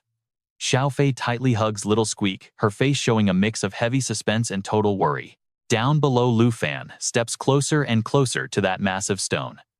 The demon-devouring Dragon King is also tracking every single step he takes. Who knows how much time passed, but Lu Fan finally touches the stone. In just the blink of an eye, the massive rock shifts. The entire space around them starts shaking with absolutely violent earth-shattering force. Lu Fan widens his eyes in shock. What is going on here? Something is totally different about this, right? The demon-devouring Dragon King drops her jaw in pure shock. How is this even possible? How could it pull off this kind of power? Right above the stone, a pair of glowing green dragon eyes suddenly appear. Its heavy voice echoes through the entire space. It really is the armored Dragon King. The beast lets out an earth-shaking roar. The demon-devouring Dragon King gasps. It recovered to its absolute peak state.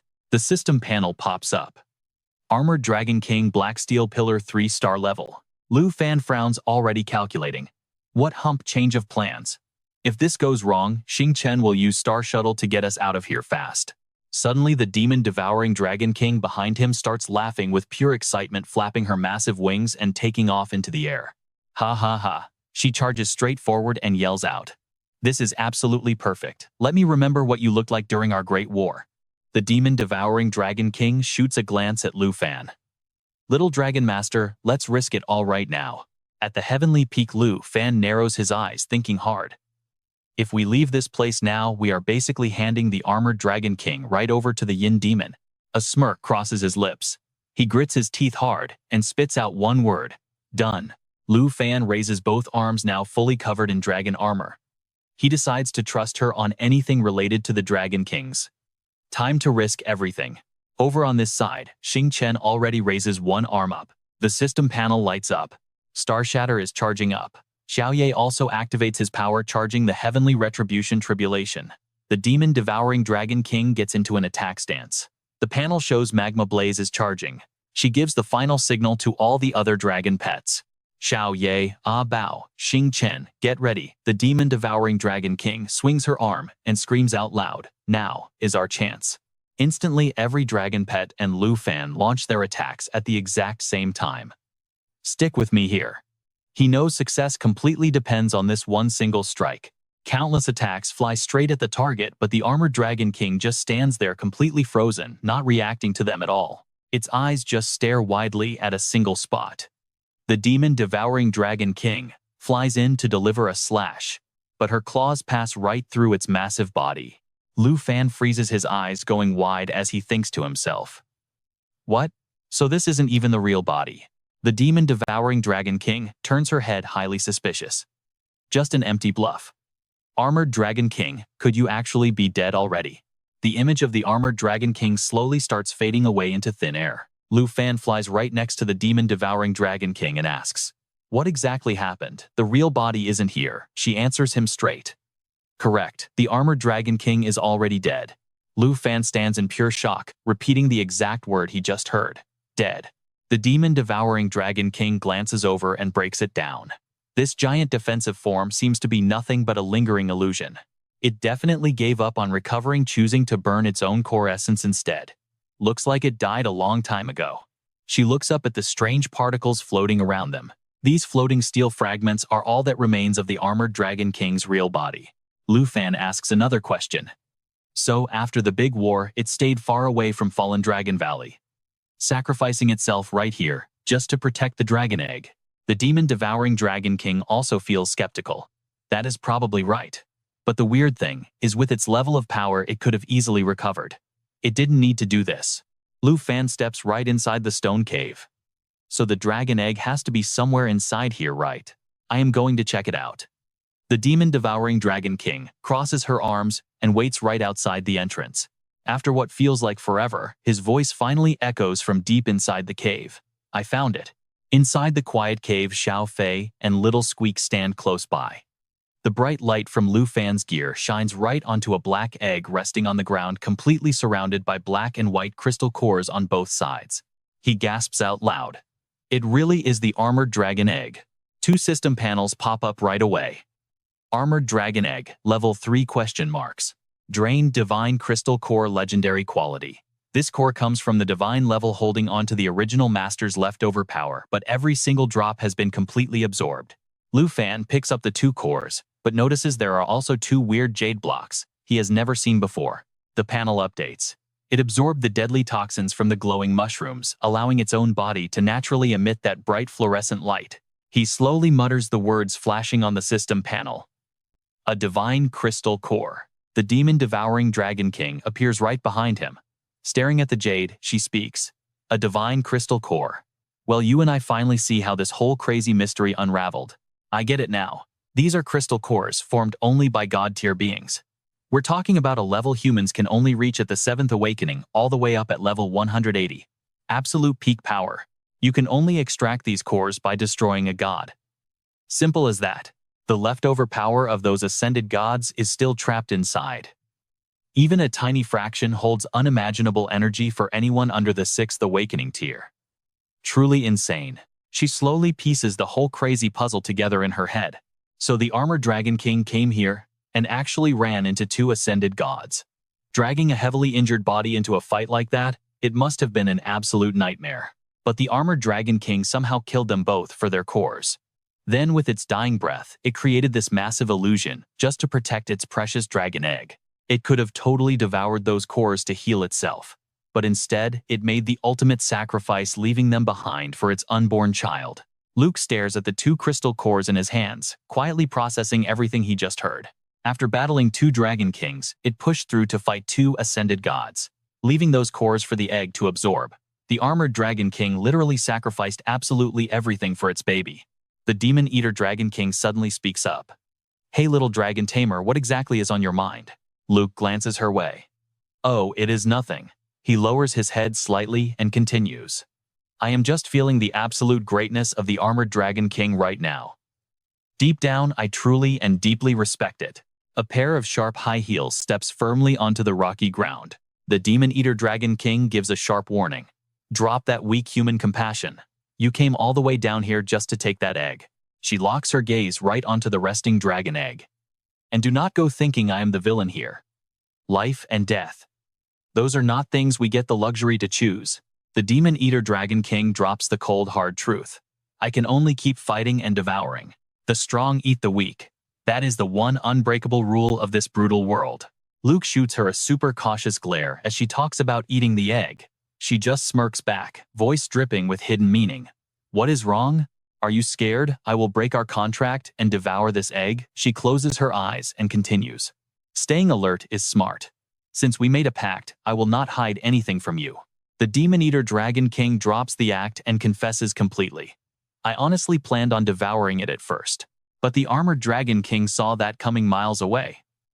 It made the egg absorb those cores, tainting it with an aura that isn't purely dragon." Her physical form vanishes into thin air, leaving only her chilling voice echoing through the dark cavern. "I am only interested in pure dragon bloodlines. Honestly, an egg like this is a massive steal for a guy like you." Luke lets out a massive sigh. Just as he suspected, she totally wanted to use him to steal the egg, then eat it herself. A small smile crosses his face. He figures the armored Dragon King knew her greedy plans all along. That is exactly why it left the crystal cores for the egg, right? Absolutely brilliant. Moving quickly, Luke carefully lifts the heavy dragon egg with both hands. "All right, no time to waste. Faye, go gather everyone around here. It is time to welcome a brand new little brother or sister to the crew." Faye throws one hand up in excitement while hugging little Chi.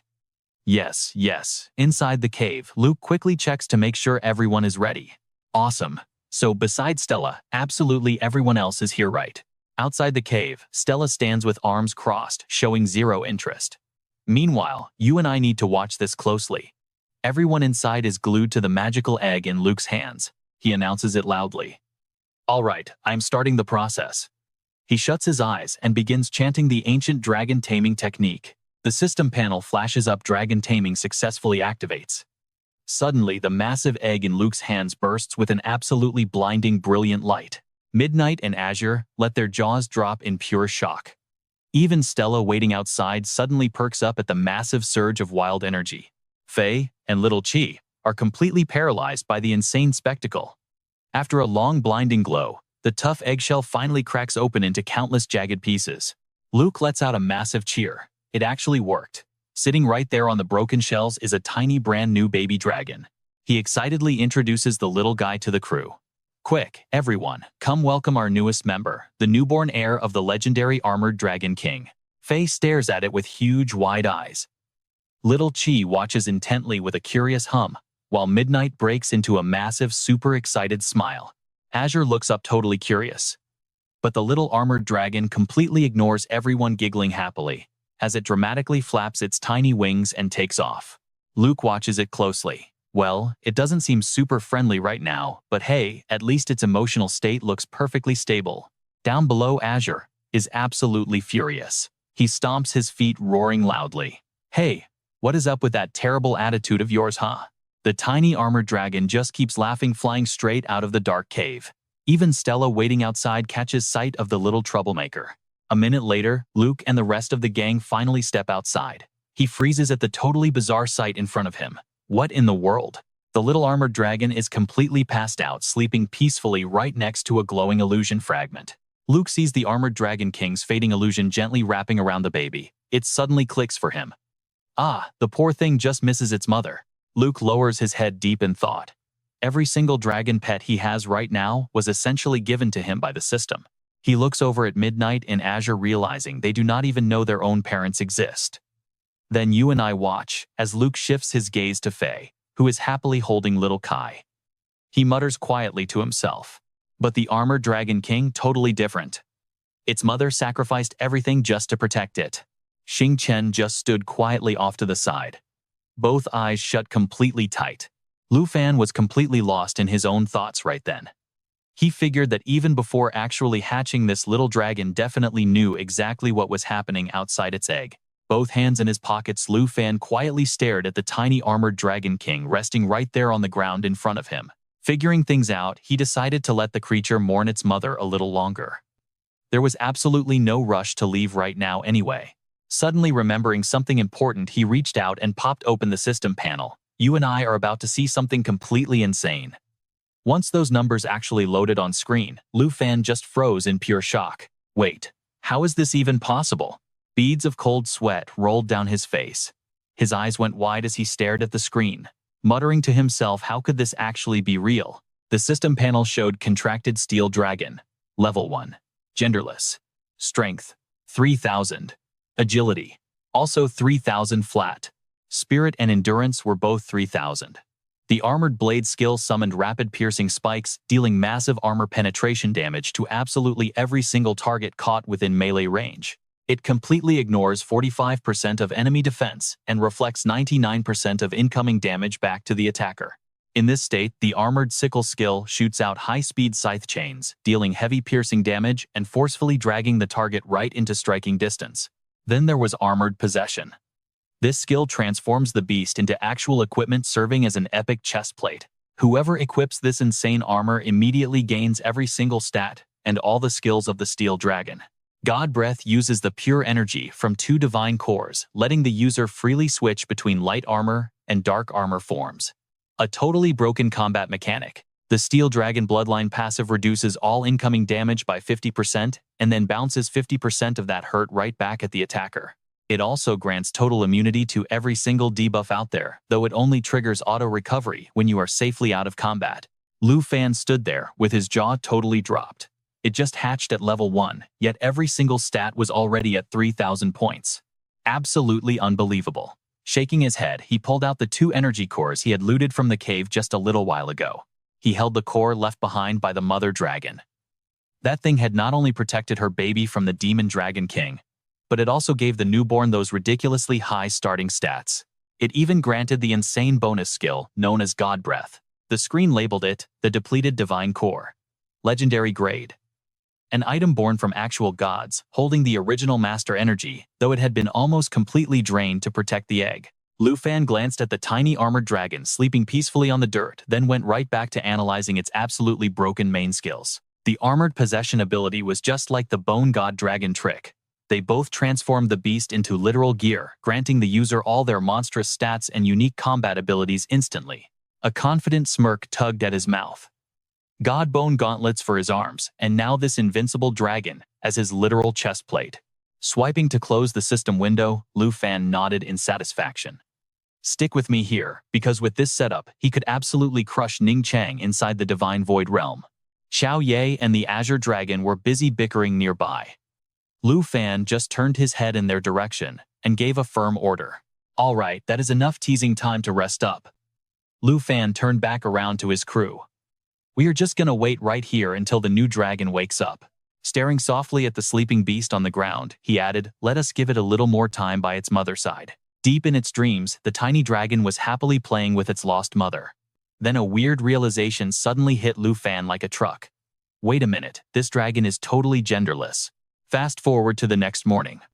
Lu Fan stepped right out of his tent, eyes still half closed, stretching his arms and yawning heavily. After a long night of waiting, he finally opened his eyes to see the little armored beast. It had actually decided to join Lu Fan's journey. Sure, he already knew exactly how insanely broken its innate stats were from yesterday.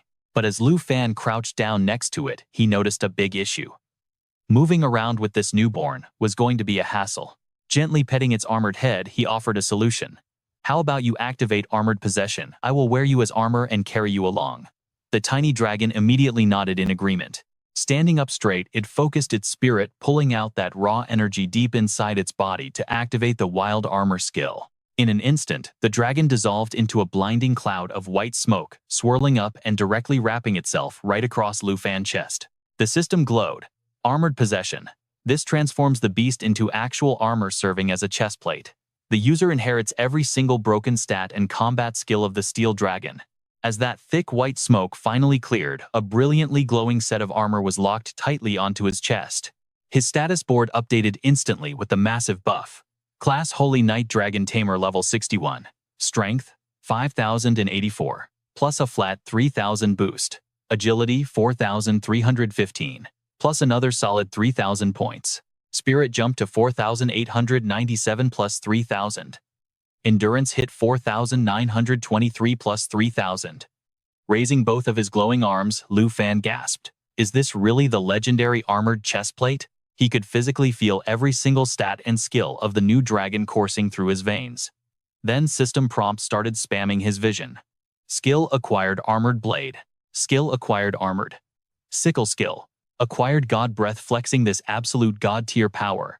He forcefully flared out the massive draconic wings right on his back. Little dragon, since you have officially accepted me, Lu Fan roared with excitement, blasting straight up into the air. Then let me test out your raw power. He practically screamed the activation word, armored sickle. Instantly, razor-sharp scythes, attached to heavy steel chains, violently exploded outward straight from Lu Fan brand new chest armor. Alright, you and I are jumping right in. The system panel flashes. Blade armor sickle shoots out at breakneck speed, dealing piercing damage and dragging the target near. Sickle chains fly forward, smashing into the giant boulder. A massive explosion completely rocks the surrounding space. Standing nearby, Xiao Fei tightly grabs onto Xiao Ji, screaming out in absolute panic. The gigantic boulder completely shatters to pieces, sending debris flying absolutely everywhere. Countless sharp rock fragments blast straight toward Lu Fan, but he just calmly stands his ground, loudly shouting blade armor edge. Powerful counterattacks immediately launch from Lu Fan's armor, easily obliterating all the incoming flying rock fragments around him. The system panel pops up with crazy stats. Blade armor edge triggers rapid piercing strikes, dealing heavy damage to all targets in melee range. It entirely ignores 45% of enemy defense, while reflecting a massive 99% of received damage straight back at the attacker. Standing in this ultimate state, Lu Fan just smiles and praises it. It has perfect defense and defense plus solid crowd control and damage reflection. Absolutely amazing. Now for the final ultimate skill. The system panel displays Breath of the Gods. By using the power of 2 divine cores, he can freely swap between the light blade armor and the dark blade armor. He tightly clenches both hands into fists, looking up at the sky and roaring out loud, Breath of the Gods light blade armor. The system panel immediately notifies him. Breath of the Gods has successfully shifted into the light blade armor. Lu Fan looks down at his brilliantly glowing body, muttering to himself that he feels entirely overflowing with power. Now his standard attacks carry the exact same divine attribute as Qin Qiu. The system panel shows light blade armor restores 1% of his health every single second, while also adding massive divine damage to all of his basic attacks. That bonus damage scales directly with his spirit attribute. He forcefully clenches his fist even tighter. Not just that, but this overpowered state also provides continuous non-stop healing. This perfectly covers the Blade Armor Dragon King's biggest flaw, its annoying inability to heal while actively in combat. Lu Fan narrows his eyes, issuing the command to switch to Dark Blade Armor. The system panel instantly pops up, confirming Breath of the Gods has shifted to Dark Blade Armor. Lu Fan silently runs the numbers. The dark energy stacking every single second, perfectly combined with the Divine Bone Dragon King's insane million-point stats. That means every single time he uses a basic attack, he is going to dish out another colossal wave of damage. The system panel shows Dark Blade Armor stacks 1% dark damage every second. It drops all that stacked dark damage onto the very next basic attack, then instantly starts stacking all over again. And again, this bonus damage scales directly with his spirit attribute. Right after that, he lightly touches his feet back down onto the solid ground. The glowing armor slowly retracts. In his head, he decides it is perfect. Now he just needs to level up the Blade Armor Dragon King, and he can safely hit the Divine Void Realm. Lu Fan turns his head toward his dragon pets, waiting behind him. Get ready, everyone. I am opening the teleportation portal right now. It is finally time to head home. Hearing this, Xiao Ye instantly bursts into excited cheers. Beside him, Xiao Fei happily nods and hums in agreement. By using the Marzu's teleportation portal located on Paradise Island, Lu Fan is able to quickly jump all the way back to Jianghai in no time. Inside the house, Han Qike spots him returning and immediately calls out with a bright smile. Xiao Fan, you are finally back. She runs over quickly and wraps Lu Fan in a huge hug. His young aunt is getting used to him running all over the world, no longer crying in constant worry like she used to. Han Ke smiles warmly at the guy standing in front of her making a suggestion. She just bought a ton of groceries, so why not invite the young miss over to eat together? Standing nearby, Jian Yang totally agrees. Today is Dao Zi's official freeloading day, so she will definitely show up. Sister Han only needs to call Qin Chu. Lu Fan replies back to the two of them.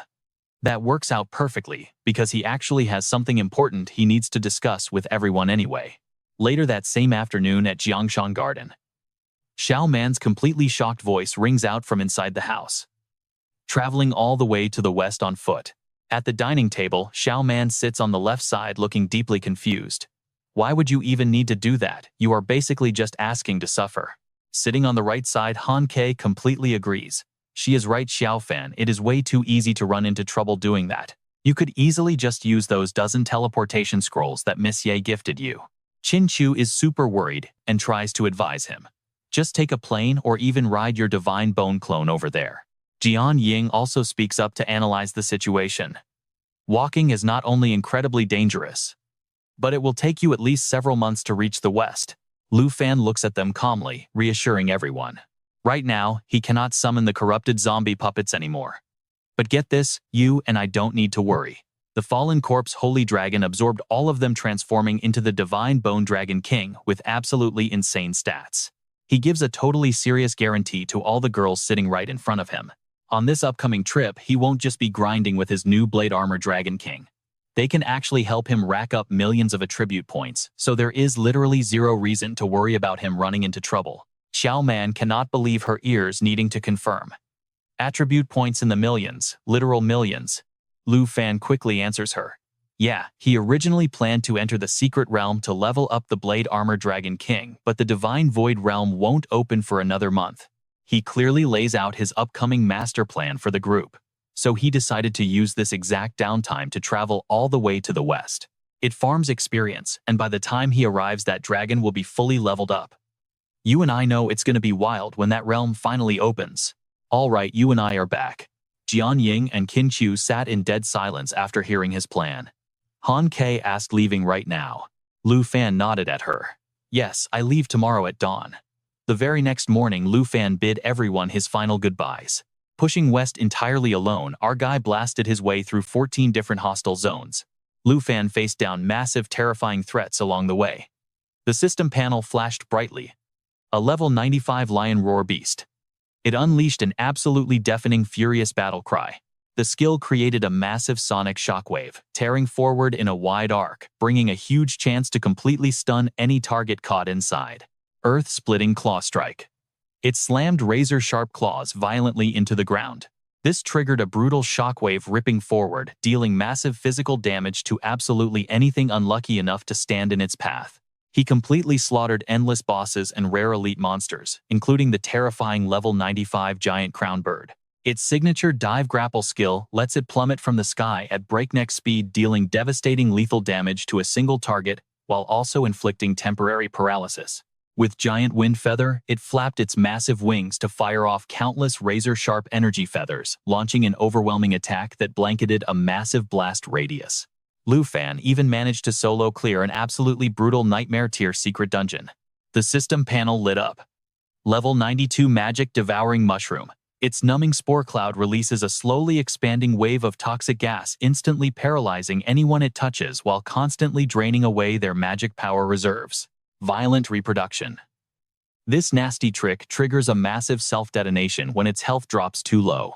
It deals massive poison damage to the surrounding area, while instantly splitting apart into tons of tiny magic-devouring mushrooms. While wiping out those elite monsters, Lu Fan also completely crushed a bunch of greedy material hunters, who foolishly tried to steal his hard-earned loot. As everyone's power surged and leveled up, the little armored Dragon King finally hit level 57. The system screens continuously announce the gains. The Star Dragon reached level 64, Steel Dragon officially hit level 57, Black Dragon jumped up to 65, and Poison Dragon smoothly leveled up to 63. Meanwhile, Lu Fan himself broke through to level 65. Jade Dragon matched him at 65, and the Mighty Blue Dragon finally reached level 60. High above the sky was crystal clear, with fluffy white clouds drifting peacefully along. Exactly 1 month later, at the western border, a pair of black sneakers finally came to a complete stop. After a grueling month, Lu Fan finally laid eyes on the western border. He raised a hand to block the glaring sunlight and let out a long, heavy breath. The clock was ticking. There were only a few days left until the Divine Void's secret realm fully opened. The system interface displayed a strict countdown: 7 days left until the Divine Void opened. Lu Fan stretched the massive wings on his back. Time to head back. But right at that very second, a massive black shadow suddenly blocked out the sky directly above his head. Lu Fan looked up and recognized it instantly. Watch this. A golden feathered rock, an ultimate flying mount exclusive to the western border. The system popped up. Level 94 golden feathered rock.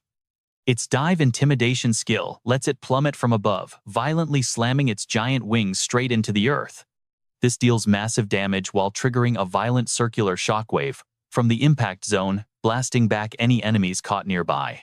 Then there is its giant wind shadow skill. It summons relentless tracking wind clones that instantly lock onto a target, launching rapid consecutive attacks. Every single strike deals heavy damage while completely shattering enemy armor. Lu Fan smirked with excitement. The crafting materials on that thing were incredibly rare. He instantly activated his armor manifestation skill, transforming power into a solid chest plate to protect himself. This granted him every single stat boost and combat skill of the Steel Dragon. The system flashed. Armor scythe fires off a blindingly fast chained blade, dealing brutal piercing damage, before aggressively ripping the target right back toward the user. Deadly hooked chains erupted straight from Lu Fan's back. He figured catching this beast would make the perfect gift for his senior. The chains shot upward, completely locking onto the golden feathered rock. 2 razor-sharp blades violently pierced right through the thick flesh of its feet and massive talons. Using the tension of the massive chains, Lu Fan launched himself high into the air as the panicked rock desperately kept flying forward. Dragged along through the sky behind the beast, Lu Fan waited for the perfect moment. He detached the chains from its legs and powerfully launched himself even higher. Lu Fan narrowed his eyes and violently shot out 2 more hooked chains. The heavy metal wrapped tightly around the monster's neck, forcing it to let out a miserable shriek. Gripping the chains with everything he had, Lu Fan swung himself right onto the rock's back. He yanked the metal back brutally, forcing the massive bird to scream into the sky. Lu Fan's face went completely dark, radiating a terrifying aura. "If you want to live, you better behave." The giant bird finally gave up the fight. Its eyes flickered with submission as it silently continued its flight path forward. Highly satisfied, Lu Fan just let out a confident smirk. As the beast soared majestically through the open sky, his voice echoed through the rushing wind. Top-tier mounts really just hit different. Holding the massive chains like reins, Lu Fan smiled to himself. With this insane speed, he definitely wouldn't be late. But suddenly, a massive barrage of arrows shot straight up from the ground below. Lu Fan narrowed his eyes. "You and I know what this means. An ambush." A cocky voice instantly echoed from the dirt below. "We hit it. Throw the capture nets, hurry up." And before he could even blink, a glowing red capture net blasted upward. It radiated intense binding energy, completely trapping the massive rock right in midair. "All right, you and I are jumping right into the action." The crowd on the ground cheers wildly. They scream to freeze the beast so it cannot cut the net. High above, Lu Fan summons the glowing armor right onto his arms. With one massive swing, he rips the net, trapping the golden rock entirely to shreds. Then, both the beast and the broken net plummet straight down to the hard ground. The group waiting below gets absolutely hyped. They immediately rush over to where the golden rock is crashed on the dirt. But they barely take a few steps before a massive explosion erupts, blasting the entire group backward as they scream in panic. Their leader reacts fast. He plants one hand on the dirt to steady himself, draws the heavy axe from his back with his other hand, and shouts out in confusion. As the thick white dust finally clears out, Lu Fan appears standing casually right in front of the massive golden rock. His lackeys on the ground stare in pure panic. They realize he fell down right alongside the beast. Judging by his rough outfit, they assume he is just a solo material hunter. Gripping his heavy axe tight, the furious leader suddenly charges straight at him. Thinking he is a nobody, the leader plans to crush him, telling the kid to blame his bad luck. Lu Fan just side-eyes the guy with total absolute disgust. News really travels slow in these western mountains. He cannot believe these supposed noble kids do not even recognize the official representative of the mighty Ye family right before them. Meanwhile, over at the western border, the battle situation is getting incredibly tense. The system suddenly announces the Divine Bone Descent. Unleashing the full power of the Divine Arm Guards grants a massive 1000% upgrade to his base attribute strength. The enemies get completely blasted back. A new notification pops up as he switches to a brand new weapon type. The Deadly Blade Armor Sickle. When the Dragon King armor completely shifts into its ultimate active state, it shoots out high-speed flying sickles at any designated target. This instantly deals massive piercing damage and forcefully drags the helpless victim right back to the user. In just a split second, heavy chains whip violently forward. The terrified opponent stumbles backward in pure panic. They scream for him to stay back. Suddenly, someone calls his name. Lu Fan. Seeing Ye Wuxian arrive, Lu Fan is completely shocked. Senior, she opens her arms wide and yells at him to catch her. He instantly reaches out to catch her. Holding her securely in his arms, Lu Fan asks why his senior came all the way out here. She wraps her arms around him, teasing that he looks like a wild savage after just 1 month away.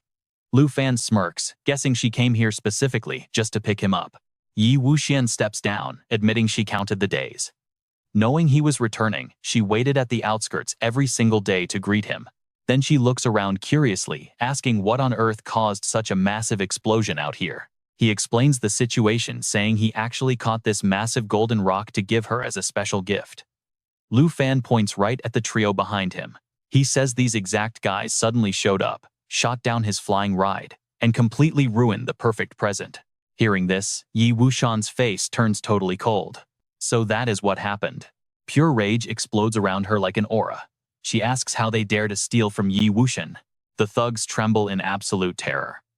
This is the Ye family's ruthless killer who destroyed the Huang and Long families. They instantly start bowing and begging.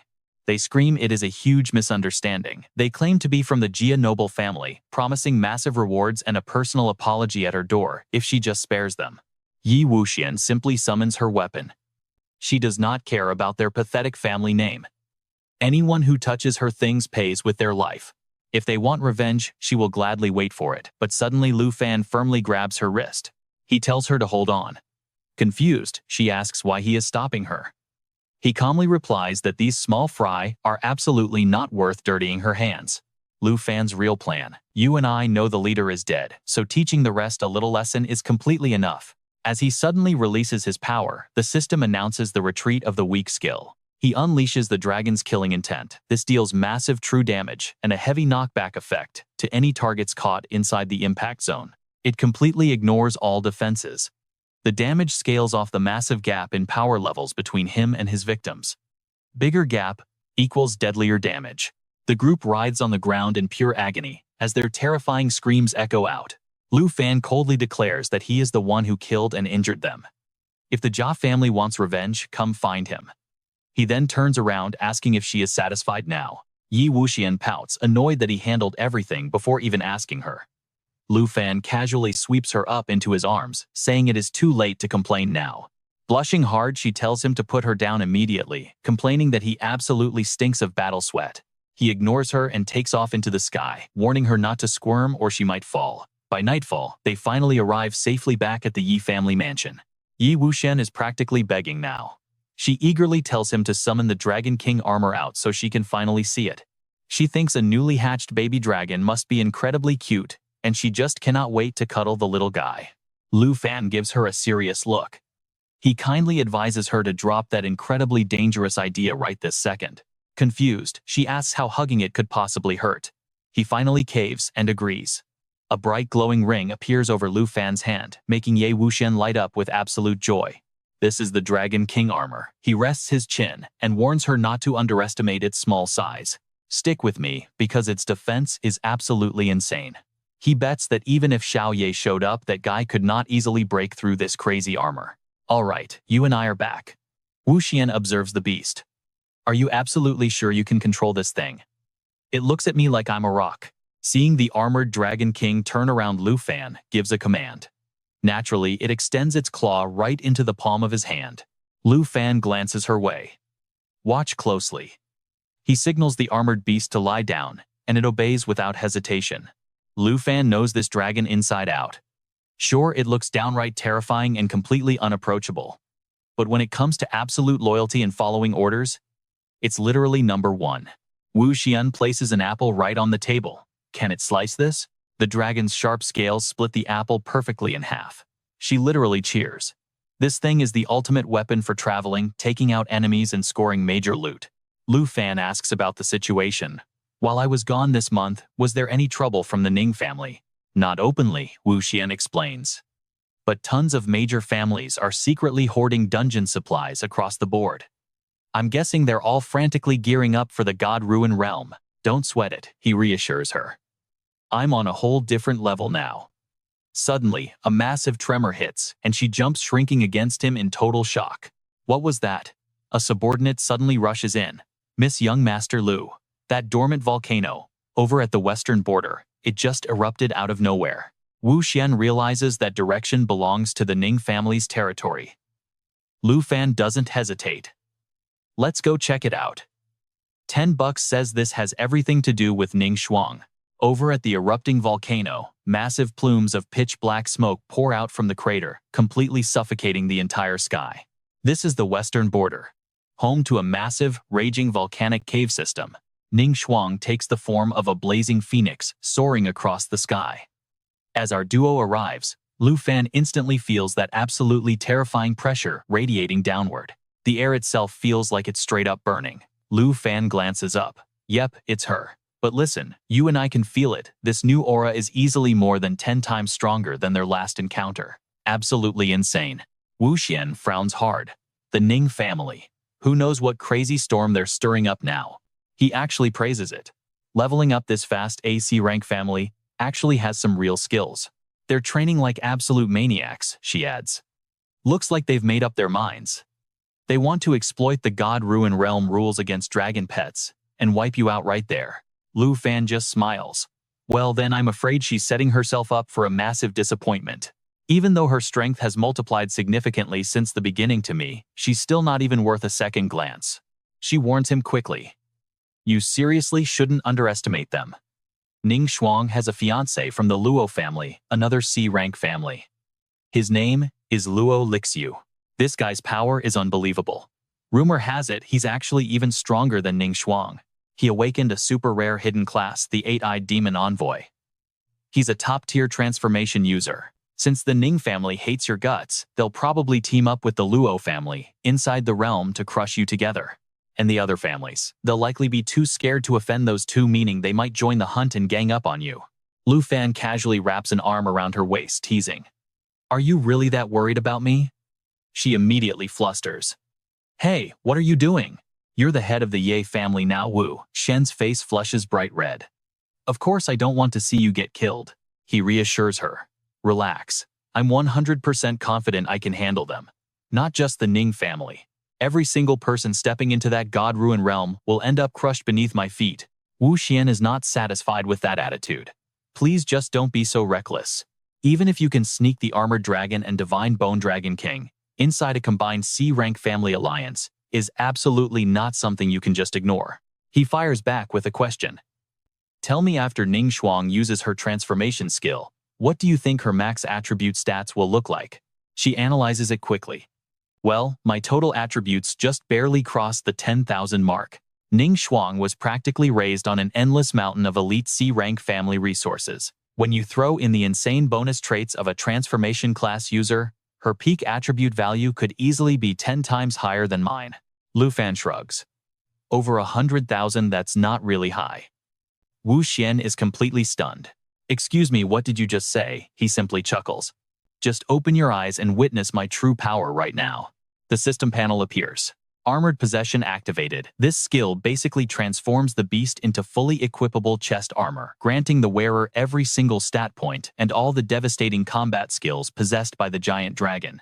Divine Bone Armor Form. This turns the beast into Divine Bone gauntlets for both wrists. It lets the user hijack the raw attributes and the legendary Divine Descent skills straight from the Divine Bone Dragon King itself. Lu Fan's fist is completely coated in thick iron armor. A single punch strikes out, sending violent shockwaves, rippling through the entire area. He smirks with total confidence.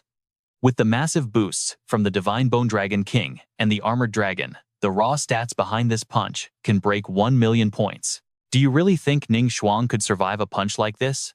Wu Xian is completely mind-blown. She thinks to herself his growth rate in just one single month is literally off the charts. 1 million attribute points. Lu Fan turns to leave. Rest easy. Even inside the God Ruin realm, I couldn't care less if they team up to hunt me down. She thinks honestly I'm not worried about him anymore. Now, I'm just praying those elite C-rank family kids are smart enough not to provoke him. If he wipes them out, we're looking at a full-blown C-rank family war. Stick with me, things are escalating fast. The very next day, inside the meeting room, Ning Ke speaks up. Alright, watch this. For this trip into the Divine Ruins, the Ning family and Luo family have to work together with everything they've got. Li Xiu promises they will support each other. There is absolutely no way they can let other noble families snatch the divine elixir. Don't worry, Li Xiu reassures him. Ning Yang is my fiancé, making the Ning and Luo families basically one united front. I absolutely will not let a single person damage our shared interests out there. Right then, a voice calls out to her father. I'm back, Ningka asks with genuine joy. Did your breakthrough actually succeed? Ning Yang returns with big news. She just leveled up to level 110. She unlocked the Crimson Sunfire, her second level 100 skill. This time, she is fully ready to show that Dragon Tamer who is boss. Ningke praises her excitedly. Excellent. Approaching 5th tier power. At just 18. Look around, absolutely nobody in the third-rate families can even compare to you. I know with enough time you will lead the Ning family straight to second-rate status. Li Xiu steps right up to congratulate his fiancée on her power. With your current strength, you are definitely going to easily snatch the champion spot inside the Divine Ruins. She just aggressively cuts him off. Skip the useless talk. Right now, I only want to know if everything is going exactly according to our plan. Is that Dragon Tamer actually getting ready for the Divine Ruins? Li Xiu quickly calms her down. Don't worry. According to the Luo family's intel network, we know that Kid is returning to the Ye family today. It's obviously to prepare for the Divine Ruins. Ning Yang just smirks coldly. Good, if he dares to show up. I was afraid he'd back out. Li Xiu still has doubts. The only thing is, we don't know how, but that kid somehow snatched a brand new dragon pet over in the Sakura Kingdom. Hearing this, she looks totally shocked. A new dragon? He explains that this dragon seems to be a super rare pet. It can literally transform into living equipment for him to wear. He probably figured out the rules of the Divine Ruins, so he specifically prepared this just for the dungeon. Ning Ke jumps into the conversation. Even if he brings one dragon in, he absolutely cannot summon any other dragon pets. His actual combat strength shouldn't be much of a threat. With the Ning and Luo families joining forces, victory is firmly in our hands. She thinks to herself, does he seriously dare challenge the Divine Ruins relying entirely on a single dragon that turns into gear? Could it really be that simple? Li Xiu comforts her, saying there's no need to worry. Whatever wild trump card this guy might have, he is ultimately just a 5th tier class holder. The Luo and Ning families teaming up can absolutely hunt him down and capture him. Right now, instead of stressing over him, we should figure out how to steal the divine elixir from Murong Sheng of the second-rate family. Ning Yang suddenly raises her voice. Murong Sheng, the young master of the Murong family. A second-rate family is actually joining the Divine Ruins. Ning Ke furiously denies this whole idea. Impossible. Second-rate families have literally never bothered fighting over the Divine Ruins before. Even though the divine elixir is super rare, it normally doesn't even catch their high-level attention. Li Xiu continues, 2 years ago, Murong Sheng already hit level 119. Uncle Ning. You might not know this, but he's only half a step away from the 5th tier. He hesitates. But for 2 whole years, the Western Frontier hasn't heard a single thing about his 5th tier breakthrough, based on what the Luo family knows. He's been preparing for that breakthrough this entire time. To make the transition perfectly smooth, he decided to use the divine elixir to max out his stats. Murong Sheng entering the Divine Ruins this time is purely to grab that elixir and safely achieve his 5th tier breakthrough in one shot. Ning Ke gets angry. He never expected such a massive curveball. Ning Yang firmly believes that even from a second-rate family, this guy still hasn't reached the 5th tier. With the Ning and Luo families joining forces, we might actually still stand a chance against him. Her father then starts reminiscing. 2 years ago, I actually had the rare chance to meet this exact guy once. Back then, he was actually fighting a top elite from another second-rate family over some rare dungeon loot. Murong Sheng completely destroyed his opponent, killing him using just a single terrifying skill. After watching that fight, I realized something. Even though we were the exact same level, the power gap between us was basically night and day. If he seriously wants to fight over the divine elixir, our chances of winning are basically zero. Ning Yang slowly sits down in her chair. Her mood calms down a bit. Well, that is not entirely certain. She breaks down the dungeon's heavy restrictions. He doesn't have a transformation class either. We won't know the final outcome until we actually get inside. Li Xiu chimes in. Uncle Ning, don't get upset. Inside the divine ruins, sometimes pure dumb luck is way more important than actual raw strength. Who knows, maybe Ning Yang and I will find the divine elixir before Murong Sheng does. Ning Ke disagrees. Just let it go. The elixir is important, but your lives matter much more. If we really fail, just making it back alive is enough. He finally lets out a sigh of defeat. If you can't beat him, just give it up. Ning Yang sets her real goal. For this dungeon trip, what I really want most is the miserable life of that Dragon Tamer. Suddenly, Ning Ke calls out to Li Xiu. Little Luo, when you two return, we should arrange your wedding much sooner. He quickly replies, Uncle Ning, I will follow whatever you arrange. Please don't worry. For this trip into the divine ruins, I will absolutely guarantee Ning Yang's safety. 3 days later, we follow Wuxian deep into the western frontier, totally shocked by the completely barren wasteland. So this is the absolute deepest part of the western frontier. Even though he has lived here for so long, he had literally never crossed through this area before. Alright, you and I are about to see something wild.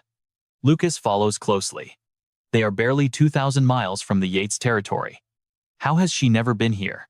She answers plainly. This area is heavily guarded by the Tier 3 families. To outsiders, it is completely forbidden ground. No one just walks in here without an invitation. He looks surprised. Are those Tier 3 families really that arrogant? So wouldn't the Tier 2 and Tier 1 families be even more terrifying? Vivian just laughs it off. Who knows, that is a level of power I cannot even touch. Lucas frowns carefully, watching her expression.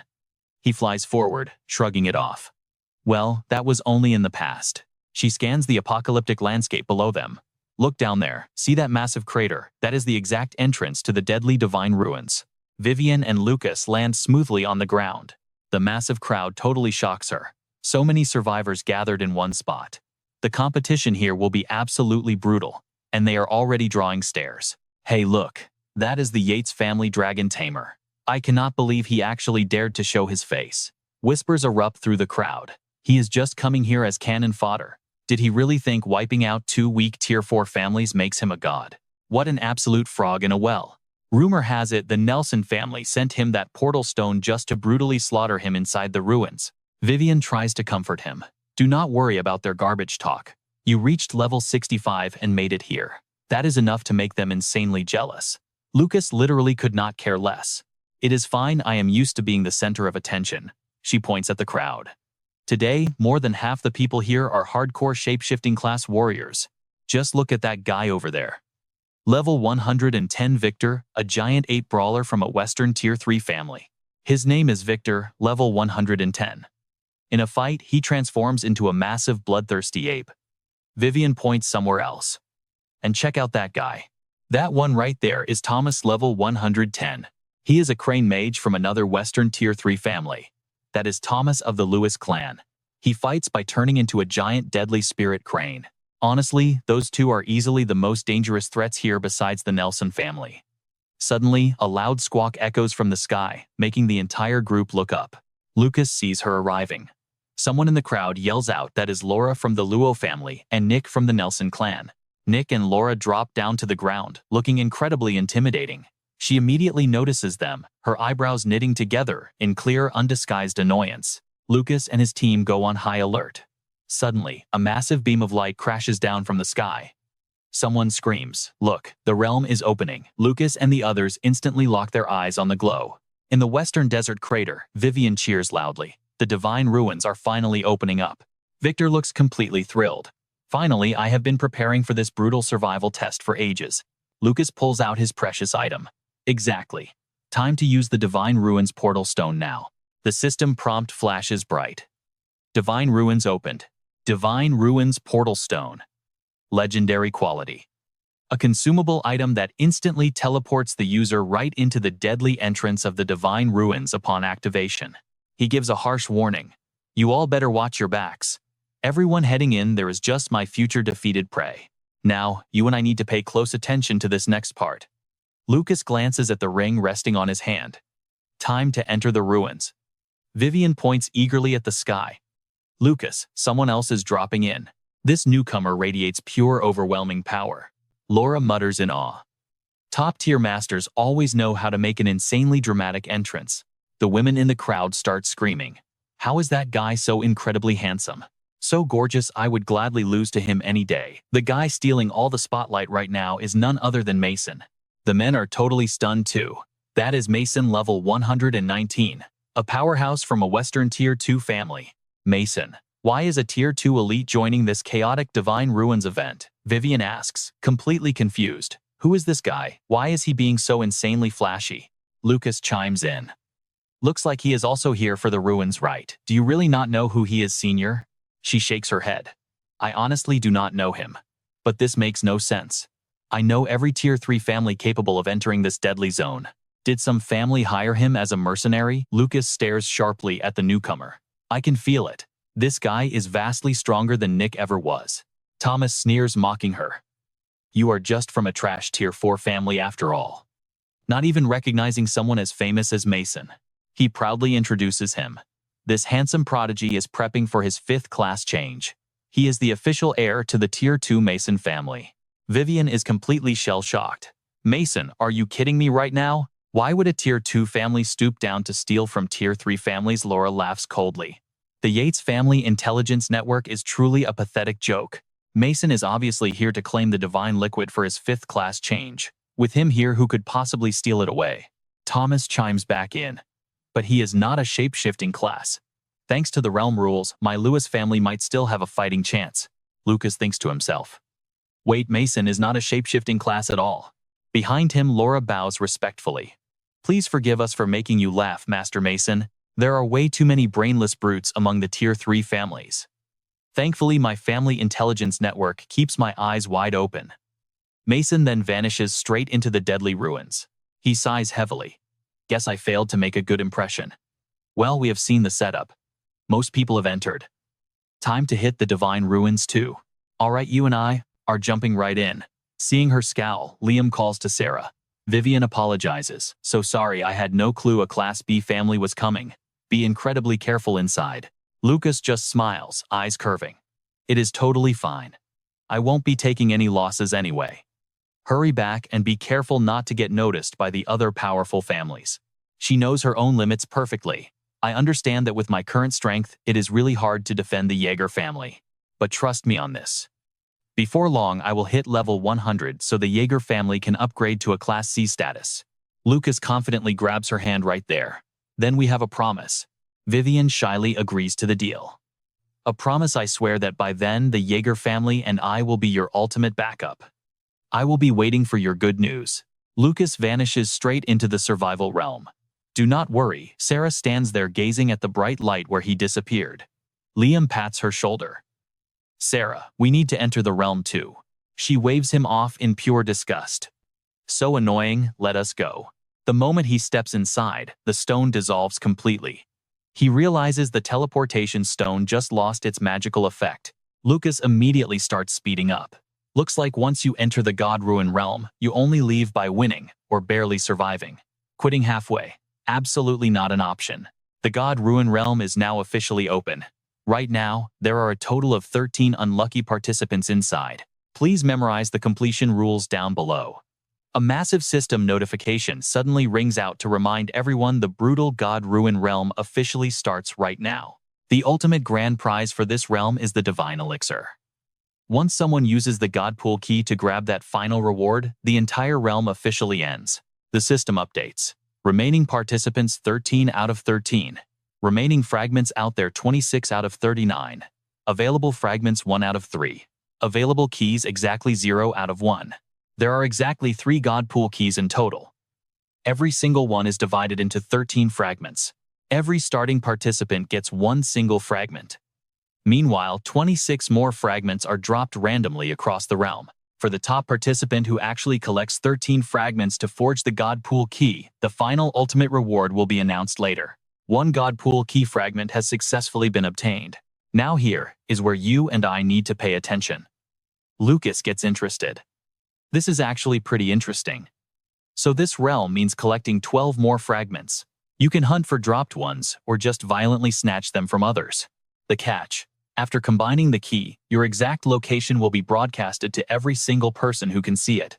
By then, anyone without a key will absolutely come to steal it.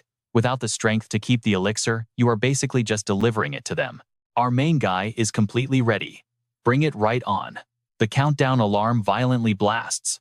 The realm entrance finishes, explaining the completion rules, and exactly 3 seconds later, the madness officially begins. 3. When the timer hits 2, a totally blinding light shines directly onto Lucas. Hitting 1, he braces himself. It is starting. That crazy beam of light becomes so insanely bright that Lucas is forced to squint his eyes. He is instantly teleported into the God Ruin realm. Lucas gets a clear look at the mountainous forest terrain. Yeah, any class without flight abilities teleported out here is really going to suffer. A loud voice echoes from behind. Talk about crazy luck, getting teleported to the exact same spot as the little brat from a Class D family. The arrival is Trent, a level 105 beast tamer from the Class C West family. He is absolutely thrilled. A literal free appetizer delivered to my door. Trent aggressively provokes him. Come here, I will be taking your fragment. Lucas just casually smirks at him. Lucky, yeah, you are not wrong. But sadly, you are the one delivering yourself. The guy says confidently, this is my second time surviving the God Ruin realm. Toxic gas starts spreading everywhere. This is no place where summoners like you can act arrogant. The system suddenly displays his class Lord of Purgatory. The Lord of Purgatory's heavy armor can literally transform into absolutely any shape. When releasing the Lord of Purgatory, the armor shifts back to its original form, granting the wearer a massive level 100 strength attribute boost. Lucas casually speaks up right then. So your blade is actually just shape-shifting armor. I really thought you had some clever trick to use weapons inside this restricted realm. He mentally notes this down. A second-time participant is actually kind of interesting. Trent rushes straight in. Let me give you a taste of my 12,000 power punch. The system flashes Lord of Purgatory grants level 105 strength times 110. Lucas casually blocks the opponent's incoming punch with his bare hand. The guy is completely shocked that Lucas blocked it. Lucas asks, with pure disdain, 12,000, are the other participants in this realm as pathetic as you? Trent panics and thinks to himself, what just happened? He is only level 65, no dragon summoned. How did he easily block my massive level 100 punch? Lucas slowly raises his own fist. A free fragment delivered to my door, I will gladly take it. Trent instantly feels like this is the end. He is doomed. That single devastating punch sends him flying violently backwards. He eats the full hit, screaming in pure agony. Trent's entire body gets blasted miles away across the endless overlapping mountain ranges. Crashing down, he absolutely cannot believe it. I am still alive. Then, chains suddenly wrap around his leg. Of course, I kept you alive. Are you really that surprised? The system displays a warning. The sickle armor rapidly shoots out hooks and blades, piercing the target for massive damage and dragging him right back to Lucas. Trent is brutally hoisted upside down. We knew this would happen. He actually shattered the Lord of Purgatory's armor. Wait, are his stats over 10,000 points? No, scratch that. Just like Ning Cheng, he's rocking over 100,000. Lu Fan yanks the chain right up. What are you mumbling about? I'm giving you 2 choices, so listen up. Option 1. Since this is your second time participating here, you hand over that fragment and lead the way for me. Option 2. I just let go of this chain and watch you free fall. His gear was already shattered, and with those injuries, flying was impossible. Dropping into that endless abyss meant certain death. As the chain slips, Tianlang screams in pure panic. No, please, spare my life. I'll take option 1. I'll give you the fragment and guide you, I swear. Hearing that, Lu Fan finally stops the drop. Not bad. Very smart. He pulls up the chain wrapped around his ankle, dragging a terrified Tianlang safely back onto solid ground. He glares at him, delivering a cold threat. You know what happens if you run right. The guy cowers immediately. I know I won't run. Trembling, he hands over the precious fragment. Please just take it. Thank you for sparing me, boss. I can definitely help you navigate the path ahead. Lu Fan just smirks. Are you absolutely sure about that? You memorized every single location in this secret realm from your last run. Tianlang quickly answers. I wouldn't say I know everything, but the treasure chests guarded by those massive fierce beasts. Yeah, I definitely know exactly where those are hiding. Here in the God Ruin realm, treasure chests are incredibly important. You and I both know they don't just hold key fragments, they drop some seriously overpowered rare items too. Among those drops are 3 ultimate artifacts. Get your hands on these, and you essentially control the entire flow of the game. The first artifact is the Realm Charm, a crazy consumable item locked to this zone. If you end up dying inside the God Ruin realm, this thing automatically triggers literally, bringing you straight back to life from the dead. The second item, the Magic Bandstone Seal. Activating this bad boy opens up a massive domain. Every single person caught inside it is completely blocked from using any skills. It forces pure hand-to-hand combat. And of course, you can just use it a second time to completely cancel the domain effect. The third piece is the absolute strongest artifact, the God-Hunting Heavy Crossbow. Unlike the others, there is only one of these in existence. It is the ultimate weapon. Here, anything with under 2 million defense gets instantly wiped out. That's exactly why returning players focus entirely on collecting fragments. They don't even realize that finding this massive crossbow is just as critical. Lu Fan thinks to himself he definitely didn't know this info before, but can he actually trust anything coming out of this guy's mouth? That's the real question. Still, the guy knows exactly where those treasure chests are hiding. If it means getting more fragments, it's totally worth testing his loyalty first. He snatches the fragment right out of his hand. All right, Tianlang was it. Lead the way. The guy beams with relief. Thank you, boss. Actually, young Master Lu, trust me, I'll help you secure those artifacts. Next, Tianlang leads Lu Fan down a brutal path, coming face to face with plenty of giant beasts guarding the loot. But of course, none of these monsters were any match for our guy. Exactly like Tianlang promised, Lu Fan cracks open a chest and finds a realm artifact. The system screen pops up as he pulls out the God Ruin Realm Charm. Legendary quality. Consumable. If the person holding it dies inside this specific realm, the item automatically triggers, restoring their health to 100% and bringing them straight back to life. But if the player steps outside the secret realm, the item just vanishes into thin air. Now you and I can clearly see Tianlang acting sketchy. So despite playing along for now, Lu Fan definitely isn't lowering his guard. Deep inside the God Ruin forest, Tianlang is looking super suspicious. But hey, since he's actively leading him right to fresh treasure chests, Lu Fan decides to keep him around. Lu Fan is absolutely positive this guy is hiding a massive secret. Meanwhile, Tianlang is busy acting like everything is completely awesome. Young Master Lu, you are totally blowing my mind. Sticking by your side was the best choice ever. He just glares at him coldly. Cut the useless kissing up. I haven't seen a single new fragment yet, let alone that God-hunting crossbow you keep hyping up. Tianlang immediately starts swearing up and down. Are you